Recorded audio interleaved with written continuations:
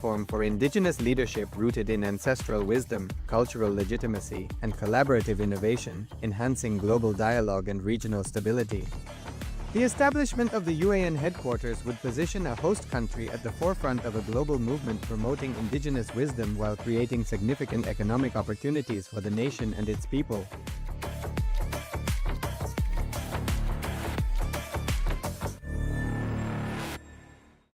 Established since 2002 in the United States of America, the United Ancient Nations is an intergovernmental organization, currently made up of 160+ members and indigenous nations. The UAN and its work are guided by the purposes and principles contained in its founding charter. The UAN is a manifestation of the profound connection amongst indigenous peoples across the world, including African, Andean, American, European, Caribbean, Oceanic, and Asian regions, rooted in shared wisdom, sustainable practices, and deep reverence for the earth. The United Ancient Nations serves as an international cultural and diplomatic organization focused on uniting indigenous cultures globally. Our governance structure is council-based without territorial claims, led by a collective leadership through our General Secretariat. As a non-state entity with UN-style advocacy, we focus on several key areas: cultural and digital heritage preservation, indigenous diplomacy, revival of indigenous knowledge systems to solve humanity's problems, global peace, environmental preservation, health and wellness, sustained economic development, indigenous and cultural tourism. While the UAN represents numerous indigenous cultures, the United States of Kalasa serves as the first indigenous nation specifically for Hindus. Kalasa's mission is focused on the revival of the ancient enlightened Sanatana Hindu civilization, with a formal governance structure including a head of state, ministers, and ambassadors.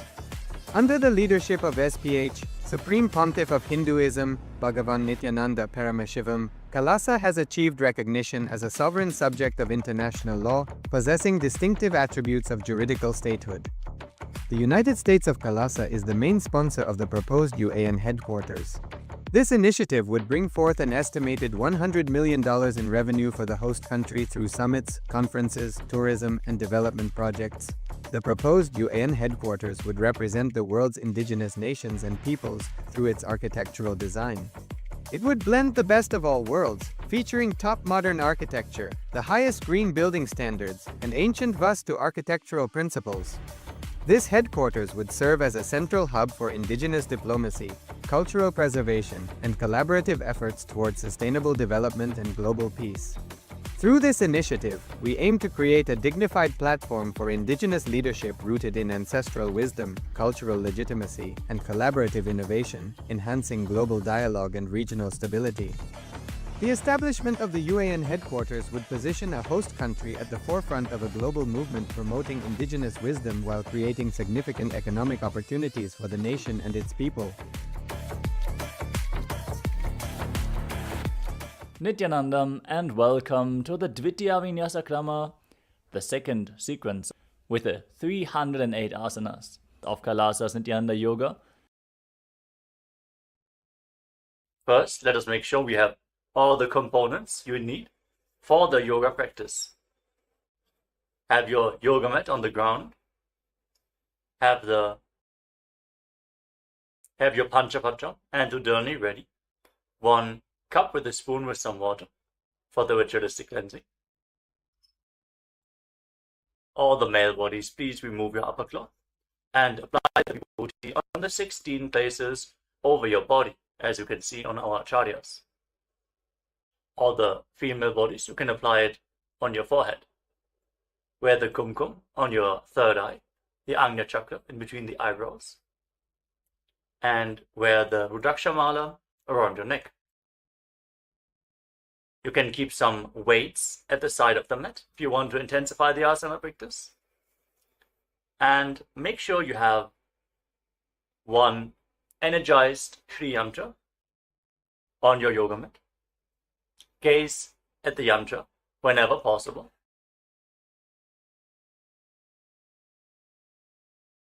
To mirror the macrocosmic energies into your microcosmos. Let us all now settle down into a comfortable cross-legged position with your head, neck, and spine in a straight line. Close your eyes, take a deep breath, Visualize Swamiji in your inner space as you bring your hands into Namaskara Mudra in front of your heart center as we open this session with the Sadguru Vandanam.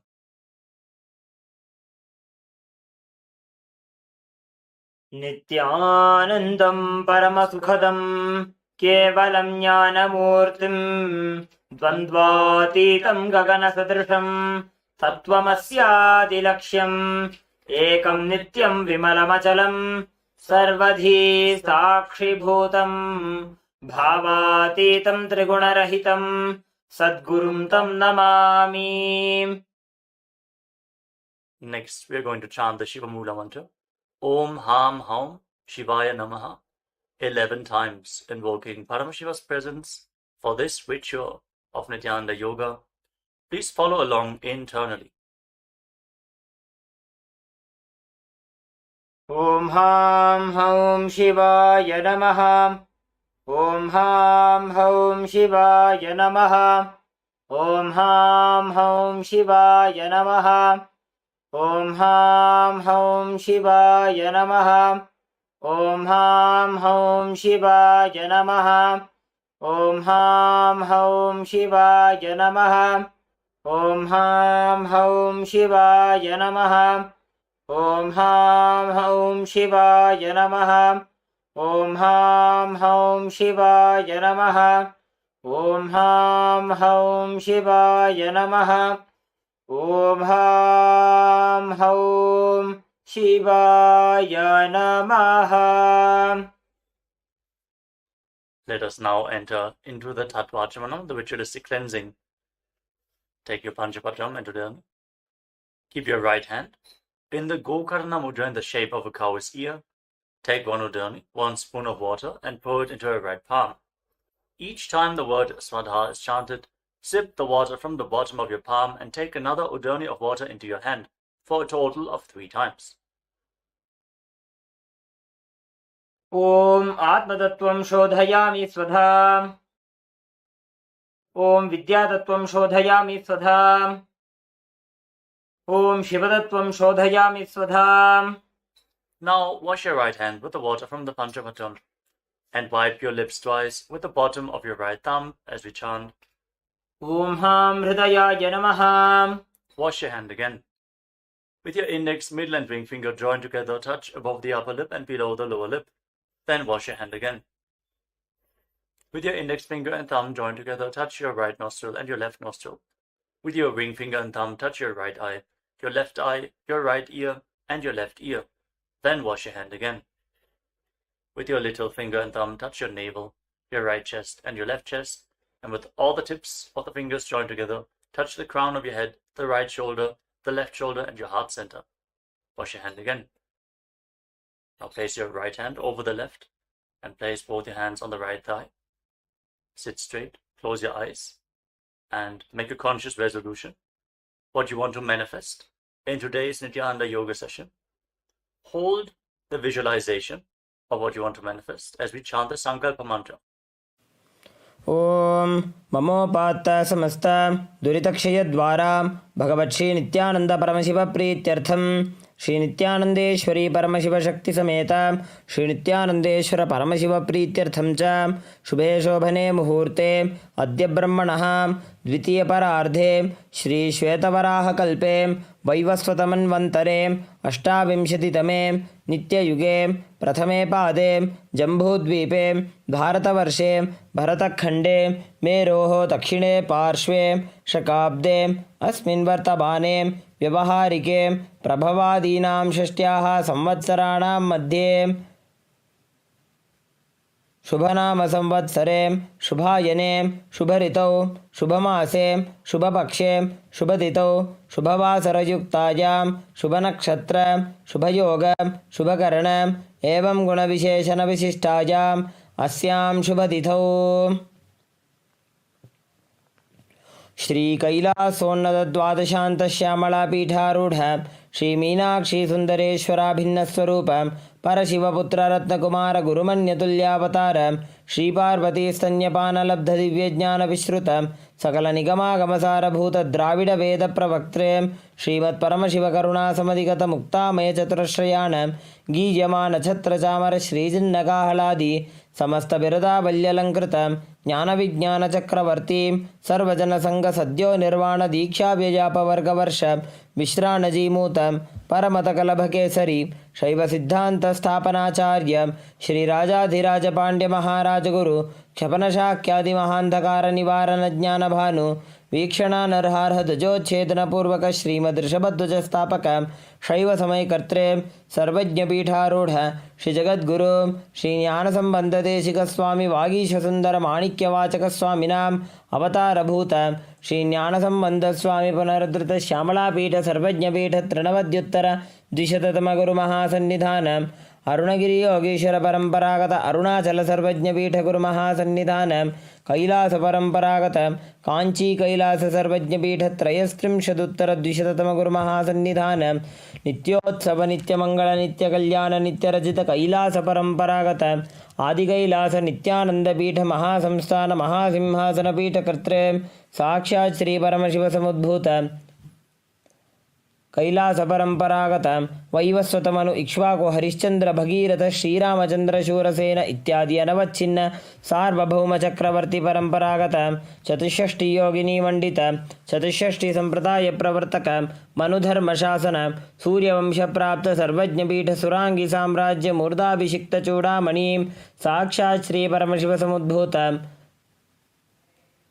Kapil Mahaguru पुनरुद्धृत महानिर्वाणिपीठ अष्टोत्तर सहस्र श्री महामंडलेश्वर साक्षात् श्री परमशिव समुद्भूत श्री महागणपति समारंभ अनवच्छिन्न पीठाधीश्वर गुरुपरंपरा प्राप्त अटलपीठ अष्टोत्तर सहस्रतम अष्टोत्तर सहस्र श्री अटलपीठाधीश्वर धर्म मुक्ति स्वर्गपुर स्वर्णपीठ त्रयोविंश गुरुमहासन्निधान कैलास परंपरागत आदिपीठ सर्वज्ञपीठ जगद्गुरु श्रीकैलास पुनरुद्धारक श्रीकैलास परमाचार्य श्रीमत्परमहंस परिव्राजकाचार्यवर्य सच्चिदानंद प्रणवस्वरूप श्रोत्रिय ब्रह्मनिष्ठ श्रीमज्जगद्गुरु श्रीलश्री भगवत् श्री नित्यानंद परमशिव श्री ज्ञानसंबंधदेशिक परमाचार्य स्वामिनां प्रीत्यर्थं तेषां पादारविन्दयोः भक्तिसिद्ध्यर्थं गुरुकृपाकटाक्षसिद्ध्यर्थं क्षेमस्थैर्यवीर्यविजय आयुरारोग्य ऐश्वर्याणाम् अभिवृद्ध्यर्थं धर्मार्थकाममोक्षचतुर्विधबलपुरुषार्थसिद्ध्यर्थं समस्तदुरितोपशान्त्यर्थं समस्तमङ्गल अवाप्त्यर्थं भगवत् श्री नित्यानंद परमशिव प्रसादेन सकुटुम्बस्य ज्ञानवैराग्यजीवन्मुक्तिप्राप्त्यर्थं पूर्ण आरोग्ययुक्त दृढगात्र यौगिक शरीर सिद्ध्यर्थं परमशिव शक्ति आविष्करणार्थं नित्यानंद योगाभ्यासं करिष्ये. Now wash your right hand once more. Om apa upasprishya. And keep your Panchapatam and Udani aside out of harm's way. Let us now move to the next asana of the sequence, Savitri Asana. Now place your hands flat on the knees as you keep the right heel against the perineum with the left foot on top. Fix your gaze up towards your third eye and visualize Lord Surya in your inner space as you breathe in Samana Kumbhaka. Inhale deeply into your navel, hold your breath and visualize the fire in your navel rising up your spine. जीमनो पगमोड़ी पगथली की माहिली कोरे. Now shift your gaze to the nose and pull the stomach in and up in Uddiyana Bandha as you visualize yourself as Vajra, the weapon of Indra, symbolizing indestructibility in Vajrasana too. सव्येन कन्दं प्रपीड्य चान्यं पादं तु लिङ्गोपरि निक्षिपेत् च वज्रासदं प्राणजये च सिद्धं ग्रीवातनोमस्तसमस्तशक्तम्. Now gaze up towards your third eye and perform Mahamudra Bandha. Engage all three bandhas as you visualize yourself as a Siddha Yoga Master in Siddhasana too. योनिस्थानकमधिमूलघटितं सम्पीय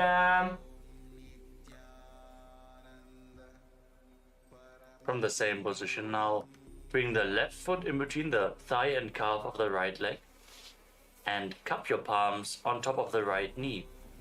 Fix your gaze at the tip of your nose. Engage all the bandhas and visualize Lord Brahma in your inner space in Brahmasana 2. Padmam brahmam stata saidham swastikam vajramasanam baddhakonam bhadraprishtham moolabandham tathaiva cha. Now keep your hands relaxed on the knees and sit in a relaxed way as you intensely listen for a sound in your right ear, visualizing Swamiji, the Supreme Pontiff of Hinduism, liberating your soul in Muktasana 2.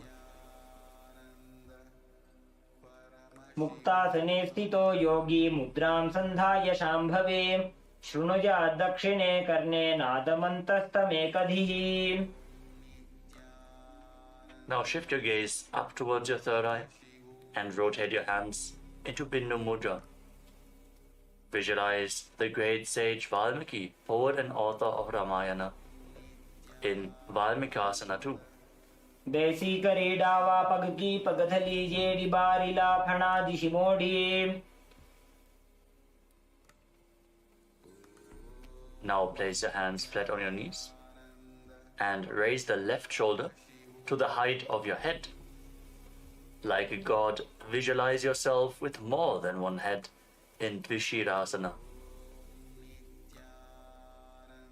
Skandashirah paryantam nitva sthatavyam dvishirsham bhavati. Lower the left shoulder and now raise the right shoulder. Again, visualize yourself with more than one head. Skandashirah paryantam nitva sthatavyam dvishirsham bhavati.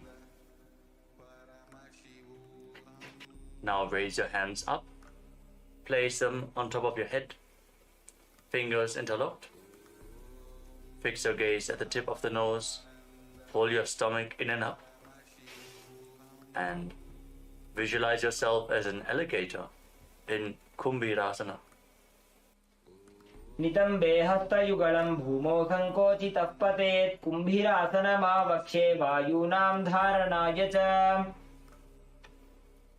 Place your hands back down on the knees. Sit with your spine straight. Now place your heels underneath the opposite thighs. Sit with your spine straight, gaze to your nose, and visualize each of your chakras as a bright white light in Chakrasana 2. Savyoru dakshine gulphe dakshinam dakshinetare nidadhyadrujukayastu chakrasanamidam matam. Now bring your feet in between the opposite thighs and calves. Fix your gaze at the tip of the nose. Keep your hands on the knees and embody peace, well-being, good fortune and prosperity. Visualize a swastika in Swastikasana 2. Janurvorantare samyak drishtva padatale ubhe samakaya sukhaseena swastikam tat prachakshate anena vidhina yogi marutam sadhayet sudhehi dehe nakramate vyadhistasya vayushcha siddhyate. Maintain your legs in the same position, but interlock your fingers in front of your chest in Parusha Mudra. Keep visualizing a swastika in Swastikasana 3. Janurvorantare krutva yogi padatale ubhe ऋजुकाय समासीन स्वस्तिकं tat prachakshate. Now keep the right foot between the thigh and calf and place the left foot onto the opposite thigh. Gaze the tip of your nose and embody Vira, the state and space of bravery in Virasana 2. वीरासनमनस्थैर्य करमुत्साह वीर्यकृत लक्ष्य संधान जननम सुखासनमनामयम्. Now bring your heels together at the perineum. Sit with your toes slightly separated. Keep your knees wide and interlace your fingers around the feet. as you gaze to the tip of the nose, unclutch from all ego-fulfilling successes in your life as you tuck your chin to the chest in Jalandhara Bandha in Siddhi Haritali Asana. पगतली संपूट करी अंगुल को संपूट करे. Now interlock your fingers around the feet and pull them close towards your perineum. Gaze at the tip of your nose as you perform Mahamudra Bandha, visualizing yourself as Lord Vidavata in Bhattarasana form. गुल्फौ च वृषणस्यादः सीवन्त्याः पार्श्वयोः क्षिपेत्. सव्यगुल्फं तथा सव्ये दक्षगुल्फं तु दक्षिणे. Now, sitting on the ground, cross your heels and keep the knees raised. Place the back of your hands on the knees with the palms facing upwards. Stick out your tongue, gaze to the nose and exhale forcefully through your mouth again and again as you visualize Narasimha, the lion-man avatar of Lord Vishnu, in Yoga Narasimhasana. मायूरस्पिञ्छ मायूरं पद्मपीठसमन्वितं कौक्कुटं गर्भपिण्डं च कौर्मयोगनृसिंहकम्. Now rotate your hands, keep the palms facing downwards on the knees, keep your feet crossed, gaze to the tip of the nose, and visualize a flock of crows in Kakarupa Skandhasana. कलिपापात् प्रमुच्येत वायवीं वशमानयेत्. निजपादद्वयं बद्ध्वा स्कन्धदेशे च साधकः. नित्यमेतत्पदद्वन्द्वं भूमौ पुष्टिकरद्वयम्. Now place your feet flat and uncross the ankles as you keep the knees raised. Sit with the heels close towards the buttocks. Gaze to the tip of the nose as you place your hands flat on the knees. Visualize sitting in the space of Upanishad with the Supreme Pontiff of Hinduism as you breathe in Ujjayi Pranayama, making an ocean-like sound with your mouth in Utkatikasana. श्लिष्टर्गुलिश्लिष्टगुल्फौ भूश्लिष्टोरुप्रसारयेत्. यत्रोपविश्य पादौ तद्दण्डासनमुदीरितम्. Now extend your legs in front with the ankles and the toes together. Rest your hands on your thighs. Gaze to the tip of the nose and visualize yourself as Paramashiva's Yoga Danda in Dandasana too. श्लिष्टर्गुलिश्लिष्टगुल्फौ भूश्लिष्टोरुप्रसारयेत्. यत्रोपविश्य पादौ तद्दण्डासनमुदीरितम्. Now, keeping your legs extended forward, lean forward and down, hold on to the big toes and bring your forehead to the knees. Gaze to the tip of the nose. As you perform Uddiyana Bandha, pull your stomach in and up. Visualize a tank of water in Tataka Mudrasana. सभागशीर्ष सर्वांग महामुद्रा च ताटगी. बद्धकोणस्बद्ध पद्मं दण्डं पश्चिमतानकम्. As you sit with your legs extended straight, keep the hands next to your body on the ground. Press your hands into the mat and lift your entire body off the ground and move your body from side to side. As you visualize yourself as a cradle rocking side to side in Priyankasana. प्रेङ्खवत् स्थित्वा पादाग्रे मस्तके परिनीत्वा. Now, from the same position, with your legs extended forward, raise your body off the ground and swing back and forth like a cradle in Priyankasana too. प्रेङ्खवत् स्थित्वा पादाग्रे मस्तकोपरि नीत्वा पृष्ठभागे भूमौ निधाय.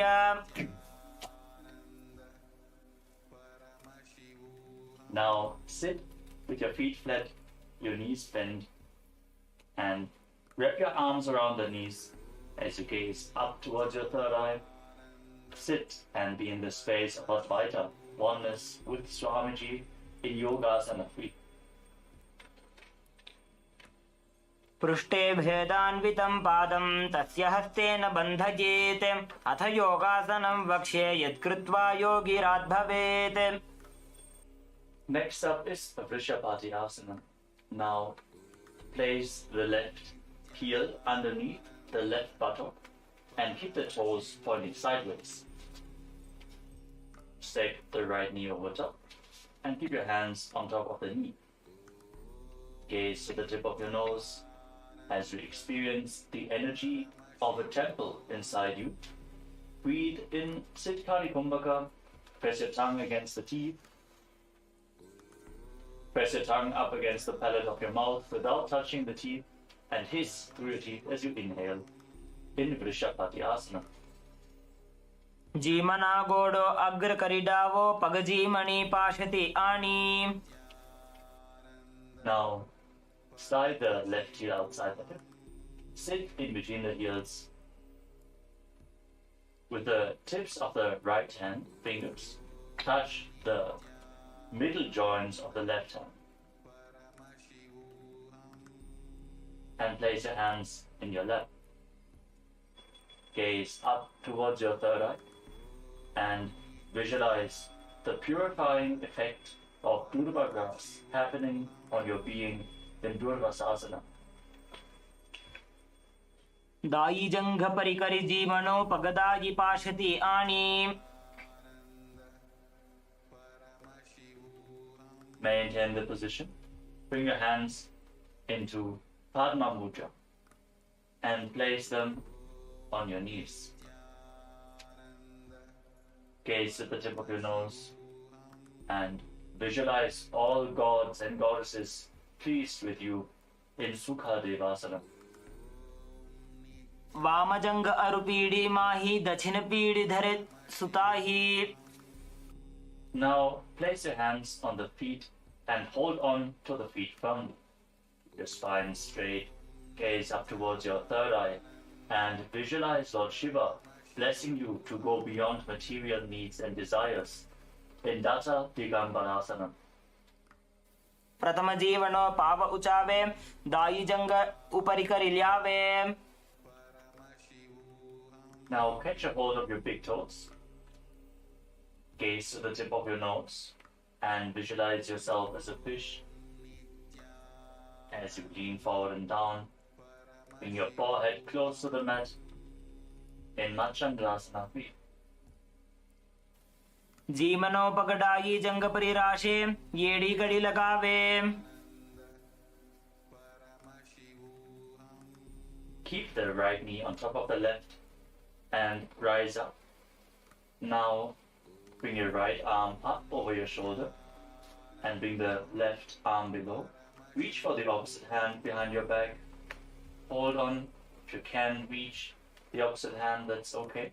Just reach as far as possible.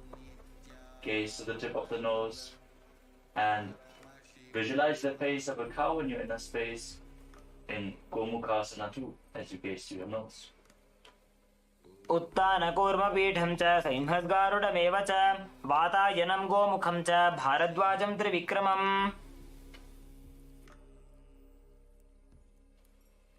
Now bring the right heel below the right buttock and stick the left knee over top. Keep the toes of the right foot pointing to the side as you place your hands on the knees. Gaze to the tip of your nose and experience the energy of a temple inside of you in Vrishapati Asana on the other side. Jimana godo agra karidavo pagajimani pashati ani. Now slide the right heel outside the hip. Sit in between the heels. And now touch the middle joints of your right hand fingers with the fingertips of the left hand. Place your hands in your lap and gaze to your nose as you visualize the purifying effects of Durva grass happening on your being in Durvasasana on the other side. Dayi janga parikari jimano pagadayi pashati ani. Now bring your thumbs and little fingers together and open up your palms resembling a lotus flower. Place your hands on the top knee. Gaze the tip of the nose and visualize that all gods and goddesses are pleased with you in Sukha Devasana. Vamajanga arupedi mahi dachinapidi dhare sutahi. Now hold on to your feet firmly. Gaze up towards your third eye and visualize Lord Shiva blessing you to go beyond material needs and desires in Tata Digambarasana on the other side. प्रथम जीवन पाव उचावे die जंग उपरि करिल्यावे. Now hold on to the big toes as you gaze to your nose and lean forward and down, visualizing yourself as a fish. Don't forget to breathe in Siddhkari Kumbhaka in Marchandasana 3. जीमनो पगडाई जंग परिराशे येड़ी कड़ी लगावे.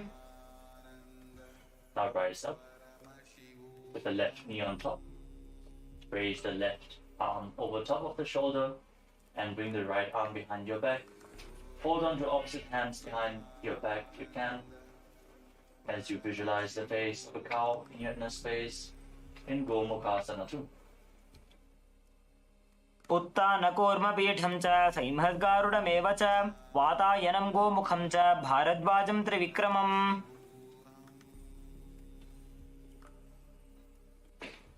Now come to a kneeling position.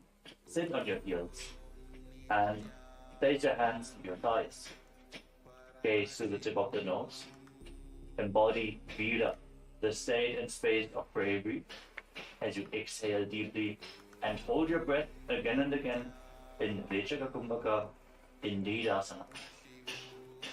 बने पग गोठन थी वालिने तेना तेना भनुगुदानि नीचे. Now place your left foot flat on the ground in front of you, with the heel touching your perineum. Place your hands on the respective knees and gaze up towards your third eye. Embody Vida, the state and space of bravery, and Dakshinapada Tirasana. बने पग गोठन थी वालिने तेना भनुगुदानि नीचे. Now move your right knee to the side and keep the foot in front, with the heel close to the perineum. Wrap your arms around the raised knee, holding on to opposite forearms. Gaze to the tip of your nose and visualize and control the outgoing breath as you keep breathing in Rechaka Kumbhaka in Dakshina Shvasa Gamanasana. जमनो पगनो ढीचन जमने हाथनी काखली मा राखी. Now raise the right knee and sit back down onto the left heel. Keep the right heel against the perineum, hands on the knees, gaze to your third eye, embody Vira, the state and space of bravery in Vamapada Tirasana. बने पग गोठा नथी वालिने तेना भनुगुदानि नीचे. Now bring the left knee outwards, the left foot in front, with the heel against the perineum. And wrap your arms around the right knee, holding on to opposite forearms. Gaze to your nose and visualize and control the outgoing breath in Vama Shvasa Gamanasana. जमनो पगनो ढीचन जमने हाथनी काखली मा राखी. Now place both your feet flat on the ground and bring your right arm around the raised knees. Twist to the side and bring the other arm behind your back, interlocking the fingers if you can. Balance in this posture. Gaze to your third eye and visualize yourself bound by a noose of integrity, keeping your emotions integrated and aligned to your purpose in Parashasana 2. पादतले भूमो निधाय जाननिवृति निधाय विपरीत हस्ताभ्याम ऊरु सहित जंगे निबध्य तिष्ठेत पाशासनं भवति. Now bring the left arm around the knees and the right arm behind your back. Repeat Parashasana on the other side as you gaze to the tip of your nose. पादतले भूमो निधाय जानुनिवृति निधाय विपरीत हस्ताभ्याम ऊरु सहित जंगे निबध्य तिष्ठेत पाशासनं भवति.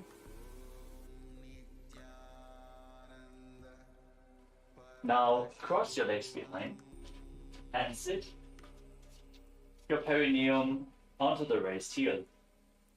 Place your hands on the knees, gaze to the tip of the nose. Visualize and embody the space and state of a lion as you breathe calmly through your nose in Simha Rupakasana. सीवनीं गुल्फदेशेभ्यो निपीड्य व्युत्क्रमेण तु प्रसार्य जानुनोर्हस्तावासनं सिंहरूपकम्. Now cross your legs even further and sit in between the heels. As you keep your hands on the knees, gaze to the nose and visualize sitting in the space of Upanishad with the Supreme Pontiff of Hinduism in Guptasana. जानुर्वोरन्तरे पादौ कृत्वा पादौ च गोपयेत् पादोपरि च संस्थाप्य गुदं गुप्तासनं विदुः. Now stand on your knees, keep the feet crossed behind, and bring your fingers in between the thighs and calves, with the thumbs outside. Gaze up towards your third eye, and visualize and rid yourself of all pain and suffering in Viyogasana. गोड़ा वामो उबो होई गोड़ा आड़ा राखे दोई दक्षि पाद के पानी रहावे फणो वाम गोड़ा ढील्यावे. Now stand on the knees and cross your hands in front, holding onto opposite elbows. And quickly raise your heels to the buttocks again and again. As you visualize yourself as a deer in Harinasana. उड्डानं कृत्वा पार्श्वनिभ्यां नितम्बं हरिणासनं भवति. Now place your feet flat and bend back. Hold on to your heels as you push your hips forward. Visualize yourself as a camel. Breathe calmly through your nose in Ushtrasana 3. मेरुदण्डग्रन्थिदाढ्य संविपादयिषुः पुमान् कपोतोष्ट्रासनाभ्यासं कुर्यान्मितहिताशनः. Now place your hands flat on the ground in front of you. As you bring your legs over top of your shoulders. And raise your feet off the ground, visualizing your legs as flower garlands hanging around you in Mahalasana. हस्ताभ्याम् अवनिमवष्टभ्य स्कन्धयो जानुनी संस्थाप्य. We move on to Ganga Vatarana Karna. Now stand up.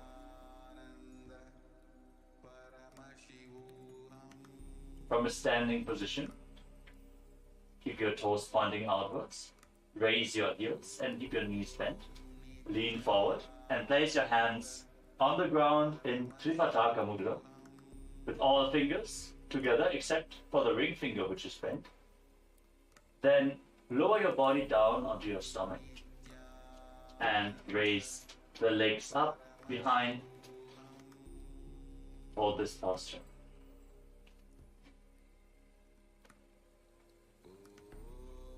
Now come to a kneeling position.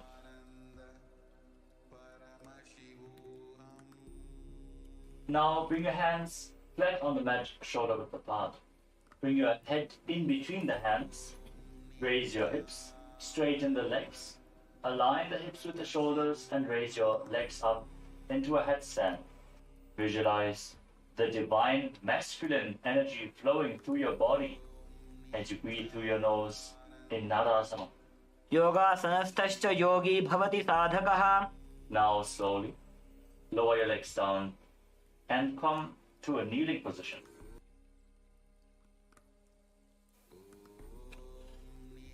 अधो मुण्डासनं वक्ष्ये सर्वेषां प्राणिनां सुखम्. Now slowly lower your legs down and come to a kneeling position.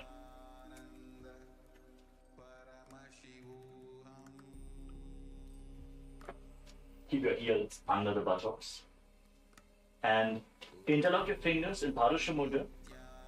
Place them on the ground to the right side of your body and bring your head forward and down. Visualize your body being softly purified in Midaki Pavasana 2. आसन को गुण गुलमय by जाई. Now bring your hands to the other side of the body. Place them down on the ground. Lower your head down as you repeat Midaki Pavasana 2. आसन को गुण गुलमय by जाई.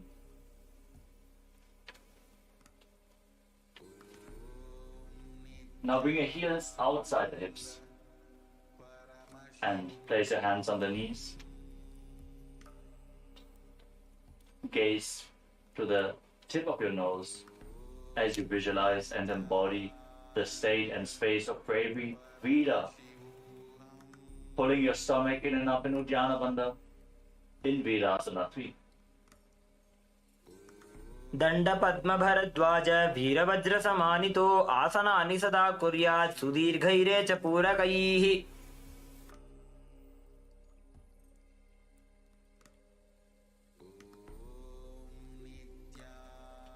Now place both hands down on the ground and press your entire body up. Bring your forehead down and touch the ground again and again as you visualize yourself as a hawk in Shenasana. विपरीत नृत्य च स्थितो नासिका भूमौ संस्पृश्य. Now place your forearms on the ground, elbows shoulder width apart, and keep your palms flat as you raise your hips and lift your legs up over top of your body. Keep the legs as straight as possible. Bring your body into a C shape as you visualize yourself as a peacock. And breathe calmly through your nose in Pincha Mayurasana. मायूरस्पिञ्छ मायूरं पद्मपीठ समन्वितम्. Now come to a kneeling posture. Tuck your toes with the heels raised and sit down on the heels. Place your hands. Make a fist with your hands and place them on your thighs as you gaze to the tip of the nose and visualize yourself milking a cow in Godorhikasana. पार्ष्णिभ्यां तु भुवस्त्यागे तत्स्यात् गोदोहिकासनम्. Now slowly stand up. Raise your arms up above your head with the hands separated. Raise your chin. Gaze up towards your third eye and visualize yourself as a camel in Ushtrasana form. पादाङ्गुल्याभ्यां भूमिं धृत्वा बाहु ऊर्ध्वीकृत्य तिष्ठेत् उष्ट्रासनं भवति. Now join your hands in Anjali Mudra above your head. Gaze up towards the sky as you visualize yourself as a mountain standing stable for thousands of years in Tadasana 2. महामुद्राबद्ध कोनो ताडासन विभेदकान् विनोत्तानं सदा कुर्यात् अन्तर्पत्नी पतिप्रिया.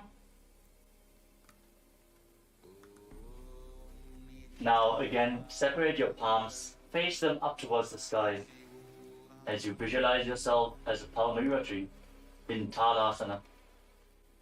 बेहात ऊंचा करिने पंजा पहोला राखिने.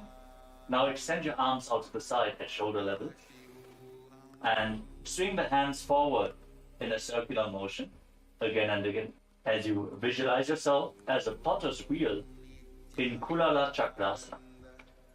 हस्तो प्रसार्य भ्रमणं कर्तव्यं कुलालचक्रासनं भवति. Now rise up onto the tips of your toes. Keep your spine straight.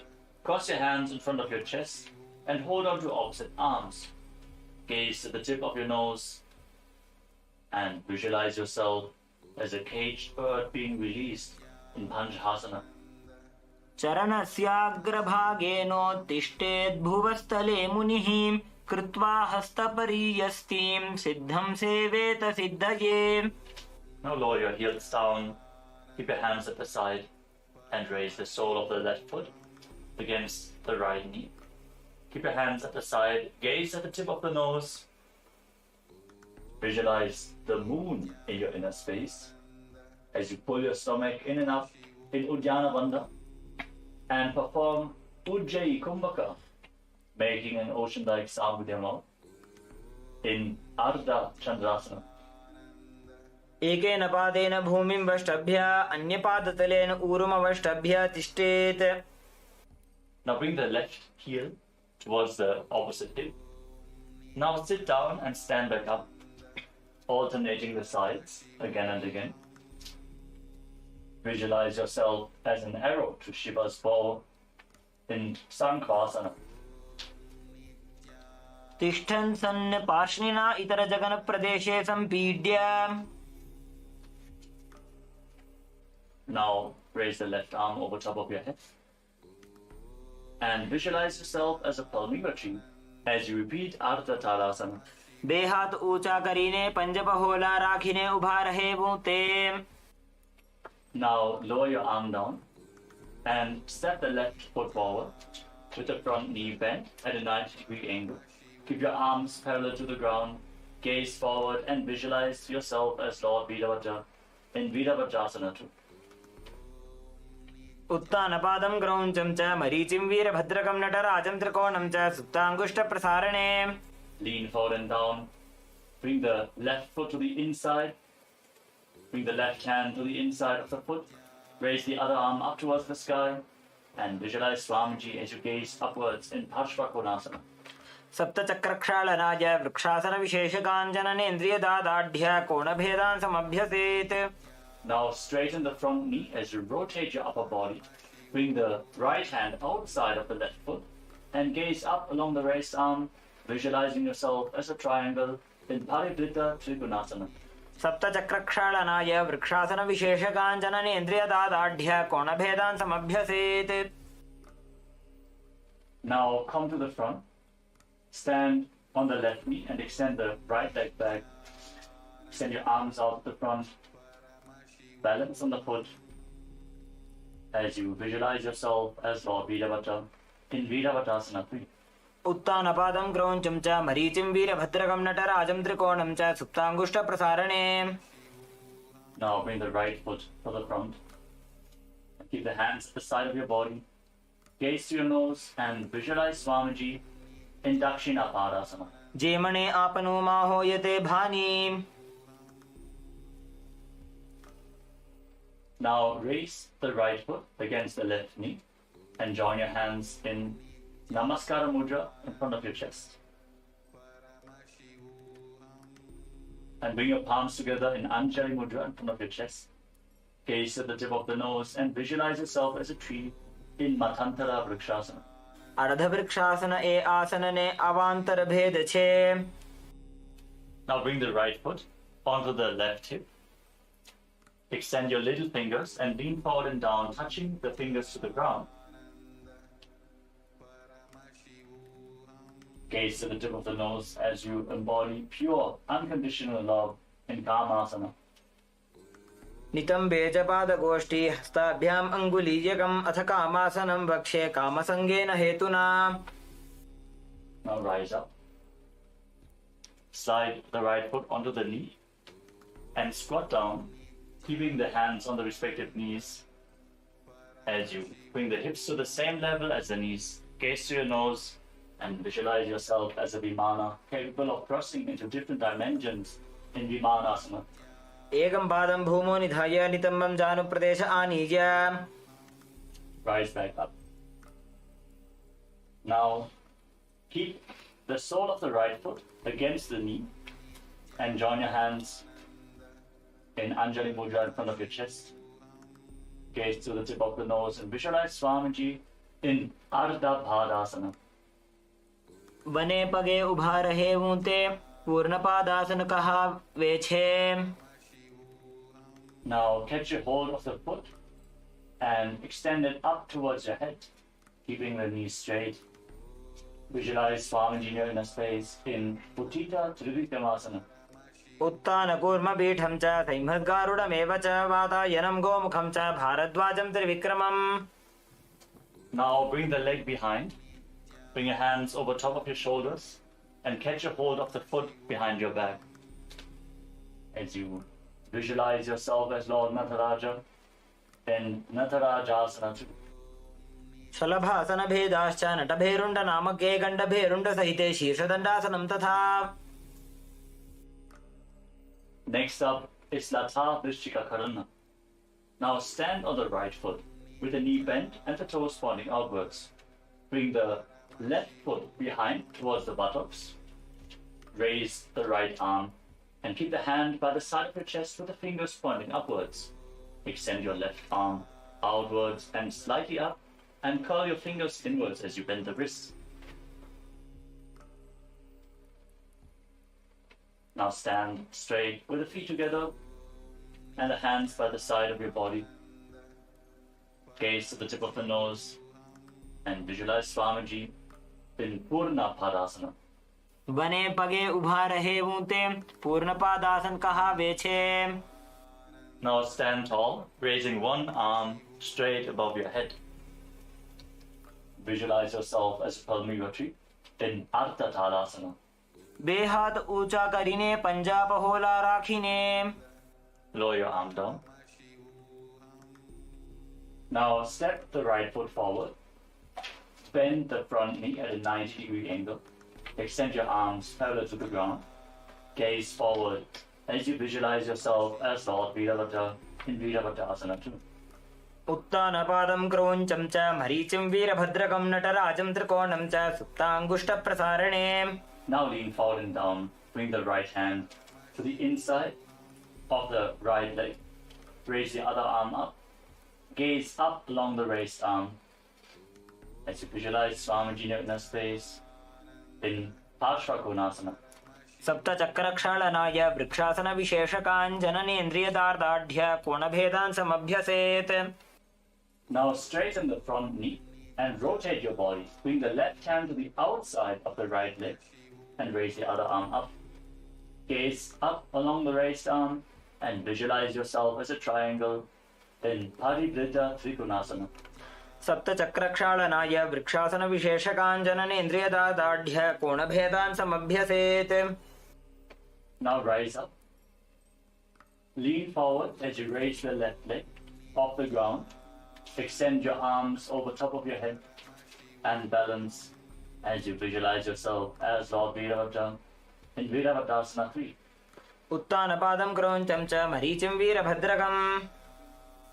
Now extend the left leg to the front at a 90-degree angle. Keep your hands relaxed at the side as you visualize Swamiji. Gaze through your nose and breathe in Ujjayi Pranayama in Dakshina Padasana. जे मने आपनो मा होयते भानी.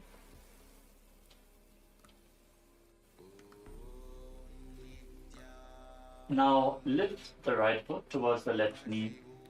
Join your hands in Anjali Mudra in front of your chest. Gaze at the tip of your nose and visualize yourself as a tree in Matantara Vrikshasana. अर्धवृक्षासन ए आसनने अवांतर भेद छे. Now lift the right foot onto the left hip. Extend your little fingers outwards and lean forward and down, touching the little fingers to the ground. Gaze to your nose as you embody pure, unconditional love in Kamasana. नितंबे च पादगोष्ठी हस्ताभ्याम् अङ्गुलीयकम् अथ कामासनं वक्ष्ये कामसङ्गेन हेतुना. Now slide the foot onto the knee. Place your hands on the respective knees and squat down. Keep your body elevated above the ground. Gaze to your nose and visualize yourself as a Vimana capable of crossing into different dimensions in Vimanasana. एकं पादं भूमौ निधाय नितम्बं जानुप्रदेश आनीय द्वितीयं पादं जानुनी निधाय. Rise back up. Bring the foot towards the side of the knee. Join your hands in Anjali Mudra in front of your chest and gaze to your nose as you visualize Swamiji in your inner space in Ardha Padasana. बने पगे उभा रहे ऊंते पूर्णपादासन कहावे छे. Now catch a hold of the left foot and extend your leg up towards your head. Keep the knee as straight as possible as you gaze to your nose and visualize Swamiji in Uttita Trivikramasana. उत्तानकूर्मपीठं च सिंहद्गारुडमेव च वातायनं गोमुखं च भारद्वाजं त्रिविक्रमम्.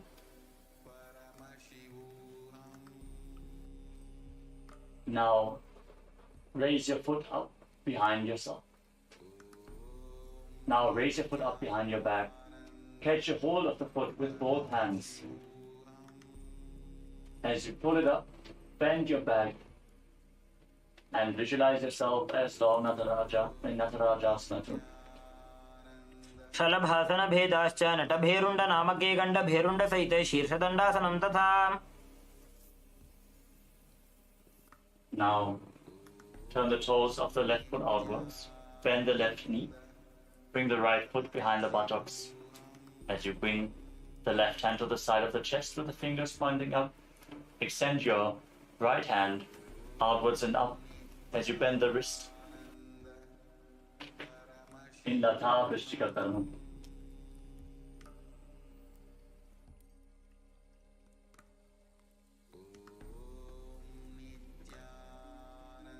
Now stand on the tips of your toes. Cup your hands around the genital region.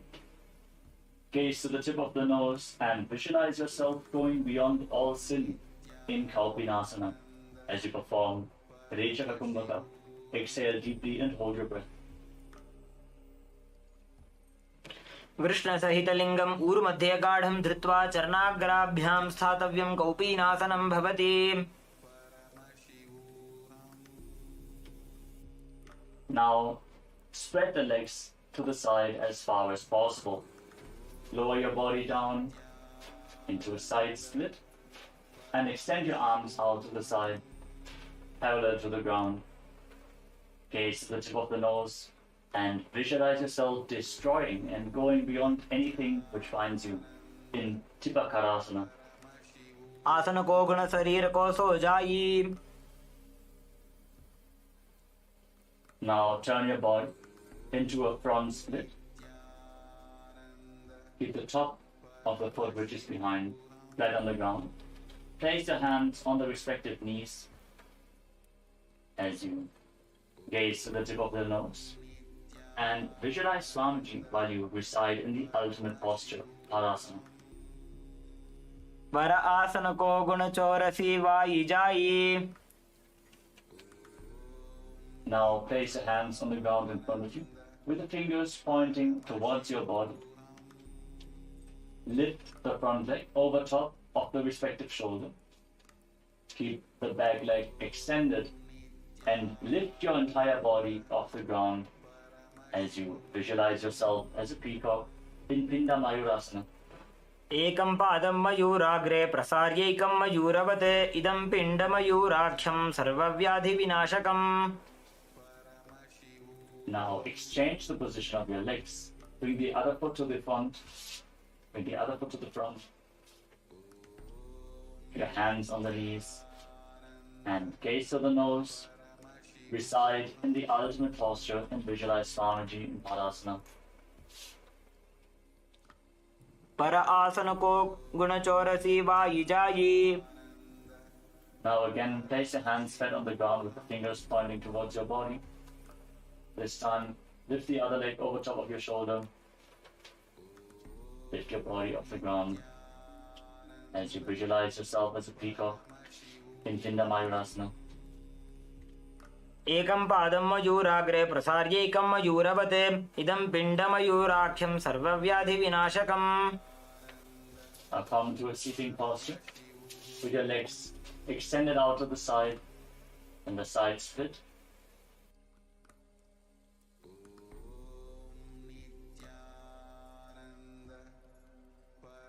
Now bring your legs to the side and stretch the legs out as far as possible.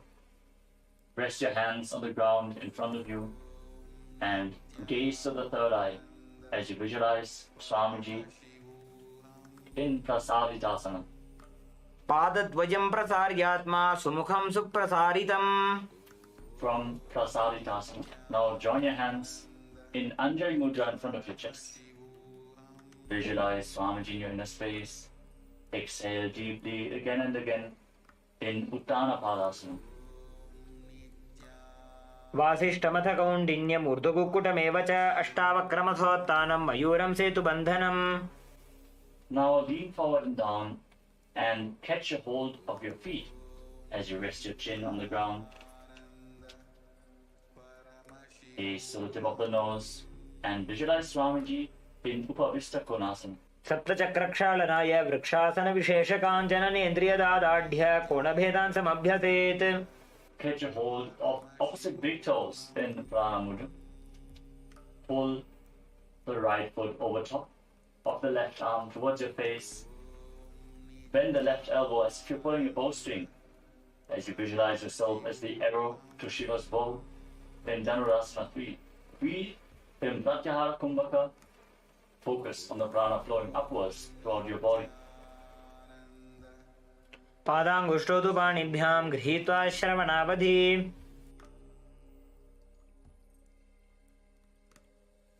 Now bring the right foot onto the left thigh and place your palms over top of each other. Gaze to the tip of the nose and visualize and embody Vida, the state and space of bravery in Virasana 3. द्विगुणं पतितं पादं वामं दक्षिणथोत्थितं कृत्वान्योन्यतलस्थं तु वीरपट्टमथोच्यते. द्विगुणं पतितं पादं वामं दक्षिणथोत्थितं कृत्वान्योन्यतलस्थं तु वीरपट्टमथोच्यते. Now lift the right leg behind your neck with the left leg extended forward. Join your hands in Anjali Mudra in front of your chest and gaze up towards your third eye as you visualize Swamiji in Ekapadasana 2. एकपादमतो कण्ठे उत्थाप्यैकं च दण्डवत् करौ सम्पुटितौ कृत्वा एकपादं तदुच्यते. Hold this posture. Now bend the left leg. Keep the left heel against your perineum. Keep gazing upwards towards your third eye, visualizing Swamiji in Dakshinapada Shirshasana. बेसिने बामे पगमाथा उपरलावीदाकाना. Now place the hands on the ground in front of you with the fingers pointing towards your body. Lean forwards onto your elbows and extend the left leg back. Balance on your arms as you visualize yourself as a peacock in Ekapada Mayurasana. कण्ठे पादं प्रसार्यैकमेकपादं मयूरके. Now bring the left leg to the front and roll back. Lay down on your back as you hold onto the right foot with both hands. Gaze to the tip of the nose and visualize Swamiji in Supta Trivikramasana. उत्तानकूर्मपीठं च सिंहद्गारुडमेव च वातायनं गोमुखं च भारद्वाजं त्रिविक्रमम्. Keep the leg behind your neck. Extend your hands below your body with the palms facing down. Lay on your arms as you gaze to the tip of the nose and visualize yourself as a tiger in Vyagrasana. व्याघ्रासनमथो भक्षे क्रोधकालविनाशनम् एकपादं शीर्षमध्ये मेरुदण्डोपरि स्थितम्. Now rise up. Extend your legs out to the front. Again, catch a hold of opposite big toes. As you repeat Dhanurasana 3 on the other side, bring the left leg over top of your shoulder and pull the left foot towards your face. Now bring the left leg over top of your shoulder and pull the foot towards your face as if you're pulling a bowstring, visualizing yourself as an arrow to Shiva's bow in Dhanurasana. पादाङ्गुष्ठौ तु पाणिभ्यां गृहीत्वा श्रवणावधि. Now place the left foot onto the right thigh. Place your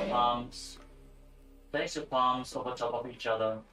Rest them in your lap as you gaze to the nose and embody Vira, the state and space of bravery in Virasana. द्विगुणं पतितं पादं वामदक्षिणतोत्थितं कृत्वान्योन्यतलस्थं तु वीरपट्टमथोच्यते. Now lift the left foot behind your neck as you join your hands in Anjali Mudra in front of your chest. Gaze up towards your third eye and visualize Swamiji in Ekapadasana. एकं पादमथो कण्ठे उत्थापीकं च दण्डवत् करौ सम्पुटितौ कृत्वा एकपादं तदुच्यते. Now bend the right foot. Bring the heel towards your perineum. Maintain your hands in front of your chest, the leg behind your neck. Gaze to your third eye and visualize Swamiji in Vama Parashirasasana. बेसिने बामे पगमाथा उपर La Vida कानाम. Now place your hands on the ground in front of you. Keep the fingers pointing back. Lean forward onto your elbows. Extend the right leg back. Balance on your arms with the leg behind your neck as you visualize yourself as a peacock in Ekapada Mayurasana. कंठे पादं प्रसार्यैकम् एकपादं मयूरके. Now extend the right leg forward and lay down on your back. Keep the left leg behind your neck. Hold onto the foot with both hands. Gaze to your third eye and visualize Swamiji in Supta Trivikramasana. उत्तानकूर्मपीठं च संहस्गारुडमेव च वातायनं गोमुखं च भारद्वाजं त्रिविक्रमम्. Now bring your hands down below your body with the palms facing down. Gaze to the tip of the nose and visualize yourself as a tiger in Vyagrasana. व्याघ्रासनमथो वक्षे क्रोधकालविनाशनम् एकपादं शीर्षमध्ये मेरुदण्डोपरि स्थितम्. Now free your leg. Lay down on your back and pull your knees to the chest and circle them with your hands. Gaze to the nose. Squeeze your body into a ball and visualize yourself relaxing on a sofa in Paryankasana 3. जानुप्रसारितबाहो शयनं पर्यङ्कासनम्. Now sit up and one by one lift your legs behind your neck and join the soles of the feet as you reach your hands up and join them around the feet in Anjali Mudra. Gaze up towards your third eye and visualize yourself as Sage Vashishta in Vashishtasana 2. दोवू पगतली जोड़ी संपूट करे. Maintain this posture. And now interlock your fingers around the toes. Gaze to the tip of the nose and visualize yourself as a sacred Shivalinga in Shivalingasana. दोवू पाव शीस परि आने फुनी एक जुगती और तहा ठाने. Now cross your feet behind your back and place your hands on the ground next to your body. Gaze to the tip of the nose and visualize yourself as an owl sitting on a branch in Kakarupa Skandhasana 2.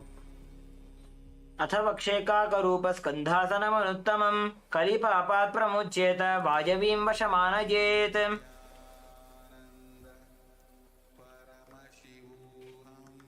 Now shift your gaze up towards your third eye and visualize yourself as a bird in a forest in Aranya Chatakasana. एकेन पादेन भूमिं वष्टभ्य अन्यपादतलेनोरु अवष्टभ्य. Now keep the soles of the feet together behind your head. Place your right hand on the left shoulder and extend the left arm up towards the sky.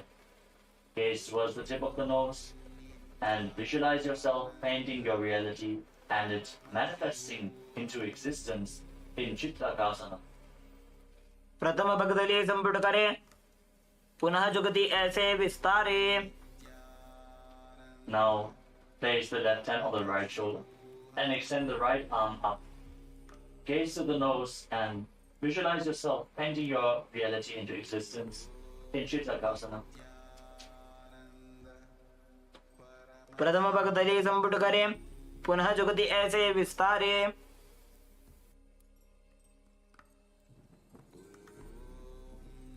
Now sit and lift both legs behind your head.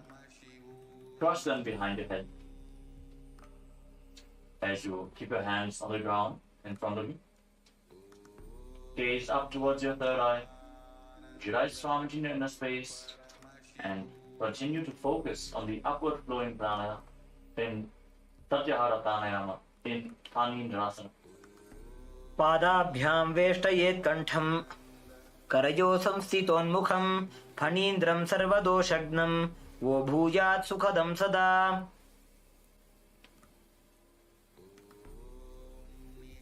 With your feet crossed behind your head, gaze to your third eye, and visualize yourself bound by a noose of integrity, keeping your emotions integrated and aligned to your purpose in Pashini Mudrasana. काण्ठपृष्ठे क्षिपेत् पादौ, पाशवदृढबन्धनं, सा एव पाशिनी मुद्रा, शक्तिप्रबोधकारिणी. Maintain this posture, and now keep your hands in fists and stack one hand over the other as you gaze to the nose and visualize yourself as a fish in Machandasana form. बैसी करी दो वो काढ़े राशे. Now join the soles of the feet behind your back and join your hands in Anjali Mudra in front of your chest. Visualize Swamiji in Dvipada Shirashasana. प्रेसिने वामे पगमाथा उपरला विद्या कानाम. Now hold on to the feet behind your head with your hands. Gaze to the tip of the nose and manifest Garima and feel the weight of your body increasing in Baladhari Asana. आसन गोपी चंद कख्यो जैसे, Yahoo को कीजे पुनिते से. Now roll onto your back and keep your feet behind your head, holding onto the feet with your hands. Gaze to the nose and visualize all the gods and goddesses blessing you in Devasana. प्रथमे सोधो सोवे सोजी, करे काकसी कर गहदोजी. Now hold your feet from the side with your legs behind your head. Keep the back of your head on the ground.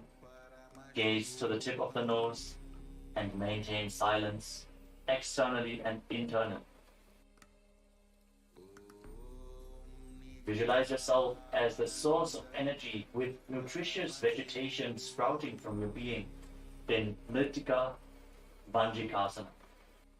प्रथम सेन सुतो हो ज, ठाने पग ऊंचाय आगने आने. Now cross your feet behind your head and interlock your fingers around your lower back. Gaze to the tip of the nose and visualize an abundance of gold being showered on you in Masakasana. मसकासन प्रथमे सुधो San है, करे वाम पाद कंधा परिधरे. Hold on to the big toes in Prana Mudra as you extend your legs up straight. Keep your back flat and visualize each of your chakras as a bright white light as you breathe calmly through your nose in Sahaja Kumbhaka. In Chakrasana, breathe. देहातानी आंगल्योठी, बेपगाना अंगली पकड़िने. Now place your feet flat on the ground. Keep your knees raised and place your hands at the side of your body. Visualize Swamiji in your inner space in Tanasana. पादद्वयं विनोत्तानासनं भवति. Now keep your elbows on the ground and raise the middle portion off the ground. and raise the middle portion of your body off the ground. Visualize yourself as a mountain with 3 peaks as you breathe calmly through your nose in Sahajya Kumbhaka, in Trikutasana. उत्तानशयनं पादतलाभ्यां भूमिं धृत्वा. Now bring your hands in towards your shoulders. Keep them flat on the mat and lift your body up. Keep your hands and feet flat on the ground as you visualize each of your limbs as a pillar of a Hindu temple in Chatushpada Pitam. In Chatushpada Pitam.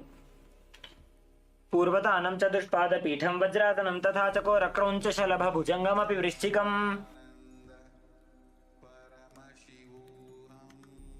Now extend your legs forward and raise your hips. Keep the hands flat on the mat. Now extend your legs forward and raise your hips up. Your fingers pointing towards your feet. Gaze to the nose as you visualize Swamiji in Purvatanasana. पूर्वतानं चतुष्पादपीठं वज्रासनं तथा चकोरक्रौञ्चशलभभुजङ्गमपि वृश्चिकम्. The next asana is Ulpakonasana. Now lay down on your back. Now raise your hips and your legs up. Support your lower back with your hands and separate your legs wide to the side as you bring them down towards your head. Gaze to the tip of the nose and visualize Swamiji in Ulpakonasana. सप्तचक्रक्षालनाय वृक्षासनविशेषकाञ्जननेन्द्रियदादाढ्य कोणभेदान् समभ्यसेत्. Now lay down on your back. Extend your legs. Now bring the crown of your head onto the ground. Raise your chest up and then extend your legs and your arms forwards and up. And visualize Swamiji in Uttana Padasana too. वासिष्ठमथ कौण्डिन्यमूर्धकुक्कुटमेव च अष्टावक्रमथोत्थानं मयूरं सेतुबन्धनम्.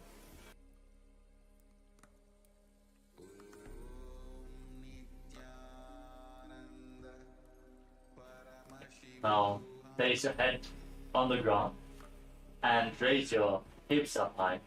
Visualize your body as a bridge in Setubandhanasana. वासिष्ठमथ कौण्डिन्यमूर्धकुक्कुटमेव च. Now bring your hands over top of your shoulders.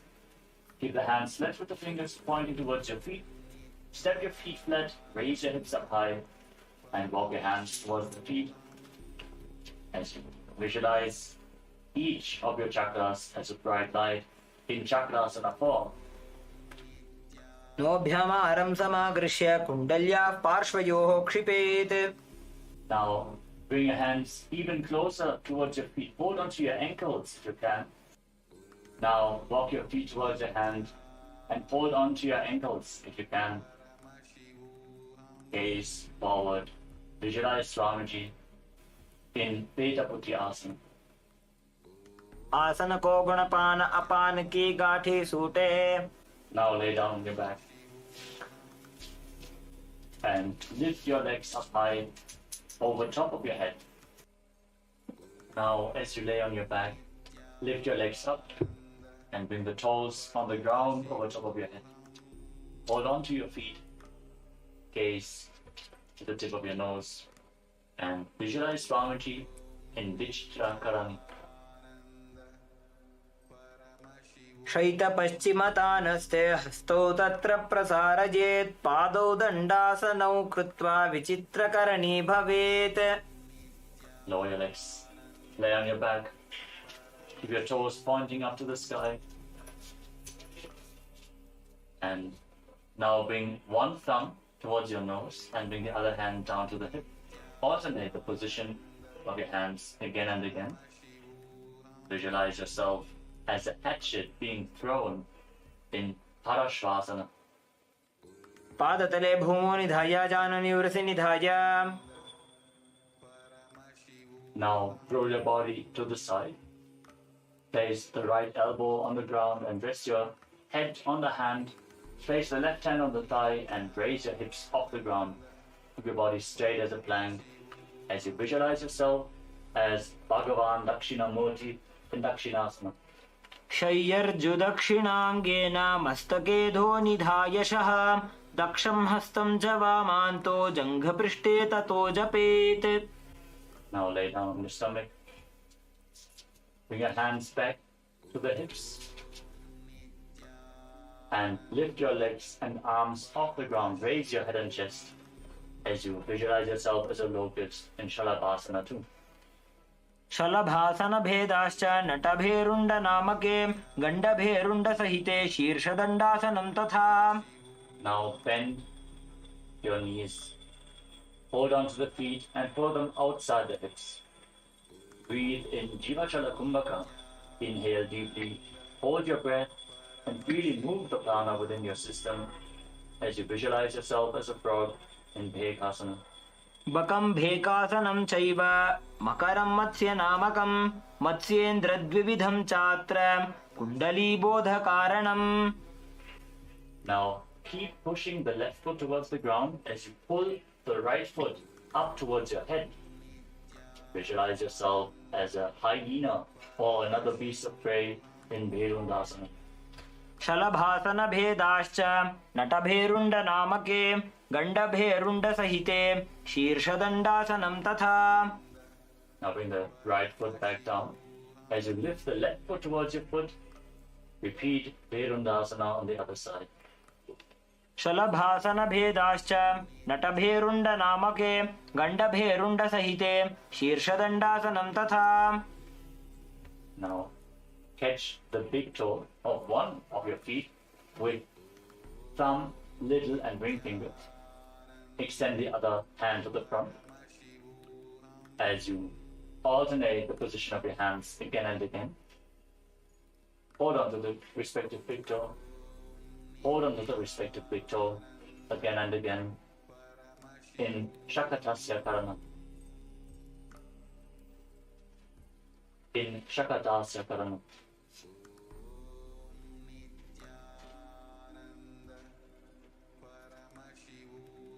Now place your elbows on the ground in front of you. Rest your chin on your hands. Keep the knees bent, the feet raised up. Gaze to the tip of the nose and visualize Swamiji in Shulasana. कूर्पराभ्याम् अवनिमवष्टभ्य हस्ततलाभ्यां हनुमवष्टभ्य उत्तिष्ठेत् शूलासनं भवति. Now place your feet flat on the ground. Your toes pointing back. Gaze to the nose and visualize yourself as an alligator in Makarasana. उदासूने बाणे हाथ माथाने बाणे भानी. Now place your hands flat on the ground next to your shoulders and raise your hips up. Bring the legs over top of your body and try to touch your feet to the back of your head. Gaze to the tip of the nose and visualize yourself as the leader of a hyena pack or another beast of prey in Ganda Bherundasana. शलभासन भेदाश्च नटभेरुण्ड नामके गण्डभेरुण्ड सहिते शीर्षदण्डासनं तथा. Now place your arms flat on the ground. Again, lift your hips up. Bend your knees and bring the feet to the back of your head. Gaze to your nose and visualize yourself as the pack leader of a hyena pack in Ganda Bherundasana too. शलभासन भेदाश्च नटभेरुण्ड नामके गण्डभेरुण्ड सहिते शीर्षदण्डासनं तथा. Now bring your feet to the ground in front of your face. Keep visualizing yourself as a hyena pack leader in Ganda Bherundasana 3. शलभासन भेदाश्च नटभेरुण्ड नामके गण्डभेरुण्ड सहिते शीर्षदण्डासनं तथा. Now raise your feet up, straighten the leg, point the toes at a 45-degree angle and visualize yourself as a locust in Viparita Shalabhasana 2. शलभासन भेदाश्च नटभेरुण्ड नामके गण्डभेरुण्ड सहिते शीर्षदण्डासनं तथा. Bring your legs flat on the ground. Keep your hands at the side of your shoulders. Now, as you lay on your stomach, with the hands by the shoulders, tuck your toes, and just ever so slightly lift your body off the ground. Keep it completely straight as you visualize yourself as sturdy as a wooden stick or staff in Chaturanga Dandasana. विपरीतं मण्डलं च द्विधैव विदितं हिनः दण्डासनं द्विधा प्रोक्तं विपरीतोपवेशने. Now come to a kneeling posture. Sit on top of your heels and lean forward and down. Hold on to your head with both hands. The elbows at the side of the knees. Touch your knees with your chin. Pull your stomach in and up and contract the perineal floor as you forcefully pull the apana vayu upwards within your body, visualizing yourself having no karma at all in Niranjana Karmasana. बालको गर्भशय्यायां तिष्ठेत् संकुचितो यथा तथा गर्भासने योगी निरञ्जनविधिं भजेत्. Now rise up. Place your hands on the ground in front of you with the fingers pointing towards your body. Bend your elbows, bring them towards your navel, and lift the legs off the ground. Extend the legs straight. Be completely parallel to the ground. Visualize yourself as a peacock. Samana Kumbhaka. Without inhaling or exhaling, hold the prana in your navel region in Danda Mayurasana. मयूरं दण्डवत् कुर्यान् मायूरं दण्डनामकं कुर्यान् मायूरं पार्श्वाभ्यां मायूरपार्श्वनामकम्. Lower your body down.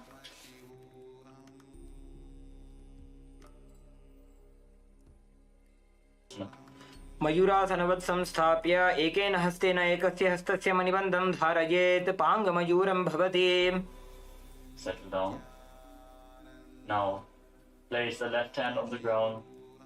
Hold the left wrist with the right hand. And again, extend your legs back. Balance on your arm with the elbow at the navel region. In Pangu Mayurasana on the other side, visualizing yourself as a peacock.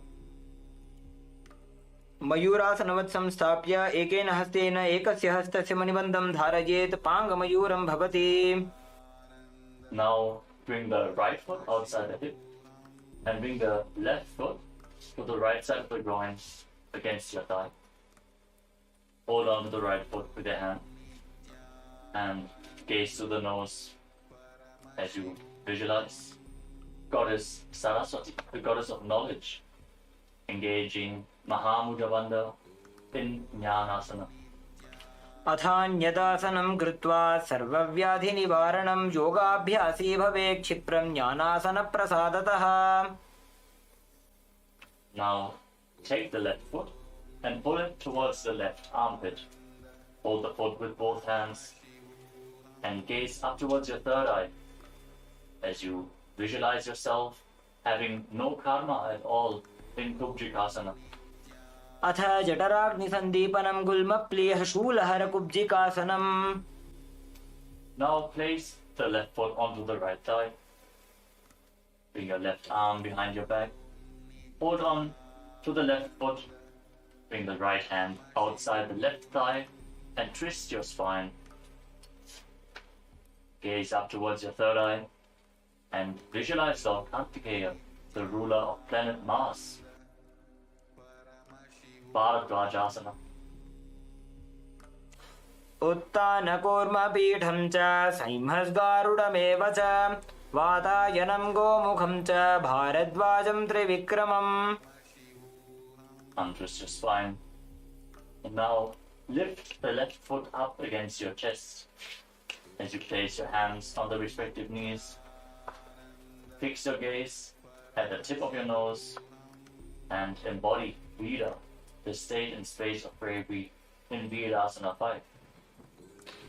एकं पादमथैकस्मिन् विन्यसे दूरु संस्थितं इतरस्मिंस्तथा पश्चाद् वीरासनमितीरितम्. Keep the sole of your left foot against your chest. Interlock your fingers in Paramashivoham and raise them up above your head as you visualize yourself as an alpha wolf, leader of a wolf pack. Gaze to your nose and Bhairava Asana. मूलद्वारिटिक बैसिक धरे वामपाद गुद औंधौ करे.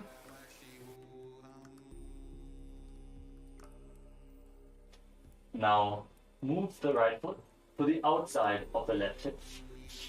Place the left foot flat on the ground with the knee raised. Bring your left arm around the raised knee and behind your back. Interlock your fingers behind your back as you gaze up towards your third eye and visualize Sage Matsindrata, the master of Hatha Yoga, in Baddha Matsindrasana.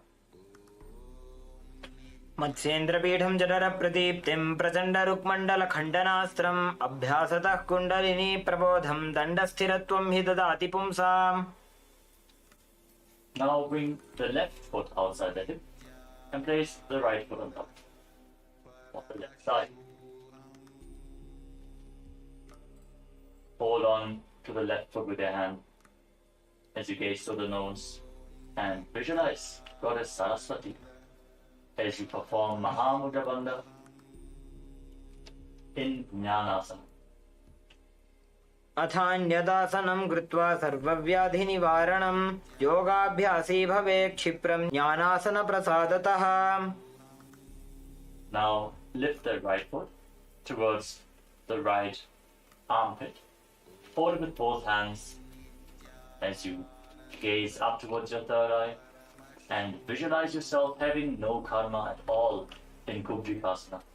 अथ जठराग्निसन्दीपनं गुल्मप्लीहशूलहरकुब्जिकासनम्. Now place the right foot on the left thigh. Bring the right arm behind your back. Catch a hold of the right foot. And place the left hand outside of the right thigh to twist your spine. Gaze up to your third eye and visualize Lord Murugan in Bharadvajasana. उत्तानकूर्मपीठं च सैंहं गारुडमेव च वातायनं गोमुखं च भारद्वाजं त्रिविक्रमम्. Now lift the right foot to the left chest. Keep your hands on the respective knees as you gaze to the tip of the nose and embody Veera, the space and state of bravery in Virasana 5. एकं पादमथैकस्मिन् विन्यसेद् ऊरु संस्थितम् इतरस्मिंस्तथा पश्चाद् वीरासनमितीरितम्. Now interlock your fingers and raise them up above your head. Gaze to the tip of the nose and visualize yourself as an alpha wolf, leader of a wolf pack in Bhairava Asana. मूलद्वारिटिक बैसिक धरे वामपाद गुद औंधौ करे. Now lower your hands down. Bring the left foot to the outside of the right hip. Place the right foot flat on the ground. Bring the right arm around the raised knee and interlock your fingers behind. Gaze up towards your third eye and visualize Sage Matsindrata in Baddha Matsindrasana. मत्स्येन्द्रपीठं जठरप्रदीप्तिं प्रचण्डरुक्मण्डलखण्डनास्त्रम्. Now bring the soles of the feet together in front of your perineum. Interlock the fingers around the toes. Push the knees to the mat. Gaze to the tip of the nose. Visualize Swamiji in your inner space. And hold your breath. Hold the air inside and visualize the presence of Vayu inside and outside your body in Santa Kumbhaka, in Baddha Konasana. पद्मं ब्रह्मंस्तथा सैद्धं स्वस्तिकं वज्रमासनं बद्धकोणं भद्रपृष्ठं मूलबन्धं तथैव च. Now keep your heels against the perineum. Place the right hand on top of the heels and place the left hand on top of the right hand. Gaze to the tip of the nose and visualize yourself as Lord Vidavata in Vajrasana 5. Vrishana Nini Che Sivanina Daba Bhagama Daba. Now raise your heels up and turn your feet inwards to sit down on the heels with the toes pointing back.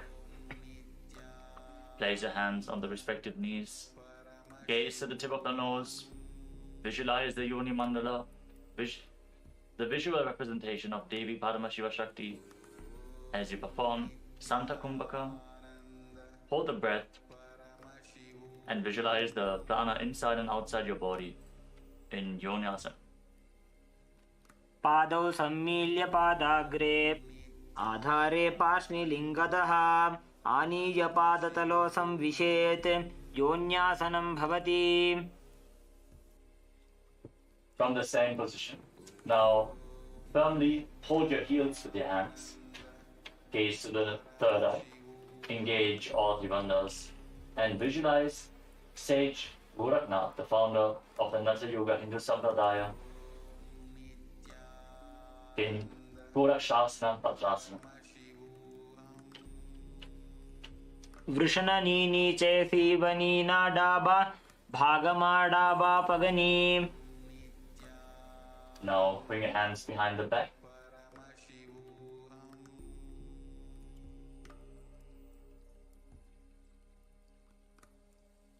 And interlock your fingers around the feet as you gaze up towards your third eye and visualize Swamiji, the Supreme Pontiff of Hinduism, burning up all your patterns with his love in Kama Dahanasana.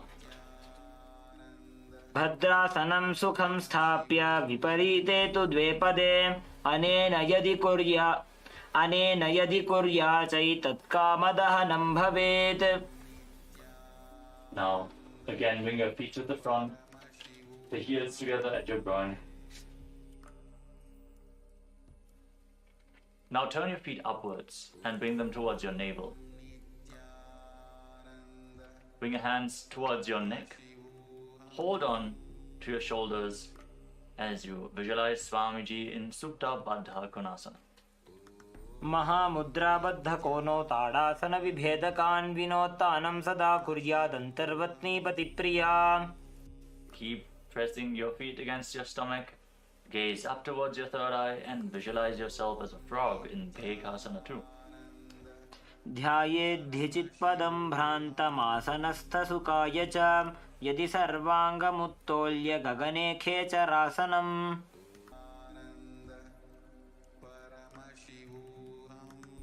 Now keep your heels together at your perineum and bring your navel towards the toes as you place your hands on the knees. Gaze towards the tip of your nose and visualize Swamiji in Bhagasana 3. Paga ulta modi baise pagaka mahila gulpa. Rise up. The next asana is Siddhi Jivasana. As you keep the soles of the feet upwards towards your stomach, place your hands on the respective knees and gaze to the nose. Visualize yourself living the life of a perfected yogi. Put your stomach in and up. Paga ko sojo jayi. The next asana is Panipatasana.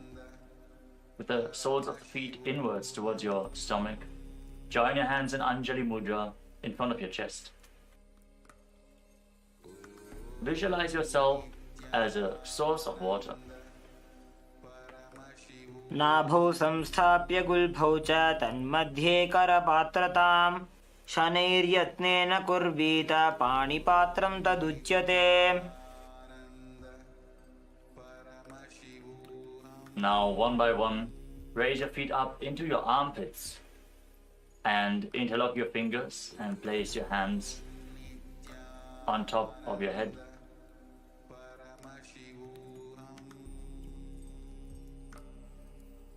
Gaze to the tip of the nose and visualize yourself as one of the Sapta Rishis in Sapta Rishi Asana. दोवो पग की पगथली तिनकी lack जुसोजा. Relax. Now bring your feet in so the heels are touching your navel. Push the knees together and bring the outside of your thighs down on the ground. Visualize yourself as a pearl born from the womb of, as you visualize yourself as a pearl born from the womb of an oyster in Sukhasana. पार्श्विनाभौ संस्थाप्य जङ्घाबहिः प्रदेशेन सम्मीलयेत् श्रुक्यासनं भवति. Now slide your knees apart so you can keep your feet on top of opposite thighs in Padmasana. Place your hands down on the mat in front of your body. Lean forward. Press your hips down in the ground.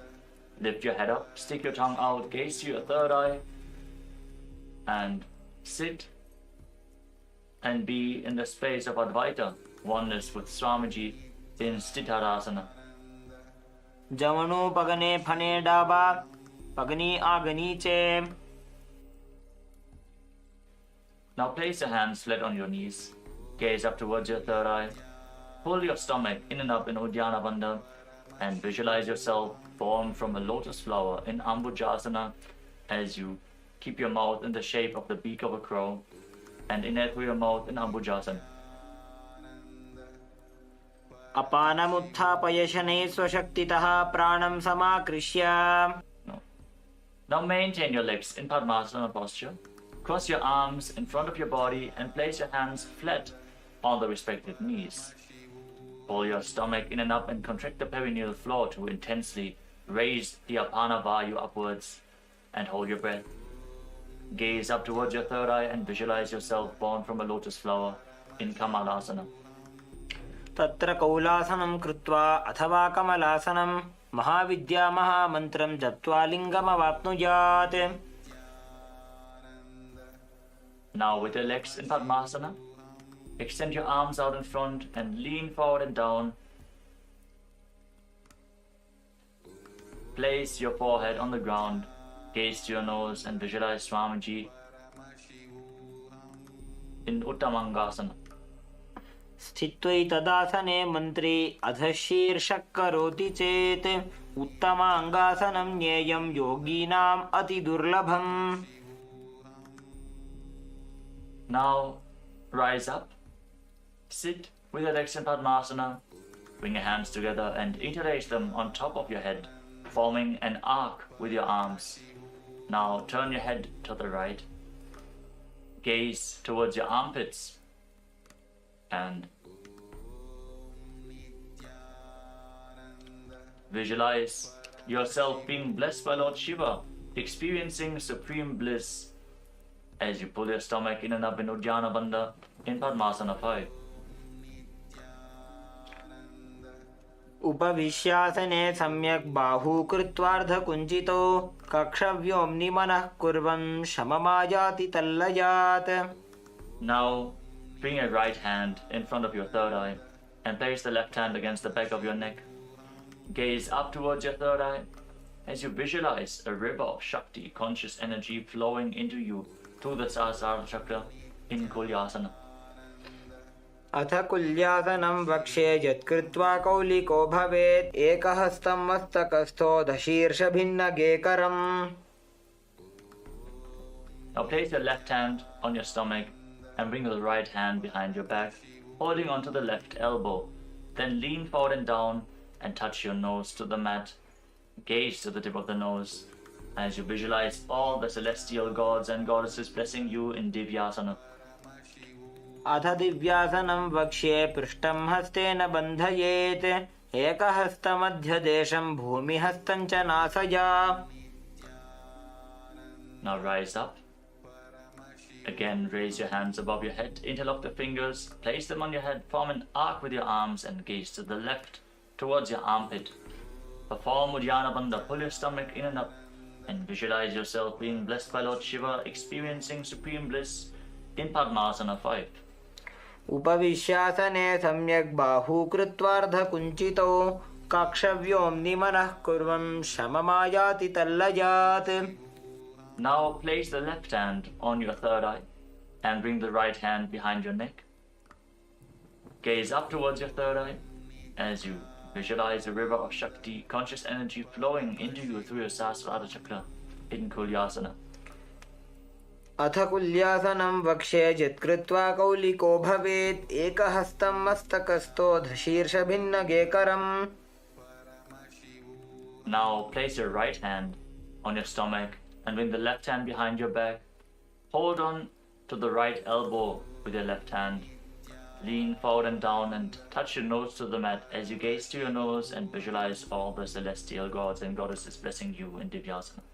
अथ दिव्यासनं वक्ष्ये पृष्ठं हस्तेन बन्धयेत् एकहस्तमध्यदेशं भूमिहस्तं च नासया. As you sit in Padmasana now, interlock your fingers and place them against your navel. Inhale deeply through your nose and hold your breath. Inhale deeply and hold your breath as you gaze to your third eye and visualize your body being completely purified in Pavanasana.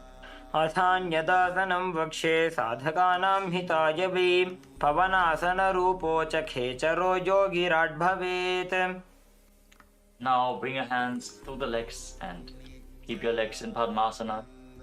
As you hold onto your neck, tuck your chin to the chest, lock your throat, gaze to the nose and visualize yourself as a bat as you breathe in Ujjayi Pranayama in Valgulyasana. अथ भूरिभुक्तस्य पाचनं सद्यो जरामशूलदो वल्गुल्यासनं स्थित्वा. Now unlock your throat, pull your stomach in and up in Uddiyana Bandha as you gaze to the tip of the nose and visualize Lord Rama in your inner space in Parasharamasana too. प्रथमकरे पद्मासन आचे सूधोसो वे भूपरिपाचे. Now holding onto your neck, roll onto your back, rock back and forth, performing a circular motion with your entire body. Gaze to the tip of the nose, complete the circle as you visualize yourself generating unlimited potential energy in Garbha Bindasana. मायूरं पिञ्छमायूरं पद्मपीठसमन्वितम्. Now keep your legs crossed in Padmasana. Place your hands down on the mat in front of your body. Lean forward, push your hips into the ground. Lift your head up, stick the tongue out and gaze to your third eye. And visualize and embody the space and state of a lion in Simhasana too. उत्तानकूर्मपीठं च संहद्गारुडमेव च वातायनं गोमुखं च भारद्वाजं त्रिविक्रमम्. The next asana is Urdhva Kukutasana too. With your hands on the ground, bring your knees towards your armpits, lift your body up and balance on your arms as you visualize yourself as a rooster. ऊर्ध्वकुक्कुटवासिष्ठमरीचिहलमत्स्यकं परिवृत्तिं चोदरस्य विविधं धनुरासनम्.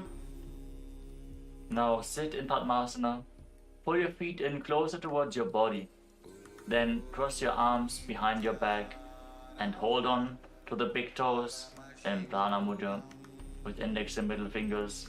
Lock your chin to the chest in Jalandhara Bandha. Gaze to your nose and visualize yourself as a beautiful lotus flower in Padmasana 6. वामोरुपरि दक्षिणं च चरणं संस्थाप्य.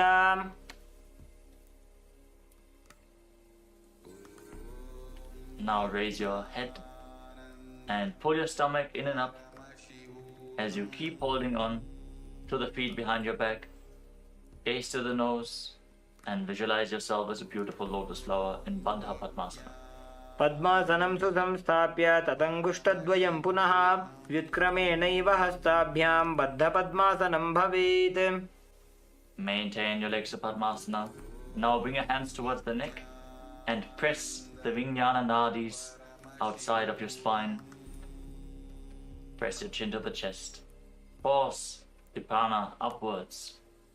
Gaze to the tip of the nose and visualize yourself as Paramashiva and renounce the society of man in Padmasana 7. पद्मासनस्थिता Yogi जनसङ्गविवर्जितः विज्ञाननाडिद्वितीयमङ्गुलीभ्यां निरोधयेत्.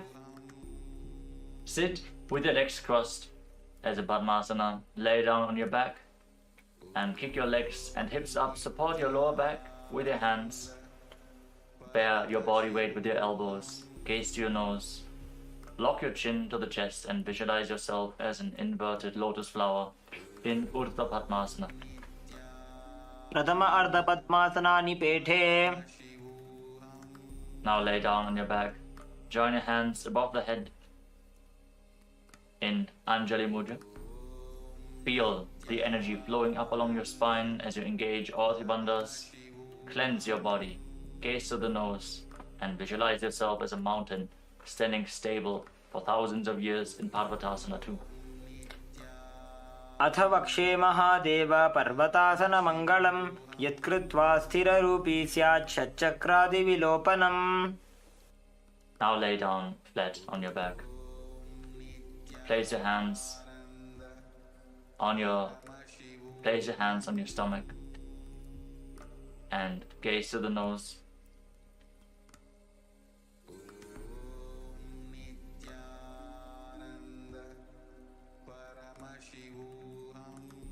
As you forcefully pull the Kundalini Shakti up along your spine in Shakti Charan Mudra.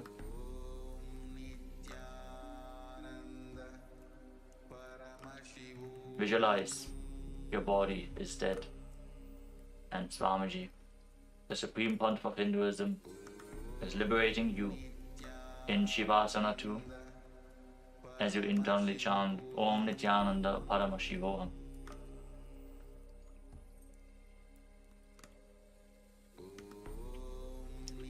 शवासनं हृत्कुपितवातग्रन्थिविभेदकं सर्वासनश्रान्तिजित् हृच्छ्रमं योगिसौखिकम्. Nityanand परमशिवोऽहम्.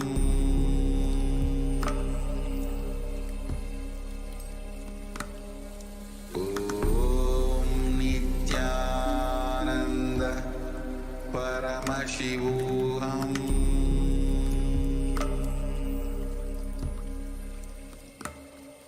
Om Nityananda Paramashivoham.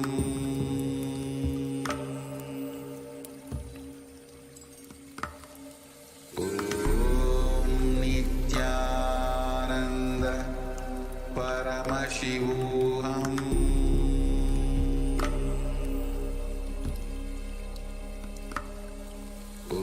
Om Nityananda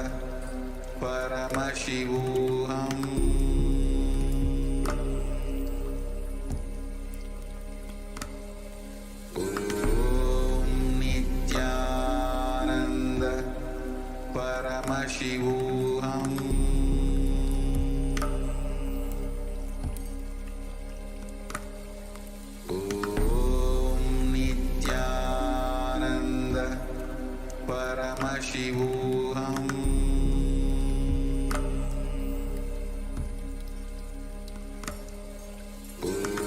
Om Nityananda Paramashivoham.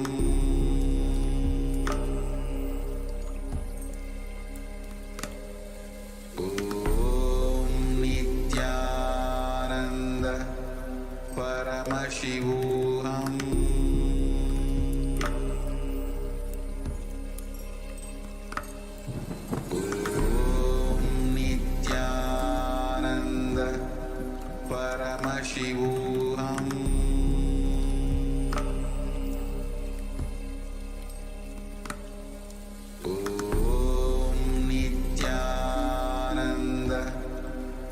Paramashivoham.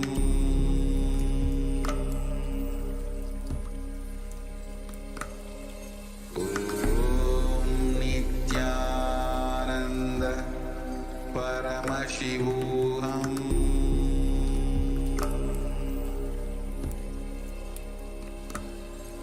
Om Nityananda Paramashivoham.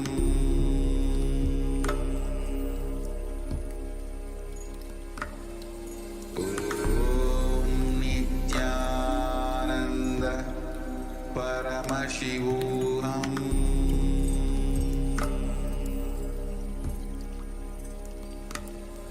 Om Nityananda Paramashivoham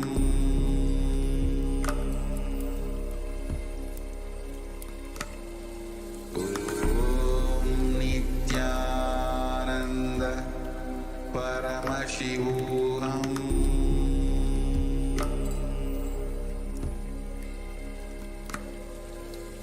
Om Nityananda Paramashivoham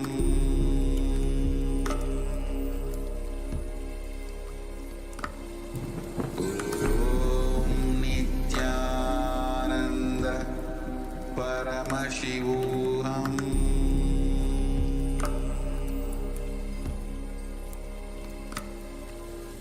Om Nityananda Paramashivoham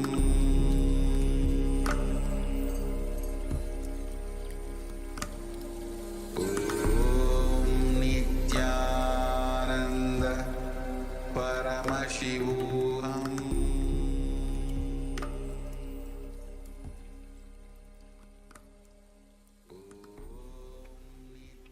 Now, slowly return to your physical body.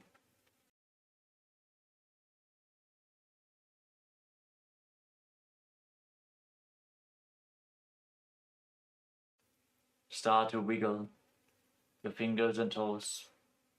Rotate your wrists and your ankles.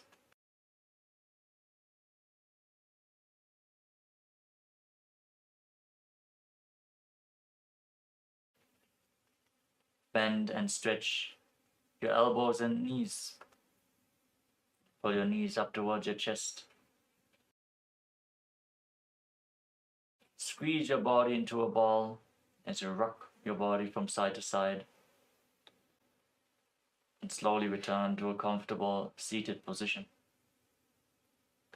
Congratulations, you completed the Tritiya Vinyasa Krama 508 asana sequence of Kailasa's Nityananda Yoga. Now let us conclude today's ritual of Nityananda Yoga as we sit with our head, neck and spine in a straight line, the hands in Namaskara Mudra in front of the heart center. Eyes closed. Take a deep breath. Visualize Swamiji in your inner space as we chant the Purna Mantra. ॐ पूर्णमदः पूर्णमिदं पूर्णात् पूर्णमुदच्यते पूर्णस्य पूर्णमादाय पूर्णमेवावशिष्यते ॐ शान्तिः शान्तिः शान्तिः हरि ओम तत्सत् सर्वं भगवत् श्री नित्यानंद परमशिव पादुकार्पणमस्तु ॐ नित्यानन्दम्. Thank you all for joining us in today's Nityananda Yoga ritual. In deep gratitude to Swamiji, let us now perform the Shashtanga Namaskar. Lie down onto your chest and bring your hands forward in the Namaskara Mudra above your head, surrendering yourself completely onto Swamiji's feet.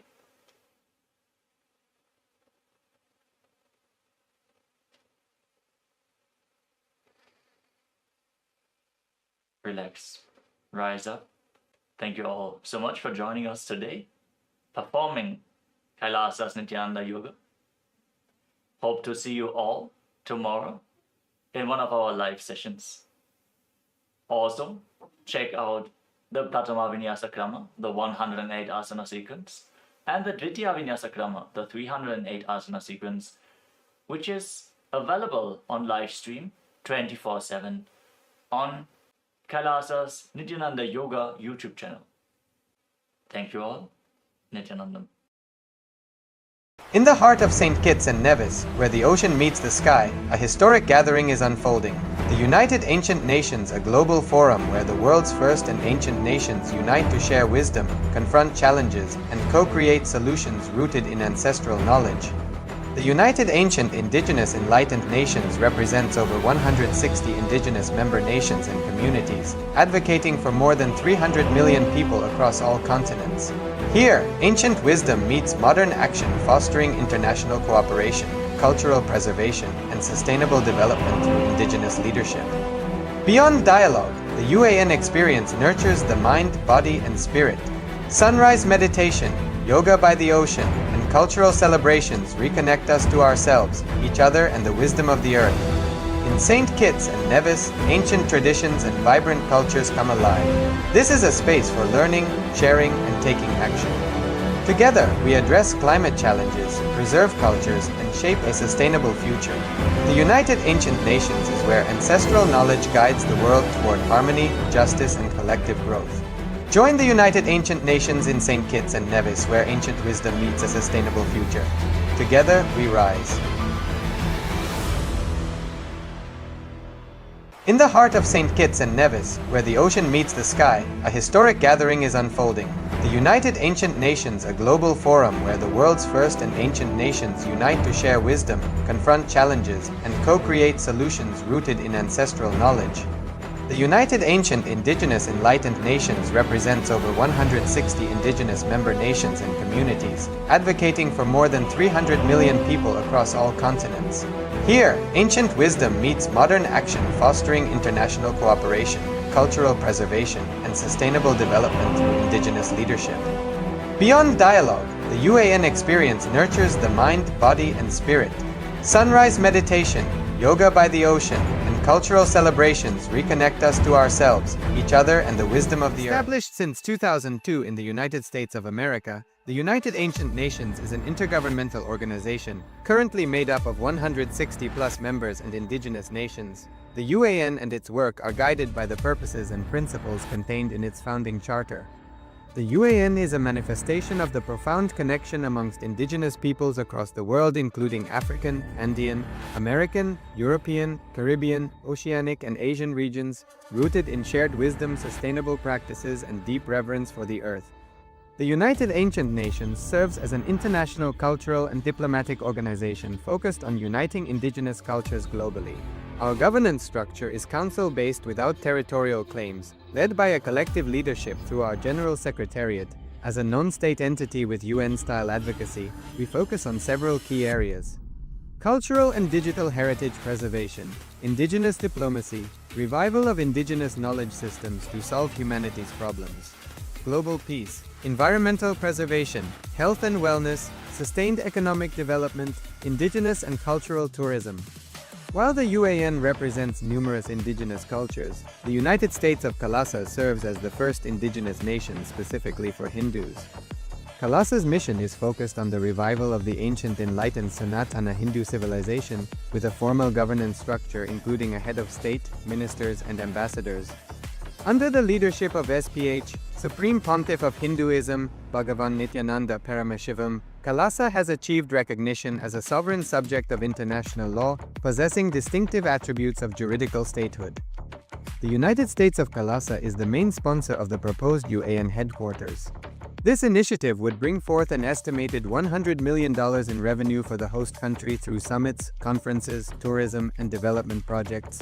The proposed UAN headquarters would represent the world's indigenous nations and peoples through its architectural design. It would blend the best of all worlds, featuring top modern architecture, the highest green building standards, and ancient Vastu architectural principles. This headquarters would serve as a central hub for indigenous diplomacy, cultural preservation, and collaborative efforts towards sustainable development and global peace. Through this initiative, we aim to create a dignified platform for indigenous leadership rooted in ancestral wisdom, cultural legitimacy, and collaborative innovation, enhancing global dialogue and regional stability. The establishment of the UAN headquarters would position a host country at the forefront of a global movement promoting indigenous wisdom while creating significant economic opportunities for the nation and its people.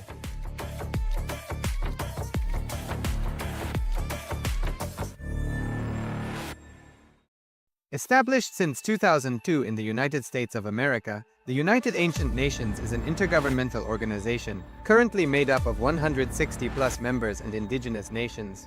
The UAN and its work are guided by the purposes and principles contained in its founding charter. The UAN is a manifestation of the profound connection amongst indigenous peoples across the world, including African, Andean, American, European, Caribbean, Oceanic, and Asian regions, rooted in shared wisdom, sustainable practices, and deep reverence for the earth. The United Ancient Nations serves as an international cultural and diplomatic organization focused on uniting indigenous cultures globally. Our governance structure is council-based without territorial claims, led by a collective leadership through our General Secretariat. As a non-state entity with UN-style advocacy, we focus on several key areas: cultural and digital heritage preservation, indigenous diplomacy, revival of indigenous knowledge systems to solve humanity's problems, global peace, environmental preservation, health and wellness, sustained economic development, indigenous and cultural tourism. While the UAN represents numerous indigenous cultures, the United States of Kalasa serves as the first indigenous nation specifically for Hindus. Kalasa's mission is focused on the revival of the ancient enlightened Sanatana Hindu civilization, with a formal governance structure including a head of state, ministers, and ambassadors. Under the leadership of SPH, Supreme Pontiff of Hinduism, Bhagavan Nityananda Paramashivoham, Kalasa has achieved recognition as a sovereign subject of international law, possessing distinctive attributes of juridical statehood. The United States of Kalasa is the main sponsor of the proposed UAN headquarters. This initiative would bring forth an estimated $100 million in revenue for the host country through summits, conferences, tourism, and development projects. The proposed UAN headquarters would represent the world's indigenous nations and peoples through its architectural design. It would blend the best of all worlds, featuring top modern architecture, the highest green building standards, and ancient Vastu architectural principles. This headquarters would serve as a central hub for indigenous diplomacy, cultural preservation, and collaborative efforts towards sustainable development and global peace. Through this initiative, we aim to create a dignified platform for indigenous leadership rooted in ancestral wisdom, cultural legitimacy, and collaborative innovation, enhancing global dialogue and regional stability. The establishment of the UAN headquarters would position a host country at the forefront of a global movement promoting indigenous wisdom while creating significant economic opportunities for the nation and its people.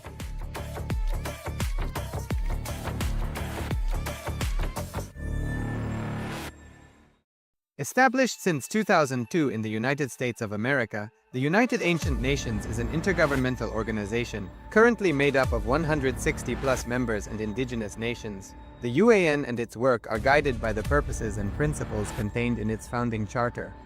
The UAN is a manifestation of the profound connection amongst indigenous peoples across the world, including African, Andean, American, European, Caribbean, Oceanic, and Asian regions, rooted in shared wisdom, sustainable practices, and deep reverence for the earth. The United Ancient Nations serves as an international cultural and diplomatic organization focused on uniting indigenous cultures globally. Our governance structure is council-based without territorial claims, led by a collective leadership through our General Secretariat.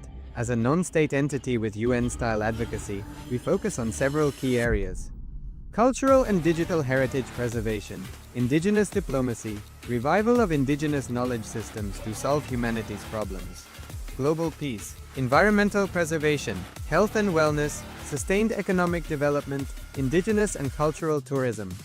While the UAN represents numerous indigenous cultures, the United States of Kalasa serves as the first indigenous nation specifically for Hindus.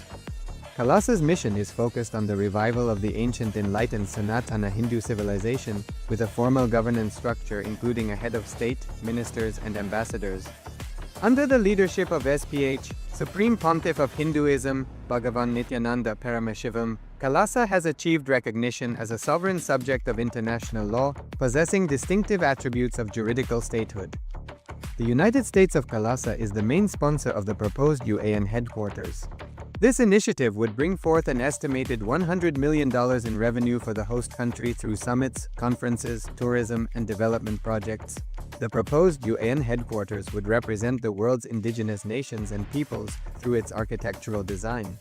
It would blend the best of all worlds, featuring top modern architecture, the highest green building standards, and ancient Vastu architectural principles. This headquarters would serve as a central hub for indigenous diplomacy, cultural preservation, and collaborative efforts towards sustainable development and global peace. Through this initiative, we aim to create a dignified platform for indigenous leadership rooted in ancestral wisdom, cultural legitimacy, and collaborative innovation, enhancing global dialogue and regional stability.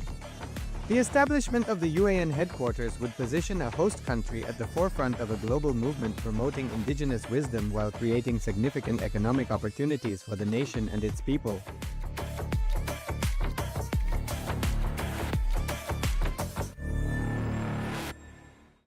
Established since 2002 in the United States of America, the United Ancient Nations is an intergovernmental organization, currently made up of 160+ members and indigenous nations. The UAN and its work are guided by the purposes and principles contained in its founding charter.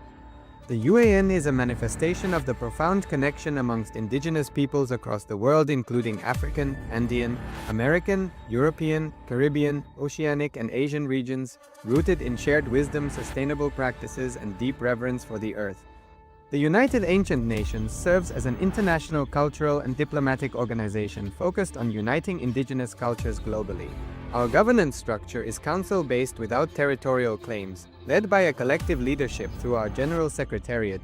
As a non-state entity with UN-style advocacy, we focus on several key areas: cultural and digital heritage preservation, indigenous diplomacy, revival of indigenous knowledge systems to solve humanity's problems, global peace, environmental preservation, health and wellness, sustained economic development, indigenous and cultural tourism. While the UAN represents numerous indigenous cultures, the United States of Kalasa serves as the first indigenous nation specifically for Hindus. Kalasa's mission is focused on the revival of the ancient enlightened Sanatana Hindu civilization, with a formal governance structure including a head of state, ministers, and ambassadors. Under the leadership of SPH, Supreme Pontiff of Hinduism, Bhagavan Nityananda Paramashivoham, Kalasa has achieved recognition as a sovereign subject of international law, possessing distinctive attributes of juridical statehood. The United States of Kalasa is the main sponsor of the proposed UAN headquarters. This initiative would bring forth an estimated $100 million in revenue for the host country through summits, conferences, tourism, and development projects. The proposed UAN headquarters would represent the world's indigenous nations and peoples through its architectural design. It would blend the best of all worlds, featuring top modern architecture, the highest green building standards, and ancient Vastu architectural principles. This headquarters would serve as a central hub for indigenous diplomacy, cultural preservation, and collaborative efforts towards sustainable development and global peace. Through this initiative, we aim to create a dignified platform for indigenous leadership rooted in ancestral wisdom, cultural legitimacy, and collaborative innovation, enhancing global dialogue and regional stability. The establishment of the UAN headquarters would position a host country at the forefront of a global movement promoting indigenous wisdom while creating significant economic opportunities for the nation and its people.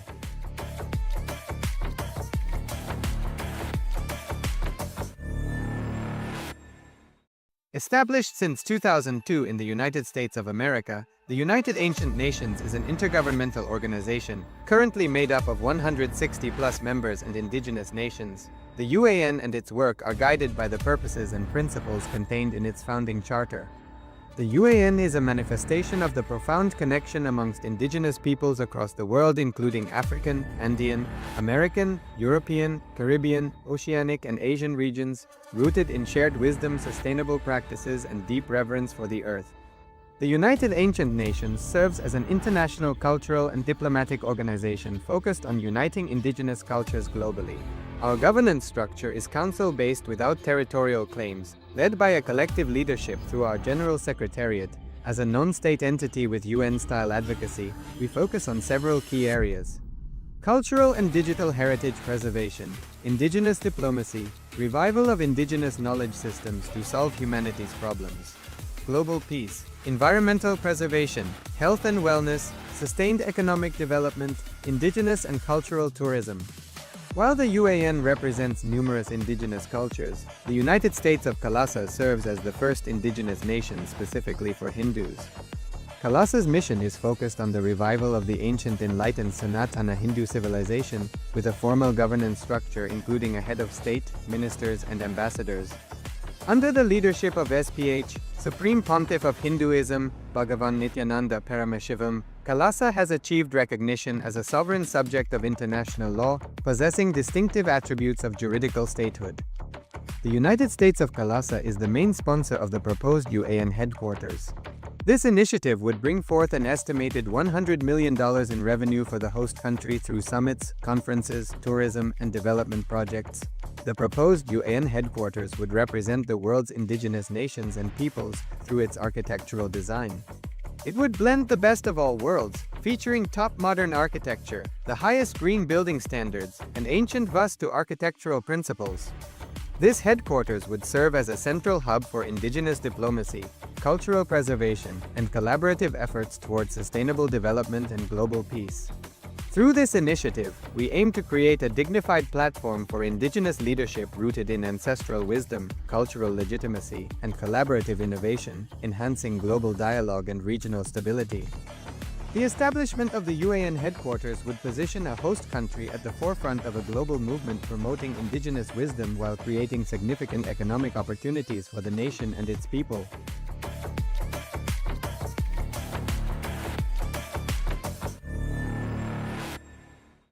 Established since 2002 in the United States of America, the United Ancient Nations is an intergovernmental organization, currently made up of 160+ members and indigenous nations. The UAN and its work are guided by the purposes and principles contained in its founding charter.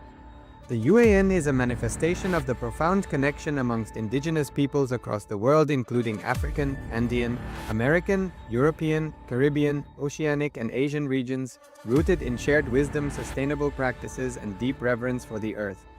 The United Ancient Nations serves as an international cultural and diplomatic organization focused on uniting indigenous cultures globally.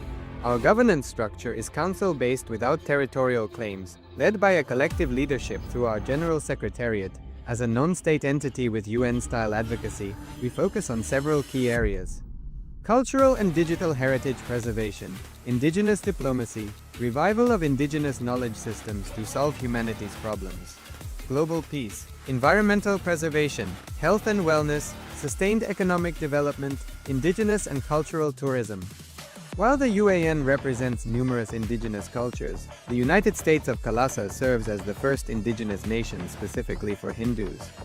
Kailasa's mission is focused on the revival of the ancient enlightened Sanatana Hindu civilization, with a formal governance structure including a head of state, ministers, and ambassadors. Under the leadership of SPH, Supreme Pontiff of Hinduism, Bhagavan Nityananda Paramashivoham, Kailasa has achieved recognition as a sovereign subject of international law, possessing distinctive attributes of juridical statehood. The United States of Kailasa is the main sponsor of the proposed UAN headquarters.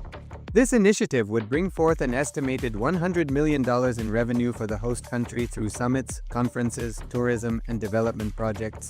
The proposed UAN headquarters would represent the world's indigenous nations and peoples through its architectural design.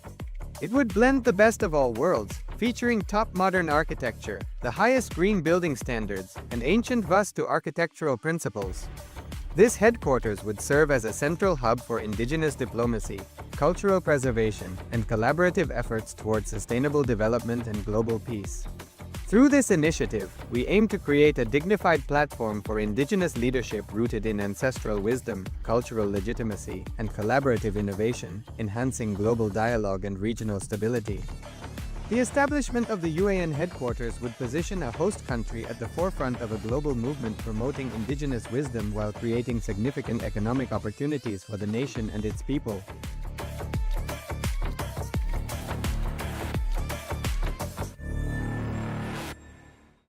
Established since 2002 in the United States of America, the United Ancient Nations is an intergovernmental organization, currently made up of 160+ members and indigenous nations. The UAN and its work are guided by the purposes and principles contained in its founding charter.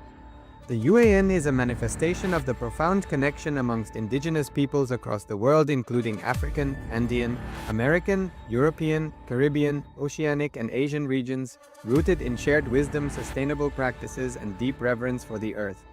The United Ancient Nations serves as an international cultural and diplomatic organization focused on uniting indigenous cultures globally.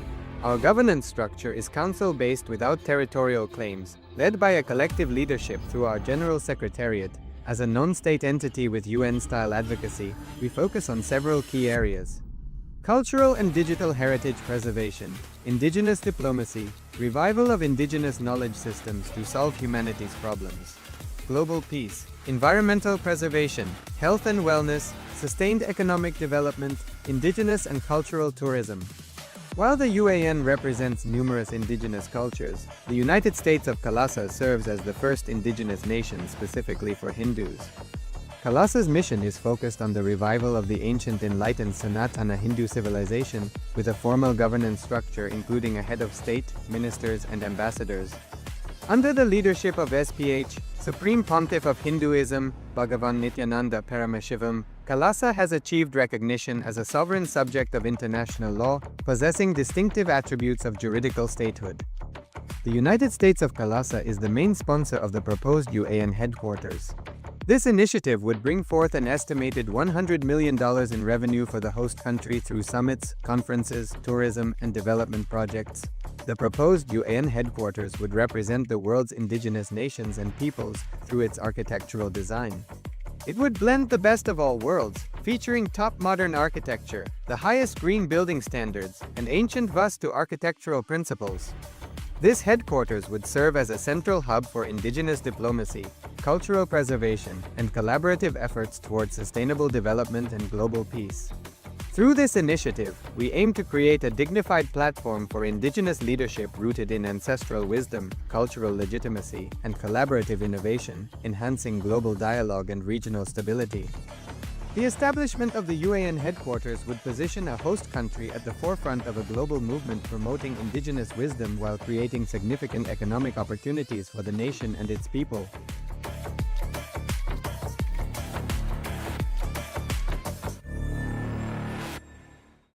Established since 2002 in the United States of America, the United Ancient Nations is an intergovernmental organization, currently made up of 160+ members and indigenous nations. The UAN and its work are guided by the purposes and principles contained in its founding charter. The UAN is a manifestation of the profound connection amongst indigenous peoples across the world, including African, Andean, American, European, Caribbean, Oceanic, and Asian regions, rooted in shared wisdom, sustainable practices, and deep reverence for the earth. The United Ancient Nations serves as an international cultural and diplomatic organization focused on uniting indigenous cultures globally. Our governance structure is council-based without territorial claims, led by a collective leadership through our General Secretariat. As a non-state entity with UN-style advocacy, we focus on several key areas: cultural and digital heritage preservation, indigenous diplomacy, revival of indigenous knowledge systems to solve humanity's problems, global peace, environmental preservation, health and wellness, sustained economic development, indigenous and cultural tourism. While the UAN represents numerous indigenous cultures, the United States of Kalasa serves as the first indigenous nation specifically for Hindus. Kalasa's mission is focused on the revival of the ancient enlightened Sanatana Hindu civilization, with a formal governance structure including a head of state, ministers, and ambassadors. Under the leadership of SPH, Supreme Pontiff of Hinduism, Bhagavan Nityananda Paramashivoham, Kalasa has achieved recognition as a sovereign subject of international law, possessing distinctive attributes of juridical statehood. The United States of Kalasa is the main sponsor of the proposed UAN headquarters. This initiative would bring forth an estimated $100 million in revenue for the host country through summits, conferences, tourism, and development projects. The proposed UAN headquarters would represent the world's indigenous nations and peoples through its architectural design. It would blend the best of all worlds, featuring top modern architecture, the highest green building standards, and ancient Vastu architectural principles. This headquarters would serve as a central hub for indigenous diplomacy, cultural preservation, and collaborative efforts towards sustainable development and global peace. Through this initiative, we aim to create a dignified platform for indigenous leadership rooted in ancestral wisdom, cultural legitimacy, and collaborative innovation, enhancing global dialogue and regional stability. The establishment of the UAN headquarters would position a host country at the forefront of a global movement promoting indigenous wisdom while creating significant economic opportunities for the nation and its people.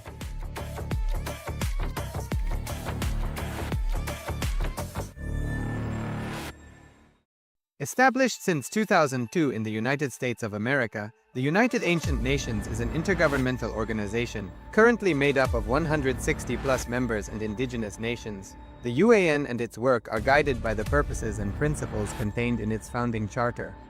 The UAN is a manifestation of the profound connection amongst indigenous peoples across the world, including African, Andean, American, European, Caribbean, Oceanic, and Asian regions, rooted in shared wisdom, sustainable practices, and deep reverence for the earth.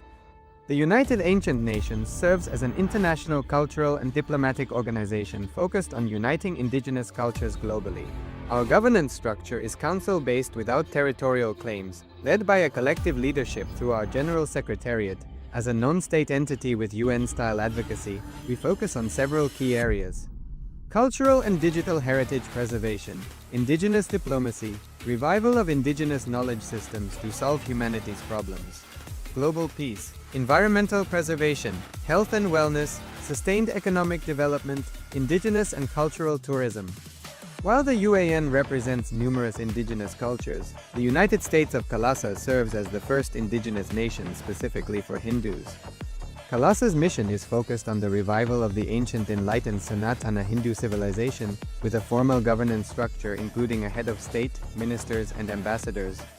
Under the leadership of SPH, Supreme Pontiff of Hinduism, Bhagavan Nityananda Paramashivoham, Kailasa has achieved recognition as a sovereign subject of international law, possessing distinctive attributes of juridical statehood.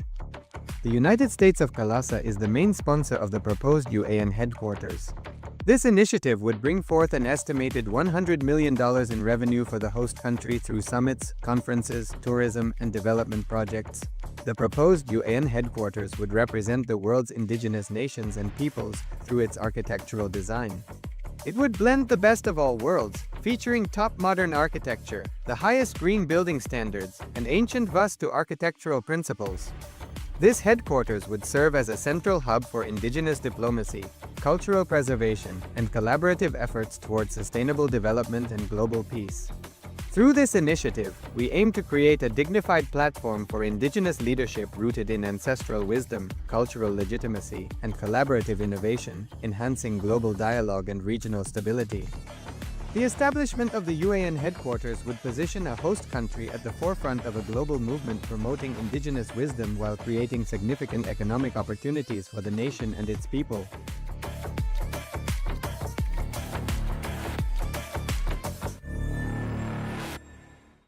Established since 2002 in the United States of America, the United Ancient Nations is an intergovernmental organization, currently made up of 160+ members and indigenous nations. The UAN and its work are guided by the purposes and principles contained in its founding charter. The UAN is a manifestation of the profound connection amongst indigenous peoples across the world, including African, Andean, American, European, Caribbean, Oceanic, and Asian regions, rooted in shared wisdom, sustainable practices, and deep reverence for the earth. The United Ancient Nations serves as an international cultural and diplomatic organization focused on uniting indigenous cultures globally. Our governance structure is council-based without territorial claims, led by a collective leadership through our General Secretariat. As a non-state entity with UN-style advocacy, we focus on several key areas: cultural and digital heritage preservation, indigenous diplomacy, revival of indigenous knowledge systems to solve humanity's problems, global peace, environmental preservation, health and wellness, sustained economic development, indigenous and cultural tourism. While the UAN represents numerous indigenous cultures, the United States of Kailasa serves as the first indigenous nation specifically for Hindus. Kailasa's mission is focused on the revival of the ancient enlightened Sanatana Hindu civilization, with a formal governance structure including a head of state, ministers, and ambassadors. Under the leadership of SPH, Supreme Pontiff of Hinduism, Bhagavan Nityananda Paramashivoham, Kailasa has achieved recognition as a sovereign subject of international law, possessing distinctive attributes of juridical statehood. The United States of Kailasa is the main sponsor of the proposed UAN headquarters. This initiative would bring forth an estimated $100 million in revenue for the host country through summits, conferences, tourism, and development projects. The proposed UAN headquarters would represent the world's indigenous nations and peoples through its architectural design. It would blend the best of all worlds, featuring top modern architecture, the highest green building standards, and ancient Vastu architectural principles. This headquarters would serve as a central hub for indigenous diplomacy, cultural preservation, and collaborative efforts towards sustainable development and global peace. Through this initiative, we aim to create a dignified platform for indigenous leadership rooted in ancestral wisdom, cultural legitimacy, and collaborative innovation, enhancing global dialogue and regional stability.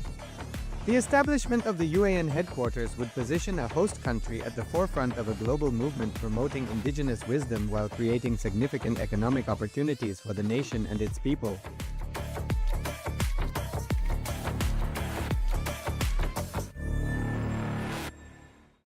Established since 2002 in the United States of America, the United Ancient Nations is an intergovernmental organization, currently made up of 160+ members and indigenous nations. The UAN and its work are guided by the purposes and principles contained in its founding charter. The UAN is a manifestation of the profound connection amongst indigenous peoples across the world, including African, Andean, American, European, Caribbean, Oceanic, and Asian regions, rooted in shared wisdom, sustainable practices, and deep reverence for the earth. The United Ancient Nations serves as an international cultural and diplomatic organization focused on uniting indigenous cultures globally. Our governance structure is council-based without territorial claims, led by a collective leadership through our General Secretariat. As a non-state entity with UN-style advocacy, we focus on several key areas: cultural and digital heritage preservation, indigenous diplomacy, revival of indigenous knowledge systems to solve humanity's problems, global peace, environmental preservation, health and wellness, sustained economic development, indigenous and cultural tourism. While the UAN represents numerous indigenous cultures, the United States of Kalasa serves as the first indigenous nation specifically for Hindus. Kalasa's mission is focused on the revival of the ancient enlightened Sanatana Hindu civilization, with a formal governance structure including a head of state, ministers, and ambassadors. Under the leadership of SPH, Supreme Pontiff of Hinduism, Bhagavan Nityananda Paramashivoham, Kalasa has achieved recognition as a sovereign subject of international law, possessing distinctive attributes of juridical statehood. The United States of Kalasa is the main sponsor of the proposed UAN headquarters. This initiative would bring forth an estimated $100 million in revenue for the host country through summits, conferences, tourism, and development projects. The proposed UAN headquarters would represent the world's indigenous nations and peoples through its architectural design. It would blend the best of all worlds, featuring top modern architecture, the highest green building standards, and ancient Vastu architectural principles. This headquarters would serve as a central hub for indigenous diplomacy, cultural preservation, and collaborative efforts towards sustainable development and global peace. Through this initiative, we aim to create a dignified platform for indigenous leadership rooted in ancestral wisdom, cultural legitimacy, and collaborative innovation, enhancing global dialogue and regional stability. The establishment of the UAN headquarters would position a host country at the forefront of a global movement promoting indigenous wisdom while creating significant economic opportunities for the nation and its people.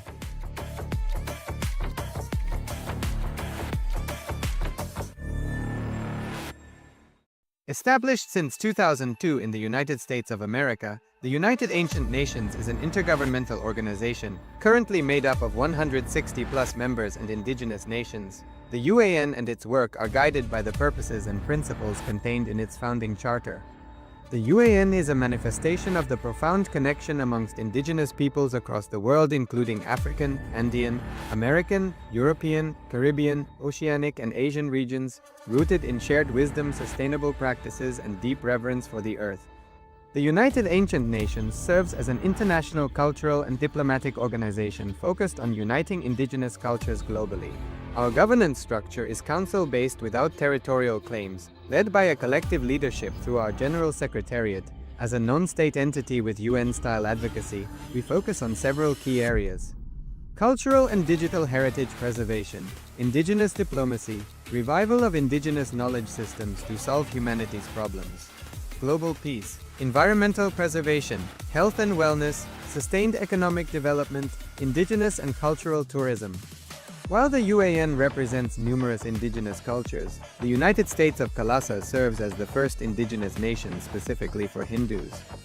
Kailasa's mission is focused on the revival of the ancient enlightened Sanatana Hindu civilization, with a formal governance structure including a head of state, ministers, and ambassadors. Under the leadership of SPH, Supreme Pontiff of Hinduism, Bhagavan Nityananda Paramashivoham, Kailasa has achieved recognition as a sovereign subject of international law, possessing distinctive attributes of juridical statehood. The United States of Kailasa is the main sponsor of the proposed UAN headquarters. This initiative would bring forth an estimated $100 million in revenue for the host country through summits, conferences, tourism, and development projects. The proposed UAN headquarters would represent the world's indigenous nations and peoples through its architectural design. It would blend the best of all worlds, featuring top modern architecture, the highest green building standards, and ancient Vastu architectural principles. This headquarters would serve as a central hub for indigenous diplomacy, cultural preservation, and collaborative efforts towards sustainable development and global peace.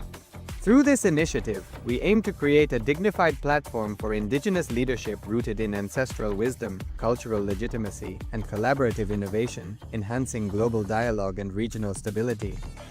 The establishment of the UAN headquarters would position a host country at the forefront of a global movement promoting indigenous wisdom while creating significant economic opportunities for the nation and its people.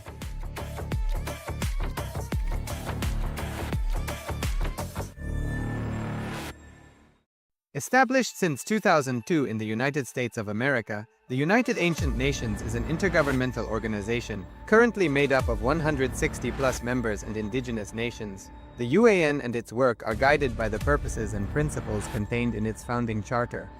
The UAN is a manifestation of the profound connection among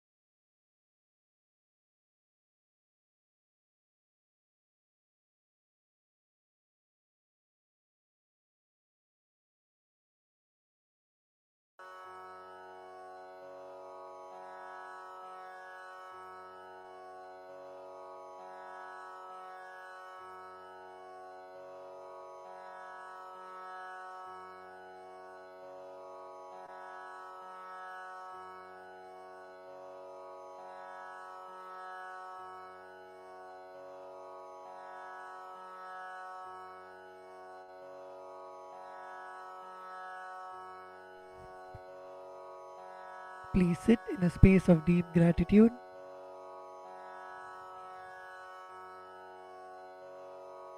Inhale deeply and exhale.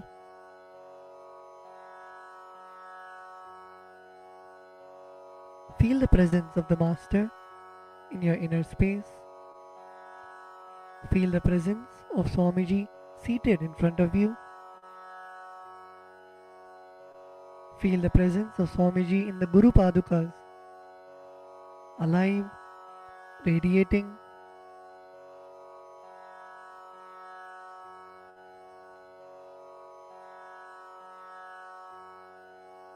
When you offer the puja, visualize you dropping all of your karmas of lifetimes, your incompletions, unfulfilled desires, patterns. Visualize all of that being liberated by the Guru.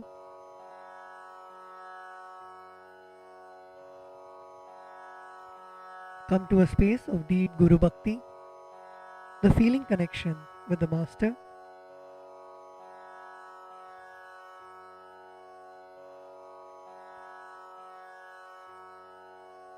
Let us now enter into the Pada Puja. We request all the Pada Puja participants to declare the following with integrity and authenticity. If you agree to this, please say yes loudly. I authentically cognize, which is internally process, understand and declare the truth that the cosmic energy exists. Yes. I authentically cognize, which is internally process, understand and declare the truth that the Supreme Pontiff of Hinduism, Sri Nityanandeshwara Paramashiva, Devi Nityanandeshwari Paramashiva Shakti, the Guru Padukas and the Atmalinga are the Chinmaya Vigrahas, embodiments and representations of that very cosmic energy. Yes, I authentically cognize, which is internally processed, understand and declare the truth that whatever I offer during the Pada Puja and Paramashiva Puja will reach the cosmic source of energy directly. Yes, I authentically cognize, which is internally processed, understand and declare the truth of Soham Asmi, that even when I worship, I am Him.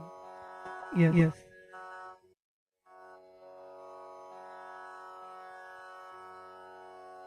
Let us now enter into the Pada Puja.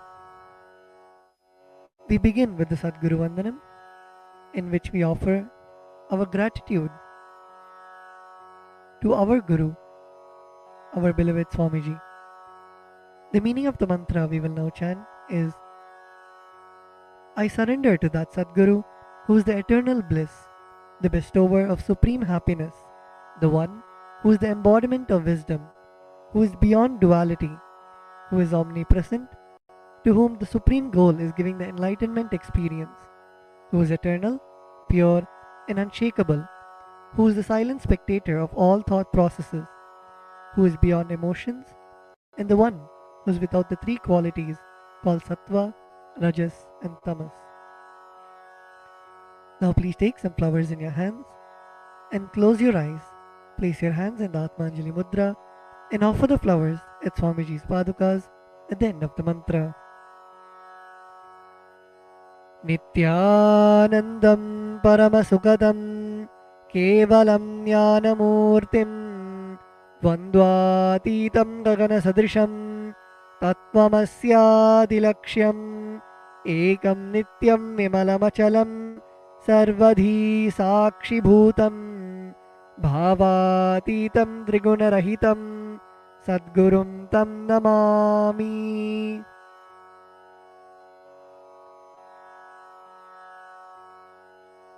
The next offering is the Guru Parampara Vandanam, where we offer our gratitude to the eternal lineage of all the Gurus, the enlightened masters. The meaning of the mantra we are now going to chant is, I surrender to the lineage of all the enlightened masters, which has Bhagavan Nityanandeshwara Paramashiva as the beginning, Devi Nityanandeshwari Paramashiva Shakti as the middle, and my master, Bhagavan Nityananda Paramashivam as the end. Now please take some flowers in your hands, place your hands in the Atmanjali Mudra, close your eyes, and offer the flowers at Swamiji's Padukas at the end of the mantra. Nityanandeshwara Paramashiva Samarambham Nityanandeshwari Paramashiva Shakti Madhyamam Nityananda Pariyantam Vande Guru Paramparam. The next is the offering of the Arunagiri Yogeshwara Vandanam, where we offer our respects and gratitude to Arunagiri Yogeshwara, who is the incarnation of Paramashiva. The meaning of the mantra we are now going to chant is, the Arunagiri Yogeshwara, who is the Lord of all beings, who has the sacred musk paste applied on his forehead, who has a glittering stick, who has worn a loin cloth on his glittering hip, who has worn the Datura flower, the king cobra, and a crescent moon on his forehead. That Arunagiri Yogeshwara's presence happens. Now please take some flowers into your hands, place your hands in the Atmanjali Mudra, close your eyes, and offer the flowers at Swamiji's Padukas at the end of the mantra.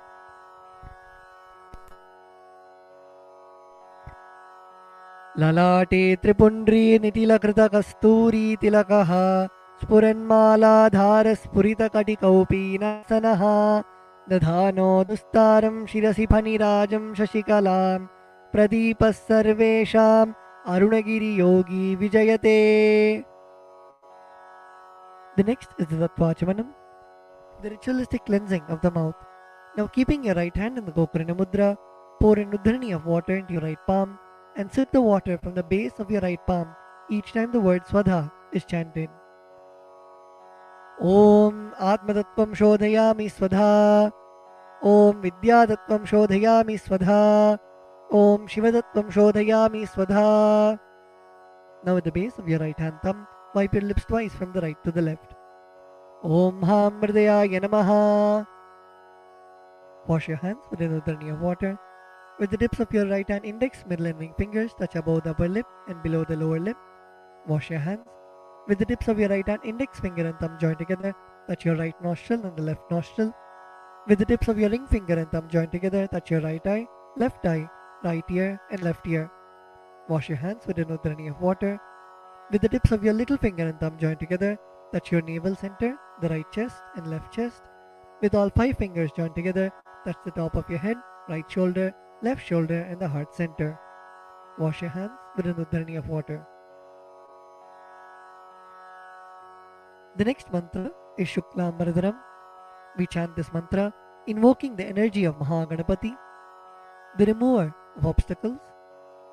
The meaning of the mantra we are now going to chant is, I meditate upon the Lord Ganesha, who is clad in white garments, who is all-pervading, who is as bright colored as the moon, who has a smiling, pleasant face, having 4 shoulders and hands, and who is the remover and pacifier of all obstacles. Now please take the akshata, the turmeric mixed rice in your hands, and a flower in your right hand. Keeping both your hands as fists, tap the sides of your forehead along with the mantra.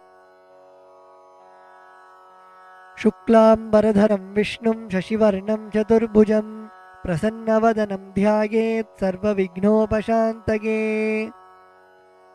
The next is the pranayama, the regulation of the prana, the life energy. Now keeping the akshata in your right hand, open your little finger, ring finger and your thumb. Inhale through the left nostril while closing your right nostril. Hold your breath for as long as possible and exhale through your right nostril by moving your thumb away. And chant the Samhita mantras while you perform the inhalation, retention and exhalation. Om Hom Ishanamurdhaya Namaha, Om Him Tatpurushavatraya Namaha, Om Hum Bhagavadhidaya Namaha, Om Him Vamdevuhyaya Namaha, Om Hum Satyojatmurtaya Namaha, Om Ham Mridayaya Namaha, Om Him Shirase Namaha, Om Hum Shikaya Namaha, Om Him Kavachaya Namaha, Om Hum Netrebhyo Namaha, Om Hastraya Namaha, Om Hom Ishanamurdhaya Namaha, Om Him Tatpurushavatraya Namaha, Om Hum Bhagavadhidaya Namaha, Om Him Vamdevuhyaya Namaha, Om Hum Satyojatmurtaya Namaha, Om Ham Mridayaya Namaha, Om Him Shirase Namaha, Om Hum Shikaya Namaha, Om Him Kavachaya Namaha, Om Hum Netrebhyo Namaha, Om Hastraya Namaha, Om Hom Ishanamurdhaya Namaha, Om Him Tatpurushavatraya Namaha, Om Hum Bhagavadhidaya Namaha, Om Him Vamdevuhyaya Namaha, Om Hum Satyojatmurtaya Namaha, Om Ham Mridayaya Namaha, Om Him Shirase Namaha, Om Hum Shikaya Namaha, Om Him Kavachaya Namaha, Om Hum Netrebhyo Namaha, Om Hastraya Namaha.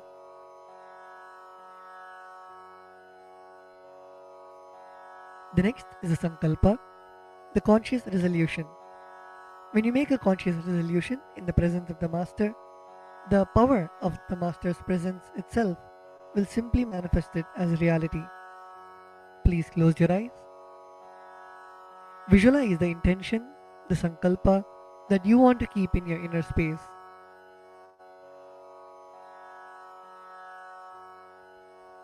Visualize your feeling connection with the Master. Visualize anything that you want to happen as reality.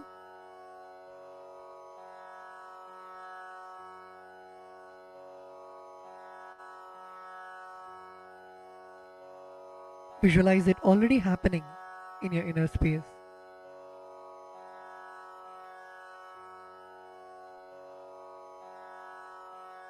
Now with this intention, keeping the akshata in your left palm, close it with your right palm and keep both the hands on your right thigh.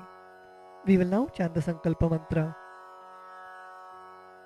ॐ ममोपात्त समस्त दुरितक्षयद्वारा भगवत् श्रीनित्यानन्द परमशिवप्रीत्यर्थं श्रीनित्यानन्देश्वरी परमशिवशक्ति समेत श्रीनित्यानन्देश्वर परमशिवप्रीत्यर्थं च शुभे शोभने मुहूर्ते आद्यब्रह्मणः द्वितीयपरार्धे श्रीश्वेतवराहकल्पे वैवस्वतमन्वन्तरे अष्टाविंशतितमे नित्ययुगे प्रथमे पादे जम्बूद्वीपे भारतवर्षे भरतखण्डे मेरोः दक्षिणे पार्श्वे शकाब्दे अस्मिन् वर्तमाने व्यवहारिके प्रभवादीनां षष्ट्याः संवत्सराणां मध्ये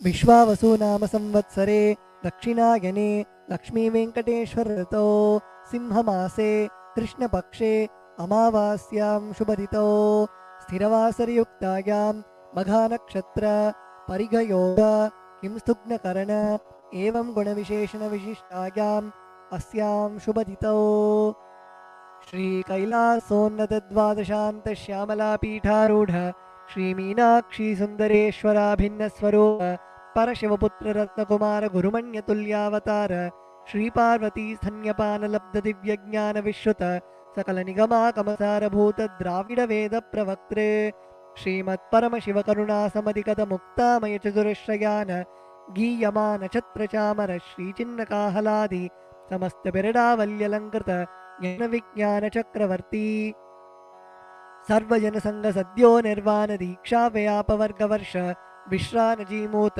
परमतकलभकेसरी शैव सिद्धान्त स्थापनाचार्य श्रीराजाधिराज पाण्ड्य महाराज गुरु क्षपन शाक्यादि महान्धकार निवारण ज्ञान भानु वीक्षणानर्हार्ह ध्वजोच्छेदन पूर्वक श्रीमद्वृषभध्वजस्थापक शैव समयकर्त्रे सर्वज्ञपीठारूढ श्रीजगद्गुरु श्री ज्ञानसम्बन्धदेशिक स्वामी वागीश सुंदर माणिक्यवाचक स्वामिनाम् अवतारभूत श्री ज्ञानसम्बन्ध स्वामी पुनरुद्धृत श्यामलापीठ सर्वज्ञपीठ तृणवत्युत्तर द्विशततम गुरु महासन्निधान अरुणगिरि योगीश्वर परंपरागत अरुणाचल सर्वज्ञपीठ गुरु महासन्निधान कैलास परंपरागत कांची कैलास सर्वज्ञपीठ त्रयस्त्रिंशदुत्तर द्विशततम गुरु महासन्निधान नित्योत्सव नित्यमंगल नित्यकल्याण नित्यरजित कैलास परंपरागत आदि कैलास नित्यानंदपीठ महासंस्थान महासिंहासन पीठ कर्त्रे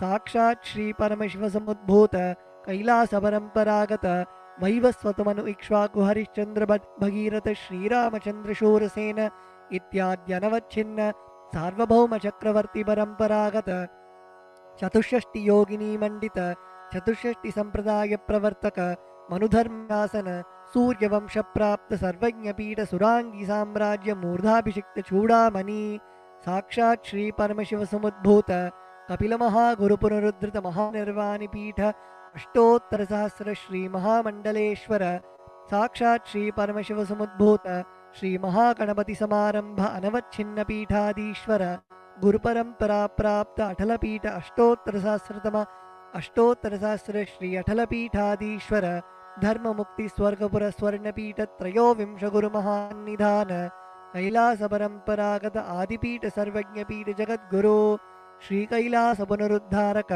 श्री कैलास परमाचार्य श्रीमत्परमहंस परिव्राजकाचार्य वर्य सच्चिदानंद प्रणव स्वरूप श्रोत्रिय ब्रह्मनिष्ठ श्रीमज्जगद्गुरु श्रीलश्री भगवत् श्री नित्यानंद ब्रह्मशिव श्री ज्ञानसम्बन्धदेशिक परमाचार्य स्वामिनां प्रीत्यर्थं तेषां पादारविन्दयोः भक्तिसिद्ध्यर्थं गुरुकृपाकटाक्षसिद्ध्यर्थं क्षेमस्थैर्यवीर्यविजय आयुरारोग्य ऐश्वर्याणाम् अभिवृद्ध्यर्थं धर्मार्थकाममोक्षचतुर्विध फलपुरुषार्थसिद्ध्यर्थं समस्तदुरितोपशान्त्यर्थं समस्तमङ्गलावाप्त्यर्थं भगवत् श्रीनित्यानन्द परमशिवप्रसादेन सकुटुम्बस्य ज्ञानवैराग्य जीवन्मुक्तिप्राप्त्यर्थं श्रीनित्यानन्देश्वरी परमशिवशक्ति समेत श्रीनित्यानन्देश्वर परमशिव अवतारभूत श्री सर्वदेवदेवी स्वरूप भगवत् Shri Nityananda Paramshiva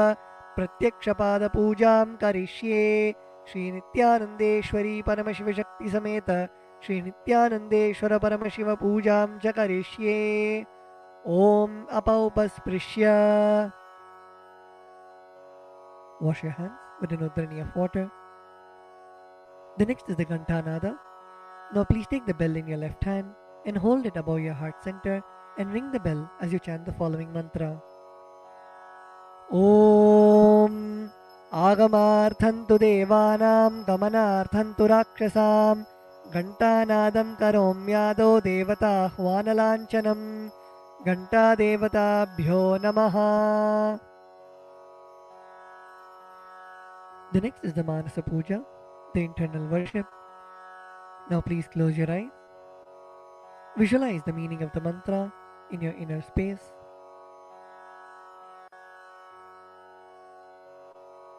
The meaning of the mantra we are now going to chant is: what seed can I offer to the Master except my heart? I offer the gratitude flowing as the nectar to wash his feet and to rinse his mouth. I offer my mind itself as the arghya, the bouquet. To my Master, who is the very cosmos, what clothing can I offer except the space? I offer my very prana, the life energy, as the incense, and I offer the ocean of nectar as the food offering.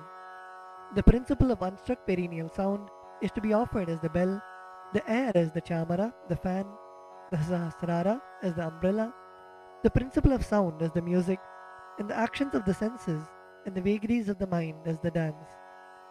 I offer all the 7 chakras along with the Shushumna Nadi as a flower garland.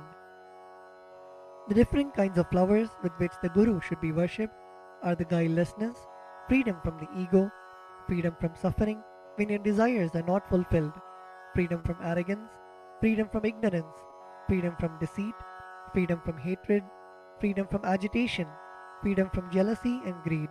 And the Guru should also be worshipped with the flowers of non-violence, mastery over the senses, compassion, forgiveness, and enlightenment. Now please take some flowers in your hands and place your hands in the Kurma Mudra. Close your eyes and offer the flowers at Swamiji's Padukas at the end of the mantra. Requesting all the participants to look at the Acharya and perform the Kurma Mudra.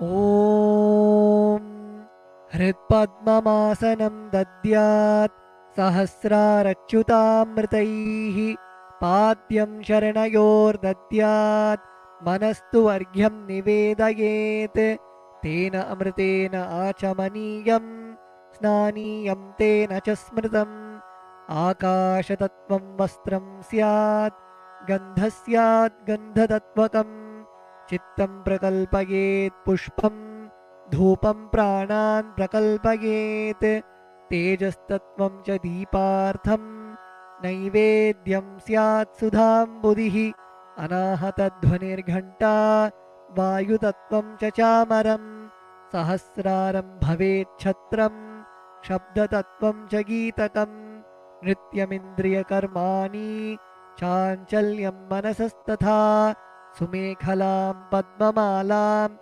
Pushpam Nana Vidham Tatha Amayadyair Bhava Pushpaihi Archayed Bhava Gocharam Amayam Anahankaram Aragam Amadam Tatha Amohakam Adambham Cha Advesha Akshobhakau Tatha Amatsaryam Alobham Cha Dashapushpam Vidurbudhaha Ahimsa Paramam Pushpam Pushpamindriya Nigraha Daya Pushpam Kshama Pushpam Jnana Pushpam Cha Panchamam Iti Panchadashair Bhava Pushpaihi Sampujayet Bhagavantam Shri Nityananda Paramashivam.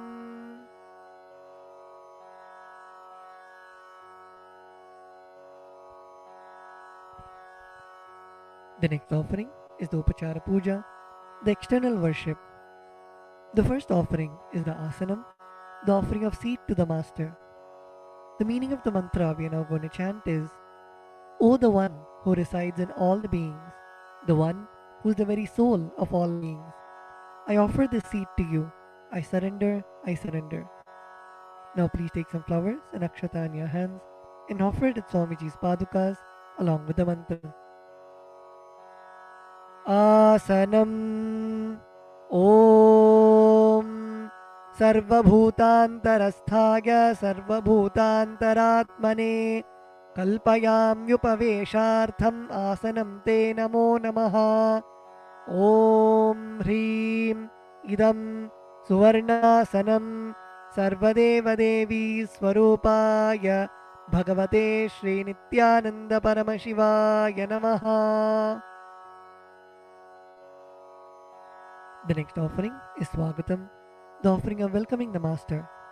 The meaning of the mantra we are now going to chant is, because of being in the everlasting calmness and because of remaining free from the attitude of performing all actions related to the fivefold cosmic function, for a short duration known as the cosmic sleep, Lord Sadashiva is called Shiva by the experts in the mantras and the tantras. Salutations to such Shiva who is the Guru and who is eternally free from the desire and the aspects related to embodiment. Because of his immeasurable greatness and because of his quality of being eternally unborn, this Lord is well placed as Ananta. O the Lord of all gods, O the one whose darshan is awaited by gods for the fulfillment of their desires, welcome, welcome. Today my birth, life, and all deeds are fructified. The fruits of all my tapas is materialized just by welcoming you. Now please take some flowers in your hands, close your eyes, and offer the flowers at Swamiji's padukas at the end of the mantra. Swagatam Om Shantatvat Sarvakartritvat Bhavo Paratikaranat Shiva Ukto Mahatantra Mantra Vidbhis Sada Shivaha Tasmai Shivaya Gurave Vitaragakalaya Vai Ameyatvat Anantoyam Ajatvacha Prakirtitaha Yasya Darshanamichanti Deva Swabhishta Siddhaye Tasmai Te Parameshana Swagatam Swagatam Prabho Adya Me Saphalam Janma Jivanam Sapala Kriyaha Swagatam Yatvaya Tanme Tapasam Phalamagatam Om Hrim Sarvadeva Devi Swarupa Bhagavat Shri Nityananda Paramashiva Swagatam Suswagatam Te. The next offering is Padyam, the offering of water for washing the feet of the Master. The meaning of the mantra we are now going to chant is, I offer Padyam, that is the water for washing the feet of the Supreme God, the very devotion on whom brings about the ultimate bliss. Now please take the udharani of water in your hands and offer it at Swamiji's padukas along with the mantra.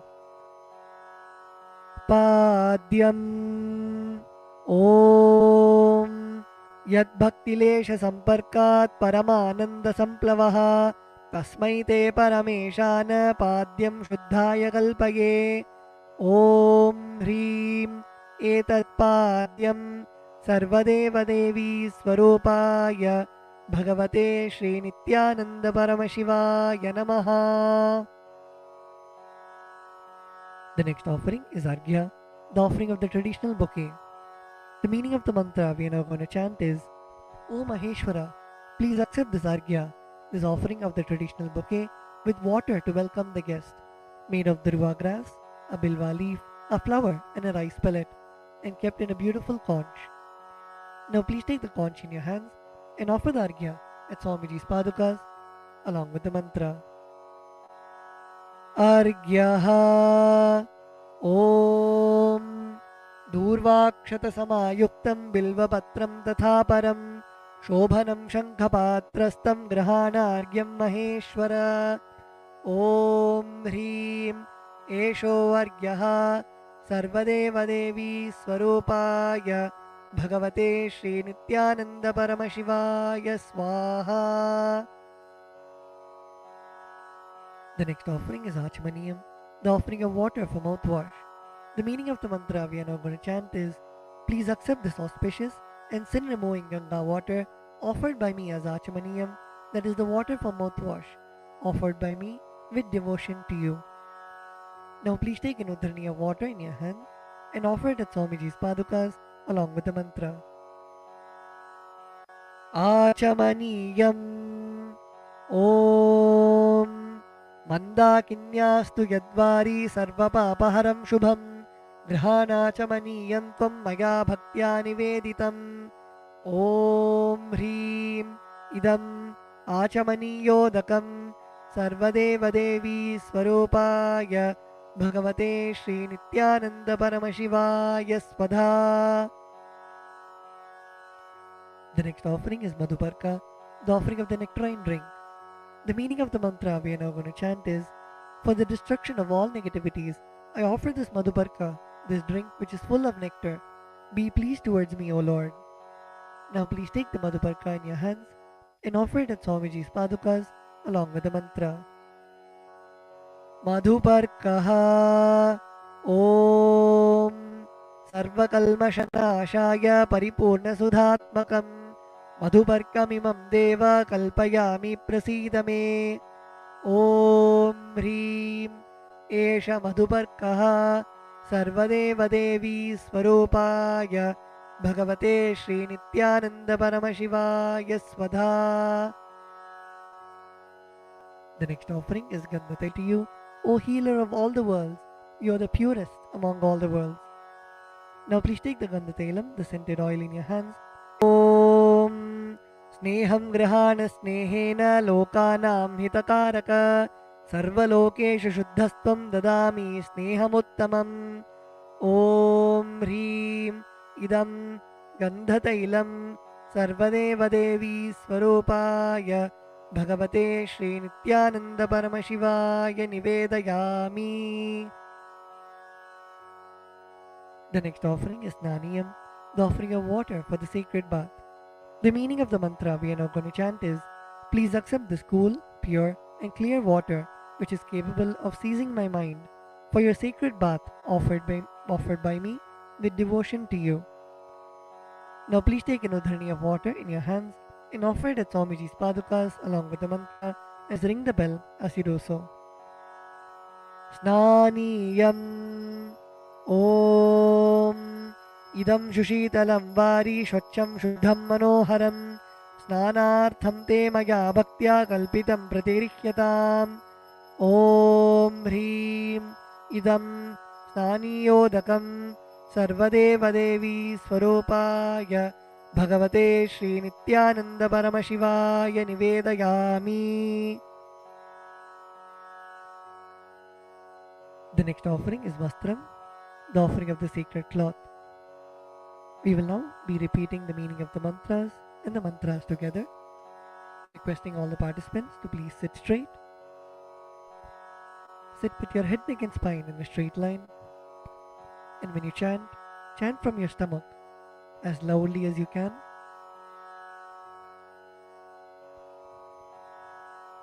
The meaning of the mantra we are now going to chant is, I offer Vastram, I offer Vastram, this cloth offering, this cloth offering, to the Master, who removes removes the veil of Maya the veil of Maya or illusion. or illusion, The Master, the Master, who is the true who is the true light of enlightenment, light of enlightenment, who does not who does not have a veil of Maya have a veil of Maya and has and has the very space the very space as the dress. as the dress. Now please take the offering of clothes in your hands and offer it at Swamiji's padukas along with the mantra. Vastram Vastram Om Om Maya Maya Chitra Chitra Patachanna Padachanna Nija Nija Guhyo Guhyo Rutejase Rutejase Niravarana Niravarana Vijnaya Vijnaya Vasaste Vasaste Kalpayamyaham Kalpayamyaham Om Om Hrim Hrim Idam Idam वस्त्रोत्तरीयं Vastrotareyam सर्वदेवदेवी Sarvadevadevi स्वरूपाय Svarupaya भगवते Bhagavate Shri Nityananda Shri Nityananda परमशिवाय Paramashivaya निवेदयामि. Nivedayami. The next offering is Abharanam, the offering of the sacred jewelry. The meaning of the mantra we are now going to chant is, I offer I offer this golden ornament this golden ornament to you, Master, to you, Master, who, who, by the very nature, by the very nature, has has a very a very gracefully gracefully beautiful body, beautiful body, and who is and who is the repository the repository of all powers. of all powers. May you be pleased. May you be pleased. Now please take the jewelry in your hands and offer it at Swamiji's padukas along with the mantra. Abharanam Abharanam Om Om Swabhava Swabhava Sundarangaya Sundarangaya Nana Nana Shaktya Shaktya Shrayayate Shrayayate Suvarnam Suvarnam Bhushanam Bhushanam Tubhyam Tubhyam Kalpayami Kalpayami Prasidame Prasidame Om Om Hrim Hrim Idam Idam Suvarnabharanam Suvarna Bharanam Sarvadeva Devi Sarvadeva Devi Swarupaya Svarupaya Bhagavate Bhagavate Shri Nityananda Shri Nityananda Paramashivaya Paramashivaya Nivedayami. Nivedayami. The next offering is Gandha, the offering of the sandalwood paste. The meaning of the mantra we are now going to chant is, I neither know I neither know what your body is, what your body is, nor do I know nor do I know what your actions are. what your actions are. Please accept Please accept and smear this and smear this sandalwood paste sandalwood paste offered by me. offered by me. Now please take the sandalwood paste in your hands and offer it at Swamiji's padukas along with the mantra. Gandhaha Gandaha Om Om Shariram Shariram Tena Janami Tena Janami Cheshtam Cheshtam Naivacha Naivacha Naivacha Naivacha Maya Niveditan Maya Niveditan Gandhan Gandhan Pratigrihya Pratigrihya Vilipyatam Vilipyatam Om Om Hrim Hrim Esha Gandhaha Esha Gandaha Sarvadeva Devi Sarvadeva Devi Swarupaya Svarupaya Bhagavate Bhagavate Shri Nityananda Shri Nityananda Paramashivaya Namaha. Paramashivaya Namaha. The next offering is Pushpam, the offering of the fragrant flowers.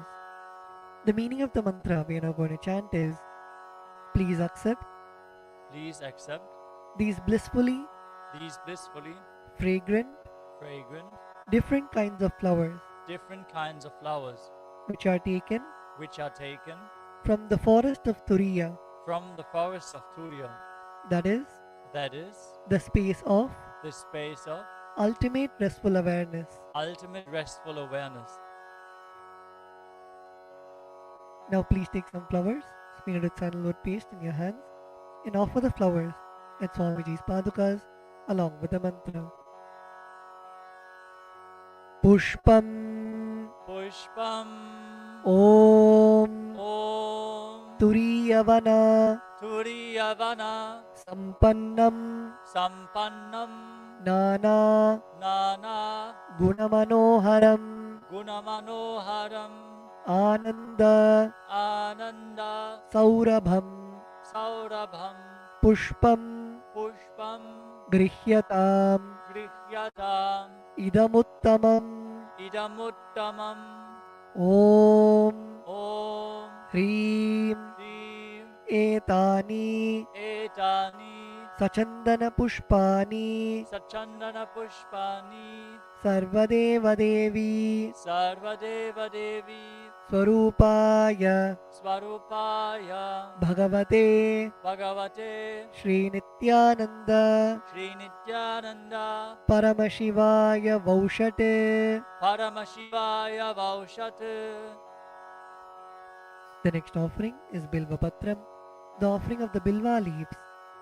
The meaning of the mantra we are now going to chant is I offer you, I offer you, O God of all gods, O God of all gods, this holy Bilva leaf this holy Bilva leaf, in which dwells in which dwells the goddess of richness the goddess of richness, and which is and which is so much loved so much loved by Lord Shiva. by Lord Shiva. Now please take the Bilva leaf smeared with sandalwood paste in your hands and offer it at Swamiji's padukas along with the mantra. Bilva Patram Bilva Patram Om Om Amritodbhavam Amritodbhavam Shri Vriksham Shri Vriksham Shankarasya Shankarasya Sada Priyam Sada Priyam Bilva Patram Bilva Patram Prayachami Prayachami Pavitram Te Pavitram Te Sureshwara Sureshwara Om Om Hrim Hrim Etani Etani Sachandana Sachandana Bilva Patrani Bilva Patrani Sarvadeva Devi Sarvadeva Devi Swarupaya Swarupaya Bhagavate Bhagavate Shri Nityananda Shri Nityananda Paramashivaya Vaushate. Paramashivaya Vaushat. The next offering is Tulasi Patram, the offering of the Tulsi leaves. The meaning of the mantra we are now going to chant is let this offering Let this offering of Tulsi leaf of Tulasi leaf be unto the be unto the Supreme Soul Supreme Soul who has who has unlimited forms unlimited forms and who is and who is the bestower the bestower of all boons. of all boons. Now please take the Tulsi leaf smeared with sandalwood paste in your hands and offer it at Swamiji's padukas along with the mantra. Tulasi Patram Tulasi Patram Om Om Namaste Namaste Bahurupaya Bahurupaya Varadamurtage Varadamurtaye Paramatmane Paramatmane Swaha Swaha Om Om Hrim Hrim Idam Idam Sachandana Sachandana Tulasi Patram Tulasi Patram Sarvadeva Devi Sarvadeva Devi Swarupaya Swarupaya Bhagavate Bhagavate Shri Nityananda Shri Nityananda Paramashivaya Namaha. Paramashivaya Namaha.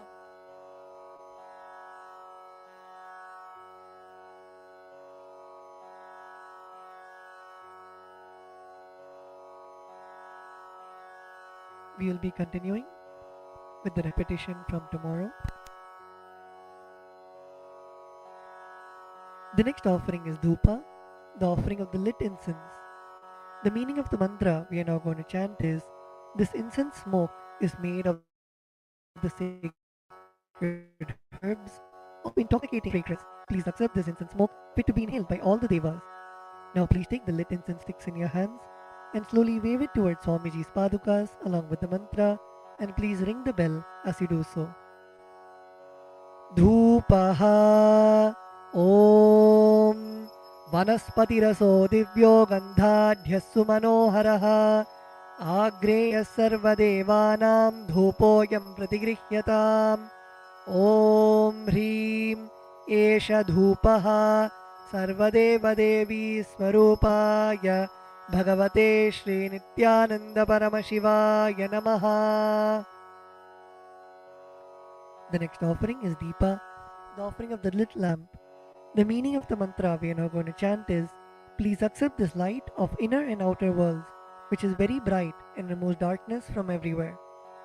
Now please take the lit lamp in your hands and slowly wave it towards Swamiji's padukas along with the mantra, and please ring the bell as you do so.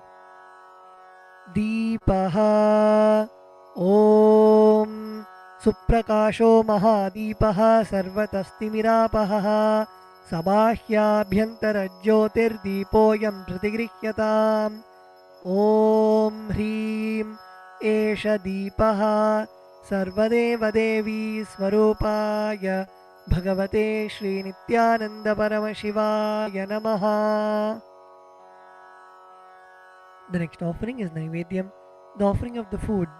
The meaning of the mantra we are now going to chant is, these different kinds of food offerings are prepared from sweetener and other ingredients. O Lord, please accept this food offering prepared by me with devotion. Now please take an udrani of water in your hands and hover it clockwise over the Naivedyam and offer the water at Swamiji's padukas along with the mantra, and please ring the bell as you do so.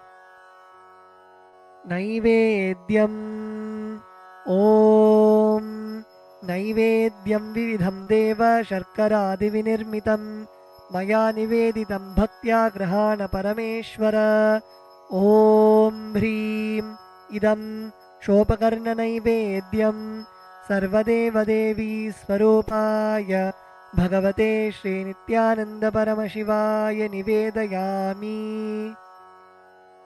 The next offering is Paniyam, the offering of water for drinking.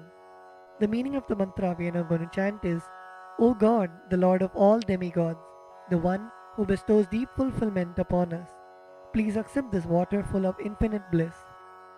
Now please take an udrani of water in your hands and offer it at Swamiji's padukas along with the mantra. Paniyam Om Samastadeva Devesha Sarvatriptikaram Param Akhandananda Sampurnam Grahana Jalamuttamam Om Hrim Idam Panarthodakam Sarvadeva Devi Swarupaya Bhagavate Shri Nityananda Paramashivaya Namaha. The next offering is Punarachamaniyam, the offering of water for drinking. Now please take the meaning of the mantra we are now going to chant is, I offer this water for washing the hands and the mouth to you, whose mere remembrance purifies everybody. Now please take an udrani of water in your hands and offer it at Swamiji's padukas along with the mantra.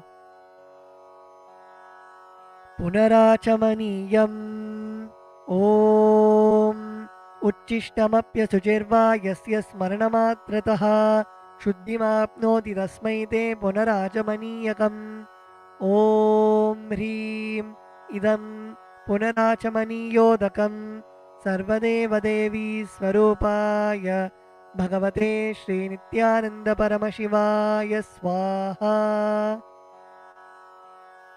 The next offering is Aratrikam, the offering of Arati to the Master. Now please take the lit camphor in your hands and slowly wave it towards Swamiji along with the mantra, and please ring the bell as you do so. Aratrikam Om Hrim Esha Deepamala Sarvadeva Devi Swarupaya Bhagavate Shri Nityananda Paramashivaya Namaha. Om Sangrahanyeshtya Jate Imam Janatagum Sangrinhaniti Dvadasharatni Rashana Bhavati Dvadashasa Samvatsaraha Samvatsarameva Vanunde मौञ्जी भवति ऊर्ध्वै मुञ्जाः ऊर्जमेवावरुन्धे चित्रानक्षत्रं भवति चित्रं वा एतत् कर्म कर्पूरगौरं करुणावतारं संसारसारं भुजगेन्द्रहारं सदा वसन्तं हृदयारविन्दे भवं भवानी सहितं नमामि भवं भवानी सहितं नमामि भवं भवानी सहितं नमामि आरात्रिकं समर्पयामि भगवत्श्री नित्यानंद परमशिव चरणकमलेभ्यो नमः. The next offering is Pushpanjali, the offering of the fragrant flowers.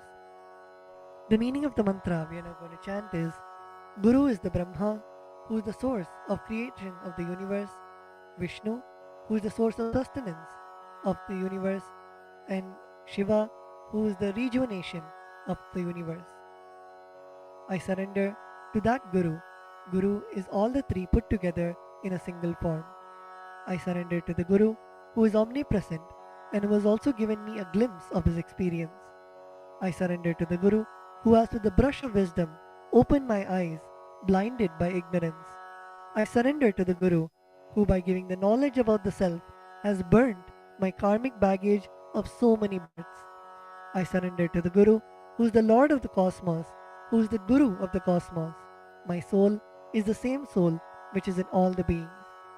I surrender to Dakshinamurti, the primal Guru, who manifests himself differently in the form of Ishvara, Tower of supreme happiness, the one who is the embodiment of wisdom, who is beyond duality, who is omnipresent, to whom the supreme goal is giving the enlightenment experience, who is eternal, pure, and unshakable, who is the silent spectator of all thoughts, and who is beyond emotions, and who is beyond the three qualities called Sattva, Rajas, and Tamas.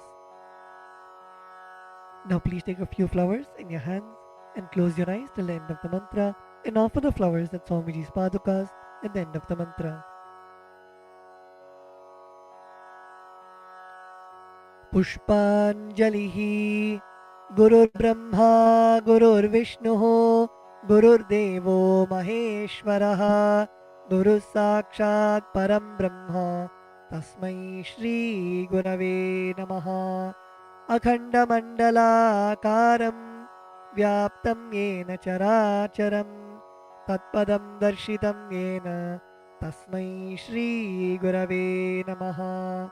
Ajnanatimirandhasya Jnananjanashalakaya Chakshurunmilitam Yena Tasmai Shri Gurave Namaha. Aneka Janma Samprapta Karma Bandha Vidahine Atmajnana Pradhanena Tasmai Shri Gurave Namaha. Mannatha Shri Jagannatho Madguru Shri Jagadguruho Mamatma Sarvabhutatma Tasmai Shri Gurave Namaha. Ishvaro Gururatmeti Murti Bheda Vibhagine Vyomavadvyapta Dehaya Dakshinamurtaye Namaha. Nityanandam Paramasukadam Kevalam Jnanamurtim Dvandvatitam Gaganasadrisham Tattvamasyadilaksham Ekam Nityam Vimalamachalam Sarvadi Sakshibhutam Bhavatitam Trigunarahitam Sadgurum Tam Namami. Pushpanjalim Samarpayami Bhagavatshri Nityananda Paramashiva Charnakamalebhyo Namaha. Om Nityanandam.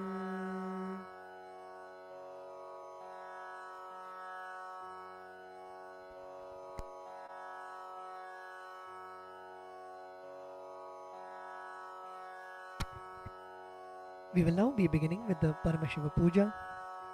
The first is the Tattvachamanam, the ritualistic cleansing of the mouth. Now keeping your right hand in the Gokarna Mudra, pour an udhrani of water into your right palm and sip the water from the base of your right palm each time the word Swadha is chanted. Om Atmadattvam Shodhayami Svadha. Om Vidyadattvam Shodhayami Svadha. Om Shivadattvam Shodhayami Svadha. Now with the base of the right hand thumb, wipe your lips twice from the right to the left. Om Ham Hridayaya Namaha.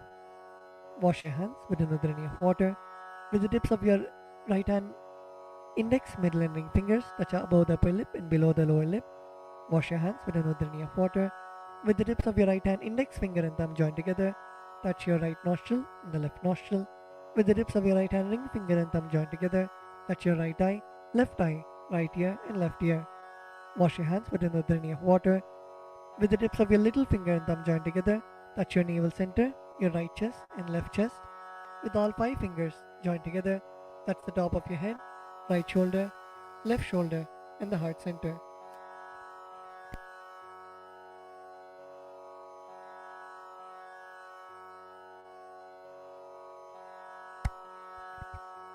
The next is Sakalikaranam, invoking Bhagavan Paramashiva inside our own body.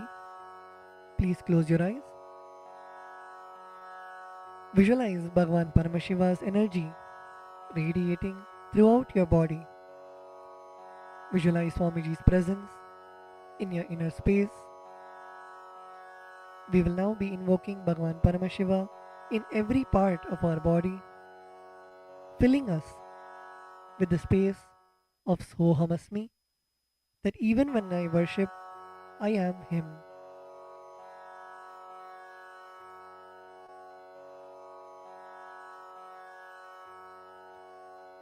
Now, using your left hand, wipe the front and back side of your right hand once, and using your right hand, wipe the front and back side of your left hand twice. Om Hastraya Namaha. Now bring your hands in a Namaskara Mudra in front of your third eye. Om Ham Shaktaye Vaushate. Now keeping your palms together, bring your thumbs to the center of your palms. Om Ham Shivasanaya Namaha. Om Ham Shivamurtaye Namaha. Now with the tips of your thumbs, touch the tip of your little finger and move your thumbs down towards the base of your little finger. Om Ham Satyojatamurtaye Namaha. With the tip of your thumbs, touch the tip of your ring finger and move your thumbs down towards the base of your ring finger. Om Him Vamadevuhyaya Namaha.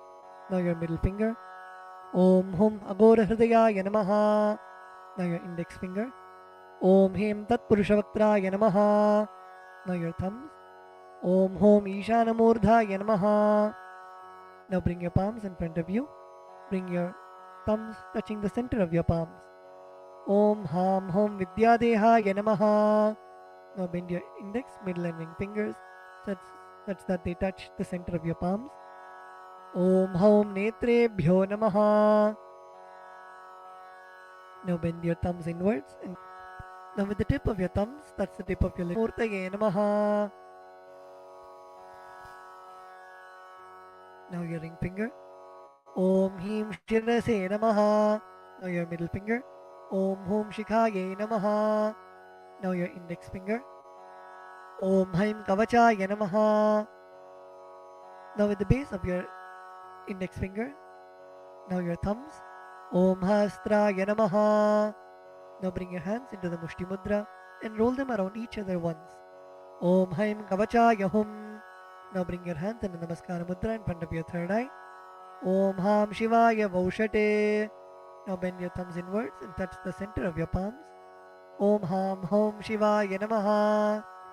Now with the right hand, ring finger and thumb joined together, touch Anandagandha. Om Ham Shivasanaya Namaha. Om Ham Shivamurtaye Namaha.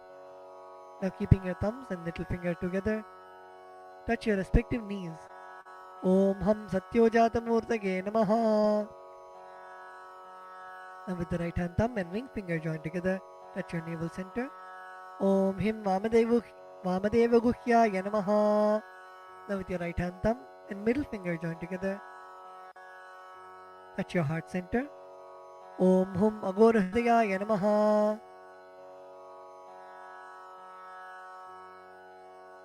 Now with your right hand thumb and index finger joined together, touch above your upper lip. Om Him Tat Purushavaktraya Namaha. Now with the tip of your right hand, thumb touch the top of your forehead. Om Hom Ishanamurdhaya Namaha. With your right hand thumb and ring finger joined together, touch your Anandagandha. Om Ham Hom Vidyadehaya Namaha. With the tip of your right hand index, middle and ring finger, touch your right eye, third eye and left eye respectively. Om Hom Netrebhyo Namaha.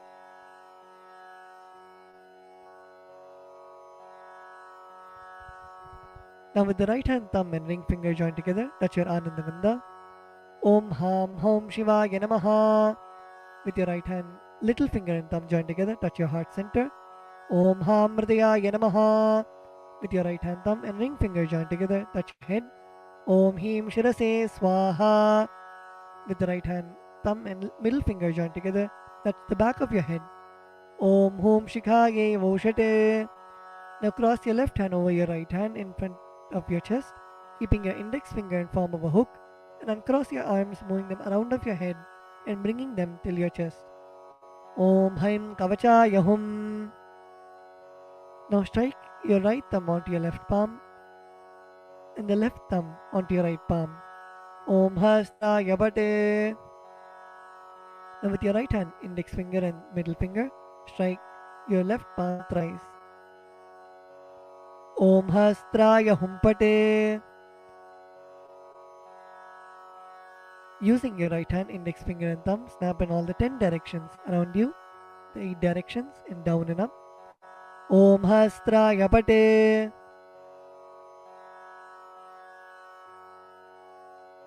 Now move your hands from the head to the toes, touching the sides of your body.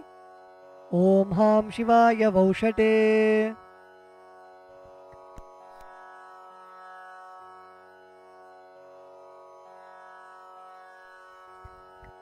The next is Samanya Arghya Stapana, energizing the water with which you worship Bhagwan Paramashiva. Now please mix some akshata, flowers and sandalwood paste into the water in the Panchapatram. Cover the mouth of the Panchapatram with your palm and chant Om 7 times internally. Om Om Om Om Om Om Om. Now snap your index finger and thumb around the Panchapatram in all the 10 directions. Om Hastraya Pate.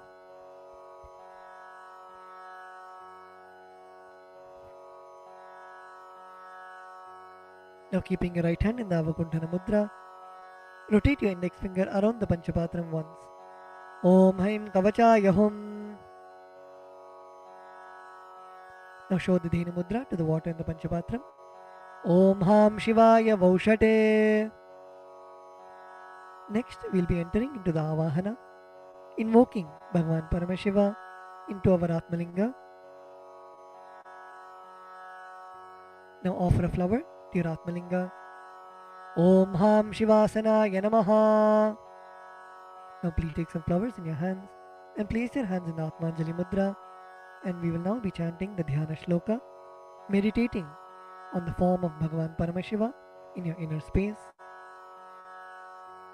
Lalate Tripundri Nitilakೃತ Kasturi Tilakaha Spuranmala Spurita Kadikaupi Navasanaha Dadhano Dustaram Shirasi Panirajam Shashikalam Pradipas Sarvesham Arunagiri Yogi Vijayate Indhuni Papanchamuka Hasta Dashayuktam Shulmrgatankama Sivajrama Bayam Syat Pashavaradangkushamanijwalana Vame Shweta-kamalasana Sadashiva-swarupam. Om Ham Shivamurtaye Namaha. Om Ham Hum Shivaya Namaha. Shri Nityanandeshwari Paramashiva Shakti Sameta Shri Nityanandeshwara Paramashivaya Namaha. Dhyayami Avahayami. Now please show the respective mudras for the mantras and invoke Bhagwan Paramashiva into your Atmalinga. Request him to receive all of your offerings. Now place your thumbs onto your respective palms and place your palms open facing upwards. Om Ham Shivaya Namaha Ityavahana Mudram Pradarshya. Turn your palms facing downwards. Sthapana. Bring your hands into fists parallel to each other. Sannidhana. Now place your thumbs inside of your fists. Nishthura mudram pradarshya. Now interlace your fingers inwards and clasp your hands, keeping your thumbs out. Astraya humphat iti kalakanthi mudram pradarshya. Now hold your left thumb with your right hand and cover your right hand with your left hand. Om Ham Shivaya Namaha iti linga mudram. Now bring your hands in the Namaskara mudra. Namaskara mudram. Now rotate your right hand index finger around your Atmalinga in a clockwise manner. Om Haim Kavachaya Hum iti avakunthana mudram japradarshya. Now we will be entering into the Upachara Puja. Now please take some akshata in your hands and offer it at Bhagavan Paramashiva along with the mantra. Om Ham Hom Shivaya Namaha. Shri Nityanandeshwari Paramashiva Shakti Sameta Shri Nityanandeshwara Paramashivaya Namaha. Asanam Samarpayami. The next is the offering of Padyam, Argyam and Achamaniyam. Now please take an udrani of water and show it to Bhagavan Paramashiva's feet and offer it in the Padya Patram. Om Ham Shivaya Namaha. Now please take an udrani of water and show it to Bhagavan Paramashiva's mouth and offer it in the Achamana Patram. Om Ham Shivaya Svadha. Now please take an udrani of water and show it to Bhagavan Paramashiva's crown and offer it in the Arghya Patram while chanting the mantra. Om Ham Shivaya Swaha. Shri Nityanandeshwari Paramashiva Shakti Sameta Shri Nityanandeshwara Paramashivaya Namaha. Padyachamanargyam Dattva. The next offering is Naniyam, the sacred bath for Bhagavan Paramashiva. Now please take the water in your hands and offer it onto Bhagavan Paramashiva as you chant the following mantra, and please ring the bell as you do so. Om Ham Hom Shivaya Namaha. Shri Nityanandeshwari Paramashiva Shakti Sameta Shri Nityanandeshwara Paramashivaya Namaha. Snanam Samarpayami. Now please take an udrani of water and show it to Bhagavan Paramashiva's mouth and offer it in the Achamana Patram. Om Ham Shivaya Svadha. Snananantaram Achamaniyam Samarpayami. The next offering is Vastram, the offering of fresh clothes to Bhagavan Paramashiva and Paramashiva Shakti. Now please take some akshata in your hands and offer it to Bhagavan Paramashiva along with the mantra. Om Ham Hom Shivaya Namaha. Shri Nityanandeshwari Paramashiva Shakti Sameta Shri Nityanandeshwara Paramashivaya Namaha. Vastre Yajñopavita Uttari Abharanartham Akshatan Samarpayami. The next offering is Gandha, the offering of the sandalwood paste. Now please take the sandalwood paste in your right hand ring finger and offer it to Bhagavan Paramashiva. On top of the sandalwood paste, please offer the kumkum at the end of the mantra. Om Ham Hom Shivaya Namaha. Shri Nityanandeshwari Paramashiva Shakti Sameta Shri Nityanandeshwara Paramashivaya Namaha. Gandhan Dharayami. Gandhasyopari Haridra Kumkumam Samarpayami.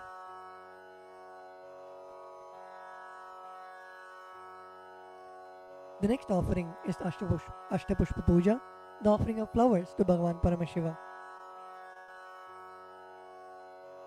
Now please take some flowers in your hands and offer the flowers to Bhagavan Paramashiva each time the word Namaha is chanted.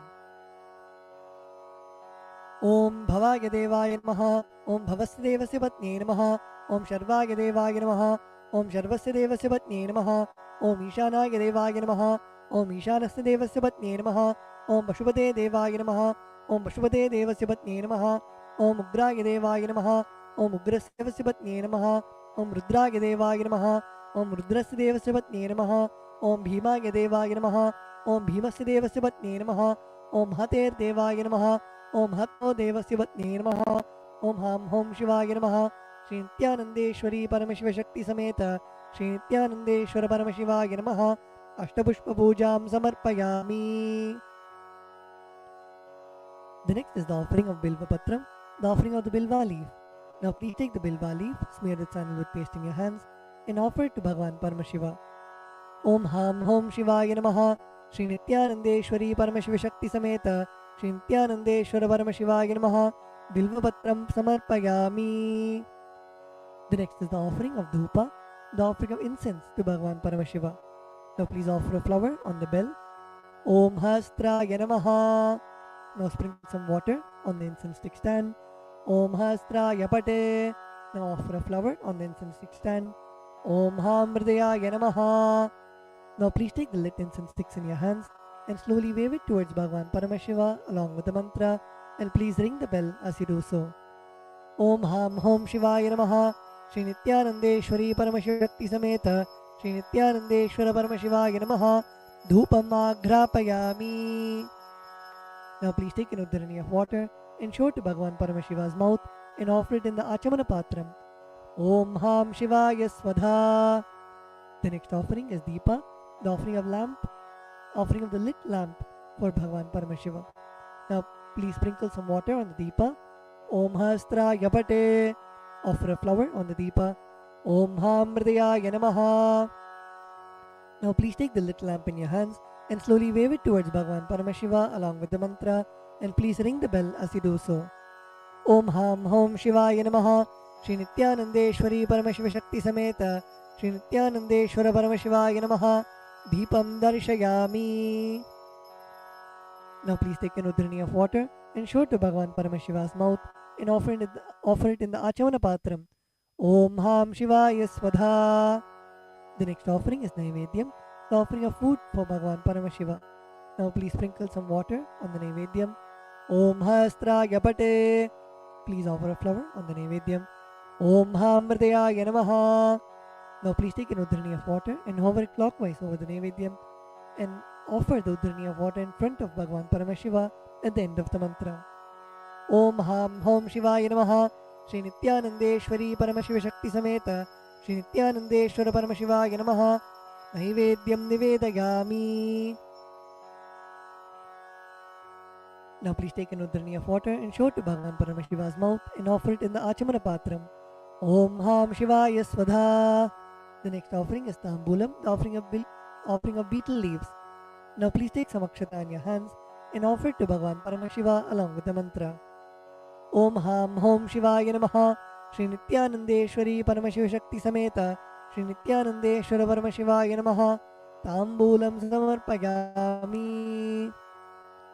The next offering is Aratrikam, the offering of Arati to Bhagavan Paramashiva and Paramashiva Shakti. Now please sprinkle some water on the Karpura Arati plate. Om Hastraya Pate. Please offer a flower on the Karpura Arati plate. Om Hamridaya Namaha. Now please take the Karpura Arati in your hands and slowly wave it towards Bhagavan Paramashiva along with the mantra, and please ring the bell as you do so. Om Ham Hom Shivaya Namaha. Shri Nityanandeshwari Paramashiva Shakti Sameta Shri Nityanandeshwara Paramashivaya Namaha. Karpura Nirajanam Sandarishayami. Now please take a flower in your hands and hover it clockwise over the flame and offer it to Bhagavan Paramashiva along with the mantra. Rakshandharayami. The next offering is Pushpanjali, the offering of fragrant flowers. Now please take some flowers, durva grass and akshata in your folded hands and offer it to Bhagavan Paramashiva at the end of the mantra. Om Ham Hom Shivaya Namaha. Shri Nityanandeshwari Paramashiva Shakti Sameta Shri Nityanandeshwara Paramashivaya Namaha.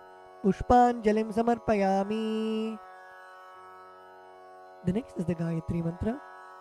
Now please hold the Yajnopavita with your right hand and chant the Gayatri Mantra 11 times internally.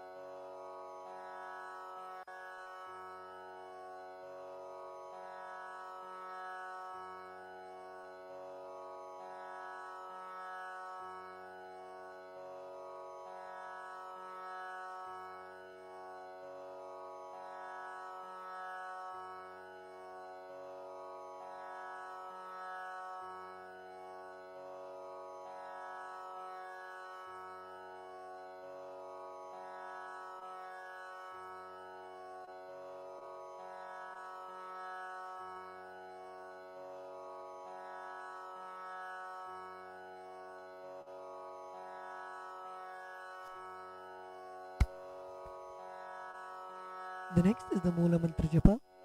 Please close your eyes and chant the Shiva Mula Mantra 11 times internally.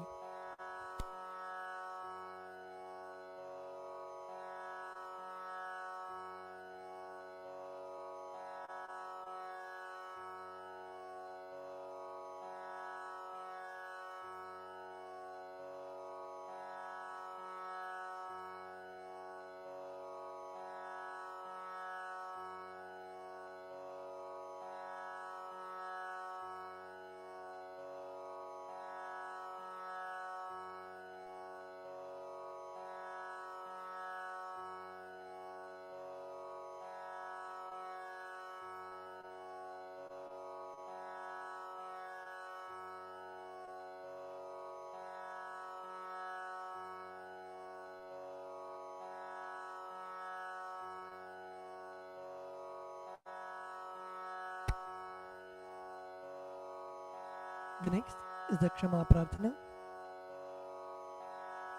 Now please take some flowers, durva grass and akshata into your right hand. Om Ham Hridayaya Namaha. Om Haim Kavachaya Hum.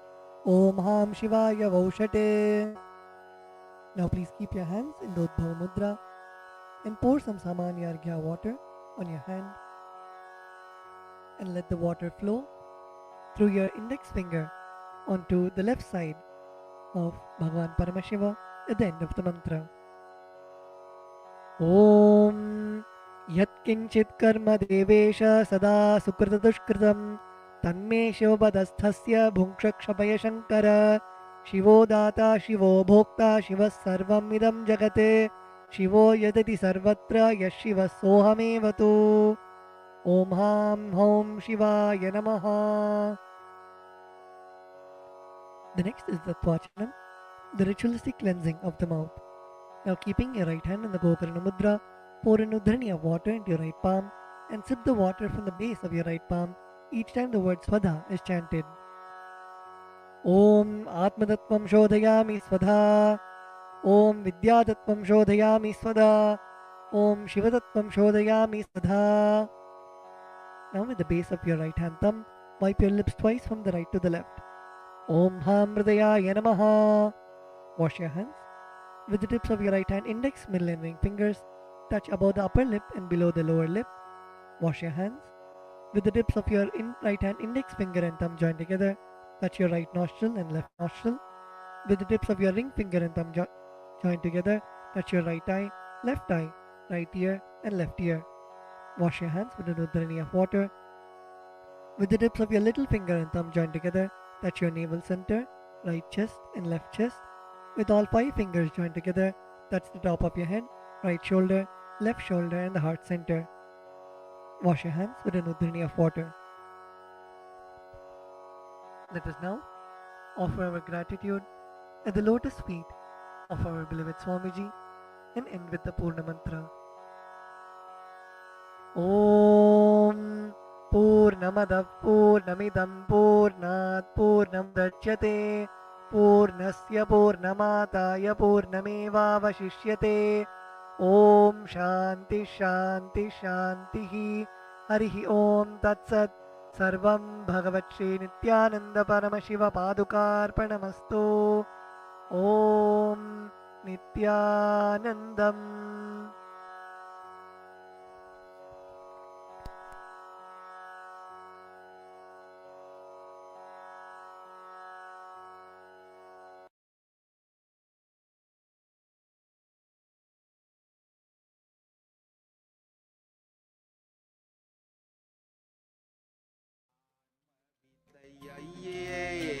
Adi Sulabam.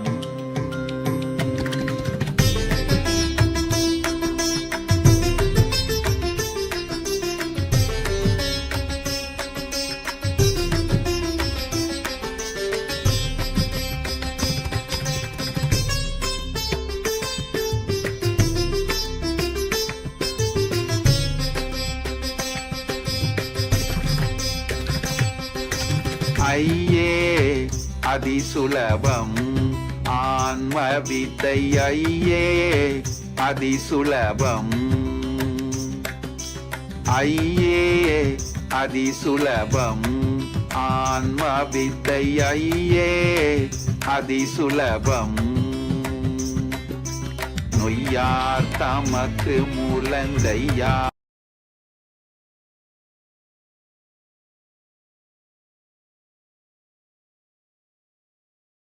Established since 2002 in the United States of America, the United Ancient Nations is an intergovernmental organization, currently made up of 160+ members and indigenous nations. The UAN and its work are guided by the purposes and principles contained in its founding charter. The UAN is a manifestation of the profound connection amongst indigenous peoples across the world, including African, Andean, American, European, Caribbean, Oceanic, and Asian regions, rooted in shared wisdom, sustainable practices, and deep reverence for the earth. The United Ancient Nations serves as an international cultural and diplomatic organization focused on uniting indigenous cultures globally. Our governance structure is council-based without territorial claims, led by a collective leadership through our General Secretariat. As a non-state entity with UN-style advocacy, we focus on several key areas: cultural and digital heritage preservation, indigenous diplomacy, revival of indigenous knowledge systems to solve humanity's problems, global peace, environmental preservation, health and wellness, sustained economic development, indigenous and cultural tourism. While the UAN represents numerous indigenous cultures, the United States of Kalasa serves as the first indigenous nation specifically for Hindus. Kalasa's mission is focused on the revival of the ancient enlightened Sanatana Hindu civilization, with a formal governance structure including a head of state, ministers, and ambassadors. Under the leadership of SPH, Supreme Pontiff of Hinduism, Bhagavan Nityananda Paramashivoham, Kalasa has achieved recognition as a sovereign subject of international law, possessing distinctive attributes of juridical statehood. The United States of Kalasa is the main sponsor of the proposed UAN headquarters. This initiative would bring forth an estimated $100 million in revenue for the host country through summits, conferences, tourism, and development projects. The proposed UAN headquarters would represent the world's indigenous nations and peoples through its architectural design. It would blend the best of all worlds, featuring top modern architecture, the highest green building standards, and ancient Vastu architectural principles. This headquarters would serve as a central hub for indigenous diplomacy, cultural preservation, and collaborative efforts towards sustainable development and global peace.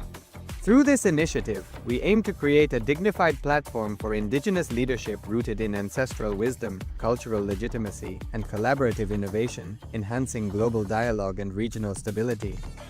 The establishment of the UAN headquarters would position a host country at the forefront of a global movement promoting indigenous wisdom while creating significant economic opportunities for the nation and its people.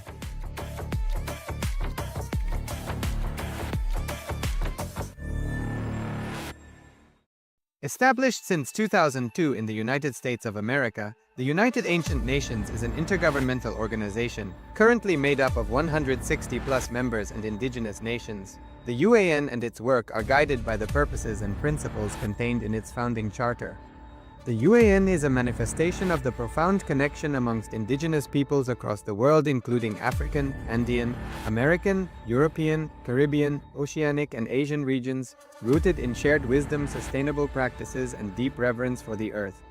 The United Ancient Nations serves as an international cultural and diplomatic organization focused on uniting indigenous cultures globally. Our governance structure is council-based without territorial claims, led by a collective leadership through our General Secretariat. As a non-state entity with UN-style advocacy, we focus on several key areas: cultural and digital heritage preservation, indigenous diplomacy, revival of indigenous knowledge systems to solve humanity's problems, global peace, environmental preservation, health and wellness, sustained economic development, indigenous and cultural tourism. While the UAN represents numerous indigenous cultures, the United States of Kalasa serves as the first indigenous nation specifically for Hindus. Kalasa's mission is focused on the revival of the ancient enlightened Sanatana Hindu civilization, with a formal governance structure including a head of state, ministers, and ambassadors. Under the leadership of SPH, Supreme Pontiff of Hinduism, Bhagavan Nityananda Paramashivoham, Kalasa has achieved recognition as a sovereign subject of international law, possessing distinctive attributes of juridical statehood. The United States of Kalasa is the main sponsor of the proposed UAN headquarters. This initiative would bring forth an estimated $100 million in revenue for the host country through summits, conferences, tourism, and development projects. The proposed UAN headquarters would represent the world's indigenous nations and peoples through its architectural design. It would blend the best of all worlds, featuring top modern architecture, the highest green building standards, and ancient Vastu architectural principles. This headquarters would serve as a central hub for indigenous diplomacy, cultural preservation, and collaborative efforts towards sustainable development and global peace. Through this initiative, we aim to create a dignified platform for indigenous leadership rooted in ancestral wisdom, cultural legitimacy, and collaborative innovation, enhancing global dialogue and regional stability. The establishment of the UAN headquarters would position a host country at the forefront of a global movement promoting indigenous wisdom while creating significant economic opportunities for the nation and its people.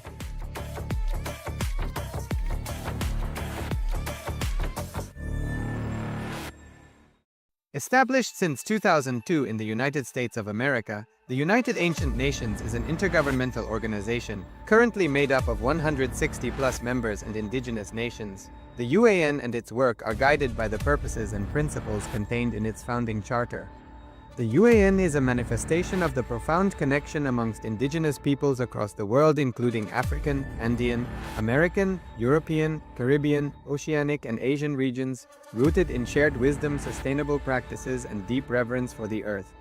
The United Ancient Nations serves as an international cultural and diplomatic organization focused on uniting indigenous cultures globally. Our governance structure is council-based without territorial claims, led by a collective leadership through our General Secretariat. As a non-state entity with UN-style advocacy, we focus on several key areas: cultural and digital heritage preservation, indigenous diplomacy, revival of indigenous knowledge systems to solve humanity's problems, global peace, environmental preservation, health and wellness, sustained economic development, indigenous and cultural tourism. While the UAN represents numerous indigenous cultures, the United States of Kalasa serves as the first indigenous nation specifically for Hindus. Kalasa's mission is focused on the revival of the ancient enlightened Sanatana Hindu civilization, with a formal governance structure including a head of state, ministers, and ambassadors. Under the leadership of SPH, Supreme Pontiff of Hinduism, Bhagavan Nityananda Paramashivoham, Kalasa has achieved recognition as a sovereign subject of international law, possessing distinctive attributes of juridical statehood. The United States of Kalasa is the main sponsor of the proposed UAN headquarters. This initiative would bring forth an estimated $100 million in revenue for the host country through summits, conferences, tourism, and development projects. The proposed UAN headquarters would represent the world's indigenous nations and peoples through its architectural design. It would blend the best of all worlds, featuring top modern architecture, the highest green building standards, and ancient Vastu architectural principles. This headquarters would serve as a central hub for indigenous diplomacy, cultural preservation, and collaborative efforts towards sustainable development and global peace. Through this initiative, we aim to create a dignified platform for indigenous leadership rooted in ancestral wisdom, cultural legitimacy, and collaborative innovation, enhancing global dialogue and regional stability. The establishment of the UAN headquarters would position a host country at the forefront of a global movement promoting indigenous wisdom while creating significant economic opportunities for the nation and its people.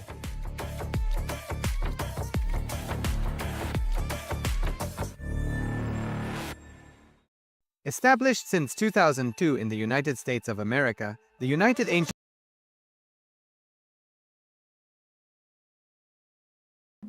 In metaphysical explanation, you will all understand. Important idea. Every woman has got the aspect of mother and beloved. Mother and beloved. Woman who has realized the mother and beloved aspects in herself is only the fulfilled woman. That is why in the traditions of Hinduism, all gods will be described with two wives. Don't think two persons, no. Two energies of same woman. Valli Devasena. Devasena is the mother energy. Valli is the women energy. See, the woman is supposed to be the beloved and mother of a husband. So, the person who has realized both the dimension becomes goddess. She becomes goddess. So, when they describe all these gods having two wives, don't think they are polygamous. No. They are not with two women. No. The two energies, their wives are so great. They have reached such a peak. They have realized both the energies which is inside them. They care for the universe as they care the husband as the beloved and as the mother. If you are missing some one aspect, you are missing something. You are not complete. When a man becomes enlightened, he radiates the feminine and masculine aspects. He integrates both and he becomes both. When a woman becomes enlightened, she integrates the mother and beloved aspects and she radiates both.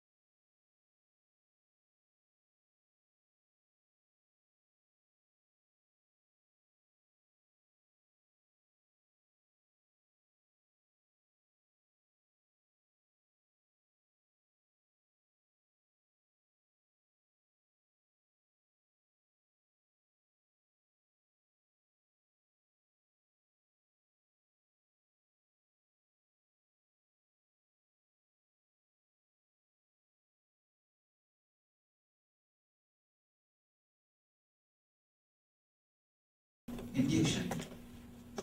Wonderful subject. In the modern day, again and again, you ask the successful CEOs how they took the major decisions, or the decisions which turned their life, which is the main reason for their success. Again and again, their answers surprises us. Again and again they say something beyond intellect happened in them that gave them the energy or the gut, you can say the guts, to take this decision. Not only with successful CEOs, even with scientists. The other day I had the chance to have a lunch with Dr. Charles Towns, who is a Nobel Prize winner.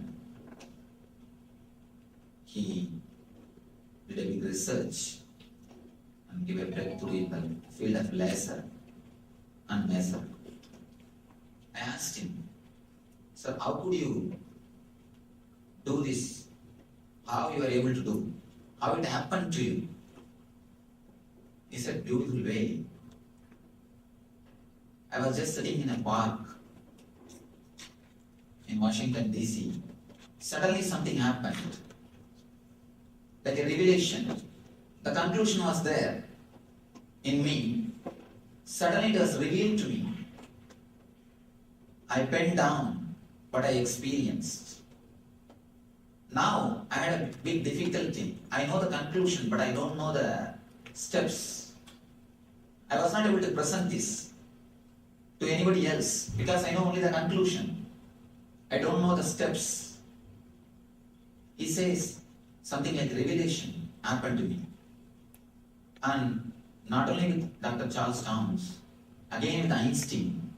Einstein says, whatever new thing has happened through me is just based on intuition, not based on intellect. And he says a beautiful saying. I brought that saying for you. One of his quotation. The intuitive mind is a sacred gift, and the rational mind is a faithful servant. We have created a society that honors the servant and has forgotten the gift. See, what is the prerequisite? Let me give that prerequisite. You see, after the intuition, you will feel very good about it, very beautiful about it. Inside your body, you will feel as if you had a beautiful rest, bliss, or whatever you call ecstasy, or you will be at ease with yourself. If you are at ease with yourself, bubbling, if you feel like dancing, then you can be sure you had intuition. Or you had only instinct, not intuition. You don't have to think intuition is a gift. You can work for it. It can become part of your life. Yogis have again and again said it is a science. See, the spontaneity has nothing to do with data which you collect. It is something to do with the way in which you process the data. The same data, same information can be processed in many ways. Intuition is all about how you process and how you come to the conclusion beyond your intellect. We can prepare ourselves, we can tune ourselves to this intuition energy through techniques, through methods which we call meditation. Intuition is something which happens to you beyond your intellect. Suddenly you know for sure that this is the right thing, and you have enough energy also to do it, but you don't know the step. Because this unconscious is always quantum leap. You don't know the step, how you came to the conclusion, but you know for sure this is right. This energy is needed Whenever you face a situation when there was no precedence and you have very minimum data, with that minimum data you have to take decision and there was no precedence. In this type of situation, another one, you have a lot of choices. You are not able to decide what you are supposed to do. In these type of situations, the intuition energy can help you. The intuition power can give you the courage or give you the right choice. People ask me how to differentiate something. With intuition, you will feel tremendously energetic, alive. With instinct, you will feel you are drained. Whenever you decide without using intellect and feel drained, be very clear, you are working in instinct level. When you have the intuition, when you experience intuition, not only you get the intellectual clarity, not only you get the answer, you get enough of power to execute it. You don't know. You just have the power. The potential power which is inside your being is just unleashed. You open up and just like that you start expressing it. You start executing it. This can help to reduce the stress and to decide spontaneously. If you are given appointment to yourself, you can always feel some part of your being wants to express, wants to do something more than what you are doing. But we never give chance or the time to that part, to that portion of our being. We are so much caught up with intellect. We think intellect is ultimate. But again and again, yogis prove something more than intellect is possible. And any discovery or invention, you can see the role of intuition is always there. Whether it is Einstein or Newton also, he had something beyond his intellect. See, every one of our garden, apple falls, but none of us have become Newton. Something beyond mind has happened to him. Something more than intellect has happened to him, which can happen in every one of us. It is not that it can happen only to Newton or Einstein. It can happen to every one of us. If we can tune ourselves to that energy. Tuning ourselves to that energy is what I call meditation. 2-3 days is more than enough to tune yourself to this intuition. As of now, we are using our unconscious energy either in instinct level or in intellect level. It can be tuned and you can use it in the intuition level to make the decisions, creativity, whatever you call. With a little bit of, I can say, silence in your inner space, you will be able to look beyond your fear and greed. If you can look things beyond your fear and greed, I tell you, you will be more productive. You will achieve what you want to achieve in a much more simple way, in a much more beautiful way, without so much of struggle.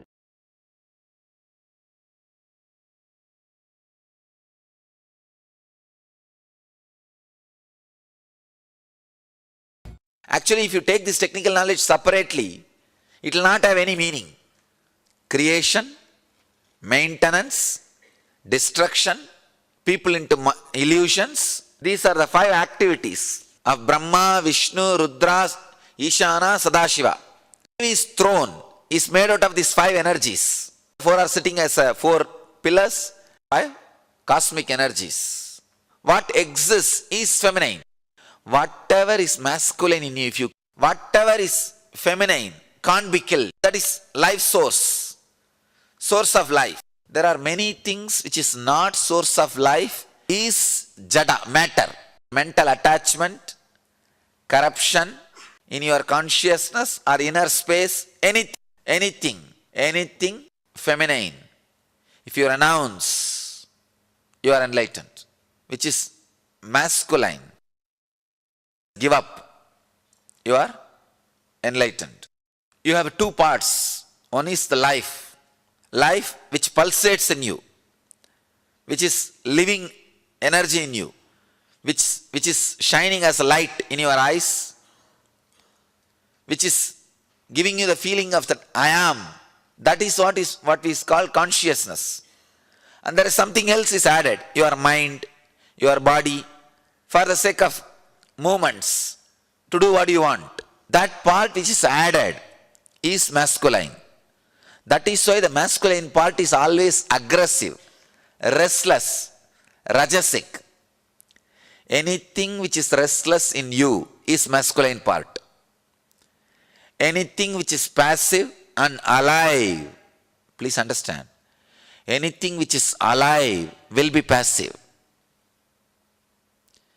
Anything which is alive will be passive. It will not interfere, it will not be restless, it will not be moving. Chala means moving. Achala means life. Anything which is life will be passive, because it does not need anything from outside. Only if you need something, you will be restless. If you need something from outside, you are not feminine. You are not feminine. Please understand. When you purify yourself, that is why I said, women has more possibility for feminine consciousness. Just because you are a woman, don't think you are already female. You are already experiencing feminine consciousness. No. If you are restless for something of the outer world, you carry masculine energy in you. Carrying a pure passiveness is life. Carrying that pure life is feminine quality. When I utter the word passiveness, you have some idea. Maybe a little bit of mixture of laziness, that is okay, no problem. Feel that passiveness is like a patch, you are carrying it in this area. Carry that passiveness, that feminine mood in this area today whole day. You will understand what I am talking.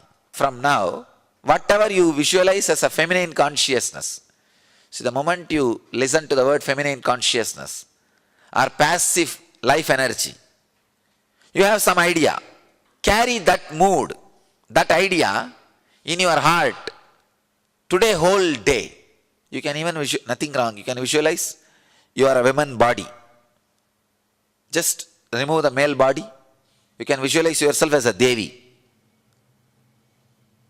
Even if you are carrying woman body, visualize yourself as a Devi. Means pure feminine consciousness. Pure feminine consciousness. Passive life.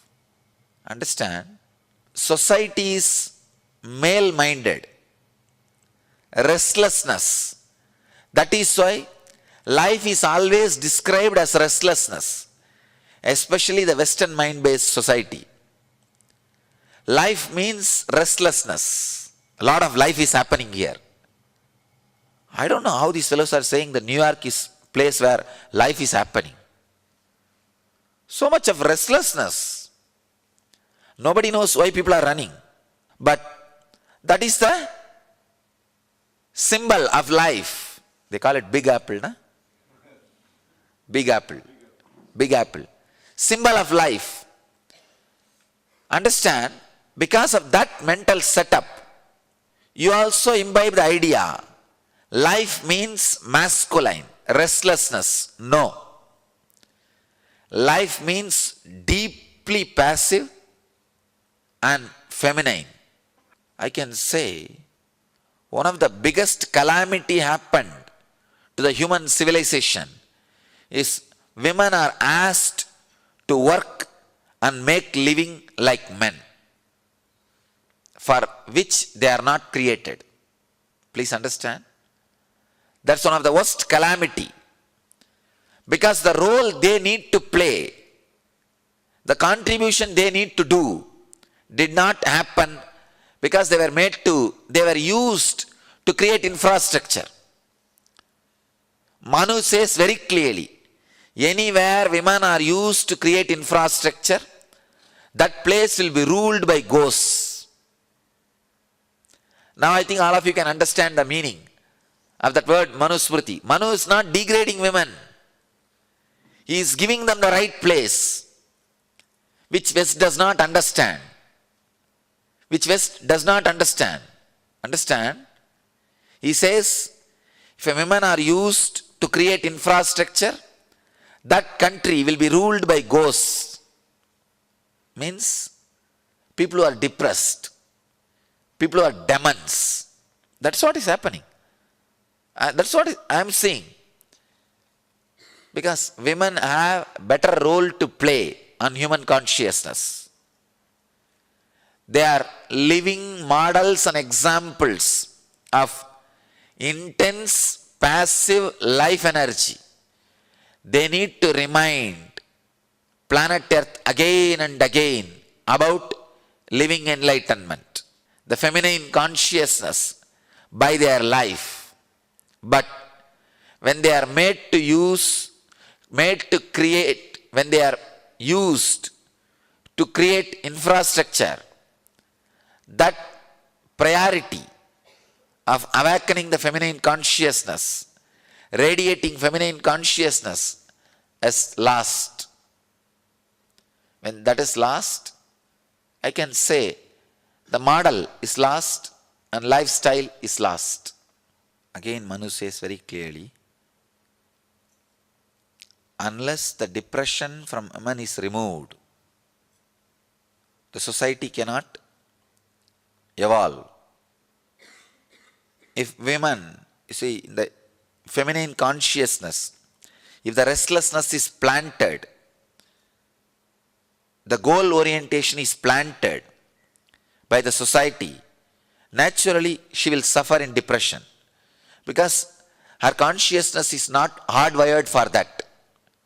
Feminine consciousness, woman body is not hardwired to create infrastructure for civilization. There is so many files, so much to tell, because I myself basically a Devi worshipper. The first mantra I got initiated into is Devi mantra, and the first experience which I had is feminine consciousness. And I can say the person who gave me sannyas, first I received 2-3 initiations, different things from different people. The first one was from female guru, and my first disciple, Mantra Diksha, female, and first my sannyasini is a woman. If you see the whole thing, if you exist as you are in feminine consciousness. If you want anything and move physically or mentally, you are in masculine consciousness. So that anything which you want physically or mentally and moving, if that movement is stopped, you are done. Nothing else. That's all. If you just remain in the feminine consciousness, you are done. Oh God, I can go on and on and on, express so much about if men are asked to create infrastructure and women are asked to radiate the feminine consciousness, the whole civilization would have been different. All the religions based on sacred feminine energy are peacemaking religions, accepts everybody, everything. All the religions based on masculine are all terrorist religions, cannot tolerate others' existence. See, I am giving you the very clear base definitions. All the mother-based religions, sacred feminine-based religions, not only they will be passive, accepting everything. anything which cannot tolerate others is masculine. Connect each file which is coming out of me with your questions. I think then I'll be able to tell more things, because now too much is there. If I connect with your questions, you'll be able to relate, and these truths can work on you. I think before starting the questions, few minutes, just sit as Devi with a deep, passive life. Sit as Devi. Don't bother whether you are carrying a male body or female body. Just sit as Devi. Pure feminine consciousness, which is beyond male body or female body. Be Devi. See very clearly, your body is not there. In your place, Devi is sitting as you.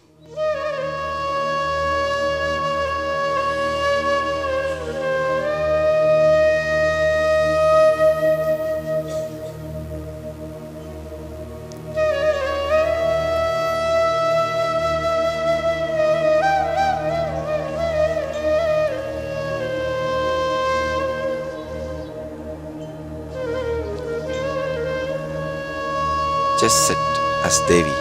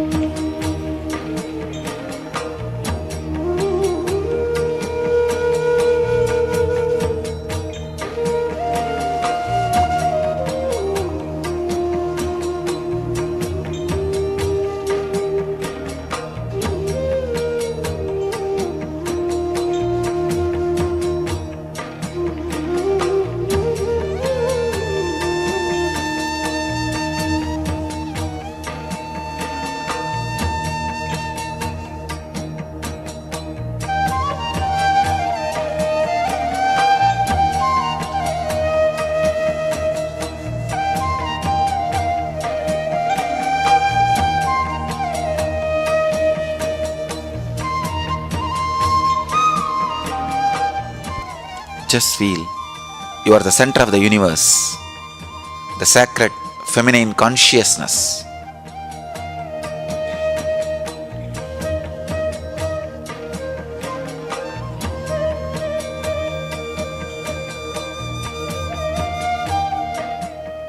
Devi herself.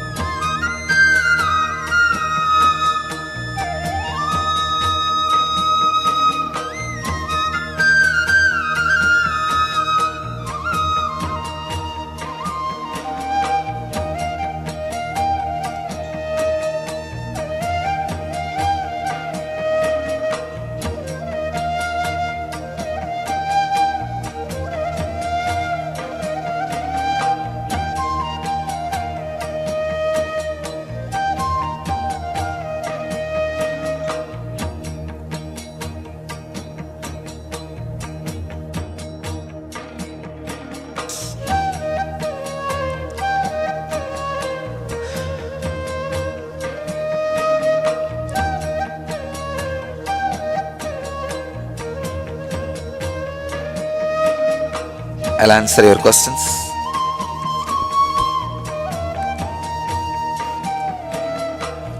Swamiji, could you please explain about the science of Chandra Namaskar and how it awakens feminine energy?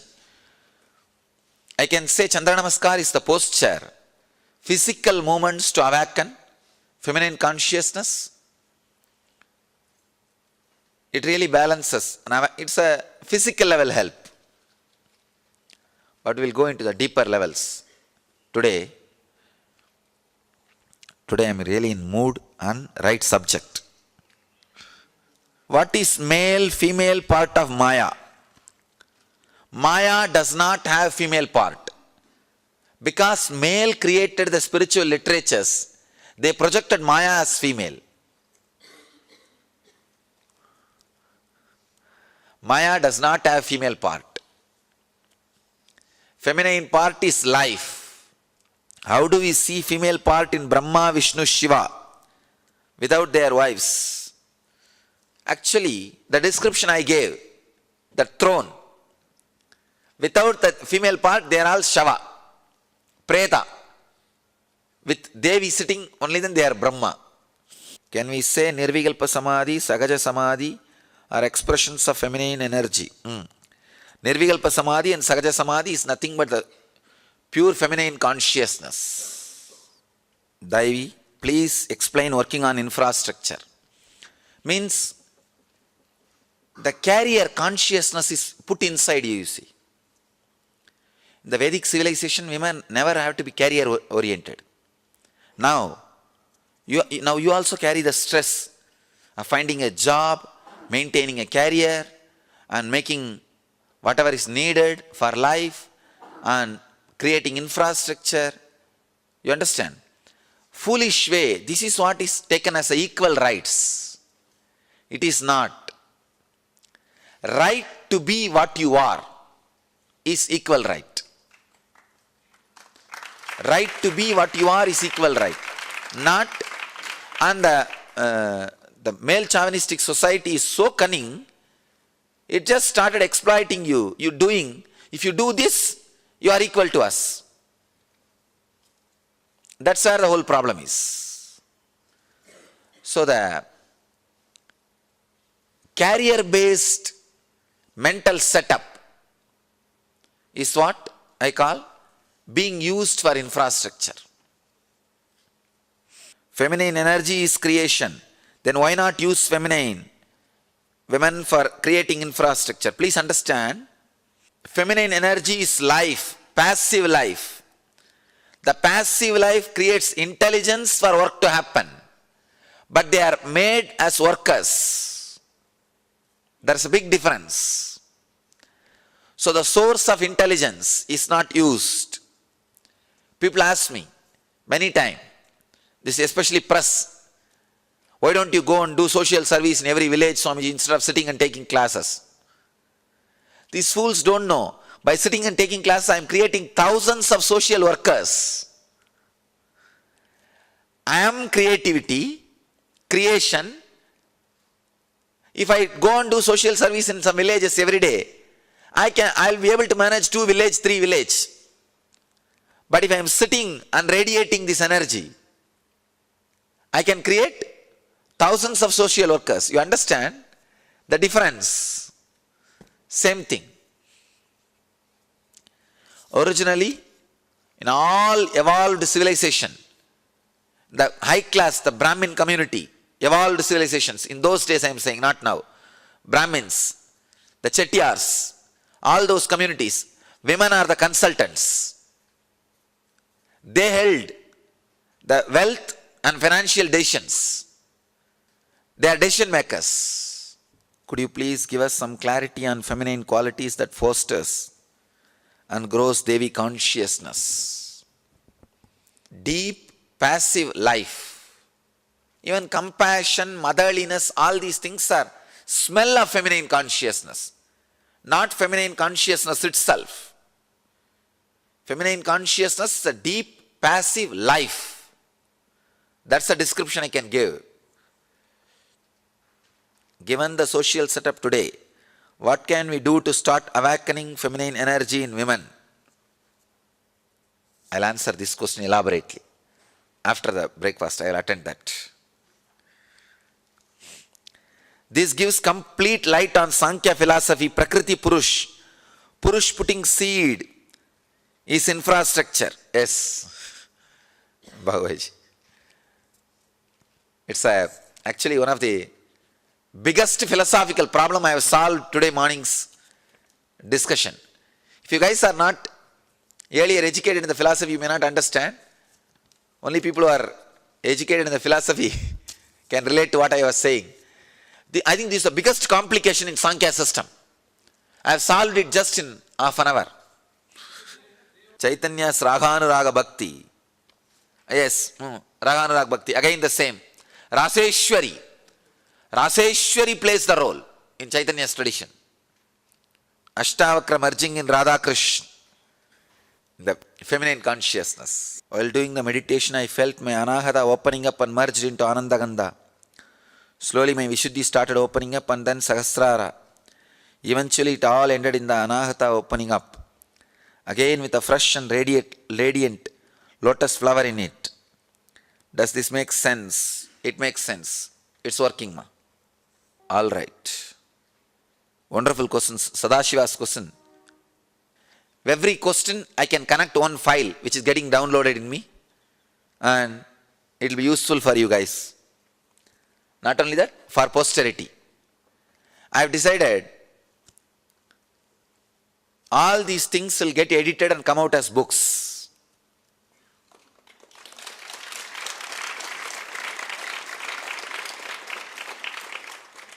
He's asking, Swamiji, would you please talk about Mother Chandi as we are on the feminine topic? Not only I'll talk today evening, we'll have some Chandi. I'll chant Chandi for you guys.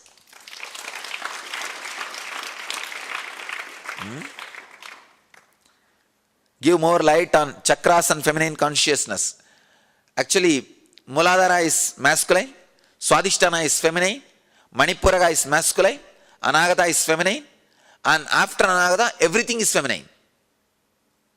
So I'll talk on all these things. Today I'll chant little Chandi to awaken the feminine consciousness in all of you.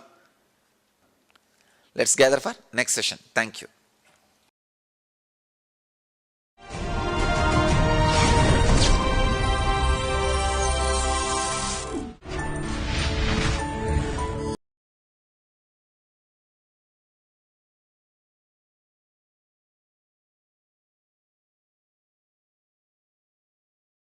आनन्देश्वरसमारम्भां नित्यानन्देश्वरि मध्यमाम् अस्मदाचार्यपर्यन्तां Vande Guru Paramparam.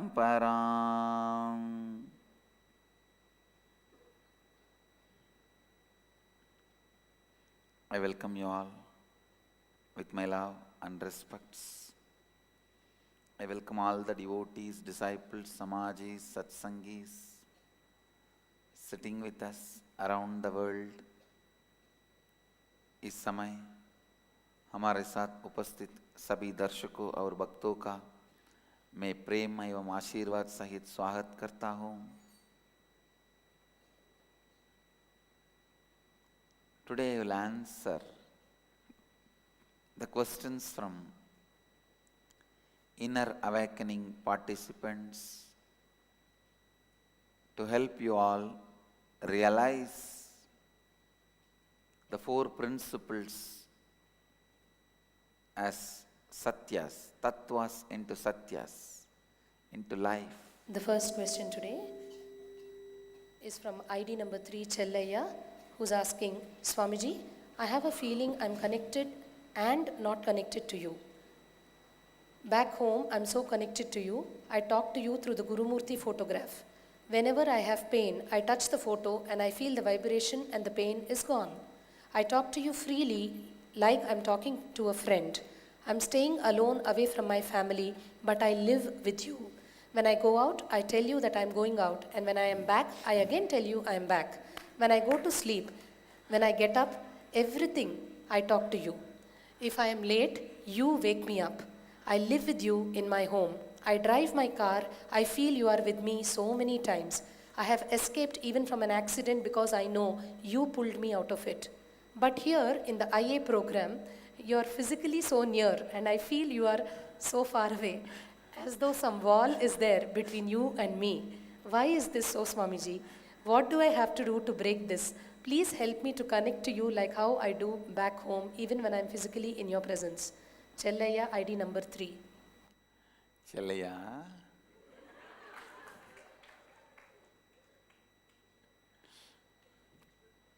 this is a very beautiful question. Right problem to have. See, I always used to tell, there are some wrong problems to have and there are some right problems to have. Sometimes people have a problem, I have too many orders, I am not able to supply. Sometimes people have the problem that I don't have any orders, I am just jobless. Which problem is best to have? Having too many orders and not able to supply is a problem to have, good problem to have. See, listen. Now I am expanding on some of the important truths. I represent your innermost soul, Atma, completion. Understand? I represent your innermost soul, Atma, completion.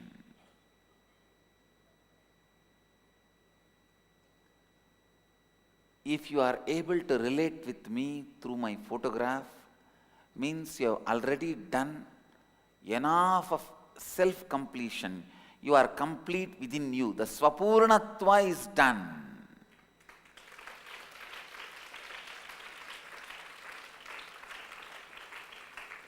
But if you have a problem, physically when I am around, not able to feel that strongly connected and close, means still you need to do Purnatva with others. You need to do completion. Understand? In whatever space you are complete, you will be deeply connected to me. How many have this problem? Please raise your hand, whatever is said. Great. You have done a lot of completion with you, but even in the completion you have not completely completed. If you completely complete it, even with completion with others, you will be complete. Listen what I am saying. I am your soul. How you relate with me outside will be how you relate with the world outside. How you relate with me inside will be how you relate with you inside. I just reflect the quality of your ability to relate with others and you. How many of you are cognizing it? It's a very intimate question. Chalaya, I can understand you completely. And there are thousands here to sympathize with you and understand you completely. Sometimes you will see a new devotee, a person first time coming to see me. You will see me holding the hand, standing and talking to that person for a long time and inquiring, how are you, how do you feel, as if I know him for a long time. When you see my conversation, my words, you will catch exactly, I know thoroughly about him. He is coming first time, but I will be asking, what happened to that house problem? Got sold? You will see me spending so much time with him. Sometime a long time devotee, 10 years they will be connected to me. What is your name? That's all, especially if she is a woman, she will collapse.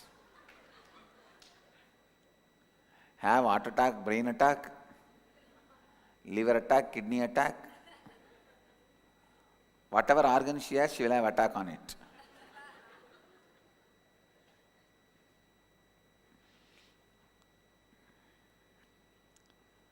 I just represent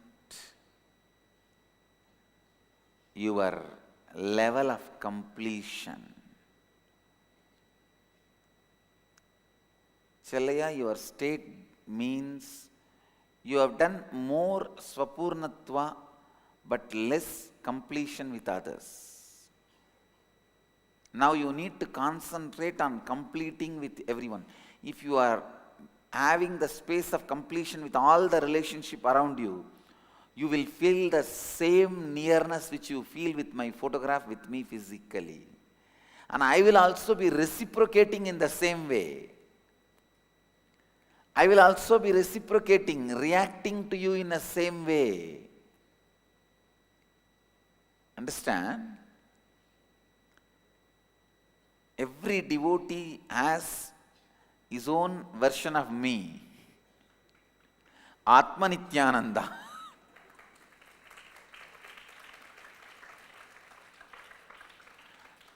With whom they talk, they relate, sometimes talk back for me also.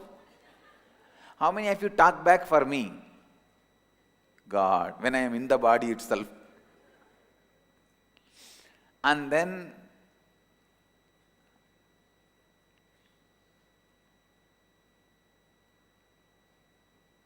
literally live with me. It is called Ishta Nishta in tradition. And Leela Dhyana means strongly feeling connected to your own version of your chosen ideal.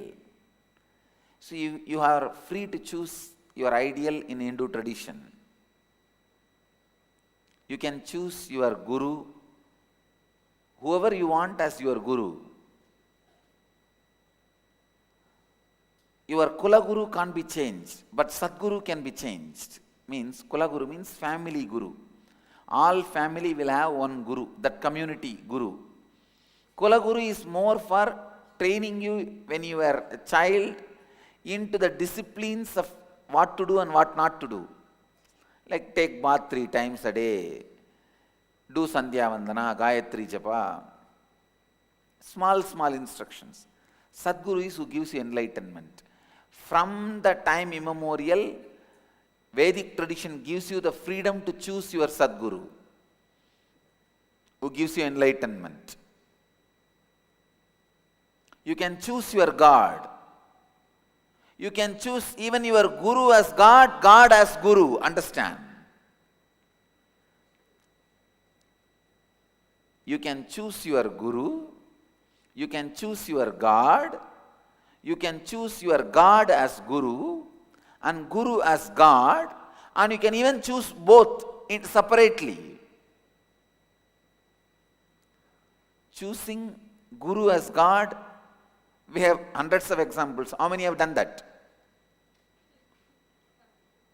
Choosing God as guru, Arunagiri Nadar did. In Tiruvannamalai there was a great saint, the devotee of Muruga. He chose God, Muruga himself as guru, and Muruga appeared and initiated him, gave him enlightenment. Guruvai, Varuvai, Arulvai, Muruga. He calls Muruga, the Skanda, Subramanya, as Guru. You can choose God as Guru, Guru as God. And you can also choose both independently. Like you can have Shiva as God and Swami as a Guru. You can have Nityanandeshwara as God and Nityananda as Guru. You can have Rama as God, Ramadasa as Guru. You have all the options. For that, I can give you hundreds of examples. How many chose God and Guru independently? So these are all the examples. Ramakrishna chose God himself as Guru. Kali, he chose Kali herself as Guru in the beginning. Then Kali herself came as a Bhairavi Brahmani and taught him. Then he chose Kali as God and Totaburi as Guru. Hinduism gives you the vast variety. Vast variety. You need to understand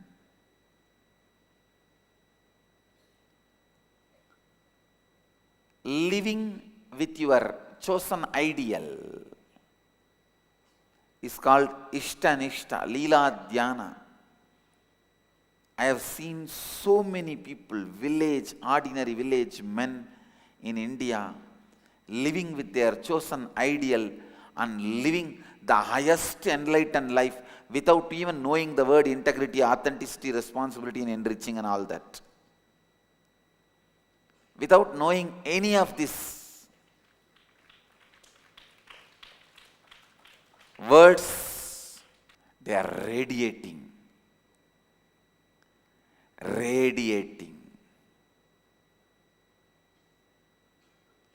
Enlightenment. I tell you, just this one truth, Ishtanishta and Leela Dhyana, made millions of Indian villages enlightened.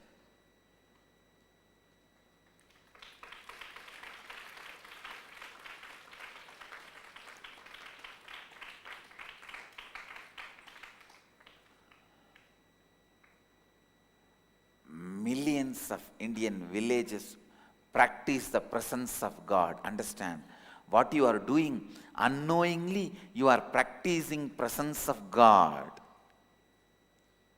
This country, every time I speak about the great civilization, the civilization of Bharat, the Western world kids are taught to live with Barbie dolls or the cartoons they see in the TV. Fortunately, God saved me. I am born in a village of South India. From that age, I was living and practicing the presence of God. See, what I understood about Ganesha at the age of 3 and what I understand about Ganesha now is different. But that understanding at the age of 3 only has led me to this understanding.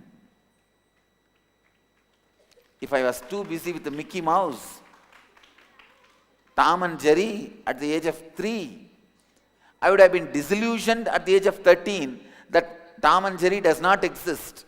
But I would not have reached any higher understanding. Because I started living with Ganesha at the age of 3, even at the age of 35, I have higher understanding about Ganesha, which has led me to the higher and higher planes of existence. Ishta Nishta and Leela Dhyana. Practicing presence of God, living with God. Understand?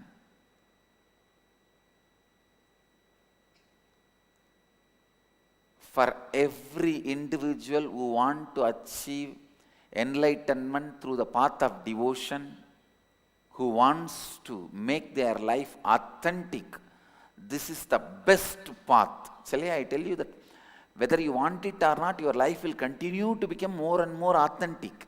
Because you know, I am there. I am there. Practicing the presence of the God makes you more and more authentic. That's the beauty of the Hindu tradition.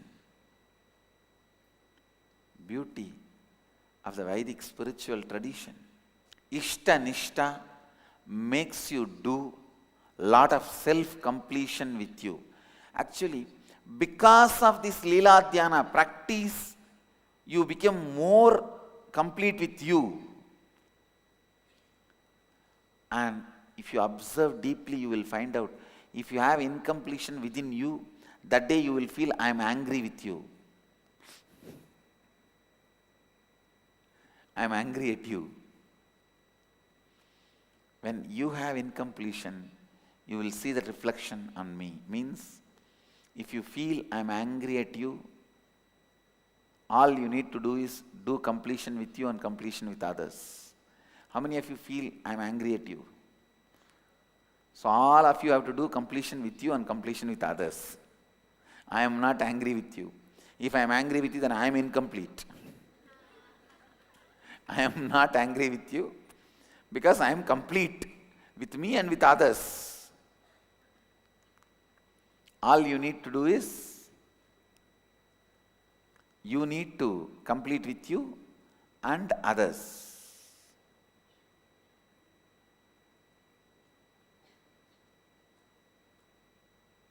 Understand the completion you need to do with you and with others.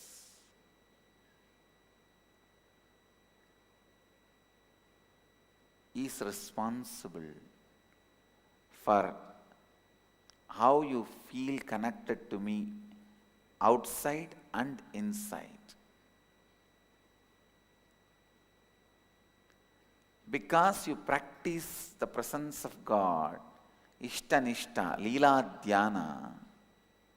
See, all these three are three different words, but finally boils down to one. Leela Dhyana means remembering all the acts of Krishna is Krishna Leela Dhyana. What all he did. Remembering all the pastimes of Krishna is Leela Dhyana. Remembering all the Shiva's Leelas and experiencing it as it is happening now is Shiva Leela Dhyana. In my case, you don't need to do Leela Dhyana. Wherever you are, just I will be possessing you. Simply you will be remembering only me. Whether you are in kitchen cooking or ironing the clothes, washing the vessels, or in the office sitting and doing the job. How many of you listen? Listen.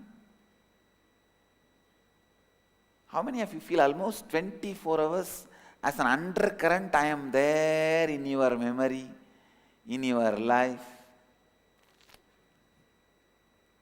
Whatever you may be doing, I'll be there.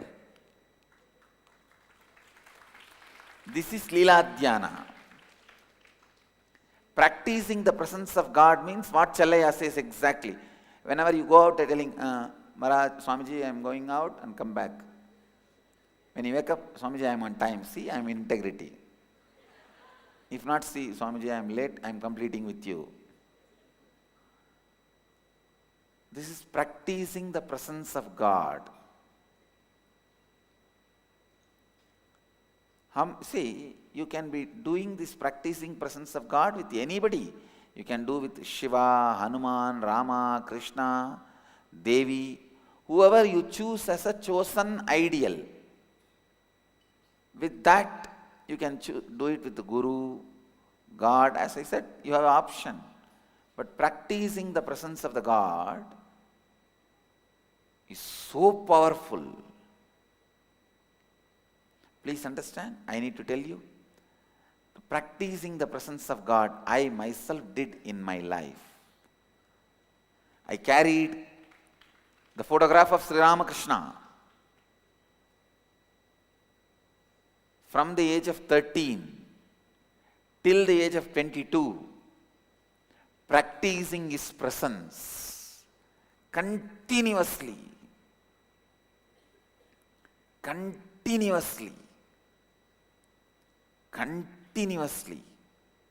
whole day. I tell you, practicing the presence of the God is one of the most powerful methods to make you authentic and integrated. Practicing the presence of the God is one of the most powerful and integrated method for becoming enlightened.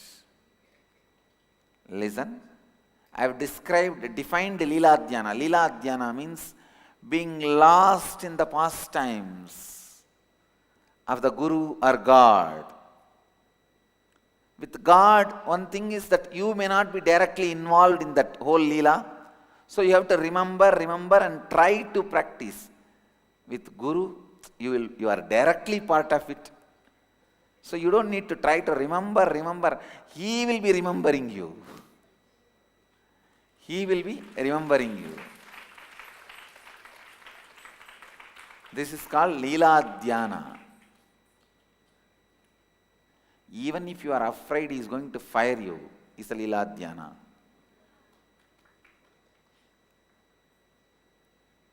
Then practicing the presence of God is constantly feeling you are with him, he is with you. Practicing the presence of the God is the greatest, most powerful technique to put you in Bhava Samadhi immediately. Ramakrishna did it. Ramana Maharshi practiced it. Even the great agnostic, atheist, enlightened beings like J. Krishnamurti practiced it. If you read the biography of J. Krishnamurti, from the young age, he was trained to practice the presence of the higher power.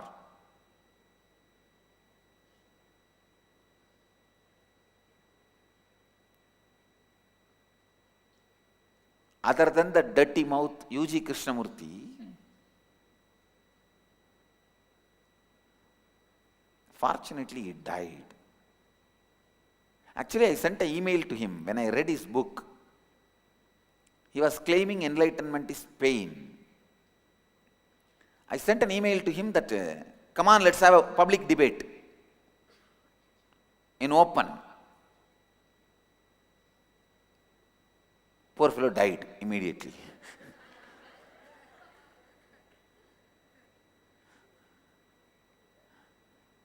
I told him, there is no arrogant thing that whether you win or I win. If you are able to take me to the level further than where I am, I will become your disciple. If I am able to take you further than where you are, you become my disciple. We will enrich each other. Come on. Fellow died before coming.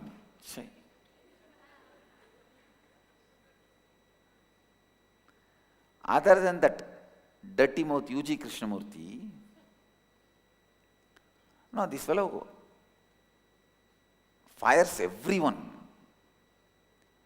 And I wanted all these so-called modern gurus to know, I am giving you a warning through national channel. No question of attacking, abusing, any of the tradition and traditional masters, don't think you are Osho. If that fellow was alive, I will tear him to pieces.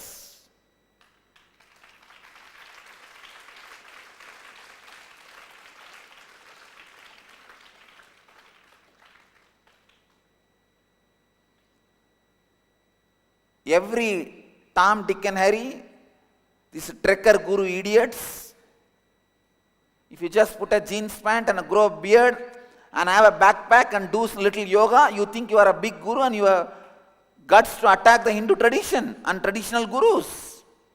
I have come. That time is over.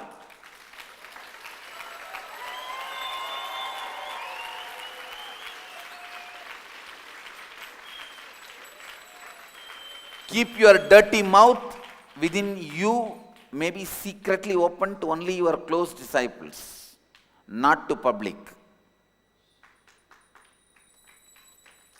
All the modern day trekker gurus, be very clear. If you are teaching the products of Hinduism, yoga, meditation, Hindu philosophies, and saying all religions are same, I am not going to spare you.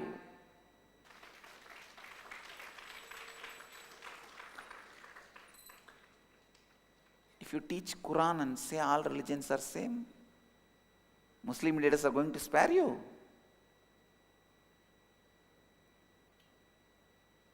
So be very clear. Owner of the Hinduism has come already.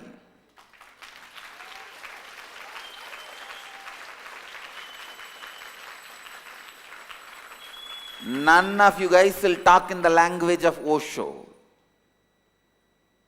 If you don't have respect for tradition, you live your life and die. We don't care. But no question of attacking.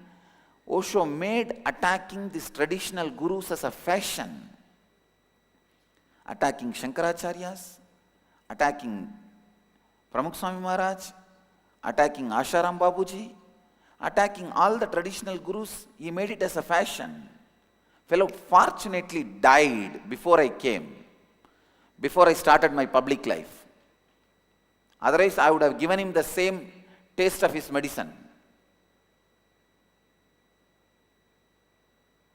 But only you know, fellow saved himself by dying. All these fellows left and right abuse these practices like presence of God. So because Osho set a trend, all the fellows till these Dadiwala gurus putting a jeans pant and having a backpack,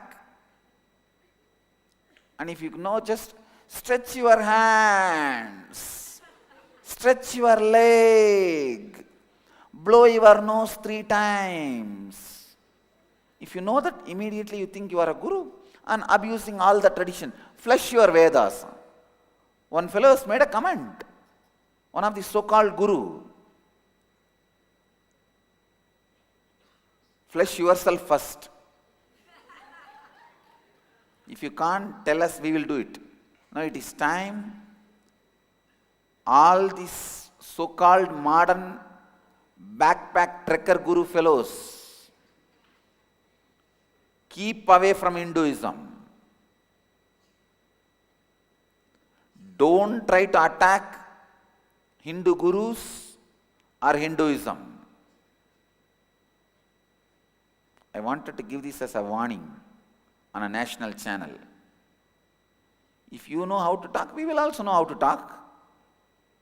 Constantly hurting the religious sentiments. Hurting the Hindu religious sentiments has become fashion. See, these trekker gurus have naturally little charisma and orating skills.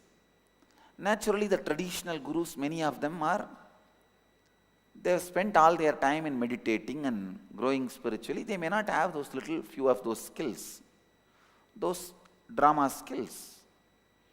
So these fellows go on attacking them. I have come having both. I can do your drama and that drama, both.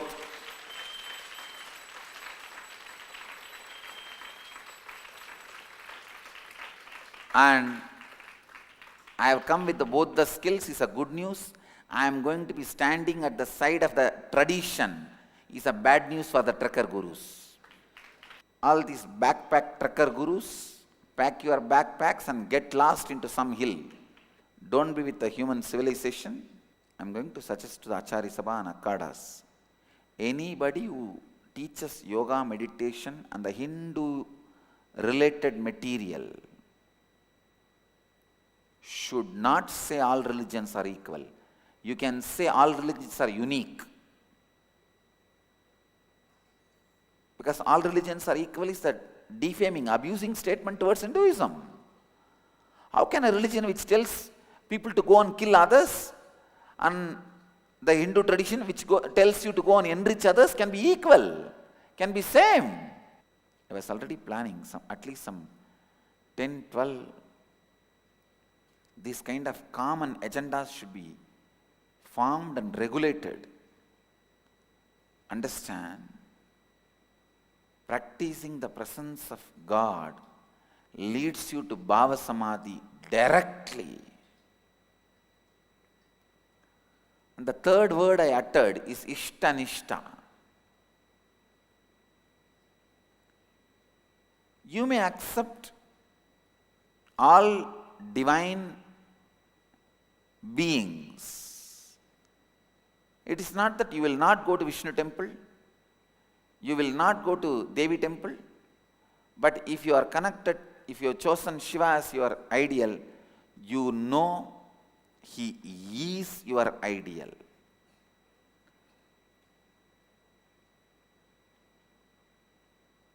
Ramakrishna gives a very beautiful example. A woman in the house, she will serve everybody. She will serve the brother-in-law, sister-in-law, father-in-law, mother-in-law, husband's elder brother, younger brother, sister's husband, everyone she will serve, give them food, give them water to wash the hands, take care. But she knows her bed is only for her husband. Same way, you may bow down in front of any god or any deity or any guru, but you know you are bowing down only to your guru in this form.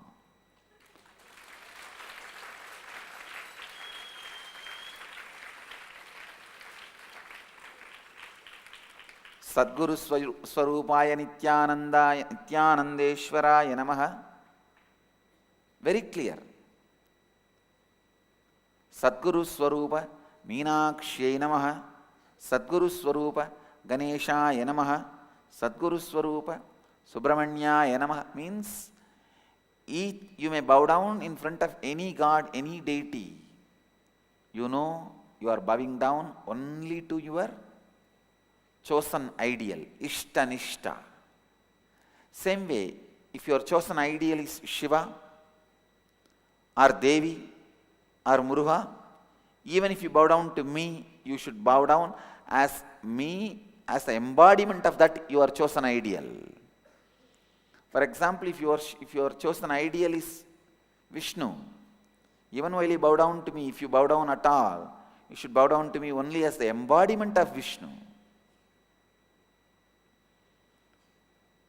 If your chosen ideal is me, even if you bow down to anybody, you should bow down only them as the embodiment of me.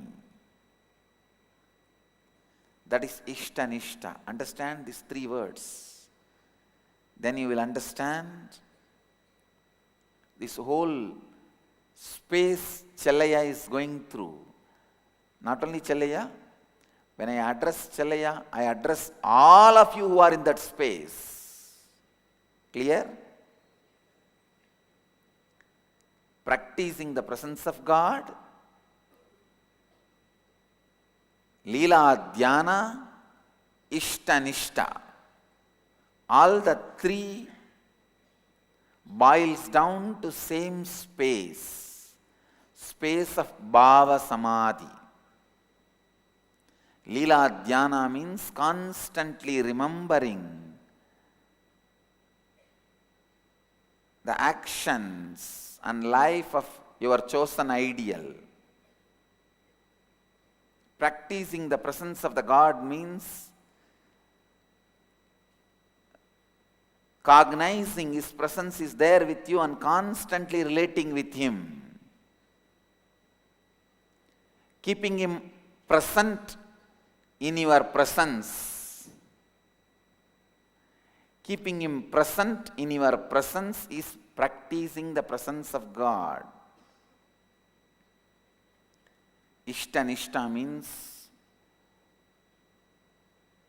bowing down, revering only your Ishta. Wherever you bow down, even if you bow down to your father or mother, you should know that I bow down to my Ishta who is in your heart. I bow down to Nityananda who is in your Anandagandha, whether it is awakened or not, he is there in your Anandagandha, whether you experience or not. If you have initiated into Anandagandha, you will also experience. If not, you may not experience, but I can experience. I bow down to Nityananda who is in your Anandagandha.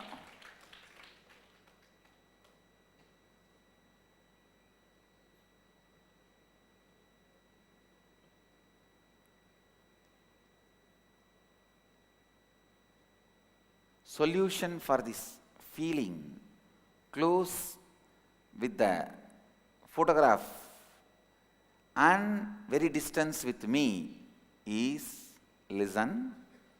Because you already practice the presence of God with my photograph, so you are feeling that intimacy, you are feeling the completion, but now you have to complete with everyone. In the outer space also you should be in completion, then you will feel the same intimacy, same nearness, even outside you, and I will also be responding in the same way.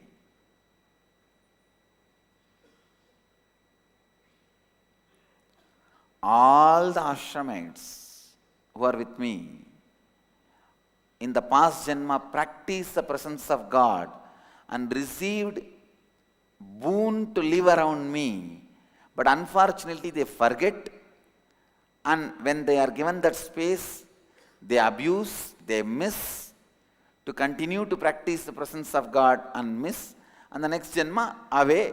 Then again after 2 janmas practice the presence of the God and come back. They are doing this, fallen into the same rut. If you complete outside also and catch the same closeness you feel inside you with me, outside also, you are complete and you live enlightened life. You enrich yourself and others.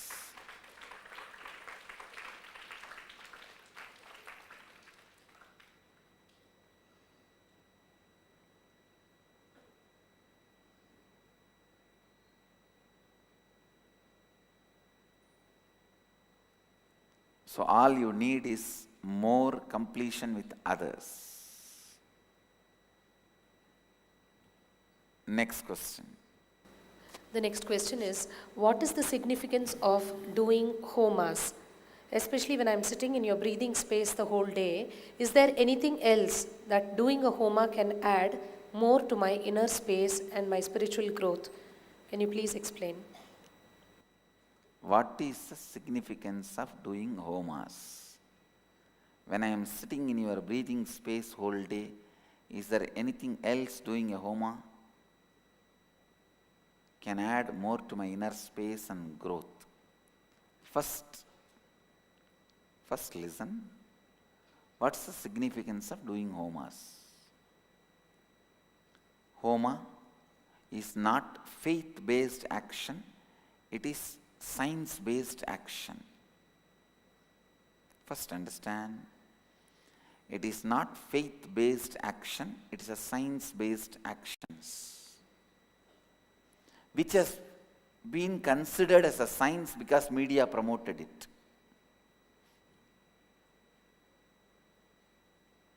For example, you think if you eat, you will become more energetic. This is considered as science. Because media promoted it. Why don't you eat McDonald's food every day and see? It is not science-based action, it is a faith-based action. Became science-based action because of media promoting it. All of you are getting it? I can give you millions of examples like this. If you take antibiotics, your cough will disappear. It is not science-based action. I am trying, it's not disappearing. Because media promoted it, it has become almost like a science-based action. Homa, yajna is not faith-based action, it is a science-based action. With integrity, a person who practices integrity, when he utters the word, Iha gaccha, igatishta, that space is filled with the presence of the deity, divine energy is inviting, invoking. Especially all the homas happen in this campus. I am responsible for the divine presence to be there and receive what you offer.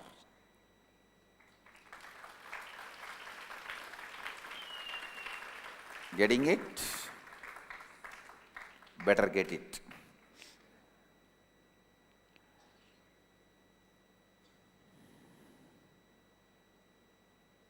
Understand?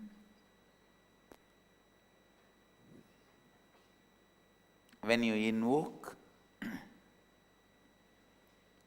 those energies in the fire properly,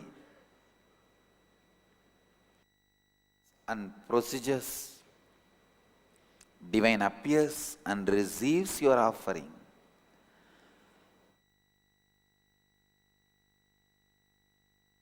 To your offering, you are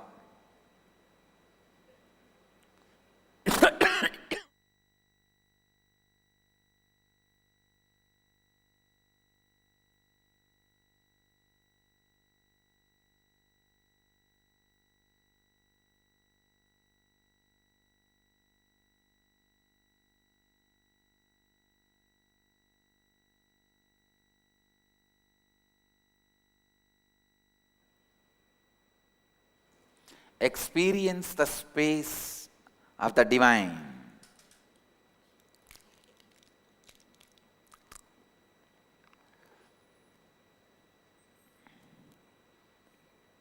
Even this is a faith-based action only. If you take strepsils, you will not have cough. No. If you take strepsils, your throat is engaged in something else, so you don't have cough, that's all.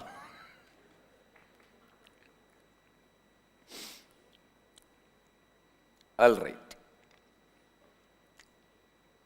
Homas, yajnas, yagas, all of them are very powerful science-based actions. Tomorrow, Kala Bhairava Homa, you will see the presence. Literally, you will be there, receiving the offerings, responding to you.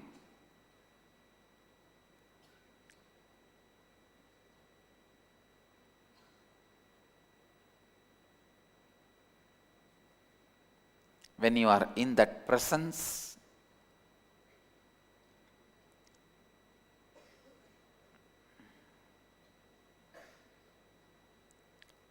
offering, please understand, he will be straight away, literally answering your prayers and giving you the boons.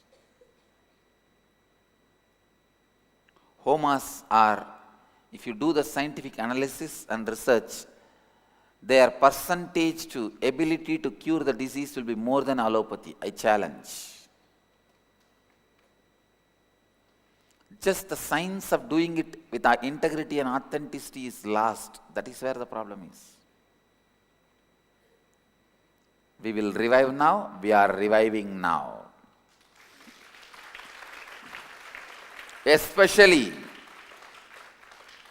I am reviving it with my Gurukul kids. My Gurukul kids are the best integrated, authentic beings on the planet Earth.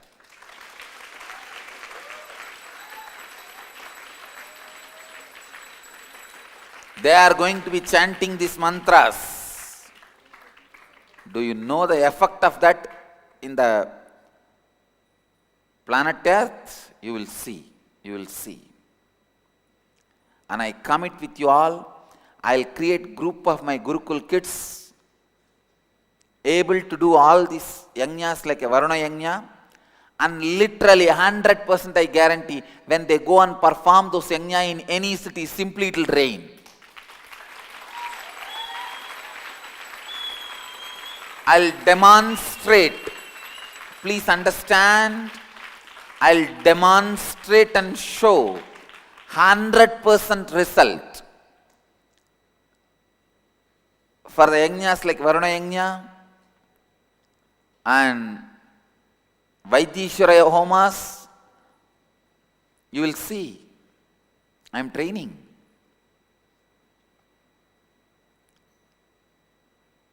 Especially when they practice this Mallakamba and all these martial arts, even their muscles will be integrated into their integrity. I am training. Already I am successful, but still I am training them with more details, including the how the Yajna Gunta should be created, yantra, everything will be so authentic. When they say, let it rain, it will just shower. Only the water which showers from the sky can put the fire off. Nobody else can put it off. And it will shower and put the fire off. Only then the yajna will end. Till then yajna will go on. Only when it showers, they will say, okay. Agni tvam samudrangacha prithvi tvam sitala bhava. Means ending the homa. It is just the power of integrity and authenticity and responsibility. Decision to enrich.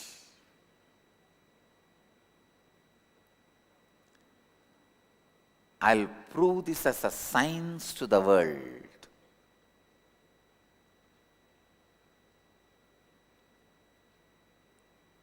Science to the world.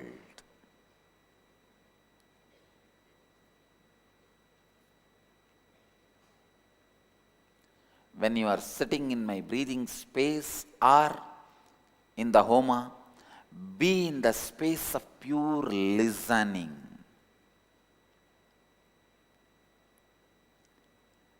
Deities land in the homa. The presence opens up in the homa as a sound. Understand? Then they become fire. But the vehicle through which they land is a sound. So listen, listen. Be in the space of pure listening.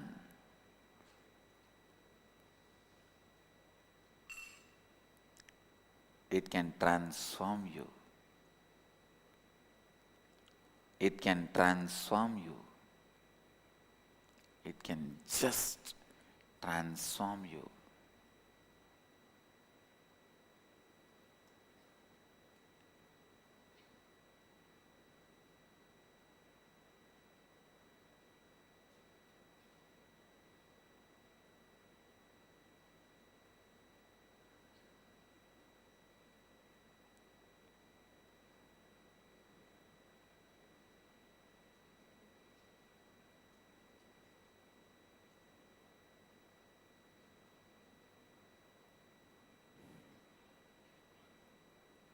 Homa is science-based action, not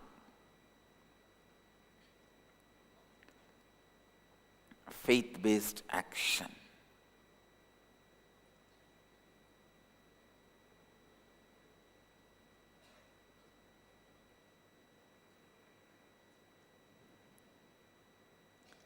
With this, होमा आपके विश्वास पर आधारित नहीं है, होमा एक वैज्ञानिक कार्य है.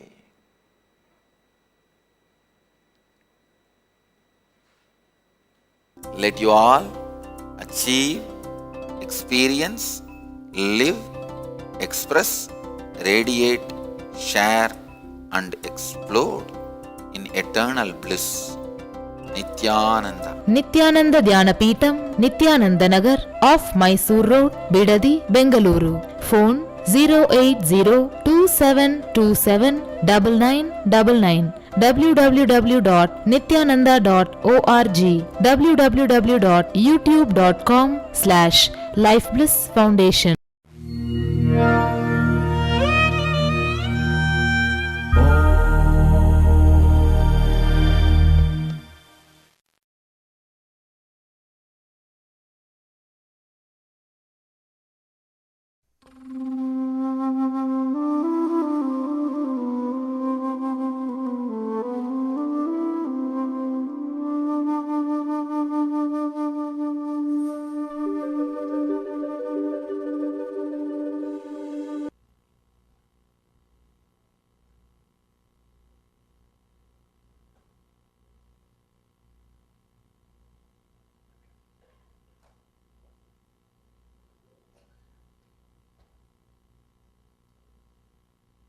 सदाशिवसमारम्भां शङ्कराचार्यमध्यमाम् अस्मदाचार्यपर्यन्तां वन्दे गुरुपरम्पराम्.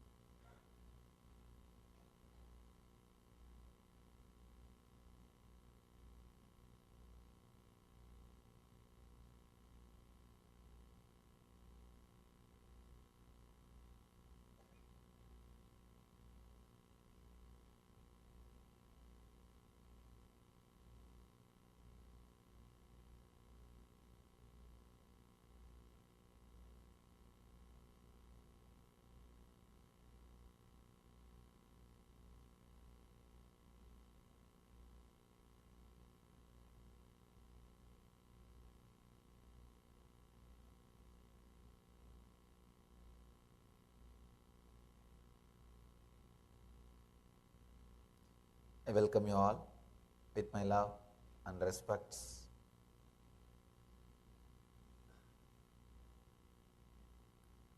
Today's subject, intensity never fails. Experience with yourself.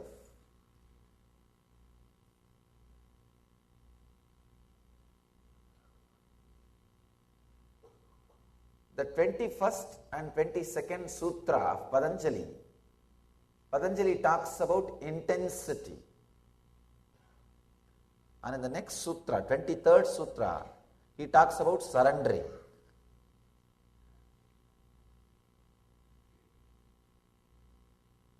First, Patanjali talks about yoga. Then he explains about different samadhis, samprajñāta samadhi, the samadhi which happens to you when you are lost in one form. All other things are disappeared except one form. Then second, he teaches about asamprajñāta samadhi. Even that one form is lost. And even that form is not there. Then he speaks about the methods, the qualities which can make you experience that samadhi, asambranyada samadhi. Then Patanjali speaks about, now he is speaking about intensity. I can say the way in which Patanjali has put the sutras, I can understand. He is giving importance to the concept intensity much more than samadhi itself. Please understand. Much more than samadhi itself, he is giving importance to the concept of intensity much more than enlightenment itself. Today I really wanted to share an important secret with you all from my own experience. Not only what I learned from my teachers, from my own experience. Intensity is much more important than enlightenment itself. You may think things are a little crazy. You may think enlightenment is the ultimate thing. How can something else be more important than enlightenment itself? Please understand, enlightenment is not a one incident as we all think. It is not a noun, it is a verb, a continuous, intense happening. When I opened up to enlightenment, whatever I thought was me, the whole thing got completely evaporated. That moment is what I call enlightenment. Please understand, that does not mean the process itself stopped at that point. No. Enlightenment is ultimate but not final. The ultimate goes on happening every moment in you. So, word enlightenment should be used as enlightening. That's a proper word. It is a continuous process. So, intensity is responsible for this process to be a continuous process. Enlightening, not enlightenment. Intensity, I can say, intensity will become way of life. It is technique for beyond enlightenment. For beyond enlightenment. See, sometimes you may experience Satori state, the first experience of enlightenment, maybe by accident or when you are intensely open to some deity or guru, nothing. If you are just intensely open to your master, available, suddenly you see you are experiencing Satori, that one glimpse of samadhi, one glimpse of samadhi. But intensity is required to retain it, to live it. Let that fill you. And intensity only makes that Satori into samadhi, into ultimate enlightenment. And that intensity only keeps the whole thing alive.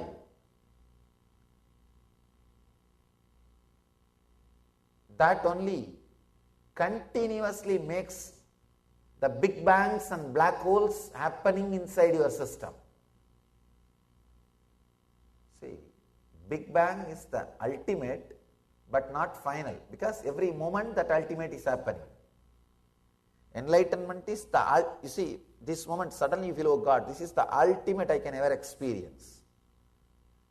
The next moment, 100 times more explosion is happening inside you. You see, no, this is the ultimate I can experience. And after a few days, again, 1,000 times more intense thing is happening inside you.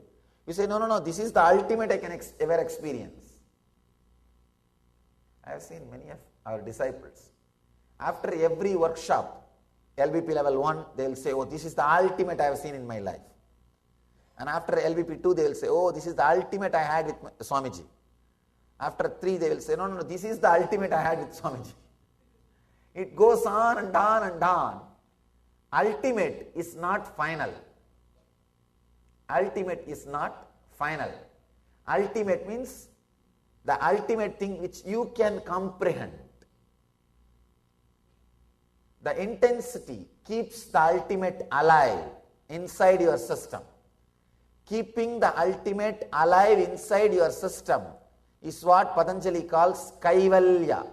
Please understand.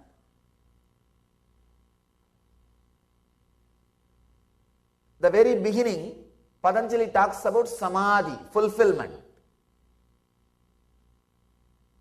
Sama Adi means becoming one with the origin, the root, source. Sama means the source. Adi means, Sama means becoming. Adi means the source. Becoming the source is Samadhi. He starts with Samadhi. The first chapter is called Samadhipada. And after describing Samadhi, after teaching Samadhi, Patanjali teaches intensity. Then understand the value Patanjali puts it for intensity. The space Patanjali gives for intensity. The place Patanjali gives for intensity. Intensity keeps the Samadhi alive in your system. Intensity lets that ultimate constantly happening in your system. That when the intensity keeps Samadhi alive in your system, that is what is called Kaivalya. I use the word living enlightenment. Living it. In every step of your life, you experience the utility value of enlightenment. And constantly, you are living it. You are radiating it. You are just sharing it with the whole world. Living enlightenment means you will be just radiating. You will be just overflowing with it.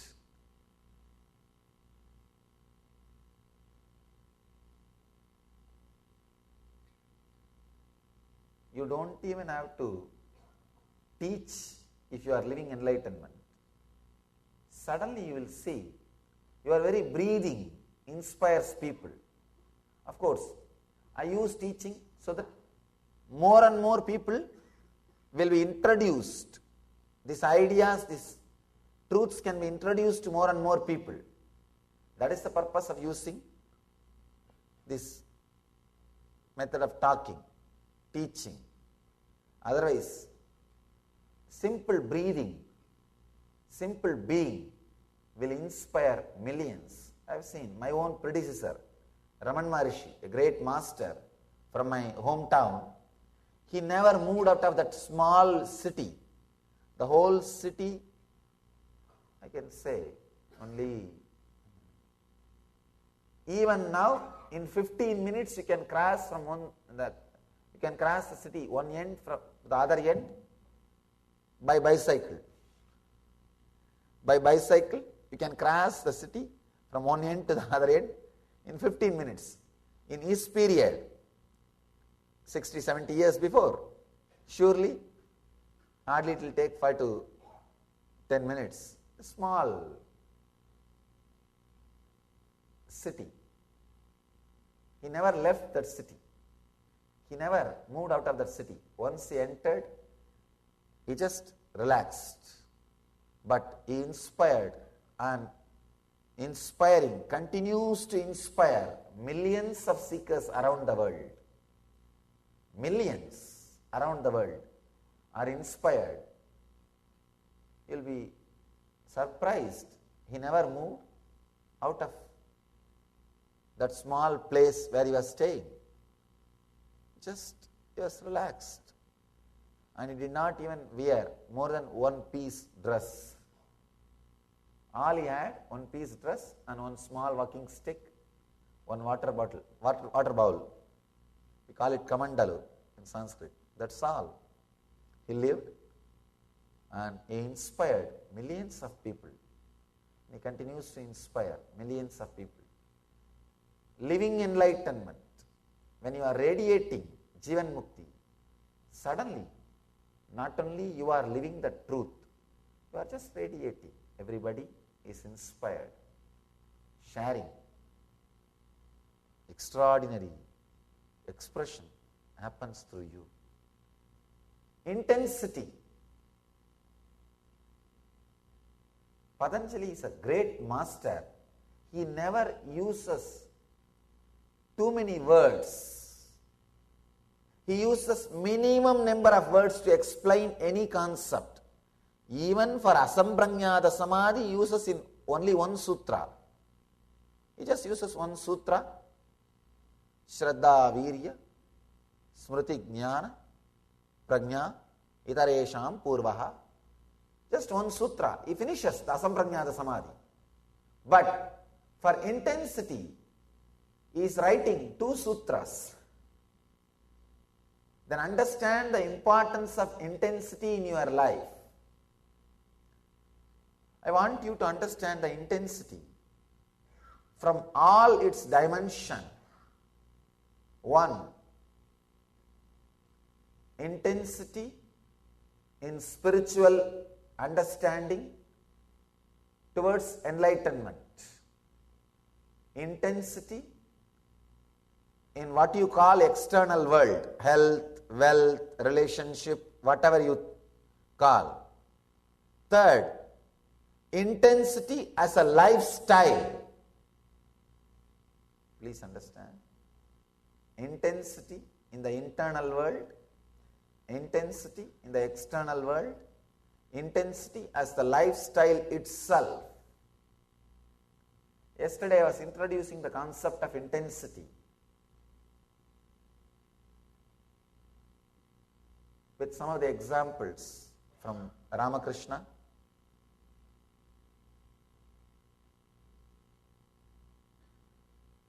The whole Vedic tradition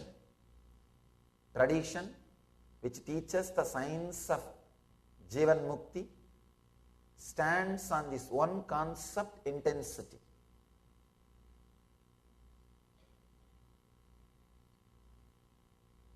Actually, after many requests from many of my close disciples, I have started writing my autobiography. And I dictated many incidents and told some of my disciples to analyze my own life. I told them, find out what is the quality which is a undercurrent in my life, so that we will name the book based on that quality. What is the quality? I asked some of my senior disciples to analyze, study, contemplate, analyze, because I myself can't look. I lived it. I lived. Only the people who understand from outside can catch the thread, the underlying quality. After a few days of analysis, all of them came to one conclusion. Usually the disciples don't come to one conclusion.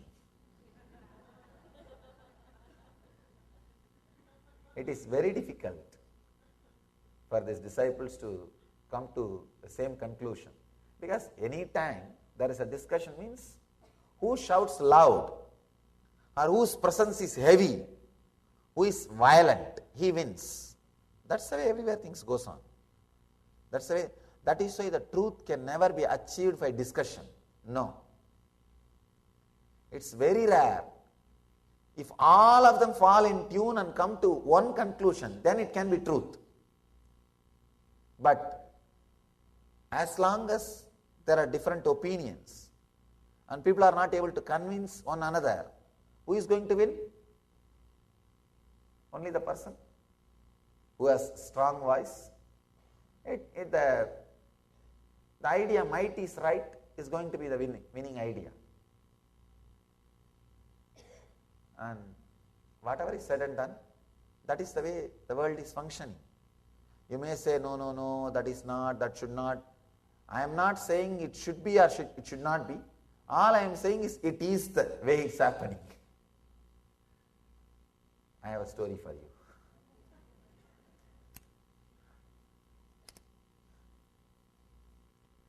A cowboy strolled out of a saloon, ready to ride out of town, but he saw that someone had painted his horse green from head. The cowboy stormed back into the saloon. "Which one of you painted my horse green?" he demanded. A huge, mean-looking, strong guy raised out of his seat and said, "I did." Immediately the cowboy said, "Right, just letting you to know the first coat is dry."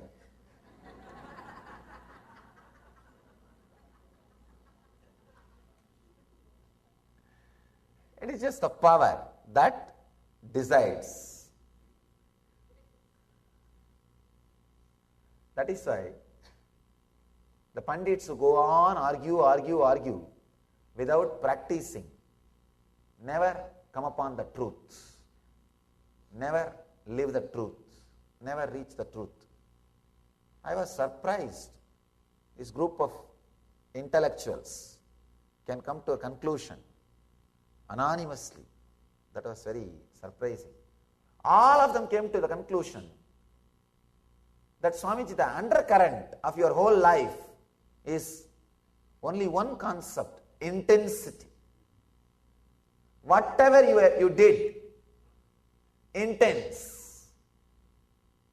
I can't say whatever I did was right or wrong, whatever I did was yoga or karma or bhakti or jnana. I don't know all that. I lived all various dimensions. But one thing was undercurrent, that was intensity. Intensity was the undercurrent of the whole life.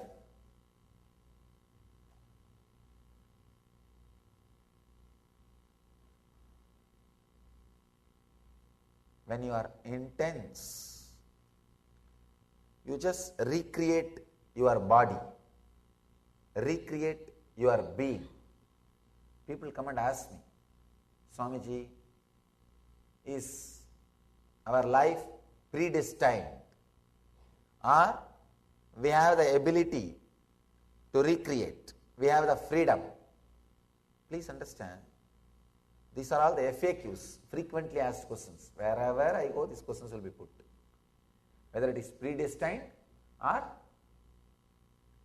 freedom, our freedom. Please be very clear. Even if you think it is predestined, you only destined before by your past decisions. Understand this one science. Here is an object. I have two hands. Now I have a full freedom to pick up that object through this hand or through that hand. But the moment I picked up that object with one hand, now one hand is bound. So my bondage comes because of my free decision.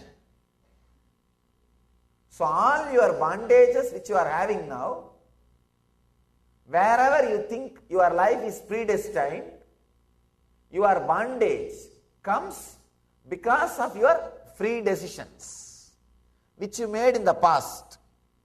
For example, you have 2 feet, Now you have the freedom to lift any one feet, right or left.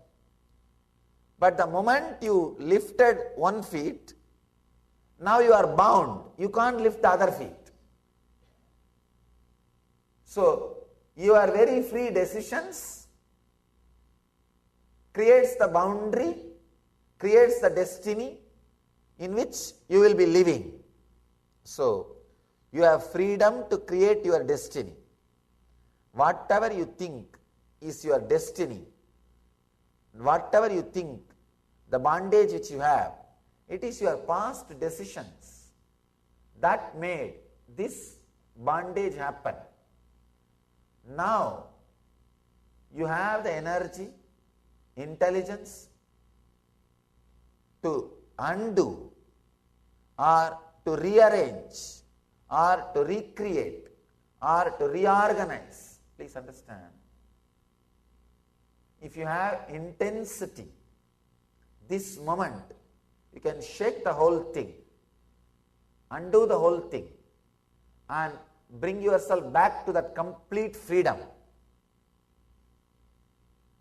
And start creating new destiny. Living in that complete freedom, ability to make your new destiny every moment is what I call living enlightenment. You are free to live your freedom. You have intensity to create or recreate what you think or what you call as your destiny, as your future. This is what I call living enlightenment. Understand? The living enlightenment is a tremendous freedom. It is a capacity of your being, ability of your being. I can say the ability to make yourself available to the present moment. Ability to make yourself available to the present moment. When you are intense, very strong, every moment you will have freedom to undo all the decisions you made which is responsible for your present bondage and do new things which will create your new destiny. For example, if you are standing in one leg, if you are intense, you can relax, stand in two legs. Now you will have the freedom to create your new destiny, either lifting the other leg or lifting the same old leg or running or walking. You have the freedom to make decisions about the future. So Patanjali gives intensity as a technique for living enlightenment. Samadhi itself can happen to you in many ways. Very beautifully Ramakrishna says, even if somebody asks for mukti, I don't think twice, I just give it. But if somebody asks for bhakti, I wait. I wait. Understand? Bhakti means intensity to live enlightenment, intensity to radiate samadhi. That is what Ramakrishna calls it as bhakti. When Patanjali uses the word intensity here, he means intensity to live enlightenment, intensity to constantly remember enlightenment, remember Jivan Mukti itself.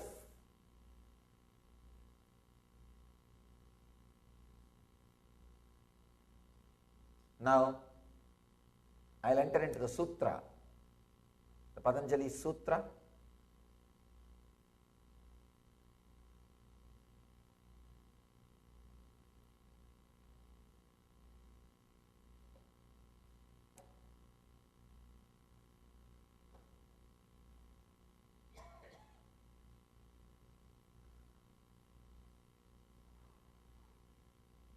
Mridu madhyadi matratvat tatopi visheshaha.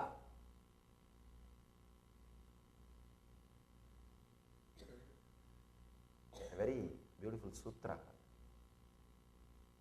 Mritu madhyadi matratvat tatopi visheshaha.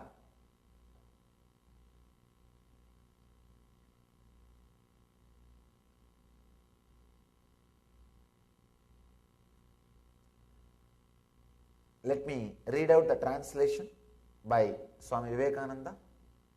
The success of yogis differs according as the means they adopt are mild, medium or intense. This is the translation. The success of the yogis are based on the intensity they adopt.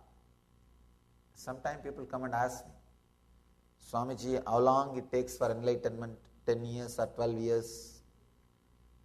I tell them it is actually based on your intensity. Without intensity, you can go on and on and on and on for years. No, not for years, for ages. That is what we are doing.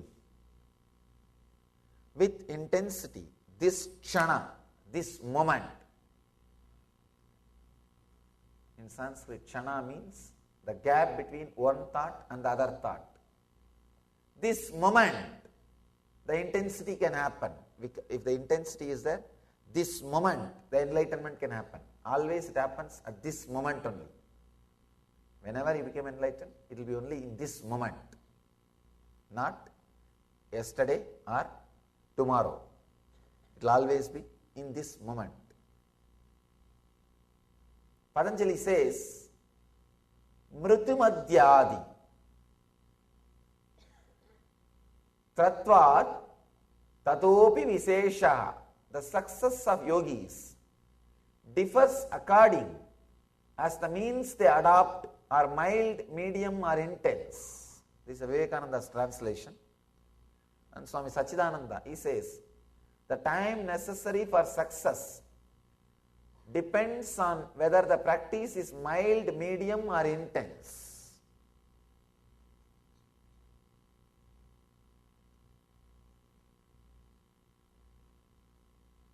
Please understand,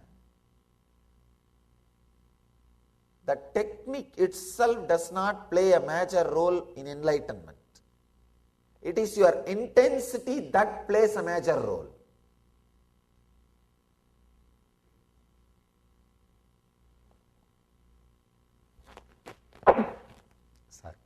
Sorry.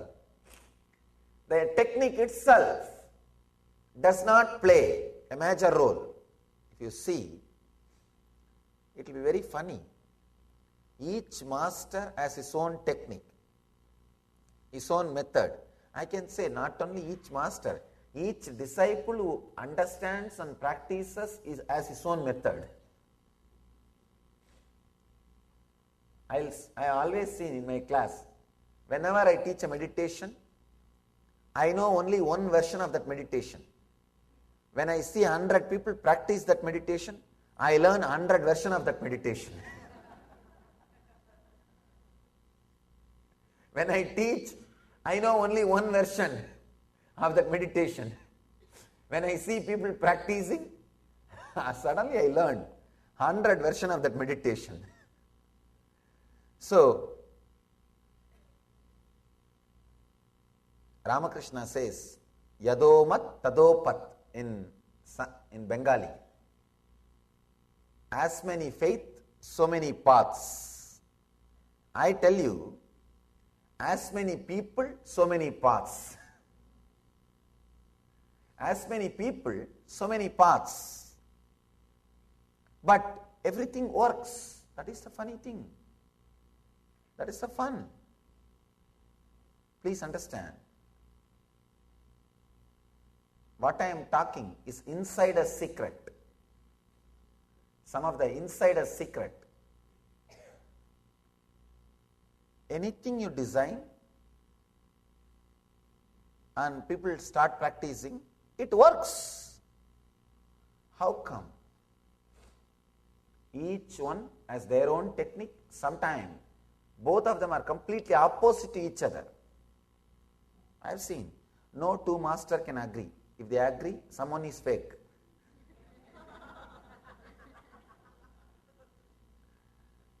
Because each one has their own experience. That's why I always tell people, each tradition, each religion is unique and sacred, not equal. Please understand, not equal.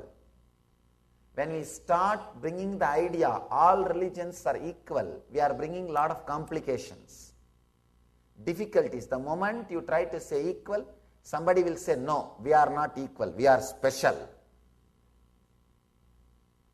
So each one, in the outside they will say everything is equal. Inside, no, we are special, we know, but for the sake of others, let us be polite by saying equal. No. Be very clear. All traditions are not equal. All religions are not equal. All religions are unique and sacred. It is unique and sacred to the people who are practicing it. So, unique. Each technique is unique. Each master is unique. Each tradition is unique. You see the Vedic tradition, it is group of religions. Each master is independently intelligent enough to create a religion. Each sutra of this Patanjali is independently intelligent enough to lead human beings to enlightenment. So each sutra is capable of creating a religion. It's like sometimes people come and ask me, Swamiji, why do you have so many techniques, traditions, deities, choice in India, Vedic tradition, in Vedic tradition? I ask them, why do you have so many varieties of cars and transporting vehicles? Why do you have so many variety? Because there was demand and lot of research and development went in that field. Naturally, when a lot of research and development goes in that field, different variety, different luxury level, different comfort level, different category, different consumers, different customers, different variety of cars are created. I want to let you know an important fact. Till I became enlightened and created the mission, I don't know how you will believe, I never even remembered or had an idea there are varieties in cars. First, when we started our mission, when I started my public life, my first disciple, he asked, Swamiji, I want to get you a car. Tell me which variety you want. He brought a catalog and showed me. I said, car? Just get any car, that's all. He said, no, Swamiji, there are many varieties.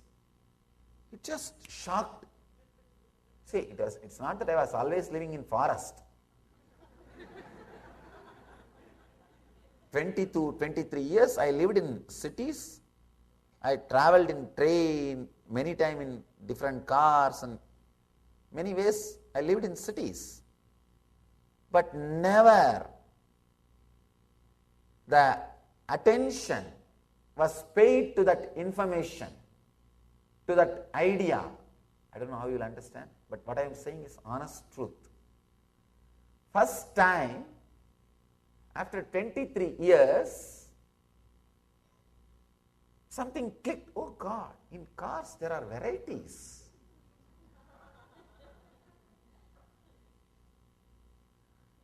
But I know thoroughly about varieties of meditation techniques, because I was doing research and development in different field.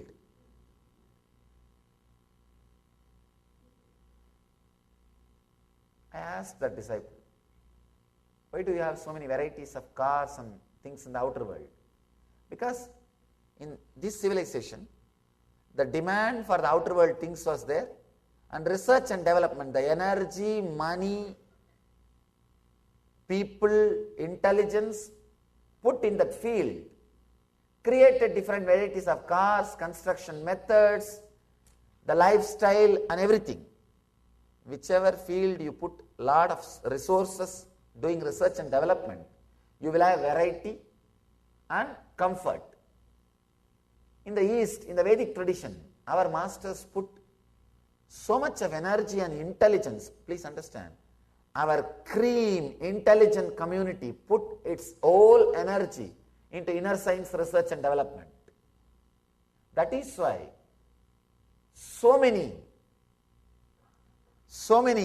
different techniques, methods, gods, deities, everything evolved. That's why I always tell people, Vedic tradition is group of religions. It is not just one religion. Group of religions. People ask me, Swamiji, why in the Vedic tradition not much service orientation is there? Please understand, I am not against service, social service. Why it is not there in the Vedic tradition? Because they have something far more deeper to do. They are not created for service. People who don't have anything else to do, like research and development, or don't have anything to contribute, let them serve bread and butter and give some clothes and give some medicines, and let them do that work. The Vedic rishis have something far more deeper to contribute than just giving little bread and butter. They were working to create civilizations. That is why they did not give much importance to just giving bread and butter, or just giving few medicines, few simple ordinary things.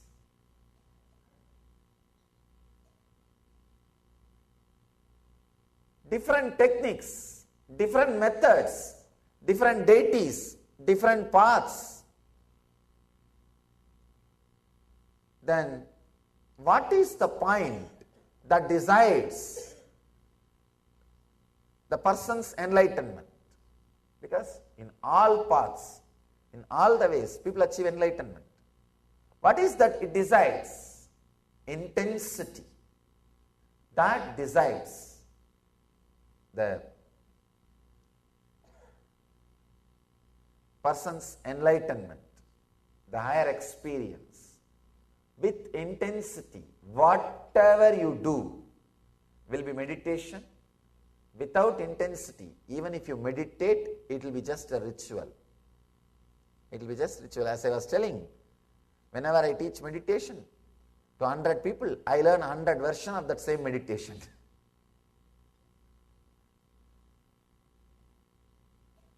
Mrudhimadhyadi matratvat tatopi visheshaha. The success depends on the person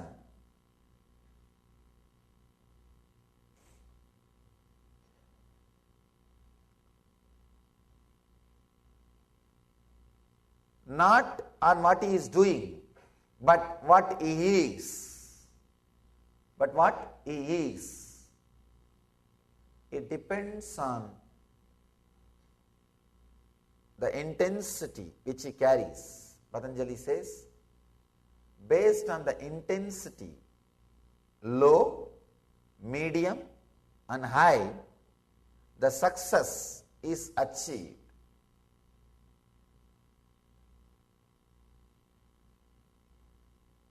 I just want to drill this one point again and again and again, so that you will become intensely intense. You will become intensely intense. Otherwise, we do the same old things. See, intensity means the ability to stand for what you believe and break free from the past method of function, the past attitudes of function, past way of functioning. Please understand. ability to break from the past way of functioning and live in a new way, to start in a new way. That is what I call intensity. Otherwise, we go on and on and on in the same way. You can see in your life, even inside your house, you will walk in the same route, sit in the same sofa, go to your bed the same way, and you will lie down in the same way, and you will come back and sit in the same chair in the dining table. You will eat and come out to the garage. You will drive in the same way. You will not even be alive, creative. I always tell my brahmacharis, my ashramites, at least do new mistakes. I will have some entertainment. Even for that, we don't have creativity. You need intensity to do things new. Otherwise, even your mistakes, same old, maybe a difference in quantity, little big or small, but not in the very quality. I have a story for you. A cowboy rode into town and went into the saloon for a few drinks. When he came out again, his horse was gone. He stormed back into the saloon and shouted, "Who stole my horse?" There was no reply. He was getting angry. "Right, if no one owns up to stealing my horse, I am going to do what I did in Arizona." Still there was silence. The cowboy was fuming. "This is your last chance. If no one owns up to stealing my horse, I am going to do what I did in Arizona." Just then, a lone voice piped up, "What did you do in Arizona?" The cowboy said quietly, "I walked home."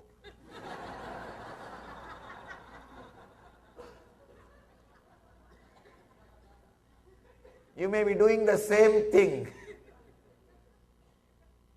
When there is no intensity, you will be doing the same thing.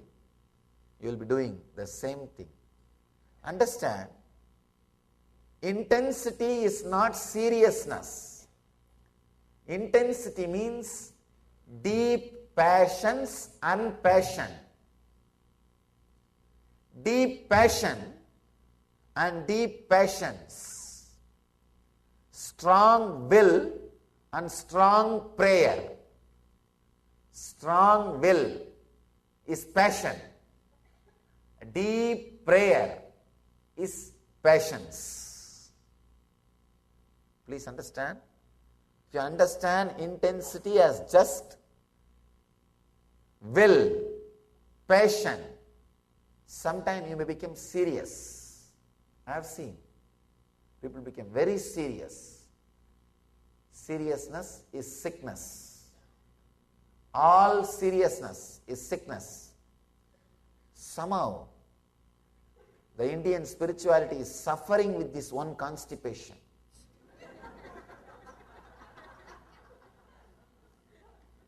A long face.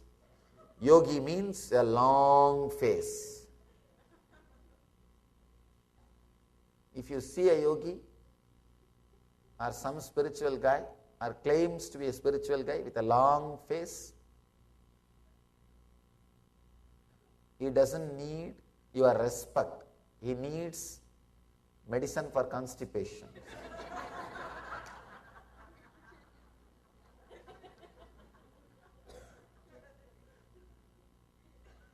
No, really.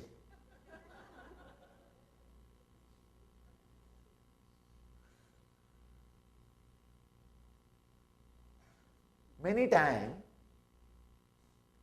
somehow that seriousness is associated with intensity. No.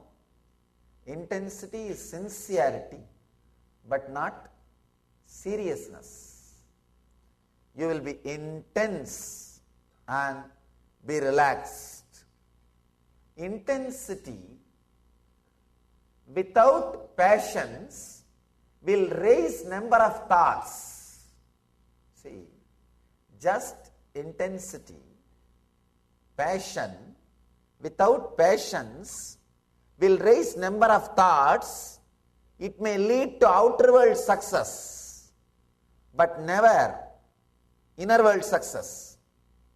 Just a deep passions, acceptance, without having number of thoughts, may lead to inner world success, the silence, the peace, but not the ultimate enlightenment itself. Please understand. Just passion naturally will raise the number of thoughts. You will be successful in the outer world. The more number of thoughts you have, the more successful in the outer world. If you have just passions, you will deeply accept everything. You may be successful having peace in the inner world, but not the ultimate success, the enlightenment itself, which gives you the fulfillment in the outer world and the inner world. So the enlightenment is totality of passion and patience. Intense number of thoughts with a deep silence. Means your very frequency will be different. Very frequency will be different. People ask me, Swamiji, do enlightened persons have thoughts? Please understand. If you have 10 acre as your mind, for example, if your mind is a 10 acre, your inner space is 10 acre, all 10 acre is filled with thoughts. In my inner space, I have 10 million acres, and some 100 acres are filled with thoughts. Negligible, but much more than you. Please understand. For the inner space I have, it is negligible. That is why we call no mind. But if you see the number of thought, the actual factual space, it is much more than you. It is much more than you. But because it is compared to the empty vast inner space, the space in which thoughts are there are very less. That is why we call it no mind. 10 million acre, just only 10 acre is used for agriculture. Will you even remember? No. Negligible. That is why I have mind which you don't understand by the word mind. So what you understand as mind, I don't have. That is not there. But it does not mean there are no thoughts. There is no process.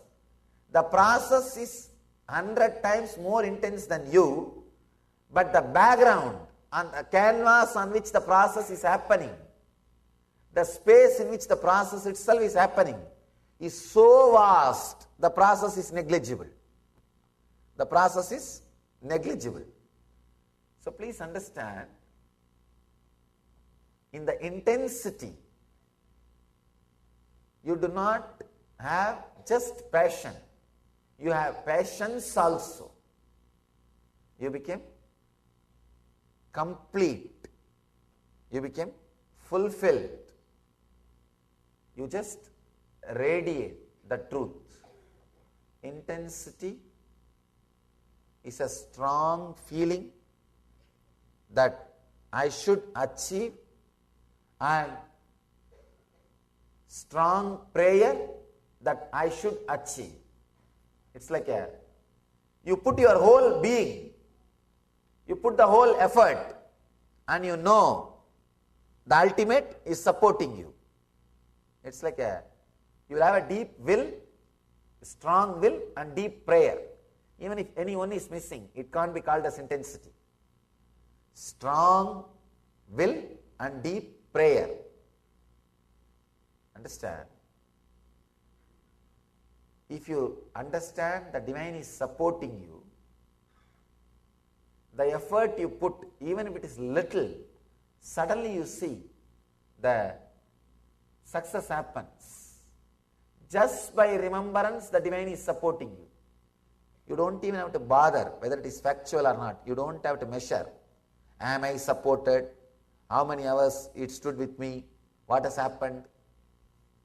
There is a story. One guy asked a boon from God. God, you should always be with me. God said, all right, I'll always be with you. So whenever this guy walks, he will see one more set of footprints behind him. Means God is walking. Whenever he is in joy, he will see two sets of footprints, he and God. Whenever he is in suffering, he will see only one set of footprints. So he called the God again. What is this? Whenever I am in joy, you are following me. When I am in suffering, there is only one set of footprint. You are not following me. God laughs and says, fool, when you are in joy, you are walking, I am following you. When you are in suffering, I am carrying you. So the footprint which you see is mine, not yours. So be very clear. When you are intense, when you just remember, He is there supporting even simple effort, suddenly you see it will become reality, success. It will become success. So even a simple thought that is there, please understand. First Patanjali talks about samadhi states, then he talks about intensity. The next sutra he talks about is surrender. Means strong will and strong prayer. Even the idea you are supported, suddenly you will see you are successful. You are successful. The next sutra is Ishvara Pranidhananiva. Just by surrendering, people can become enlightened.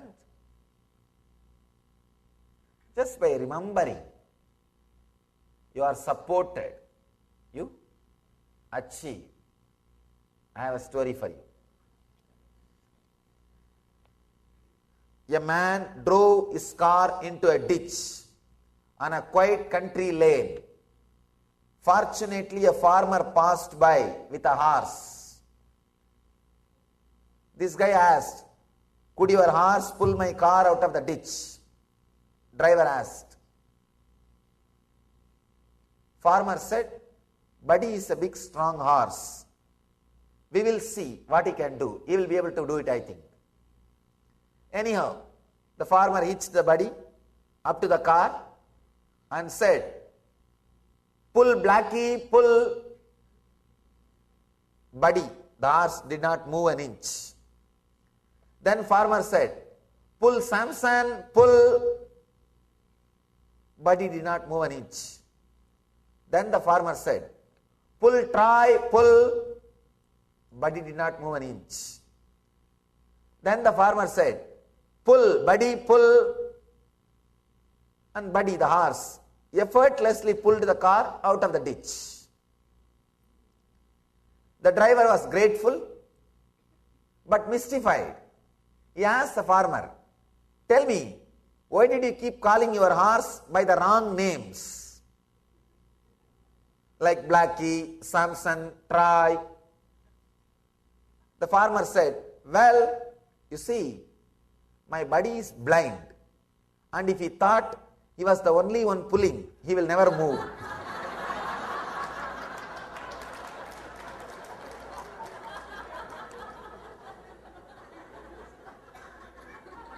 We are all blind.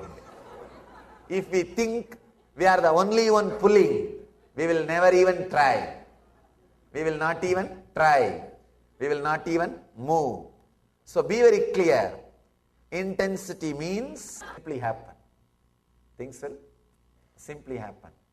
That is why Patanjali, just with intensity, he puts the next sutra, Ishvara Pranidhananiva. By surrender, the ultimate is achieved. Let me tell you my own experience, how I had enlightenment. Even Buddha, when he was just intense, when he was just filled with passion, not with passions, he tried, nothing happened. Suddenly at one moment, he relaxed. The passions joined the passion and he became enlightened. When he understood, he is not alone pulling. He relaxed and he just tried. If you think you are alone, you would not even try. Or the idea it is difficult will not let you move. Let you use your muscles to its peak potential. Will not let you experiment or experience your peak. Let me tell you my own experience. Yesterday I was telling about an incident. I went to Master Annamalai Swamigal and I cut my thigh.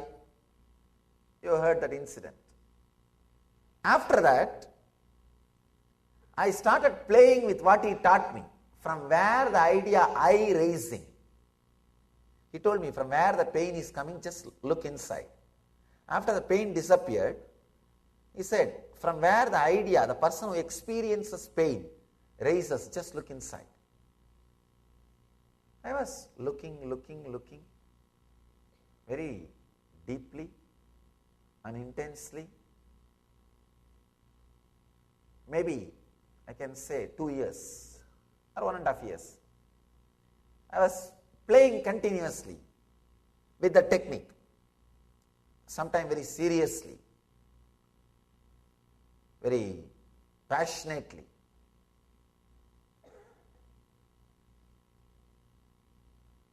In a way, that thought has become my only thought.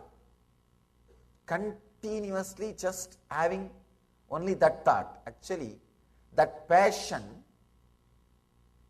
takes care that all other thoughts disappear except that thought.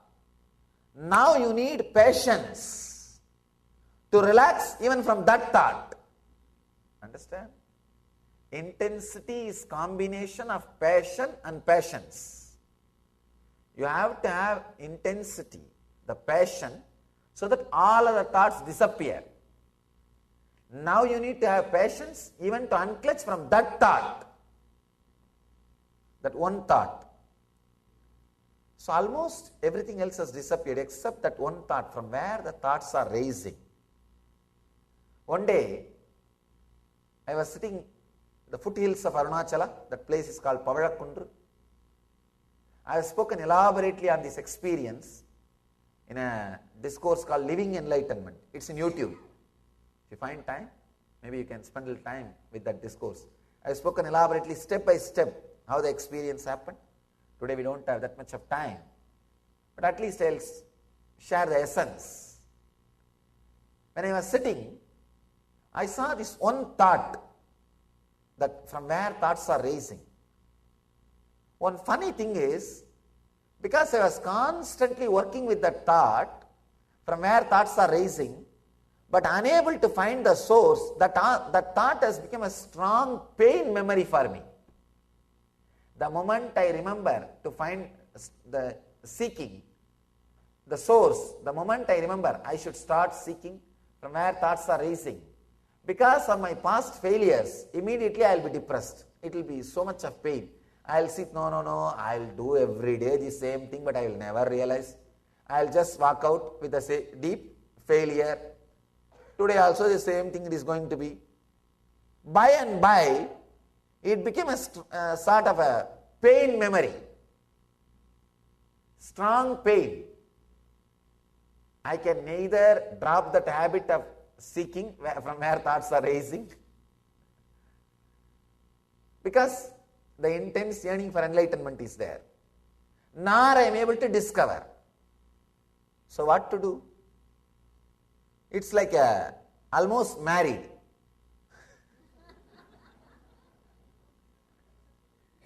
In Indian village system, still marriage, the divorce is a taboo. You can't divorce. And funny thing, Sanskrit, we don't have a right word for divorce because the concept did not exist. The Vedic marriage, you commit till the fire is there in your stomach, means till you are alive. Anyhow, it's almost like a marriage. You can't escape. You can't escape. It is there. And you can neither swallow nor spit it out. And neither I am able to stop seeking nor feeling joy to do that. It became pain. Actually, at some part of your life, your own spiritual practice will become pain. Even the thought will become pain. Because you think, oh, even if I do, many times I tried, nothing works out, but I am not able to stop also. What to do? What to do? Just you have to do. It became a passion, but the passions was not there. It became kind of a strong pain memory. So I was sitting at the foothills of Arunachala. It was a full moon day, Vaigasi month, exactly 1 month from tomorrow. Tomorrow is Purnima. Tomorrow is Chitra Purnima and Vaigasi Purnima, the next month, Purnima. Evening, it was a beautiful time. I enjoy nature always, even now. Hill, water body, means ocean or river, is my favorite place. If I know in that city, ocean is there, at least once a day, I will spend a little time with the ocean or with hills. It's my life, it's my passion. So I was just sitting with open eyes. Sun was setting, moon was rising. I was not even meditating. Usually I will have only two thoughts. One, the thought, who am I should find out. The other, the thought, even if I seek, I am not going to achieve. That pain. Only these two thoughts will be jumping. Binary code like a 0, 1, 0, 1, 0, 1, 0, 1. Only these two will be there. And both have the same source. Suddenly, I don't know how it happened. Both the thoughts, the passion lost its power over me because of the deep passions I experienced, a deep relaxation I experienced in that evening moon, when the moon was rising. The deep passions I experienced, the deep passive feeling I experienced, the relaxed feeling I experienced, the settled feeling I experienced. It's like in Indian villages I have seen, they will use a big bamboo stick to burn dead bodies. After they burn everything is burnt, they will throw that stick also into the same fire. Same way, I used this one thought, who am I, to seek the source of the thought, to burn all other thoughts. Now, this thought needs to be burnt. This stick is there in my hand, giving me suffering and pain. Not getting down, not coming down. There is a beautiful story of Brahma Kapal. Shiva removed the head of Brahma, one head, because Brahma was very egoistic. He was very egoistic. He removed one head of Brahma. It's a very mythological, beautiful description. In our tradition we say Brahma is able to see in all four directions and up. Fifth head, he had four heads, four directions, and one head towards up, the above. It means he had the ability to see all 360 degrees, this side and this side. Means a pure consciousness. But for some reason, when he became egoistic, the ability to see this side 360 degree lost means he lost enlightenment. That is what is meant by the word Shiva removed the one head. But the funny story, very nice story, very deep meaning. The story says that head got in Shiva's hand. Shiva's hand. And whatever is put in that head, that kapal, that eats it away. So nothing was left for Shiva. Same way,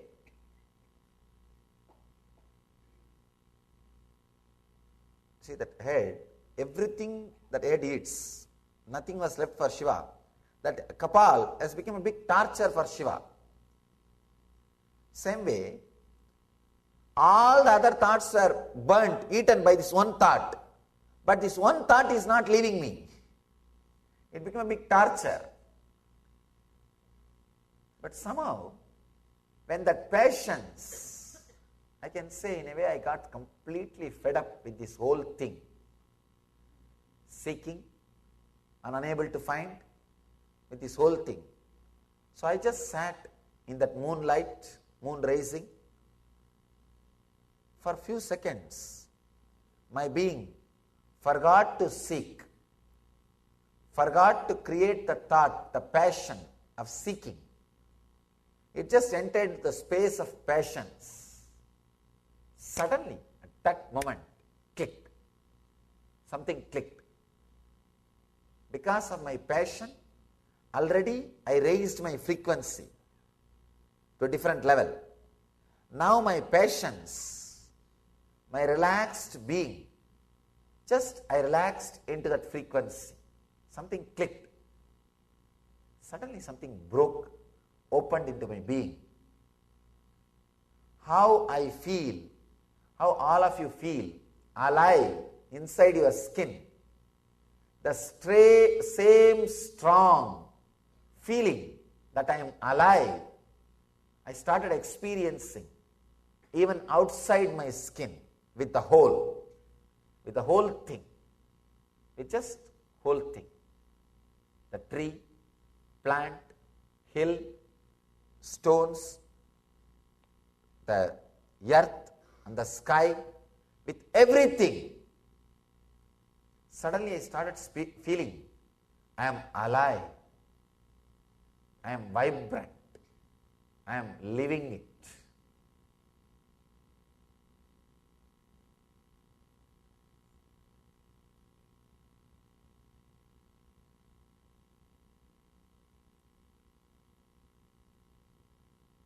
As long as that passion and passions was there inside me, the intensity, that experience stayed.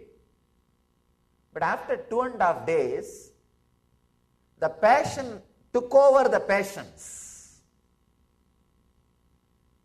The passion to hold on to that experience took over the passions to relax into that experience. Please understand. Whenever you want to hold your bliss, you will miss it. Bliss means what? Choicelessness is bliss. When you choose bliss, you have chosen suffering. If your hands are open underwater, river will be flowing. You will be holding the river. The moment you hold the river, you try to hold it, what happens? You have only empty hands. If you are with open hands, breeze is blowing. The moment you hold, you have only empty hands. So, the moment you choose bliss, you choose suffering. Choice is suffering, choicelessness is bliss. The moment my passion took over the passions, it disappeared. It just disappeared. Again, it took more than 10 years for me completely tune, polish my being and relax with a deep passion and passions. When that experience happened again, never left, it just stayed. It just stayed and started radiating through this body. Please understand. Passion with patience is what I call intensity. Intense, I can say, intensity is required to start your spiritual practice. Without intensity, I have seen many people. They buy all products. You just see an ad in the TV, some 90-day program to build your muscles, to build your body. You see after, before, after photograph. And you order everything. But there is no intensity. You even express delivery it. Because you don't want to wait for 10 days. You know in 10 days it disappears. You express delivery it. But by the time it arrives, intensity is not there. And it's lying down. After few days or few months, when you do garage sale, the same thing, without even being opened, will be sold for 1/10 of the price. You would have bought for $50 and you will sell it for $5. You need intensity to start any practice. You need intensity to continue any practice. You need intensity to achieve satori. Please understand. In my life, I needed intensity to start my practice. I needed intensity to continue my practice. I needed intensity to achieve satori, first experience. I needed intensity to make that first experience eternally staying with me, and means enlightenment. And I needed intensity for enlightenment, and I needed intensity to live enlightenment after enlightenment. Understand, for ultimate fulfillment, you need only 3 things in the life. 1, intensity. 2, intensity. 3, intensity. That's all. Patanjali says, based on the intensity level, success is achieved. You can just drag, and waste your life. Waste your life. Waste your life. Just today, I was sitting with one of my disciples and chatting. The person wanted to tell me something, but could not tell. She was saying, no, I'll think and let you know. I'll think and tell. I said, don't waste time. At least tell now. I'll work it out. Either I'll answer, if it is a question. If it is right, I'll fulfill. If it is wrong, I'll clear it. It will be solved. If you are postponing, you are delaying the whole process. Intensity suddenly reduces the whole span of your traveling. Intensity drastically reduces the wastage of time. Without intensity, you can go on and on and on. Understand? When there is no intensity, you are lost in the past and future. Life goes on and on and on. You have eternal lives in front of you. This idea of eternal lives brought so much of passions in India. The Indian culture, the whole thing goes in its own phase. It brought a lot of passions, no doubt. But they missed passion. Understand? Because, you know, if not today, tomorrow. If not tomorrow, day after tomorrow. If not day after tomorrow, next life. You know, eternity is in front of you. I can say that's one of the important idea responsible for the laziness which is prevalent in India.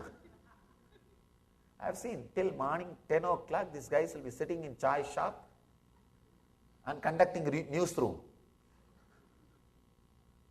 analyzing who ran away with whom, who is having affair with whom, who is sitting with whom, who bought whose property. I know in my native village, some 4 or 5 people, they know thoroughly about that whole town. who ran away with whom, who is living with whom, who sold whose property to what price, who has got how much of dowry for his daughter, who gave dowry for his daughter, how much dowry he gave for his daughter, how much dowry he got for his daughter-in-law. Complete information. Complete information. You will be really surprised. And this fellow knows thoroughly about real estate, who sold, whose house, where, what price, everything. Even how much is given in account and how much is unaccounted. Number one, number two, everything he knows. Once I asked him, he was sitting and talking about some real estate. Swamiji, that guy sold his house just 1 week before, and this house is on sale, this property is in litigation. He was talking. I asked him, are you a real estate broker by your profession? How do you know the whole thing? He says, no, just as a hobby I know, Swamiji. Just for time pass. No, really. I know in my town, in each and every town in India you can see at least 10 people like this. Thoroughly they know everything, but they have nothing to do with it. They know thoroughly in which house, which girl is waiting for marriage, what's her age, qualification, everything. If you ask them, are you a marriage broker? No, just as a hobby I collect, I know everything. And they will be conducting newsroom every day. Every day there will be newsroom going on. Nothing much to do. Because eternity is in front of you. That brought patience. But the passion was missing. The same way, one life concept. This only one life. Whatever you do now, over. Then, no other life after death. This concept brought so much of passion, urgency, restlessness, all disease and difficulties and problems related to urgency, depression, many things related to stress, many things related to urgency was brought by this one life concept. This one life concept brought the stress, depression, urgency. Many life concept brought a deep laziness. Nothing moves. Now you need to understand the science of both. Then you will understand the truth and live a real life. Understand? As long as you are lost in the past and future, you are not living. The eternity is in front of you. You are just patiently. You are not living. Life is passing through you. This is what when our masters mean when they say many lives. Life will be just passing through you, passing through you, passing through you. You are not living. Please understand. Life is passing through you. Future becoming past. Future becoming past. Future becoming past. Just living patiently with deep patience. Means you are jumping between only future and present. Future and past, future and past, future and past. You never experience present. This is one way of life. The other way, just trying to be completely in the present. In the present. This is only life. Means pressure. Pressure. Intense pressure. Just trying to be perfect now, stress. Now what I have is only mine. Understand the whole science. If you realize, if you have only patience, you have many life again and again. If you have deep passion, you have this life alone. If you have intensity, you have both. You have this moment intensely and whole eternity for you. If you have only patience, life will pass through you. You have eternity in front of you, but you will not be living. If you think you have only present this life, you will be highly pressured. highly pressured, stressed, but you don't have time to enjoy eternity for you. If you realize intensity, please understand, one life or multiple lives is not based on what you believe, it is based on how you live. If you are in this moment stressed, only this life is life for you. Even though you believe there are many lives, the truth will not be your experience.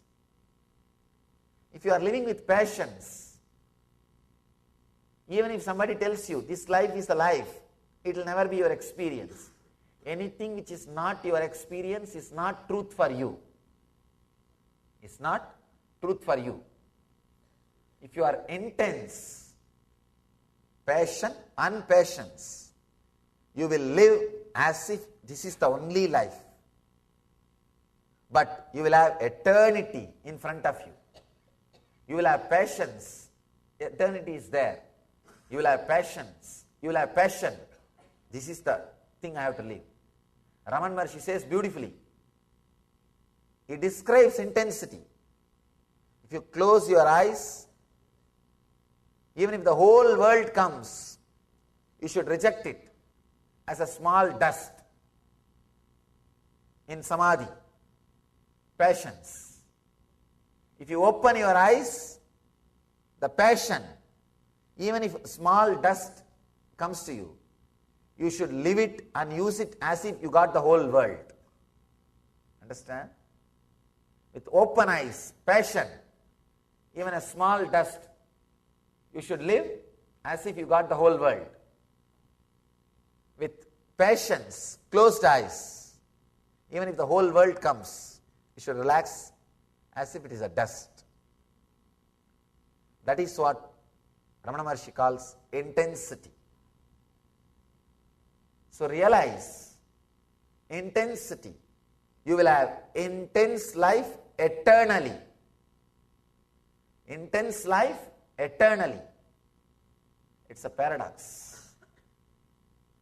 You will be intensely centered but living eternally.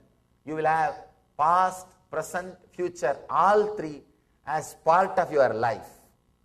If you are just patience, if you have only patience, your only past and future is your life. You will not be in the present, living. If you are just in the present, you have only passion, this life. You will not be relaxed about your future and past. If you have intensity, you have present, past and future. You will be living as a whole. Enlightenment means living in all three times at a time. Living in all three times simultaneously. My past is never a past for me. My future is never a future for me. My present is imbibing past and future into me. That is why I have so much of freedom to alter any of my past decision and correct and create present decision and project it into future life. Because the whole thing is in me. If you are living just in present, you have no freedom to correct your past and project your future. If you are living only in the past and future, you have no freedom to correct in present. If you are living in past, present and future, only then you have freedom to correct, freedom to amend and freedom to project. Understand? Living in present is not enlightenment. I am throwing a new light. I am breaking on ice, old pot. Living in present is not enlightenment. That's what we always think. Living in past, present, future simultaneously is enlightenment. Means in your present moment, the whole past, the whole future will be present. The essence of whole past, the essence of whole future, will be in the present is what I call living enlightenment. Intensity. So, internalize this one truth. Totality never fails. Experience with the self. Intensity means a deep passion, deep patience, ecstasy in the restful awareness, bliss in peace, excitement in restful awareness. So, bring intensity as part of your life. Anything you do in the outer world or in the inner world, be intense. You will explode in 360 degree in all dimensions. Live intensely and become intense. I can say becoming, when I say become intense, it is much stronger blessing than live enlightenment. So, I bless you all. Let you all achieve intensity, radiate intensity, live intensity, achieve and radiate Jivan Mukti, living enlightenment. Let you all achieve and radiate eternal bliss, Nityananda. Thank you.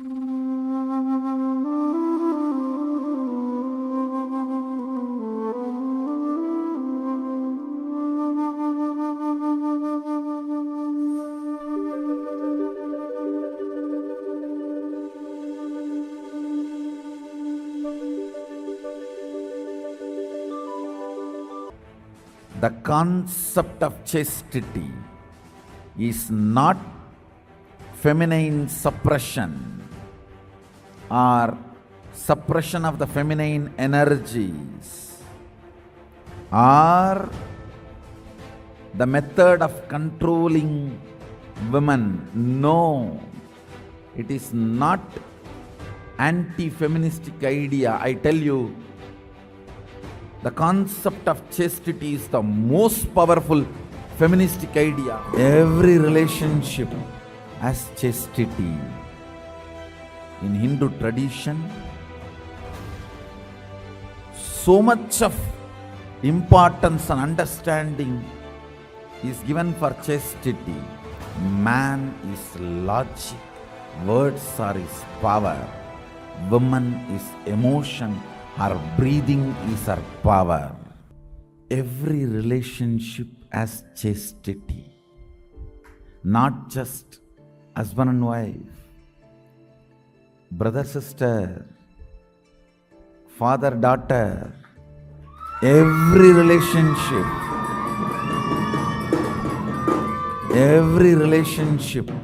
has chastity. In Hindu tradition, so much of importance and understanding is given for chastity, and all the so-called anti-Hindu forces try to say it is against feminism or masculine suppression or all the third-rate names they use. Please understand, no. The concept of chastity is not feminine suppression or suppression of the feminine energies or the method of controlling women. No, it is not anti-feministic idea. I tell you, the concept of chastity is the most powerful feministic idea. In Hindu tradition, 3 rain per month is supposed to happen.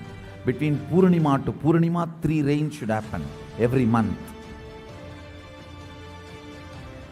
கற்புடை பெண்டிற்கோர் மழை, வேதம் ஓதும் வேதியர்க்கோர் மழை, செங்கோல் வளையா செங்கணனுக்கோர் மழை. One rain is for chaste woman. How come chaste woman can be responsible for rain? Maybe it's a concept to keep the social stability. No. Man is logic, words are his power. Woman is emotion, her breathing is her power. Understand? Chaste breathing is a command given to cosmos. A pure Pandit, a pure Vedic Pandit, he need to give command only through his words. His chanting, his words will impact the universe. A chaste woman, her breathing will impact the universe. All big successful house or organization, I guarantee there will be a chaste woman on the top. Maybe behind the screen, behind the scene, there will be a chaste woman who keeps the things together. Understand?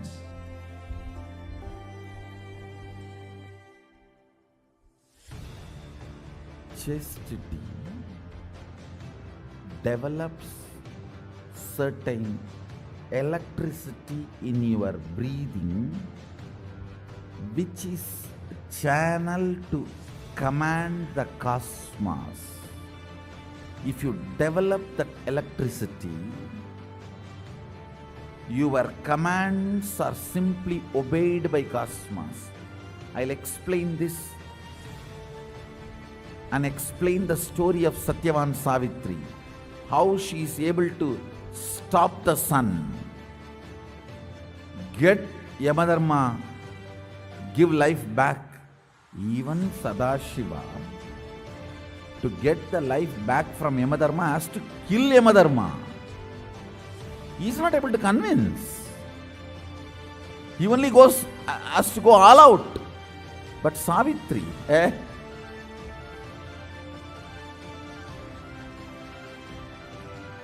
chaste woman seems to be more powerful than a Shiva Bhakta. Understand? Even Markandeya has to go and hack the Shivalinga. But Savitri did not even call Sadashiva. She says, I am commanding, stop. God. And you guys are trying to say Hinduism is anti-women? Which religious Shastra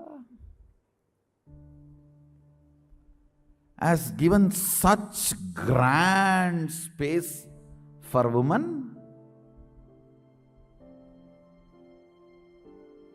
I tell you, if you have a chaste woman in your life, I am not saying it should be only your wife relationship, even as a sister. Because chastity is a quality which radiates in all relationships, not just in one relationship. A chaste woman will be amazing mother, amazing sister, amazing daughter, an amazing administrator.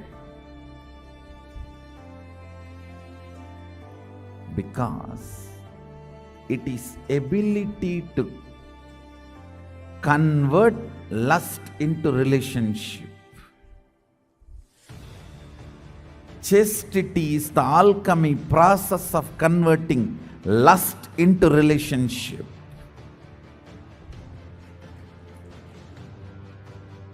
Process of converting lust into spiritual powers. If you have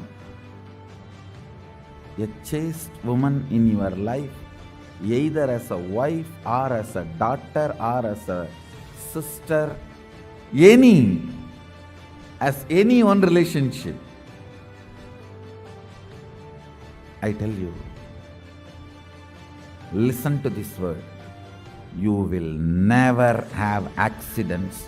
You will always be protected by all the unknown, unseen problems.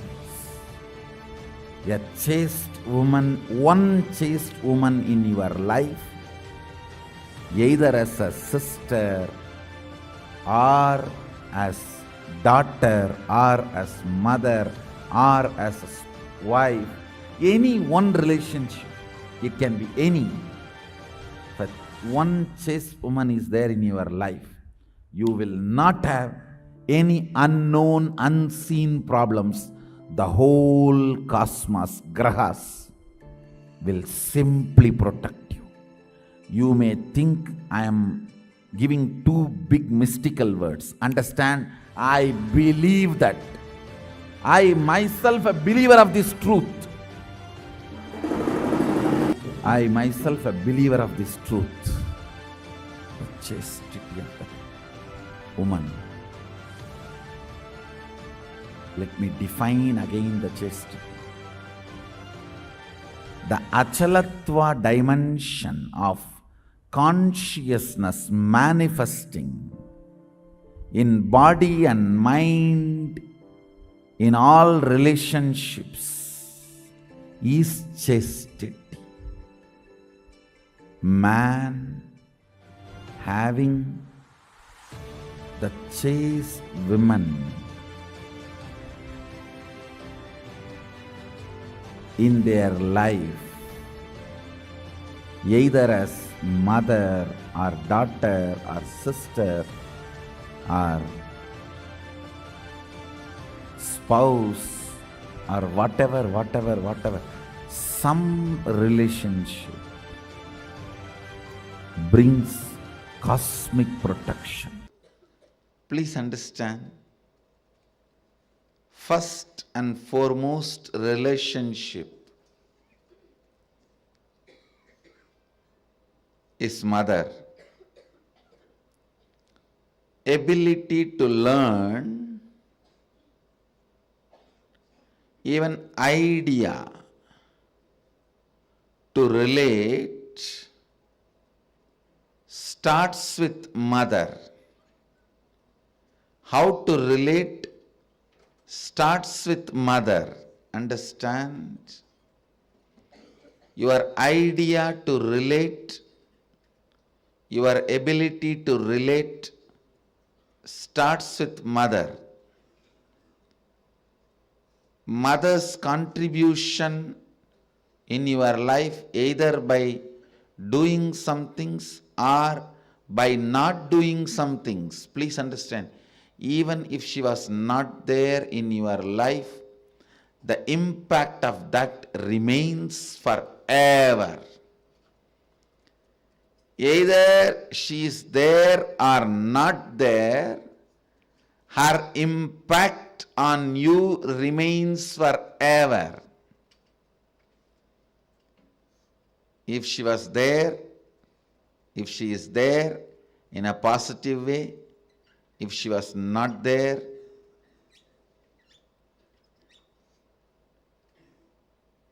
her absence impacts you forever, I tell you. Mother is too important way to connect what do you think as life.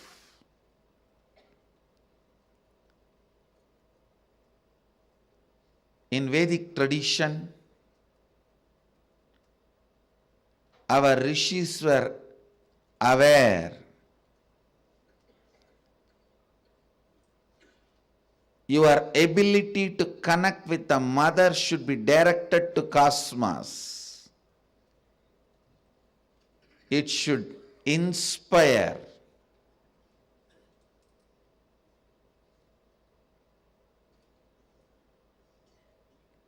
It should awaken your higher consciousness. It should inspire your higher consciousness to express through you. It should awaken your higher consciousness.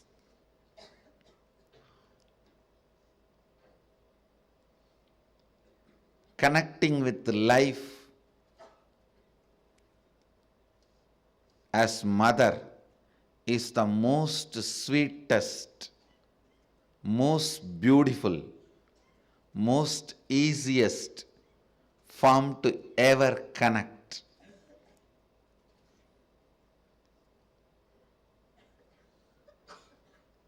Please understand, my childhood was full of spiritual experiences, amazing spiritual masters,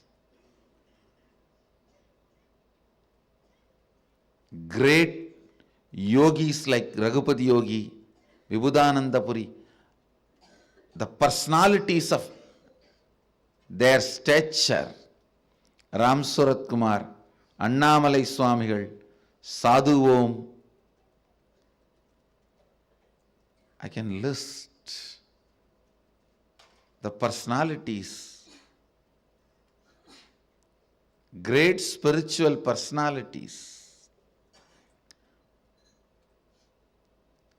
And I was exposed to all the spiritual thought currents and traditions like Vedanta, Saiva Siddhanta, Shaivism,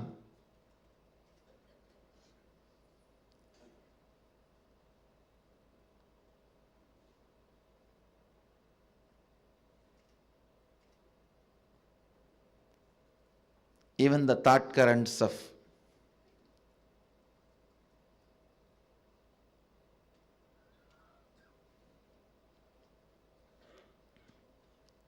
Sankhya, Yoga, Nyaya Vaiseshika, Purvamimamsa, Uttaramimamsa, various yogic sampradayas. But I tell you, I found most easiest, most powerful, most inspiring, most exciting way to connect with life as the form of mother. It's mother worship I myself chose. After being exposed to so many spiritual masters, experiences and philosophies, I tell you, if you want tremendous peace and healing in your inner space, choose mother worship.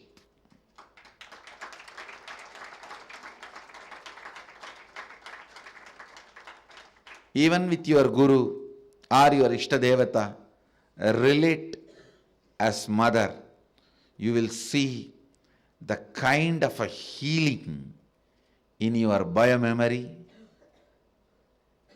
It will lead to extraordinary healing,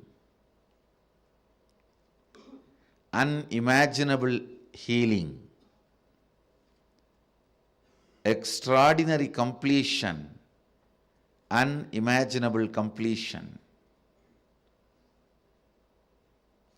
Blessed are those who had responsible mother till you became 14. Actually, till 14 only you need. Till you become physically matured, you need mother. Blessed are those who had life around their mother till 14. I tell you, till 14, if you had mother living around you, living with you, then you know how to connect with mother. You don't need a separate lesson. connect with the divine the same way,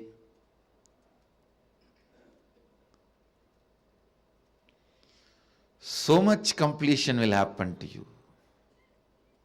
So much means really, really so much, I tell you.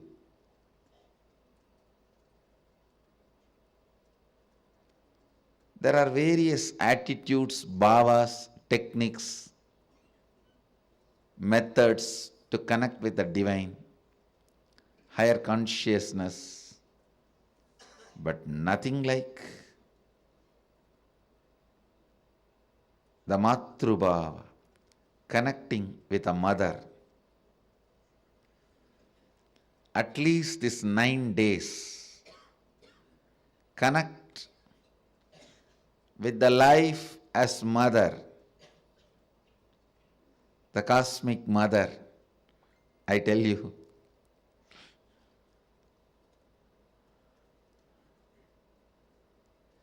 Then you will understand, you will never be same again after these 9 nights. These 9 nights, not only you will wake up, you will be awakened.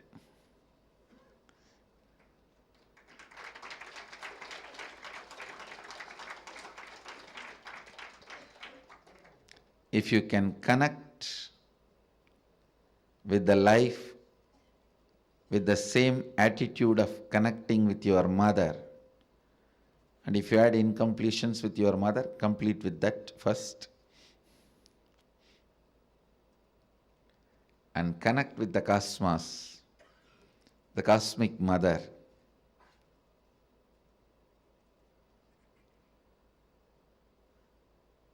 You will not just wake up, you will be awakened. I myself had a great mother, and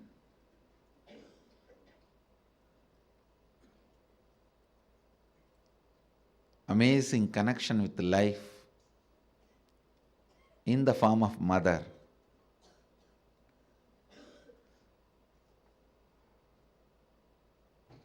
Even though I had darshan of different gods, goddesses,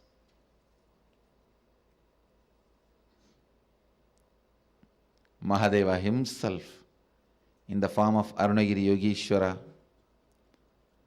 but everything was in the undercurrent, with the undercurrent of mother. Even Arunagiri Yogeshwara, he was so much mother for me than Guru. Even Raghupati Yogi, a old yogi, so much of motherliness I experienced with him than his Gurugiri, than him being a Guru. I tell you, of course, Mata Vibhudananda Puri, she is a woman, an elderly woman. By nature, naturally you will experience her motherhood. But even with Raghupati Yogi, the kind of a motherliness I experienced is amazing.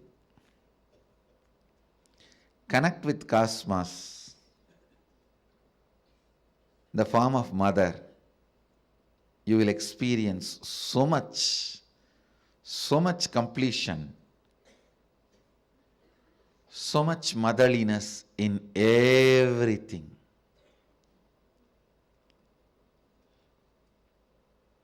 People will experience so much motherliness from you in everything, I tell you. When motherliness starts oozing out in you, even the chair on which you sit will become complete. It won't feel the heaviness of you. It will feel you as a blessing. The ground on which you walk will feel blessed by the touch of your feet.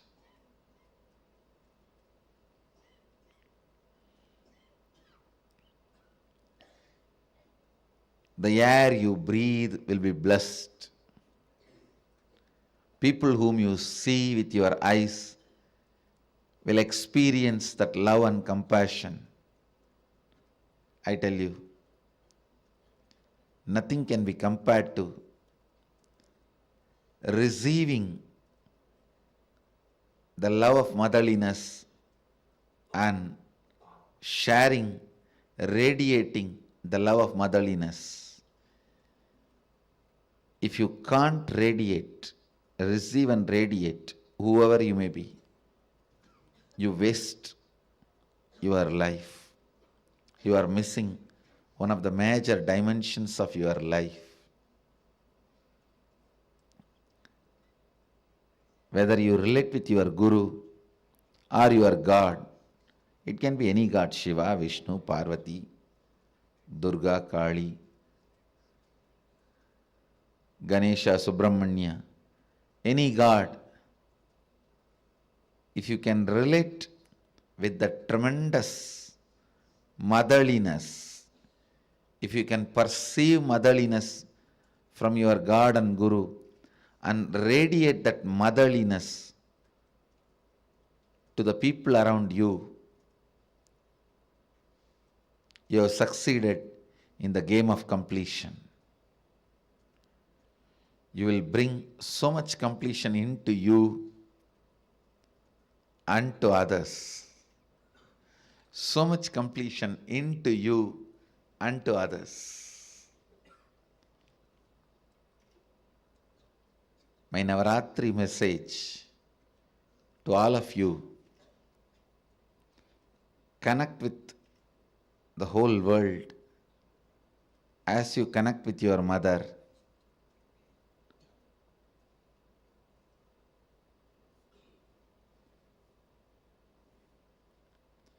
Be a child to life. Be a mother to people you are giving life. Be a child to the life to receive life in you. Be a mother to people to whom you are giving life. That is enough. You will bring so much of healing and completion to the planet Earth wherever you move, whatever you do, whether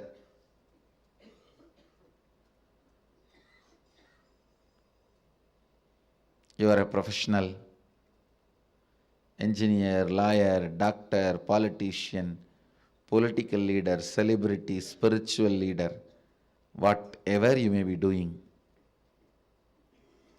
motherliness completes you and others.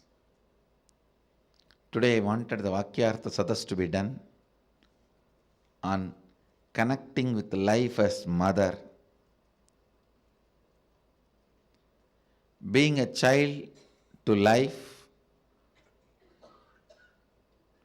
and being mother to the people you have to give life. Being a child and being a mother. Have Vakyartha Sadas on this subject and internalize.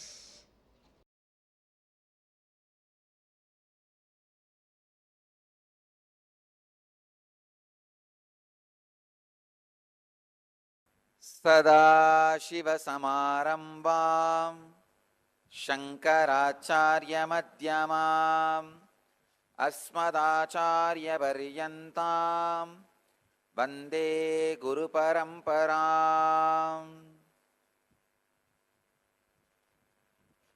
I welcome you all with my love and respects. I welcome all the devotees, disciples, samajis, satsangis from around the world who are sitting with us at this moment in 712 places through NTV, 15 places in two-way connection, having Nayana Diksha in 206 cities in 27 countries.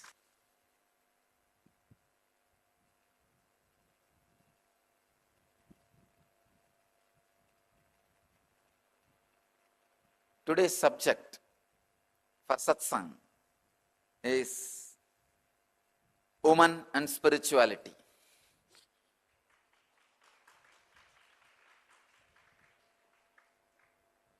women and spirituality. All the cities which are sitting in front of me now, having Nayana Diksha, two-way connection.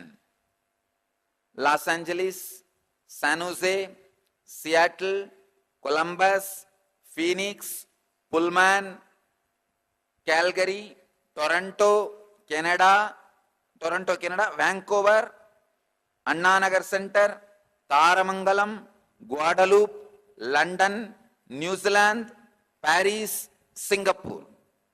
Totally 16 cities from around the world are sitting with me. New Zealand and Redondo Beach. These are the centers which are sitting with us, having two-way connection. Live, two-way connection. My blessings to all of you. Before entering into the subject, I wanted to remind all of you to sit in Bhatmasana and Samana Mudra.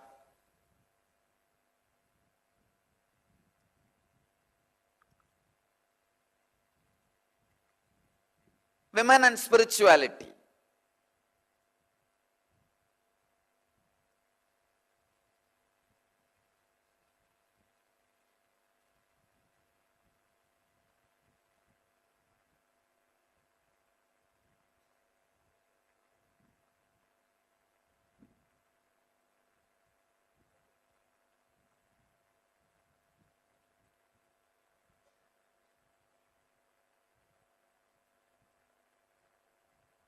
By the nature of the muscle memory, women are hardwired for the major three qualities which can lead them to enlightenment quickly, which is a basic necessity for enlightenment: receptivity, passivity, and the ability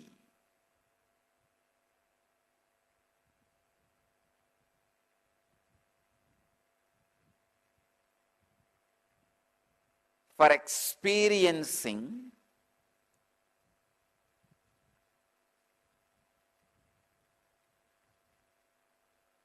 the feeling connection beyond logic. Please understand. Receptivity, passivity, ability to feel connected, feeling connection beyond logic. This three is part of the very biomemory of female body. Women, biomemory of women.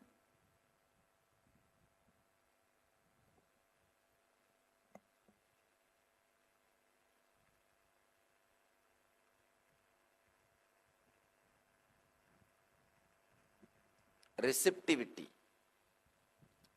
the ability to receive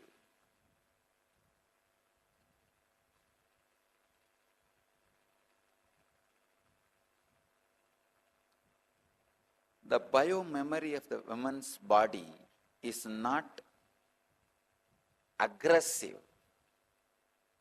It is based on receptivity, receiving.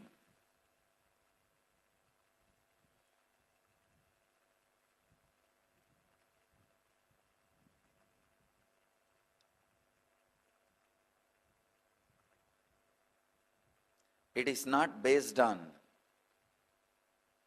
violence. It is based on passivity.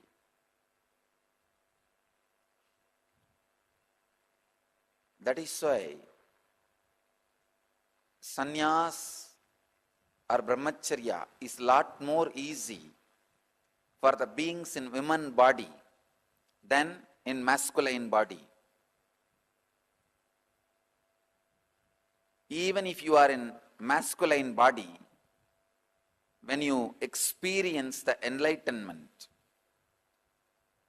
physiological mutation happens in your system, you just go beyond the masculine, feminine identification, an identity. Please understand, I wanted to make it very clear. It is such a subtle subject. Please understand, an enlightened being is neither male nor female or child or transgender. He is beyond all this. Something unique happens in his system. Already, I have done a lot of medical researches and experiments on my body, and I am continuing further more and more researches and experiments. I'll bring it to the world in right time, in a proper context, how an enlightened body is beyond masculine and feminine. Because during the enlightenment experience, the physiological mutation happens. Please understand, during the Satori, first experience, psychological mutation happens. And during enlightenment, physiological mutation happens.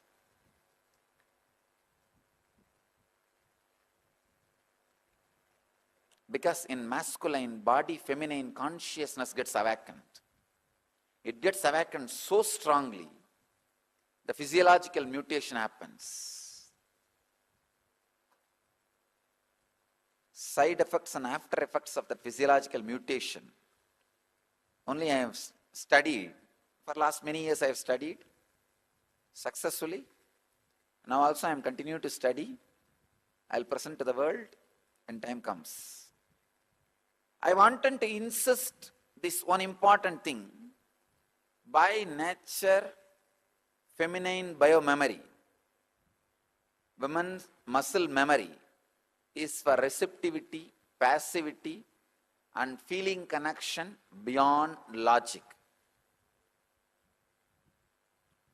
For enlightenment to be transmitted to you, you need to feel connected to something which is little beyond your logic. But masculine biomemory is in constant insecurity and fear. It is justified. Men say, no, we go out and do business and we are cheated, exploited. So we need to develop a shield of protection, security, and we need to think logically. Okay, it is justified. I am not saying your insecure feeling is unjustified. But what to do? Enlightenment happens only when you are able to feel connected. Maybe God has sent one gender to create infrastructure on planet Earth, one gender to enjoy enlightenment. Only one problem is enlightenment is eternal, infrastructure is ephemeral.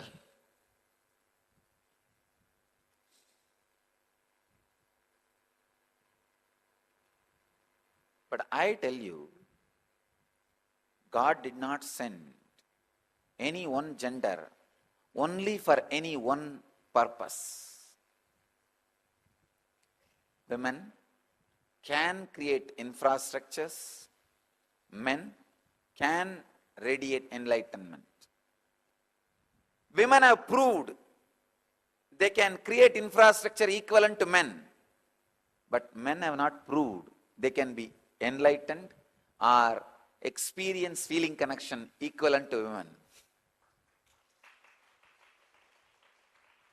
Still, men need to do their homework. Even in our Sangha, I can see people who are experiencing Kundalini awakening. It is not that I bless only that side. I bless both sides. By nature, Their system is built for receptivity, passivity, and feeling connection beyond logic. Men also carry the quality when they were kids, but the interest they have to get conditioned by society automatically reduces them to an ordinary. Please understand, ordinary.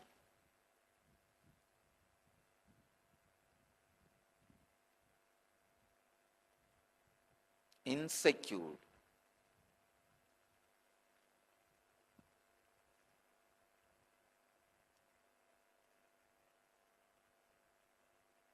confined to logic. Women by nature have the extraordinary capability to feel connected beyond logic. Men should evolve in that direction, should create those higher qualities to achieve and experience and express enlightenment.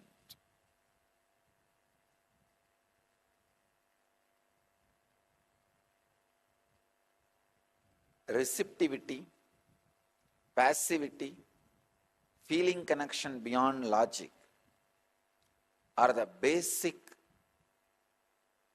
requirement for you to radiate enlightenment, the complete fulfillment. When you are receptive, passive, just simple nature can give you enlightenment. River can talk to you, hill can initiate you.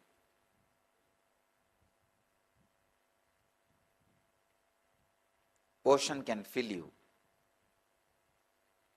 See Ramana Maharshi. Even Ramana Maharshi became intensely feminine. That's the reason Arunachala initiated him into enlightenment. If you see his marital garland of letters in Mathura Bhava, he just radiates that feminine consciousness in the mood of being receptive to Mahadeva, Arunachala.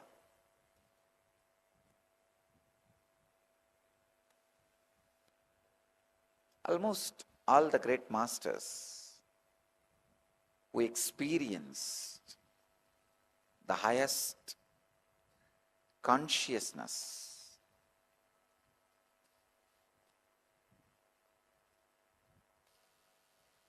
radiated extraordinary feminine qualities.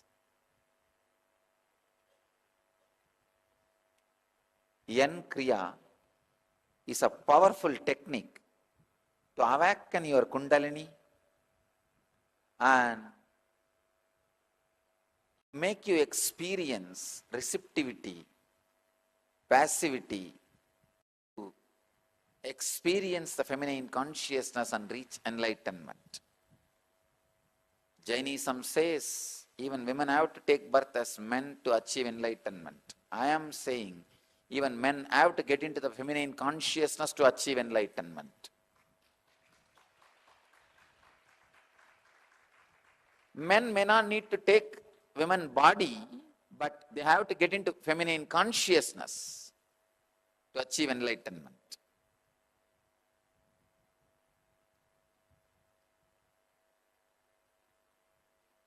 Jainism says women need to take one more birth as a man in masculine body to achieve enlightenment. I tell you, men need to take one more psychological rebirth into feminine consciousness to achieve enlightenment. I bless you all. Let you all experience highest spiritual experiences and powers. I bless you all to achieve, experience, live, express, radiate and share the eternal bliss, Nityananda. Thank you.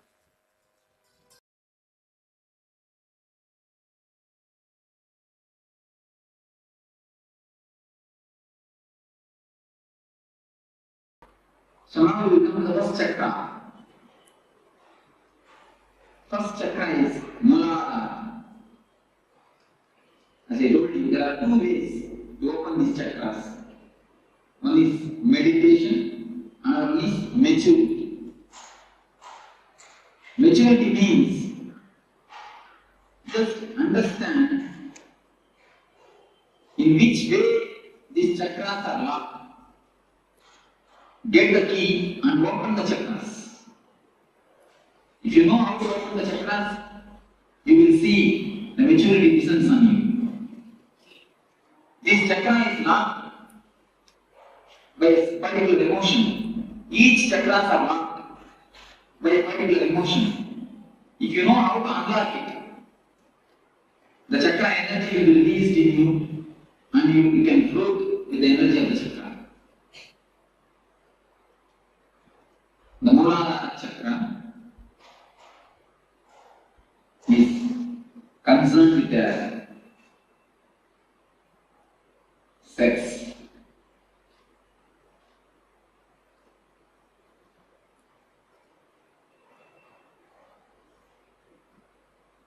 In the world, most talked about, most discussed about, most of the books are written about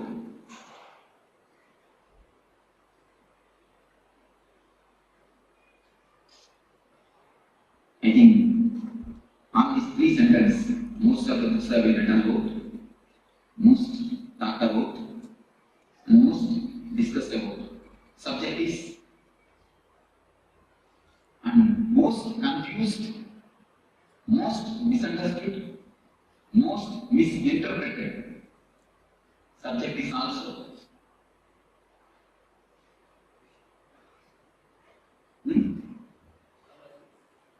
No. Sex. This is the subject.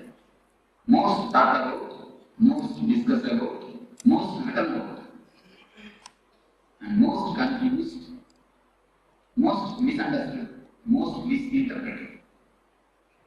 No other subject is talked about so vastly. No other subject is talked about so vastly as this subject.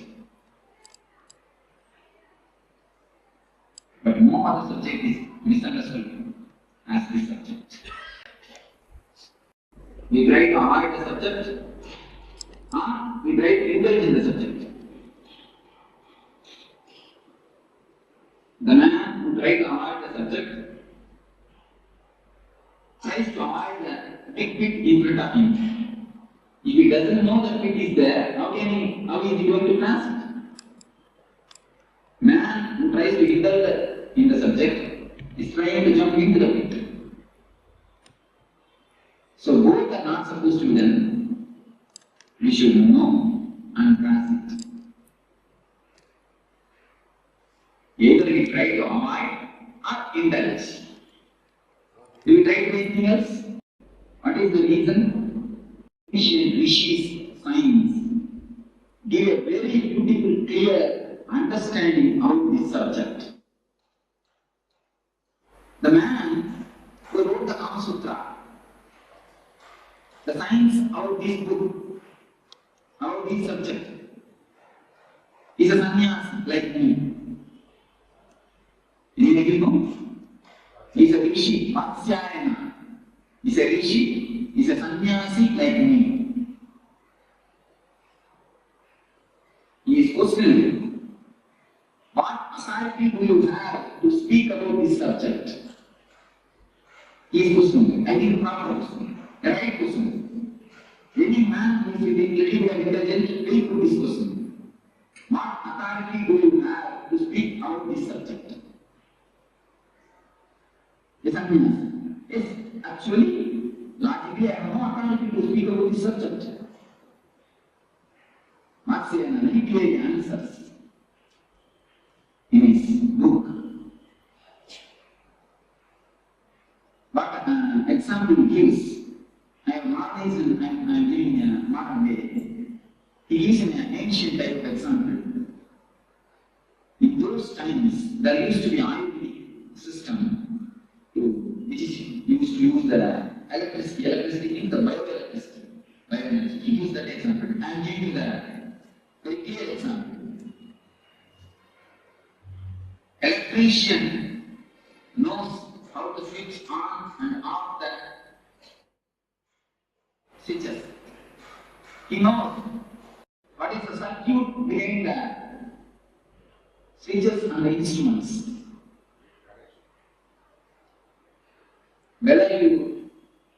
When you switch on, what will happen? Switch on, what will happen? Everything he knows. He may not have switched it on and off. He may not have directly done it. But he knows the science behind it. He knows the energy flow behind it. But a man every day uses a switch. He is switching on and switching off. He may not know the science behind it. Am I right? Many of us know only how to switch on and off, not the science behind it. That is why many times we get shocked.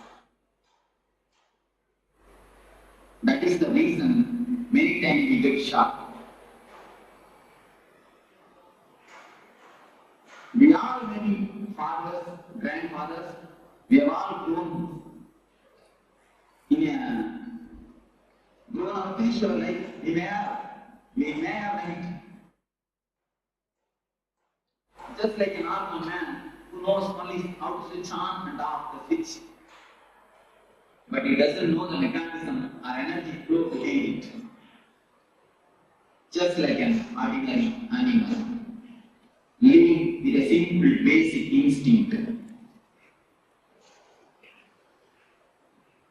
But Marxiana says, I may not know how to, I may not have done the switching on and off, but I know the background energy flow. I am the man only as an authority to speak about these things. Marxiana says, a real sannyasi is the only person who is authorized to give an idea about the subject. Nobody else has got any authority, he says. Because he gives one more example. Some two persons are playing chess. Sadhuranga. Chess. Two persons got involved in chess. When you see from outside, you will be having a right idea, you will be having a right move, you will be knowing the right movement, but they will not be doing that. Have you any time experienced it? When you see from outside, you will be knowing the right movement, they will not be knowing it. But when you sit and play, you will not be knowing the right movement. The person who is outside, he will be knowing the right movement. Do you accept this? What is the reason? He has no pressure that he has to win. The man who witnesses has no pressure. The man who is outside has no pressure that he has to win. The pressure makes mind dull. So a man who has jumped out of this wheel, samsara chakra, a man who is outside this wheel only can give a right idea about the wheel. If you are sitting in a giant wheel, you can take the example of giant wheel. If you are sitting in a giant wheel and rounding, can you give a right idea about the giant wheel? Can you? When you have jumped out of it, when you are away and looking the things, seeing the things are happening, you can give a right idea about giant wheel. So a man who has come out of it, who is beyond, who has transformed energy, who has jumped out of the samsara chakra, can only give a right idea about this subject. So we come to the question, what is sex? Today, biology proves all men are 51% men, 49% women. All women are 51% women, 49% men. Just 1% this way or that way. 1% only, this way or that way. But when we start growing, society doesn't allow the women part of us to express. When we do the meditation, many times I observe, men always cry, women try to laugh. What is the reason, you know? The feminine part of us has been suppressed. The masculine part of the women has been suppressed by the society continuously.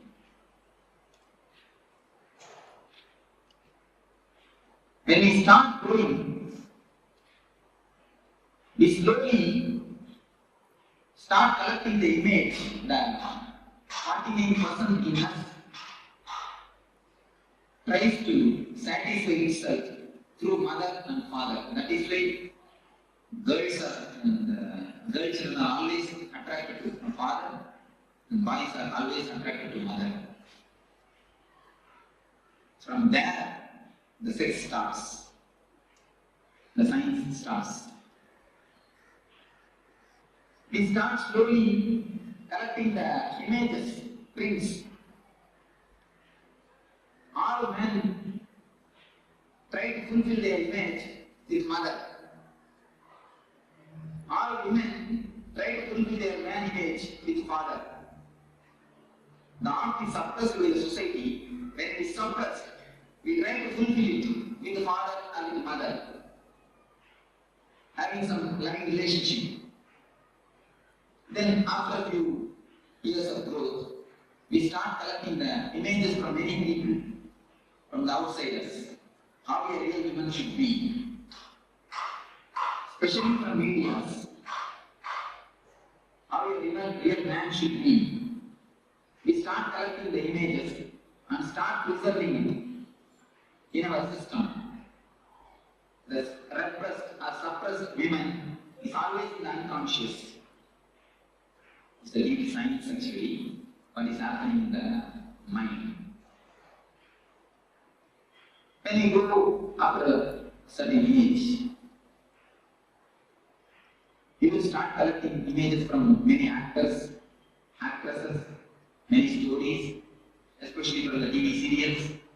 From all these things, we start collecting the images and start preserving it. How a right man should be, how a right woman should be, how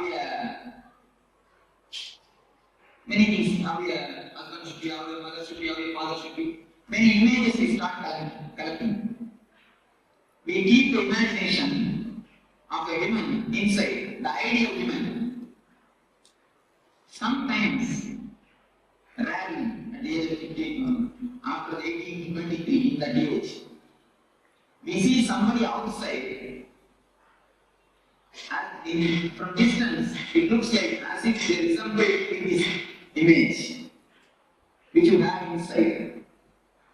We continuously start searching for this image. We have the copy inside. We start searching this outside. We start searching whether some image will suit with this image, whether some real person will suit with this image, which we have collected and kept it in our mind. So actually, when you see somebody from distance, you feel as if that your image is resembling with that real person. We start falling in love. The falling in love happens in that moment only. The science behind the falling in love is listening. We have an image and we search.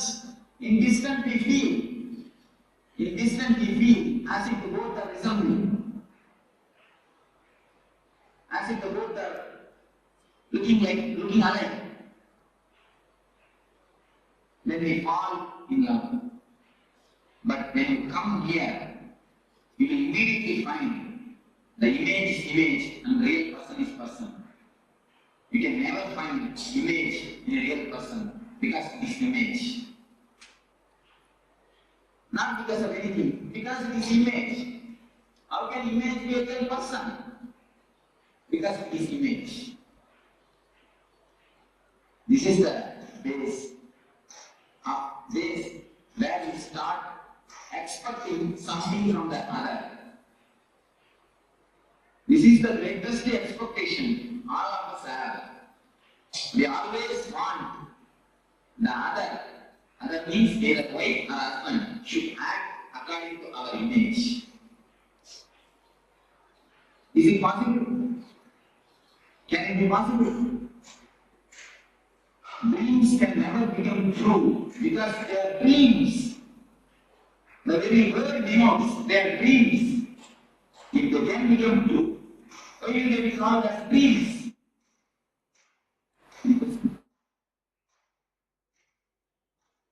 It has to be heard very clearly. Please listen with full attention and try to digest what I say. That's why I'm speaking very slowly. If any question please raise, now suddenly we come to the clarification. This is the way in which our expectations about others starts. We collect all types of images from media, TV, wherever we see the ideal person. We collect that image and keep it inside and try to actualize it.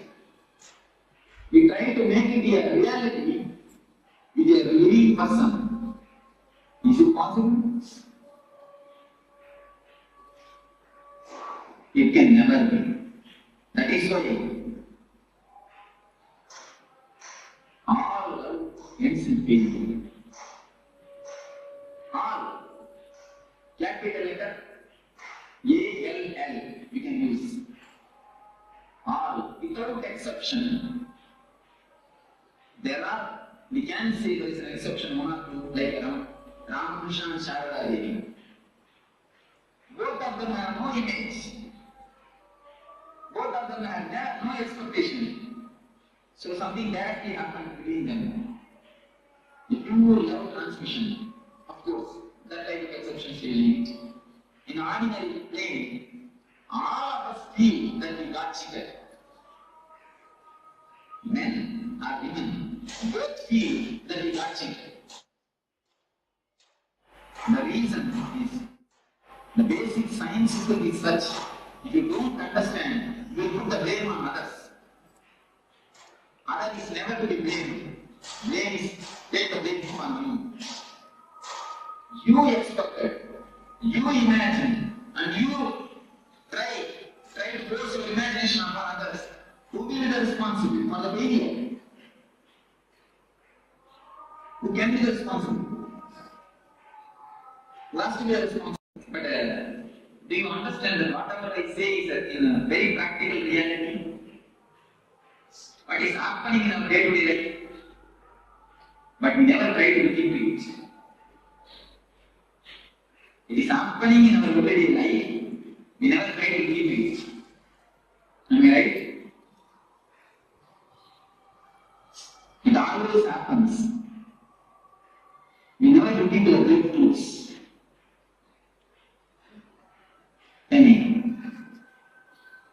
So, when we see that our image is not a reality, when we saw from a distance, it looked like what is in my hand, oh, it is green. That also looks like a green. When it comes near, no, it's little yellowish. When it comes more near, no, it's slight white. When it comes near, you will see it is red and it is white, it is green. Totally opposite and totally different. Then you think you have decided wrongly. Then what we do? We don't keep quiet. We start sculpturing the man according to our image. Women sculptures man, man starts sculpturing women. We try to possess each other. We try to make them into a matter. If you want some furniture, if you have a chair, you can keep it where you want. It will act as you say. If you keep it there, it will be there. You can give it to somebody else. And if you have wood, you can make furniture according to you and keep it there. But as you possess these furniture, do you think you can possess a live person? If you possess a live person, what you are doing then? You are making a spirit into a matter. You are reducing a man into a matter. You are degrading him or her. When you degrade somebody, do you think she will respect you or he will respect you? No. Problem starts. Problem starts. The unending war starts. Almost I can say unending war. Unending war starts. Our whole life, the so-called life, is nothing but this unending war. Any of your house, I can go more deep into this subject. Many of you can raise any questions. Always it goes in such a way. So we have an image and we start carving. The whole day, 24 hours, she is with hammer and chisel, you are also with hammer and chisel. When you find her, you start chiseling. When she finds you, she starts chiseling. The house is continuously completely filled with the sizzling sound. Keep quiet. Don't stand. All these sounds are nothing but sizzling sounds. The continuous sizzling sound is resounding in the house.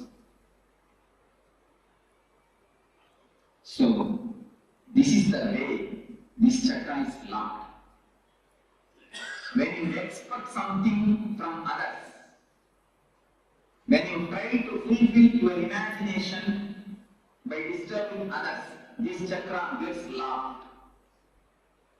This chakra has nothing to do with sex as you think, as you get the meaning of the word sex. This chakra is something to do with deeply our imagination. This chakra has nothing to do directly with sex. This chakra gets locked or unlocked with the imaginations. When I say that this chakra has nothing to do with sex, I mean whether you are a brahmachari, sannyasi or grihastha, this chakra can be opened. Even for sannyasis, this chakra can be locked. So it has nothing to do with the outer condition of life. I want to say, this has nothing to do with a so-called celibacy. A real celibacy is who can be called as a real celibate? Man who has dropped his inner image. When a man drops the inner image, which he preserves, inner woman's image, he only can be called a real sannyasi. Even if you live in a grihastha life, if you drop this image, if you drop the chisel and the hammer from your hand, if you stop chiseling the other, you will be a brahmachari. your Muladhara chakra will be opened. You will get having the real benefit of this chakra opening. Do you understand what I say? So the outer conditions, whether you live a married life or unmarried life, has nothing to do with this chakra. Don't think only for a sannyasi this Muladhara chakra can be opened. This can be opened for anybody. Yes, because we have never looked into us. We never turn inside. We go everywhere, but never inside. Just drop expecting, just drop chiseling the other man. Then this chakra will automatically open. When you drop the imagination of hero, the chakra will automatically open.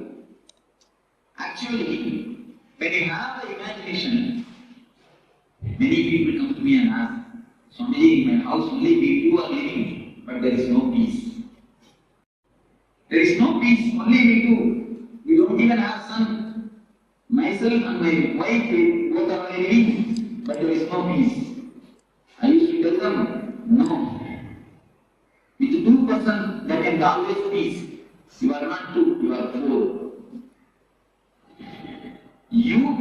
Your imagination about your wife.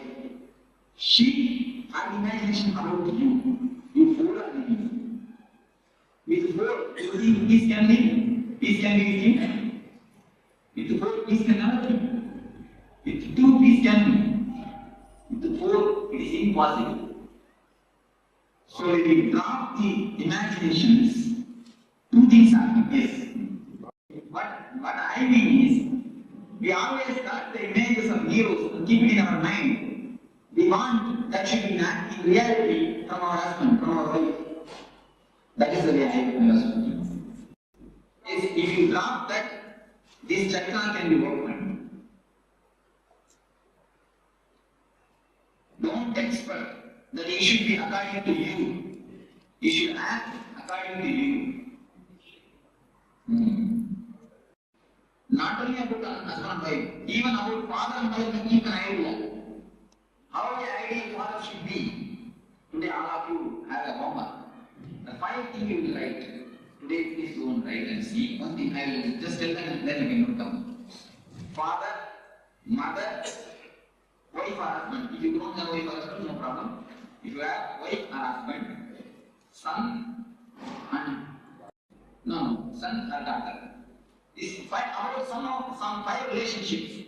You write how you expect them to be, how you feel the ideal father will be. You just write down 2-3 points. So all these 5 relationships, write ideal your vision. The ideal father, ideal mother, or ideal son, or ideal wife, or ideal husband. You will find if you dig down your unconscious, you will find all your ideas are just from the TV serials and cinema. All your ideas you will find. And few times I check with people. I just ask them to write down how your house furniture should be. It will be corresponding to the serial. Even the house furniture, we have the imagination. How it should be. We take from the medias. Before that, there were dramas. If you live on the dramas, there were uncle images. Huh? Even now, even in earlier time, you see, from kings, they torture as best they can. And she tortures as best she can. She tries to make a Rama, we try to make a Sita. But finally what happens? Anjanaya comes out. We do not know what happens. Anyhow. So the imagination and trying to project it disturbs this chakra. If you can drop the imagination, if you can stop chiseling the others, this chakra will be completely opened. The people whosoever has got a problem with the uterus problems, if you diagnose your mind, you will be having this problem of imagination and trying to project it. and forcing upon the others. Of course, women have their own way to force. They don't force with chisel and hammer, they force with tears. They force with tears and crying. So they have their own ways. Apart from the husband and wife, what happens to the boss asking his employees to do according to what he wants to chisel them? What about that? You see, in ways, so in business world there is no other way. One thing you can do, you do your art of chiseling with consciously. Do all your chiseling and see that it doesn't disturb you. It can be done. Now if we chisel, afterwards we will come and sit and feel the guilty consciousness. I was scolded, or I have done something wrong. If you do it consciously, you will not give overdose. Even if you are angry, angry is just like a money, because anger is a great energy given to us. It's a great presentation of God. One person came to me that he says, I am not able to control my anger. I told him, you take one photograph when you are angry and keep it in the wash, puja, and do puja every day.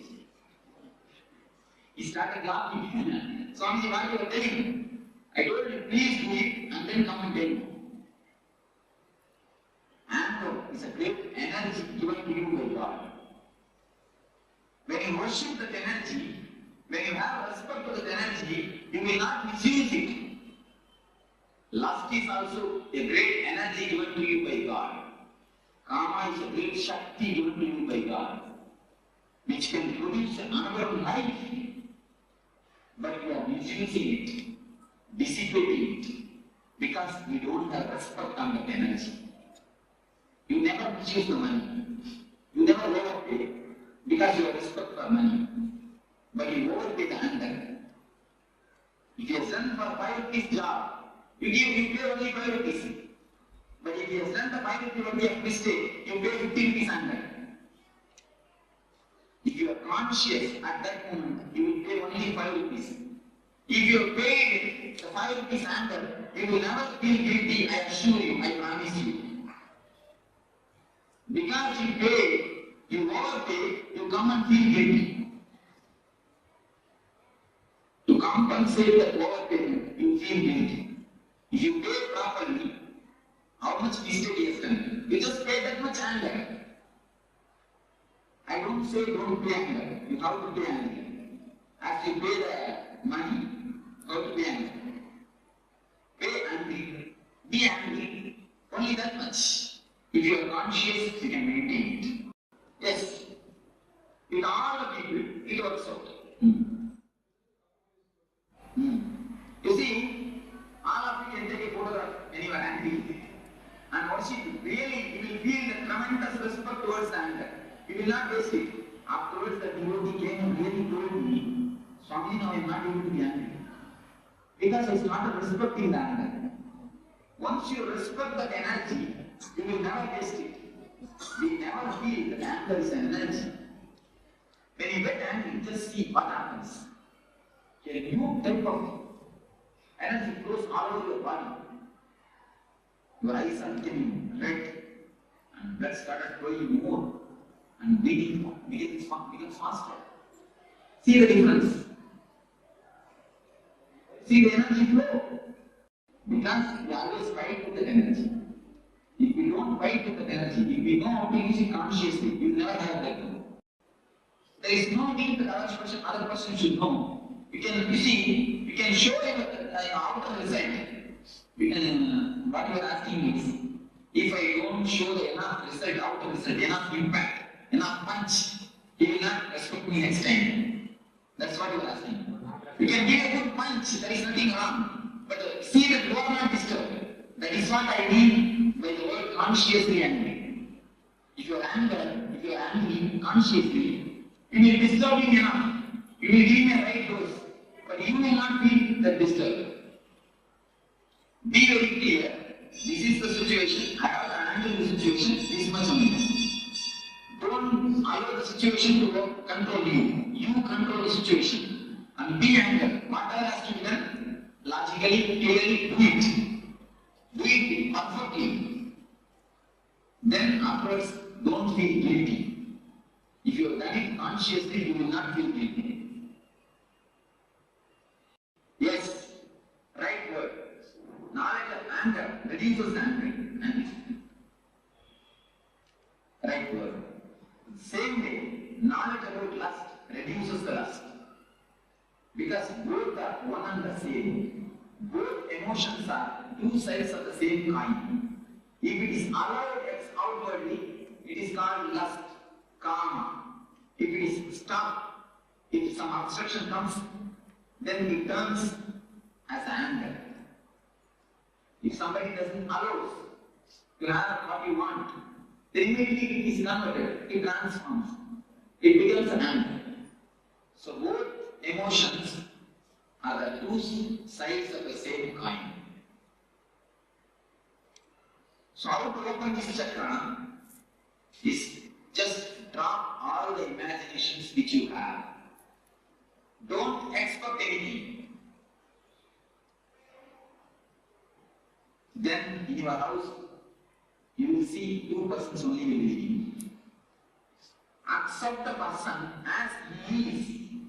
There are few people come to me and tell, Swamiji, I love my wife very much. That is why I try to convert her. I make her as I want her. I want her to be. Am I right? Many people won't tell me. And you also think, because I love him, that is why I force him to do what I want. Is to answer them. You don't love your wife. You love the image which you have in yourself and try to force that image on her. You will love her if she acts according to your image. If she doesn't, you won't be loving her. So your love is not towards her. Your love is towards the image. That's the real truth. Your love is towards the image. How she should be. That is why you force her to be as you want. So, when you drop these imaginations, the Mooladhara Chakra energy will be awakened. One thing. As a byproduct, your house all will become a great kshetra. All our houses are almost very it is good kshetra. Our houses have become good kshetras. Am I right? Our houses have become really good kshetras. Actually, so if I speak about Namrata, I will pull down the whole structure of Jyotisha. It is a sheer nonsense. Having two paper pieces, going to some person and asking how my life will be. What right you have to live if you don't decide how your life will be? Going and asking some person who is unknown about your life, giving him 2 pieces of paper, please just see and tell me how my life will be. What type of life you are living, I don't understand. You are the man who is living. You know the pros and cons of your life. You are the person who is living. You don't know about your life. You are going and asking him. Then what type of intelligence, which intelligence we are living, I don't know. It is sheer bullshit. In Jyotish Shastra, there is a science. There is some truth. In original Jyotish Shastra, it is complete science. But going to some Jyotish is an utter irrelevant. It means we don't know about our life. We don't even have the intelligence to run our life. If we don't have intelligence to run our life, if we don't have intelligence to decide about our situations, if we are not able to take the responsibility of our life, we have no authority to live. Actually, a real man will not go for the person, go to somebody and ask, what will be my future? Many people come to me and ask, Swamiji, what will be my future? I tell them, never ask, what will be my future? Ask, how to make my future. Never ask, never come to me for prediction. Come to me for design. If you come to me for designing, I can help you. If you come to me for prediction, I can't. Go. Under tree, there are so many people sitting for 5 rupees to 10 rupees. Daily. About how will I give you? Going and asking a parrot. There are videos there, about how my life will be. The parrot itself doesn't know its life. It is unattractive.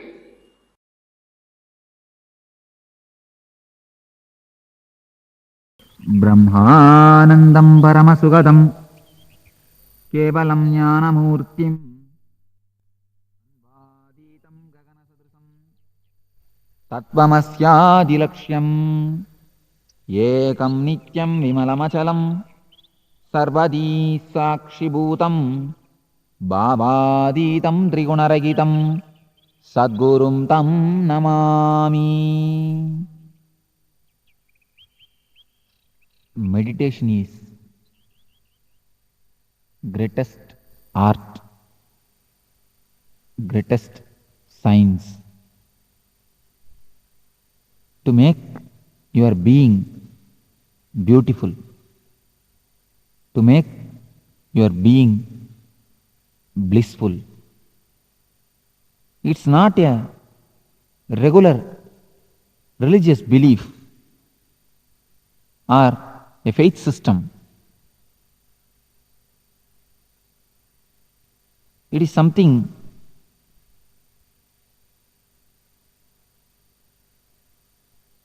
which can directly touch your life, transform your being,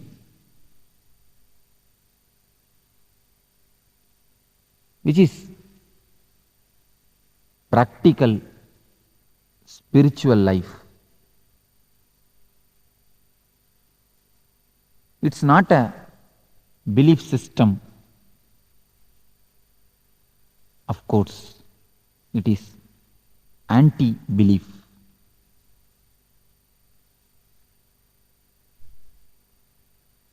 It will make you not to believe anything or anybody.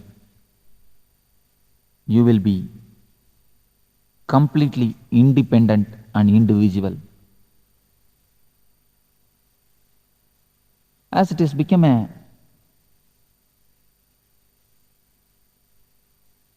custom or routine, people understand meditation also as one of the faith or a religious system. No.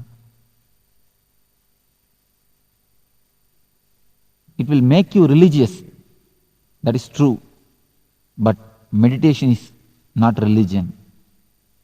It is practical, spiritual system. It's a science to transform your life.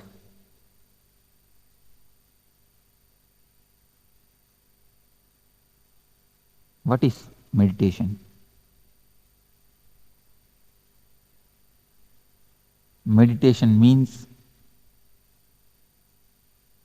immediately all of us understand or try to imagine an old man with big beard sitting in the bank of some river, closing his eyes silently, trying to hum small mantras.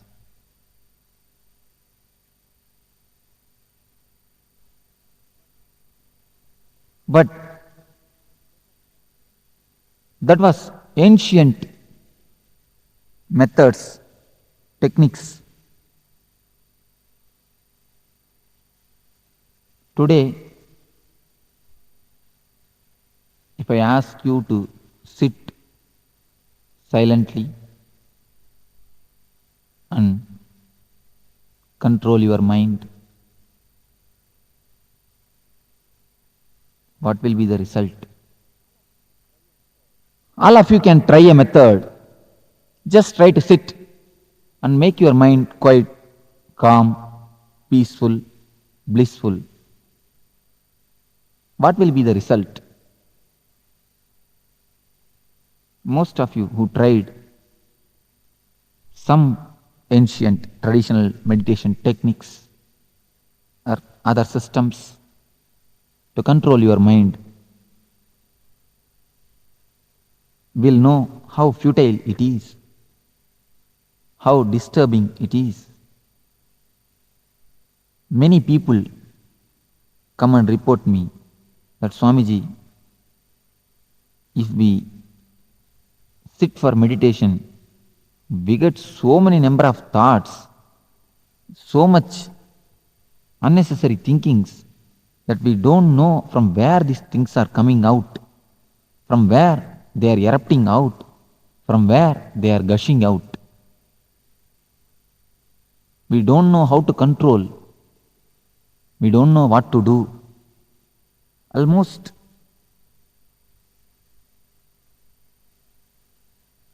we are mad. We feel that we are mad. There is a small story. Once a man wanted to meditate,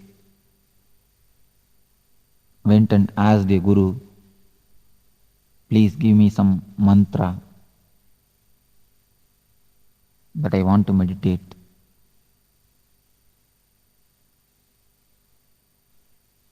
That guru gave him one mantra and told him,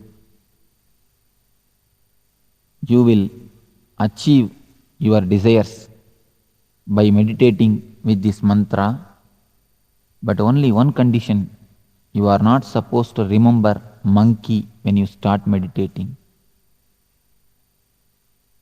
This man told, okay, oh yes, verily, this is not a big condition, because none of us remember monkey, and he also never remembers monkey, unless he is the devotee of Anjaneya. He is not a devotee, and he never remembers also. He came, took his bath, and sat for meditation. As soon as he started the mantra, you all can really imagine what would be the first thing which entered in his mind, thought which occurred in his mind. Surely nothing but monkey. Guru has already given an instruction. If you remember monkey, immediately you should take bath once and then you should sit for meditation. As soon as he remembered monkey, he went to take bath. He took bath, came back and sat, started the mantra. Immediately, before his Ishta Devata, he remembered what he is not supposed to remember. Monkey. Again, because he is a man with passions, went to take bath, took bath, came back, sat, started meditating. As fate would have it, again he remembered monkey. This happened some 10 times. 10th time he is going to take bath. Even at that time, in the bathroom itself, he remembers only monkey, nothing else, nothing but monkey. He feels all over his body, all over the mind, he is completely surrounded by monkey. He started shouting at himself, at others, ran to the master and begged the master, please, Guruji, take back your mantra and the monkey both. Leave me alone. This is the condition of a man who tries to meditate, who tries to calm down his mind by the so-called traditional techniques, meditations and methods. At the age of Patanjali, in ancient times, there used to be meditation techniques with which people can directly sit and start meditating. They will become calm, cool, collective, blissful. At that time, man was very simple. Man was nothing but his body. Mind was not so much developed. There is no such thing existed, cerebral layer. Today, the greatest problem, the biggest problem of man is cerebral layer, cerebrality. At that time, in ancient times, those techniques worked out. Those techniques really helped. But today, direct silent sitting methods won't do. They can't be anyway helpful because man has become too complicated. Man has become neurotic. In modern day, neurosis has become a normal state of whole humanity. Along with the growth of science and consumeristic society, almost all of us are in the condition of neurosis, neurotic. So, the ancient techniques, the old techniques which are designed at the age of bullock cart is not going to help us, as the bullock cart is outdated. The bullock cart age techniques are also outdated. Today,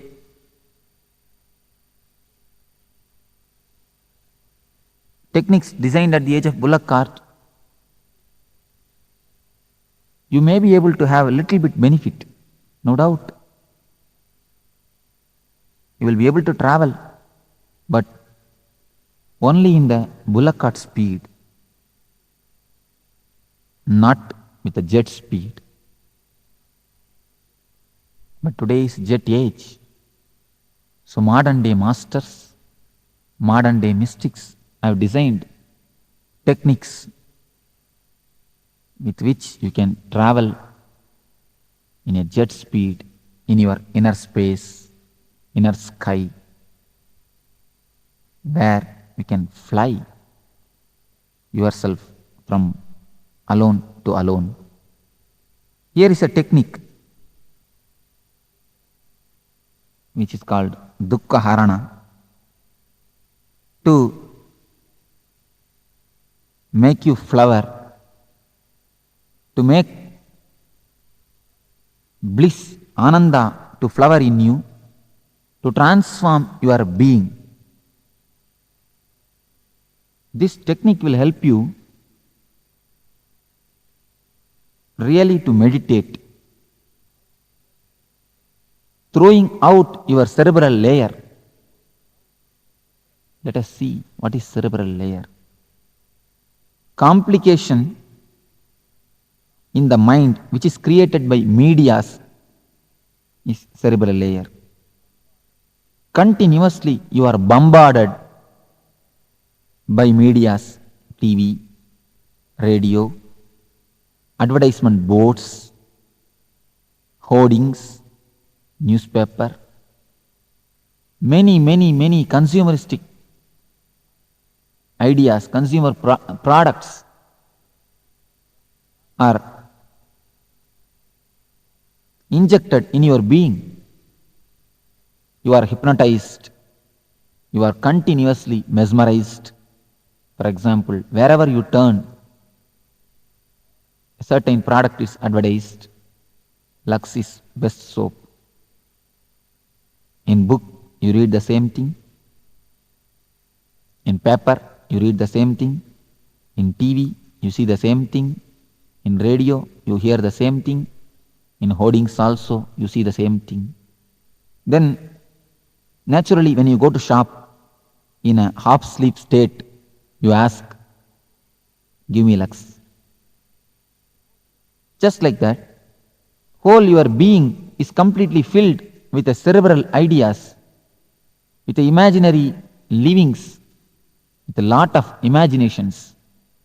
Unless you throw out your suppressed desires, suppressed emotions from your being, you can't sit quietly. You can't sit silently. This is the meditation through which I am trying to pull out the insanity in you. I am not trying to force sanity in you. I am trying to bring out, erupt out the insanity in you. Then naturally sanity, bliss will flower, blossom in you. You are already in Nityananda.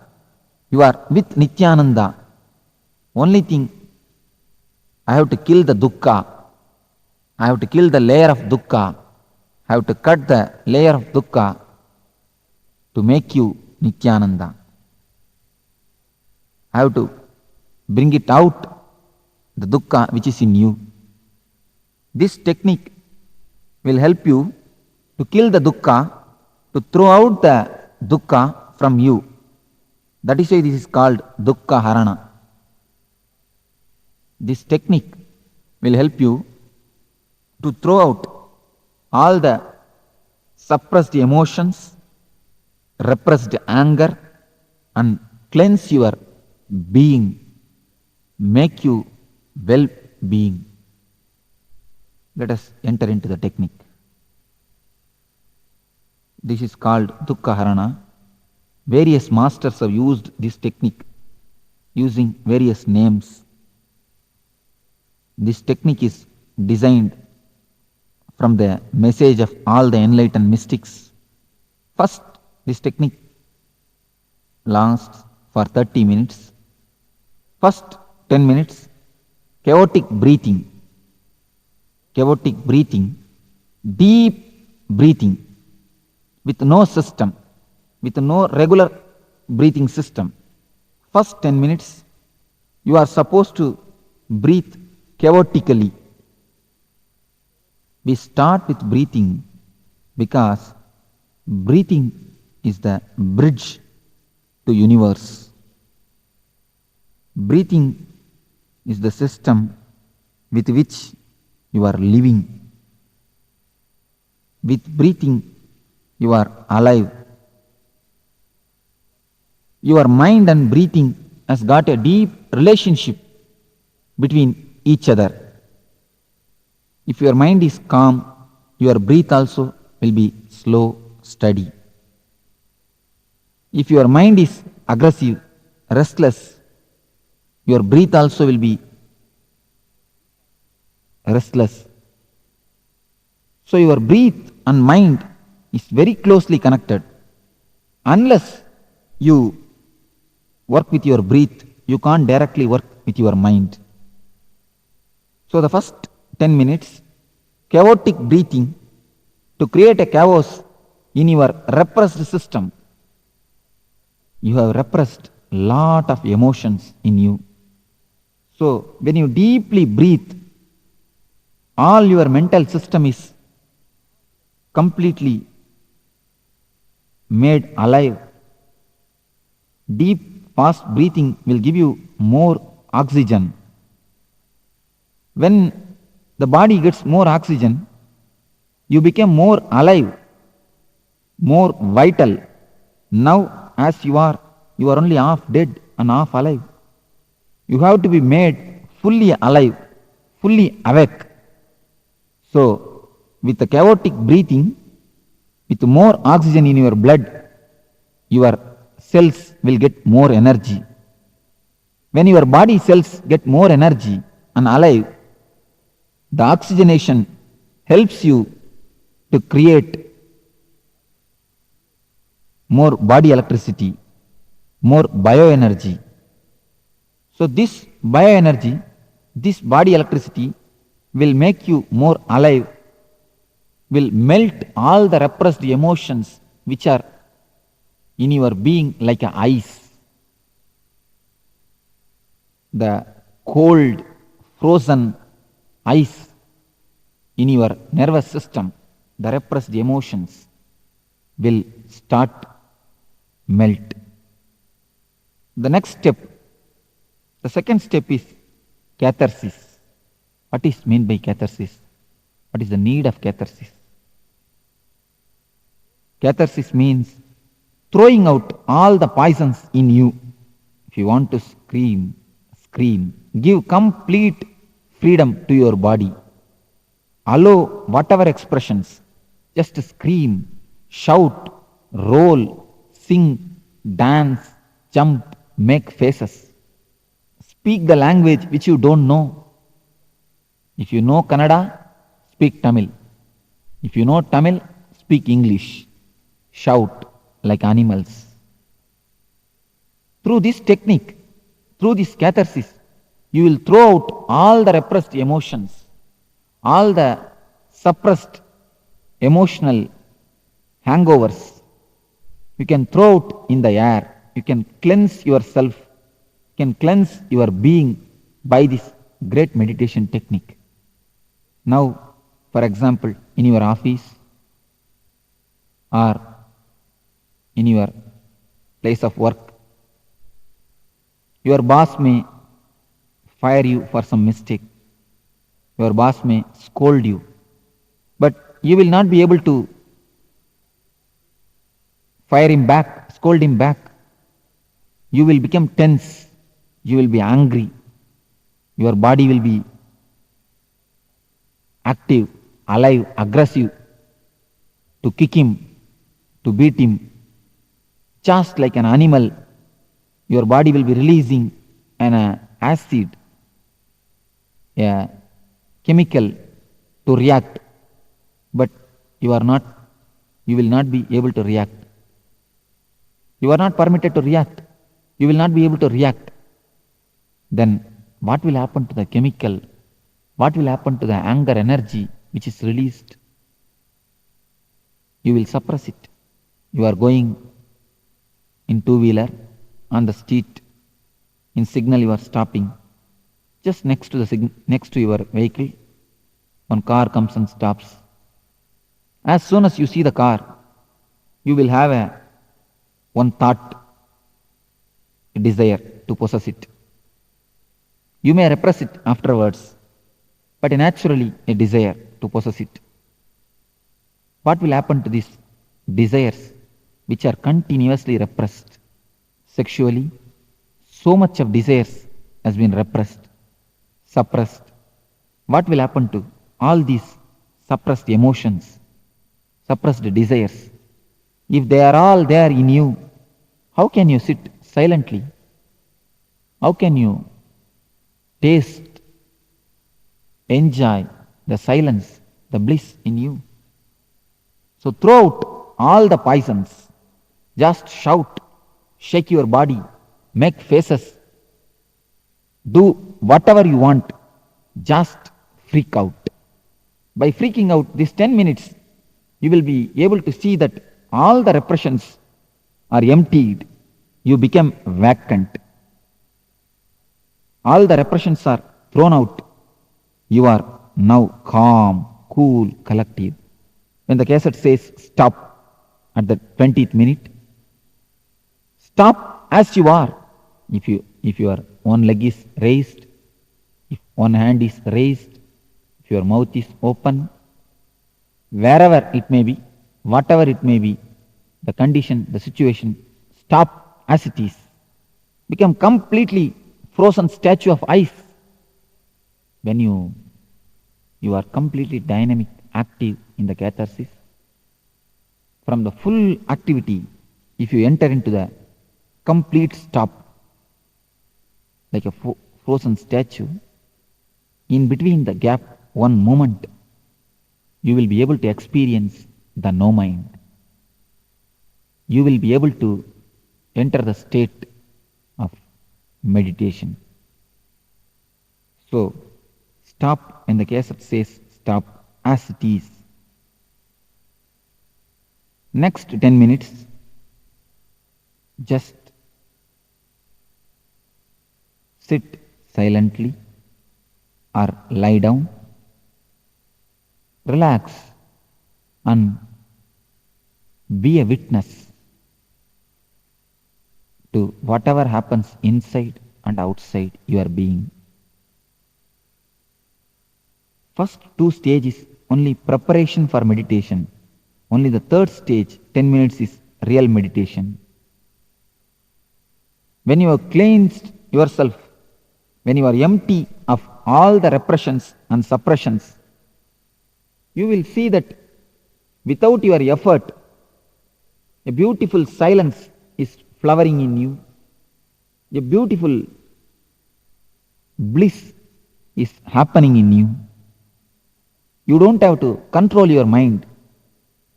You will see that mind is silent by itself. Silence cannot be forced. It can only happen. The last 10 minutes, just relax yourself with a smiling face and blissful mood. This is the key. Silent face and blissful mood. Completely relax. Don't concentrate on anything. Just be aware of whatever happening inside and outside your being. There may be many experiences. You don't have to worry, bother about experiences. Just as you watch TV, as you watch television, movies, layer by layer, film by film, picture by picture, watch your mind, thought by thought. Be completely relaxed. Be completely cool. Be completely collective. Be completely in a state of bliss. This meditation, Dukkha Harana, should be done in the morning. There should be no food taken before the meditation. You should be with empty stomach. Loose white cloths are best. And do it along with this music. 21 days of this meditation will help you to transform yourself. You will feel as if you have taken a psychological bath. You are cleansed completely. Your being itself is reformed, transformed. This meditation will help you a lot to transform yourself. In 21 days, you will be able to taste, you will be able to experience what is Ananda, what is silence in you. So, when you kill the dukkha, Ananda in you automatically, naturally flowers, blossoms, and oozes out a beautiful smell within you and around you. Let you all use this Dukkhaharana meditation technique and kill the dukkhas, go beyond the dukkhas, and enter into the blissful state, enter into the bliss and be with Nityananda.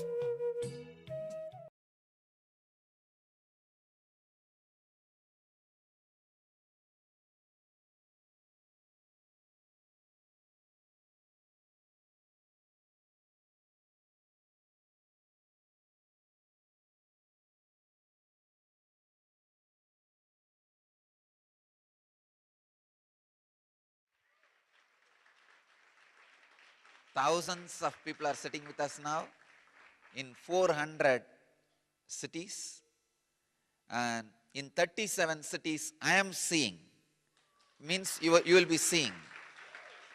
37 cities you will be seeing.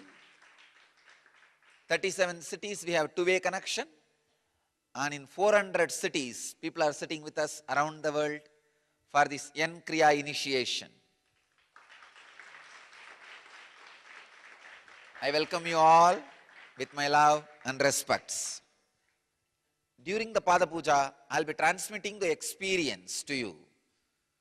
So, receive the experience. I want all of you to know, your brain can receive and send informations without communication, done in an orthodox way, like words or visuals.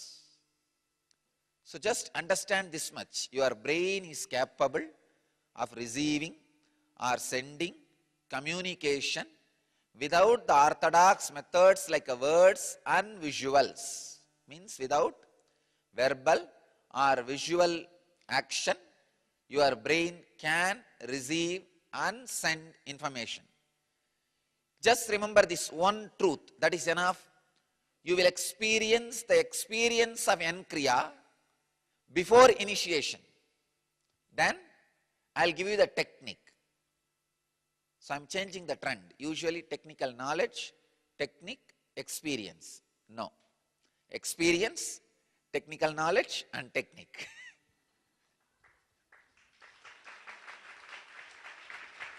So,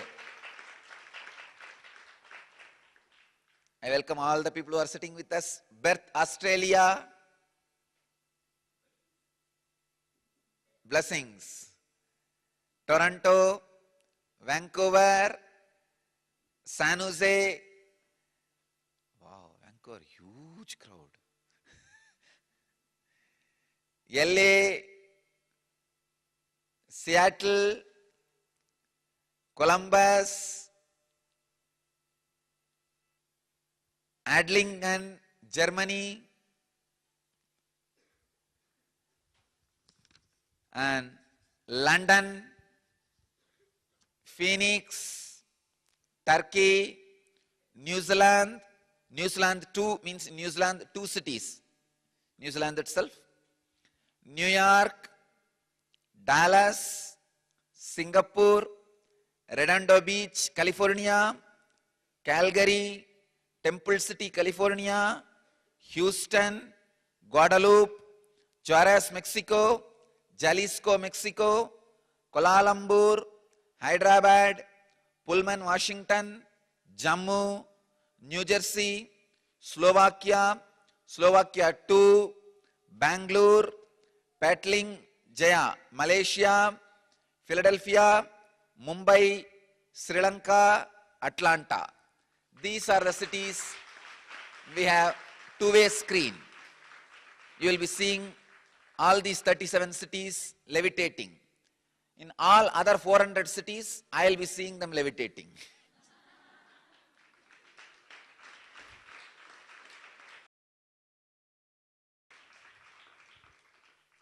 So, I request all the devotees, disciples, all the people participating in the initiation to sit either in Batmasana or Vajrasana or just simple squatting. First priority Batmasana, second priority Vajrasana, third priority just squatting. Sit and Samana Mudra. It will be good if you sit on the ground.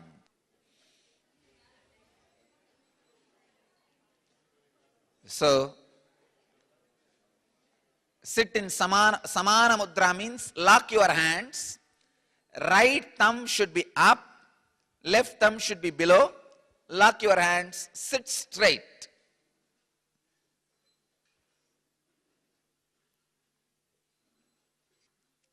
Sit straight.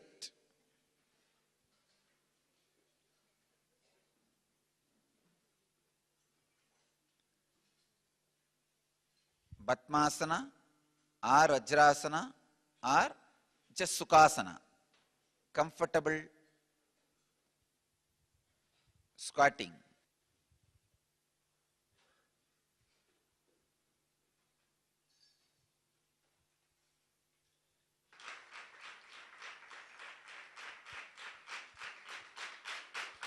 We'll start the initiation.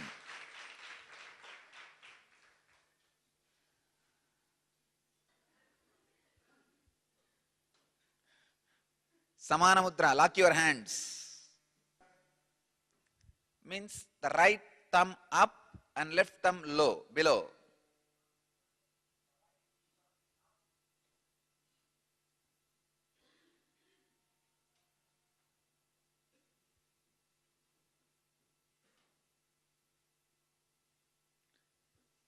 We'll start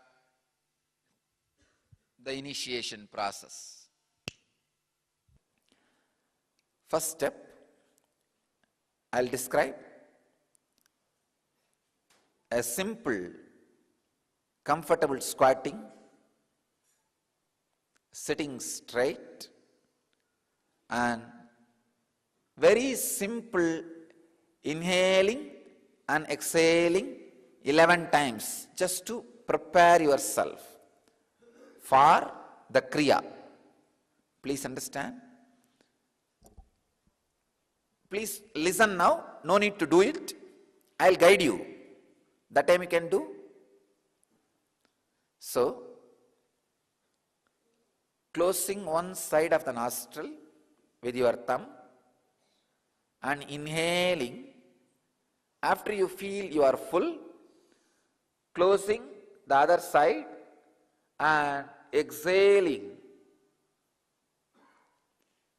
You don't need to do it now. Just relax, listen, and do it. When we do the Kriya, listen to the instruction. Close the right nostril with your thumb, right hand thumb. Inhale through left. Once you feel complete, close the left nostril with a middle finger and ring finger and exhale through the right nostril. Simple Nadi Shodhana. Nadi Shodhana means just cleaning the nostrils, cleaning the basic nadis. Do this for 11 times. It may take maximum 1 minute. That's it, nothing else. Or 1.5 minute, 90 seconds. Nothing more than that.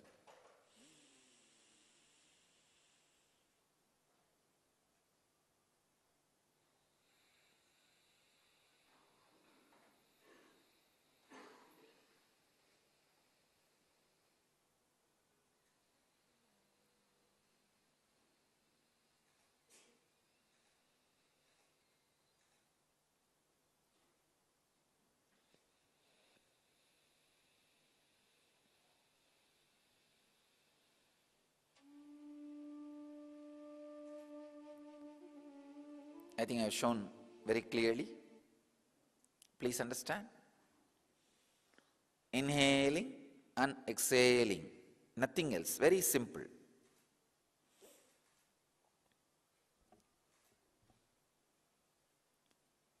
Actually, this is not Kriya itself. It is a preparation for Kriya. The first 3 steps are preparation for Kriya. I'm just letting your body warm up. This is the first step, 11 times. Second step, the Bastrika Pranayama. Please understand. The technical term is Bastrika. Pull your lower abdomen in and up.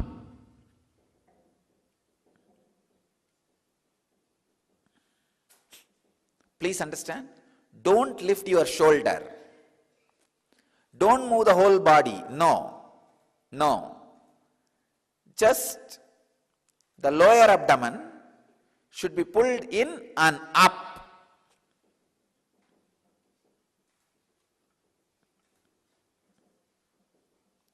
"21 times. Please understand. Again, I am preparing the body. 11 times of Nadi Shodhana, simple breathing, 21 times of Bastrika. 21 times is very simple thing. Actually, it's nothing. Just 21 times of Bastrika. This all preparation, please understand. This all preparation to push you to the original Kriya itself.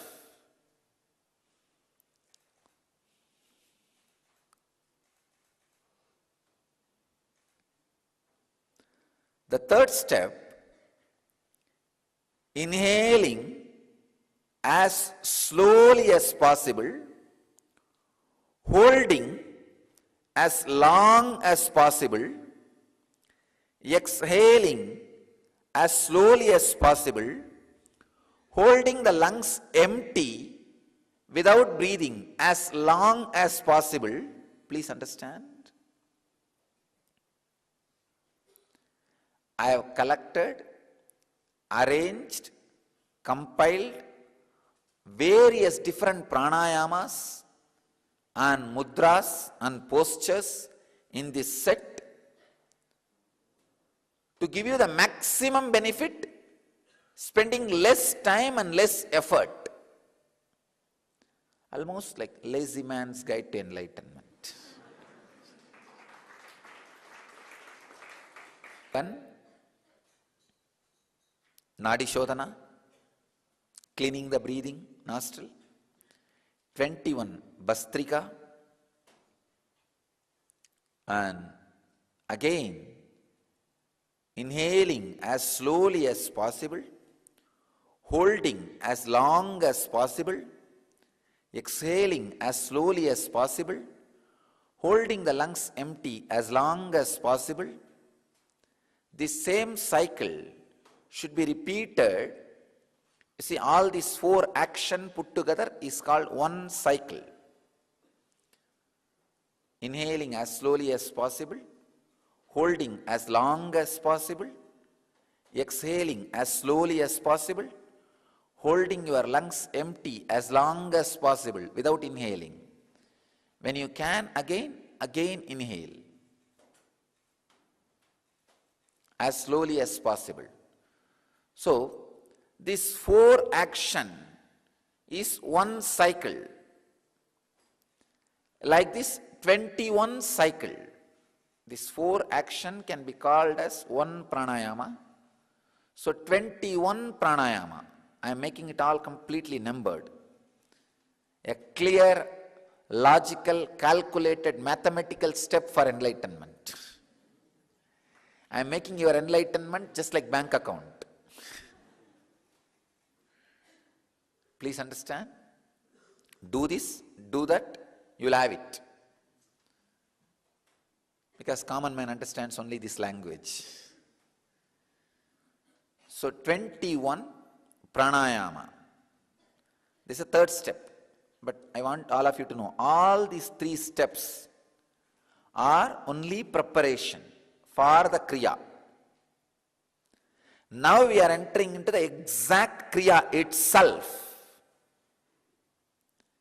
Exact Kriya itself. Only if you do these 3 steps of preparation, you will be able to enter into the exact Kriya itself. This is the most powerful part. Please understand. The exact Kriya, if you do without preparing these 3 steps, it will not have any effect on you. So you need to enter into this Kriya after only these 3 steps. That is why I am saying, whole thing is Kriya. For your understanding, I am explaining how the process is happening. Now, 581 places around the world are sitting with us live. I can say we crossed the basic critical limit needed for the energy to land. Now I am very clearly seeing the energy has started expressing. Now all the people who are sitting around the world in these 581 places will experience the Kundalini awakening. And at least 100 places will have the materialization of Vibhuti. You will see now. You will receive at least 100. Oh, New York already started coming.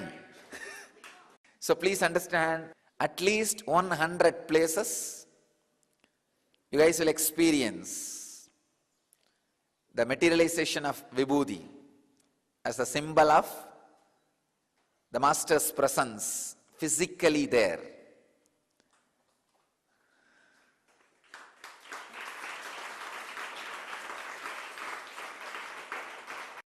Now listen the instruction. Thumbs on the ears and the index finger and middle finger on the eyes and the ring finger on the nose.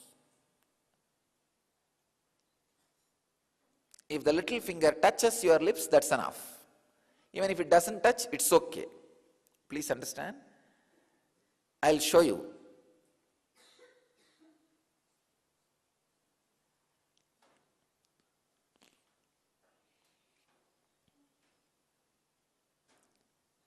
As per the yogic tradition, all 5 senses are in your face itself. Ears, smelling nose, taste tongue, seeing eyes. The cheeks are considered to be the touch. That is why cheeks play such a major role in the pleasure of touching. So, through this mudra, you do pratyahara of all 5 senses. Please understand. Your hands are the gateway for your prana. It can send or receive prana. That is why whenever not me, all over the world, in all traditions, not just Vedic tradition, in any religion, a highly evolved pranic source, an enlightened master or an incarnation or a saint or a religious leader, blesses you with the hands towards you. Means he is releasing the pranic energy. And when you are asked to receive, you are always asked to raise your hand so that you can receive. Hands are gateway to send or receive pranic energy.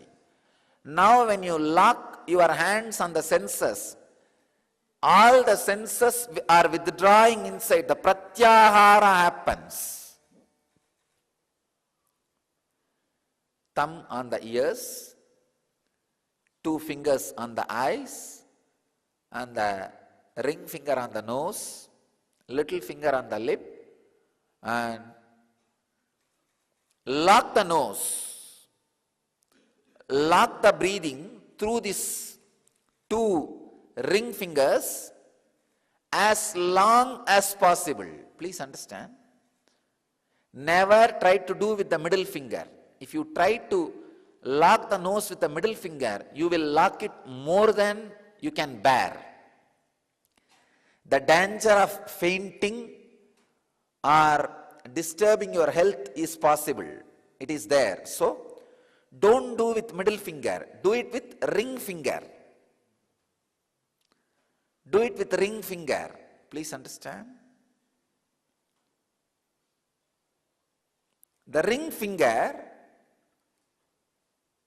Washington, New York, Port Washington, New York, please don't do now. Wait. I'll guide you. You can do that time. Just listen. Listen to the instruction.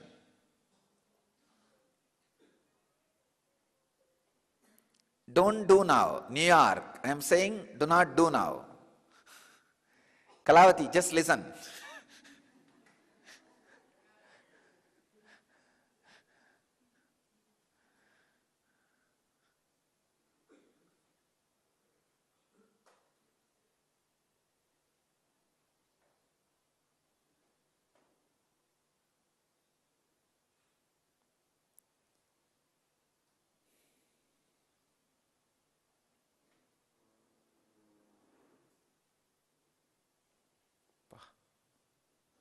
I'm seeing very clearly how the etheric body of me is being used by the cosmos like a huge octopus. It is spread, and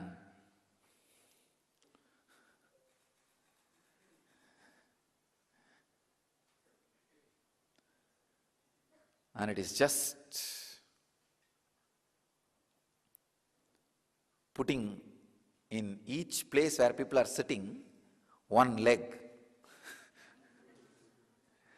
and connecting with the people.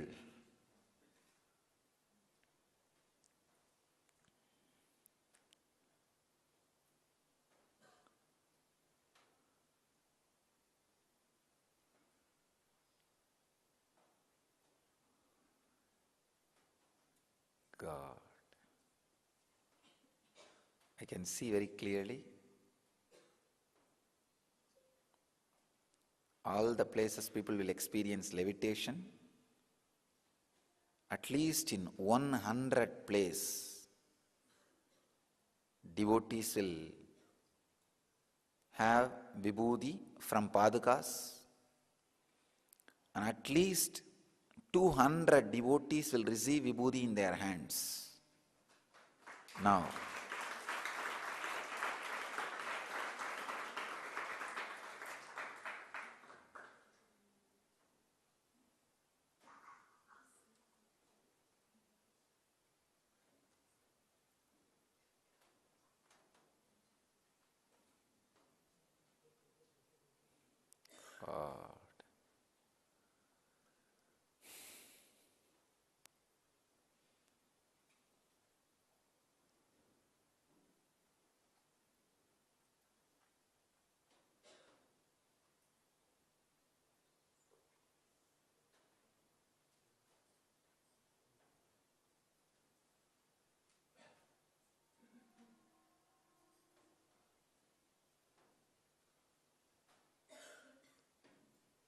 the devotees, if you see vibhuti coming out of your hand, don't be afraid or surprised.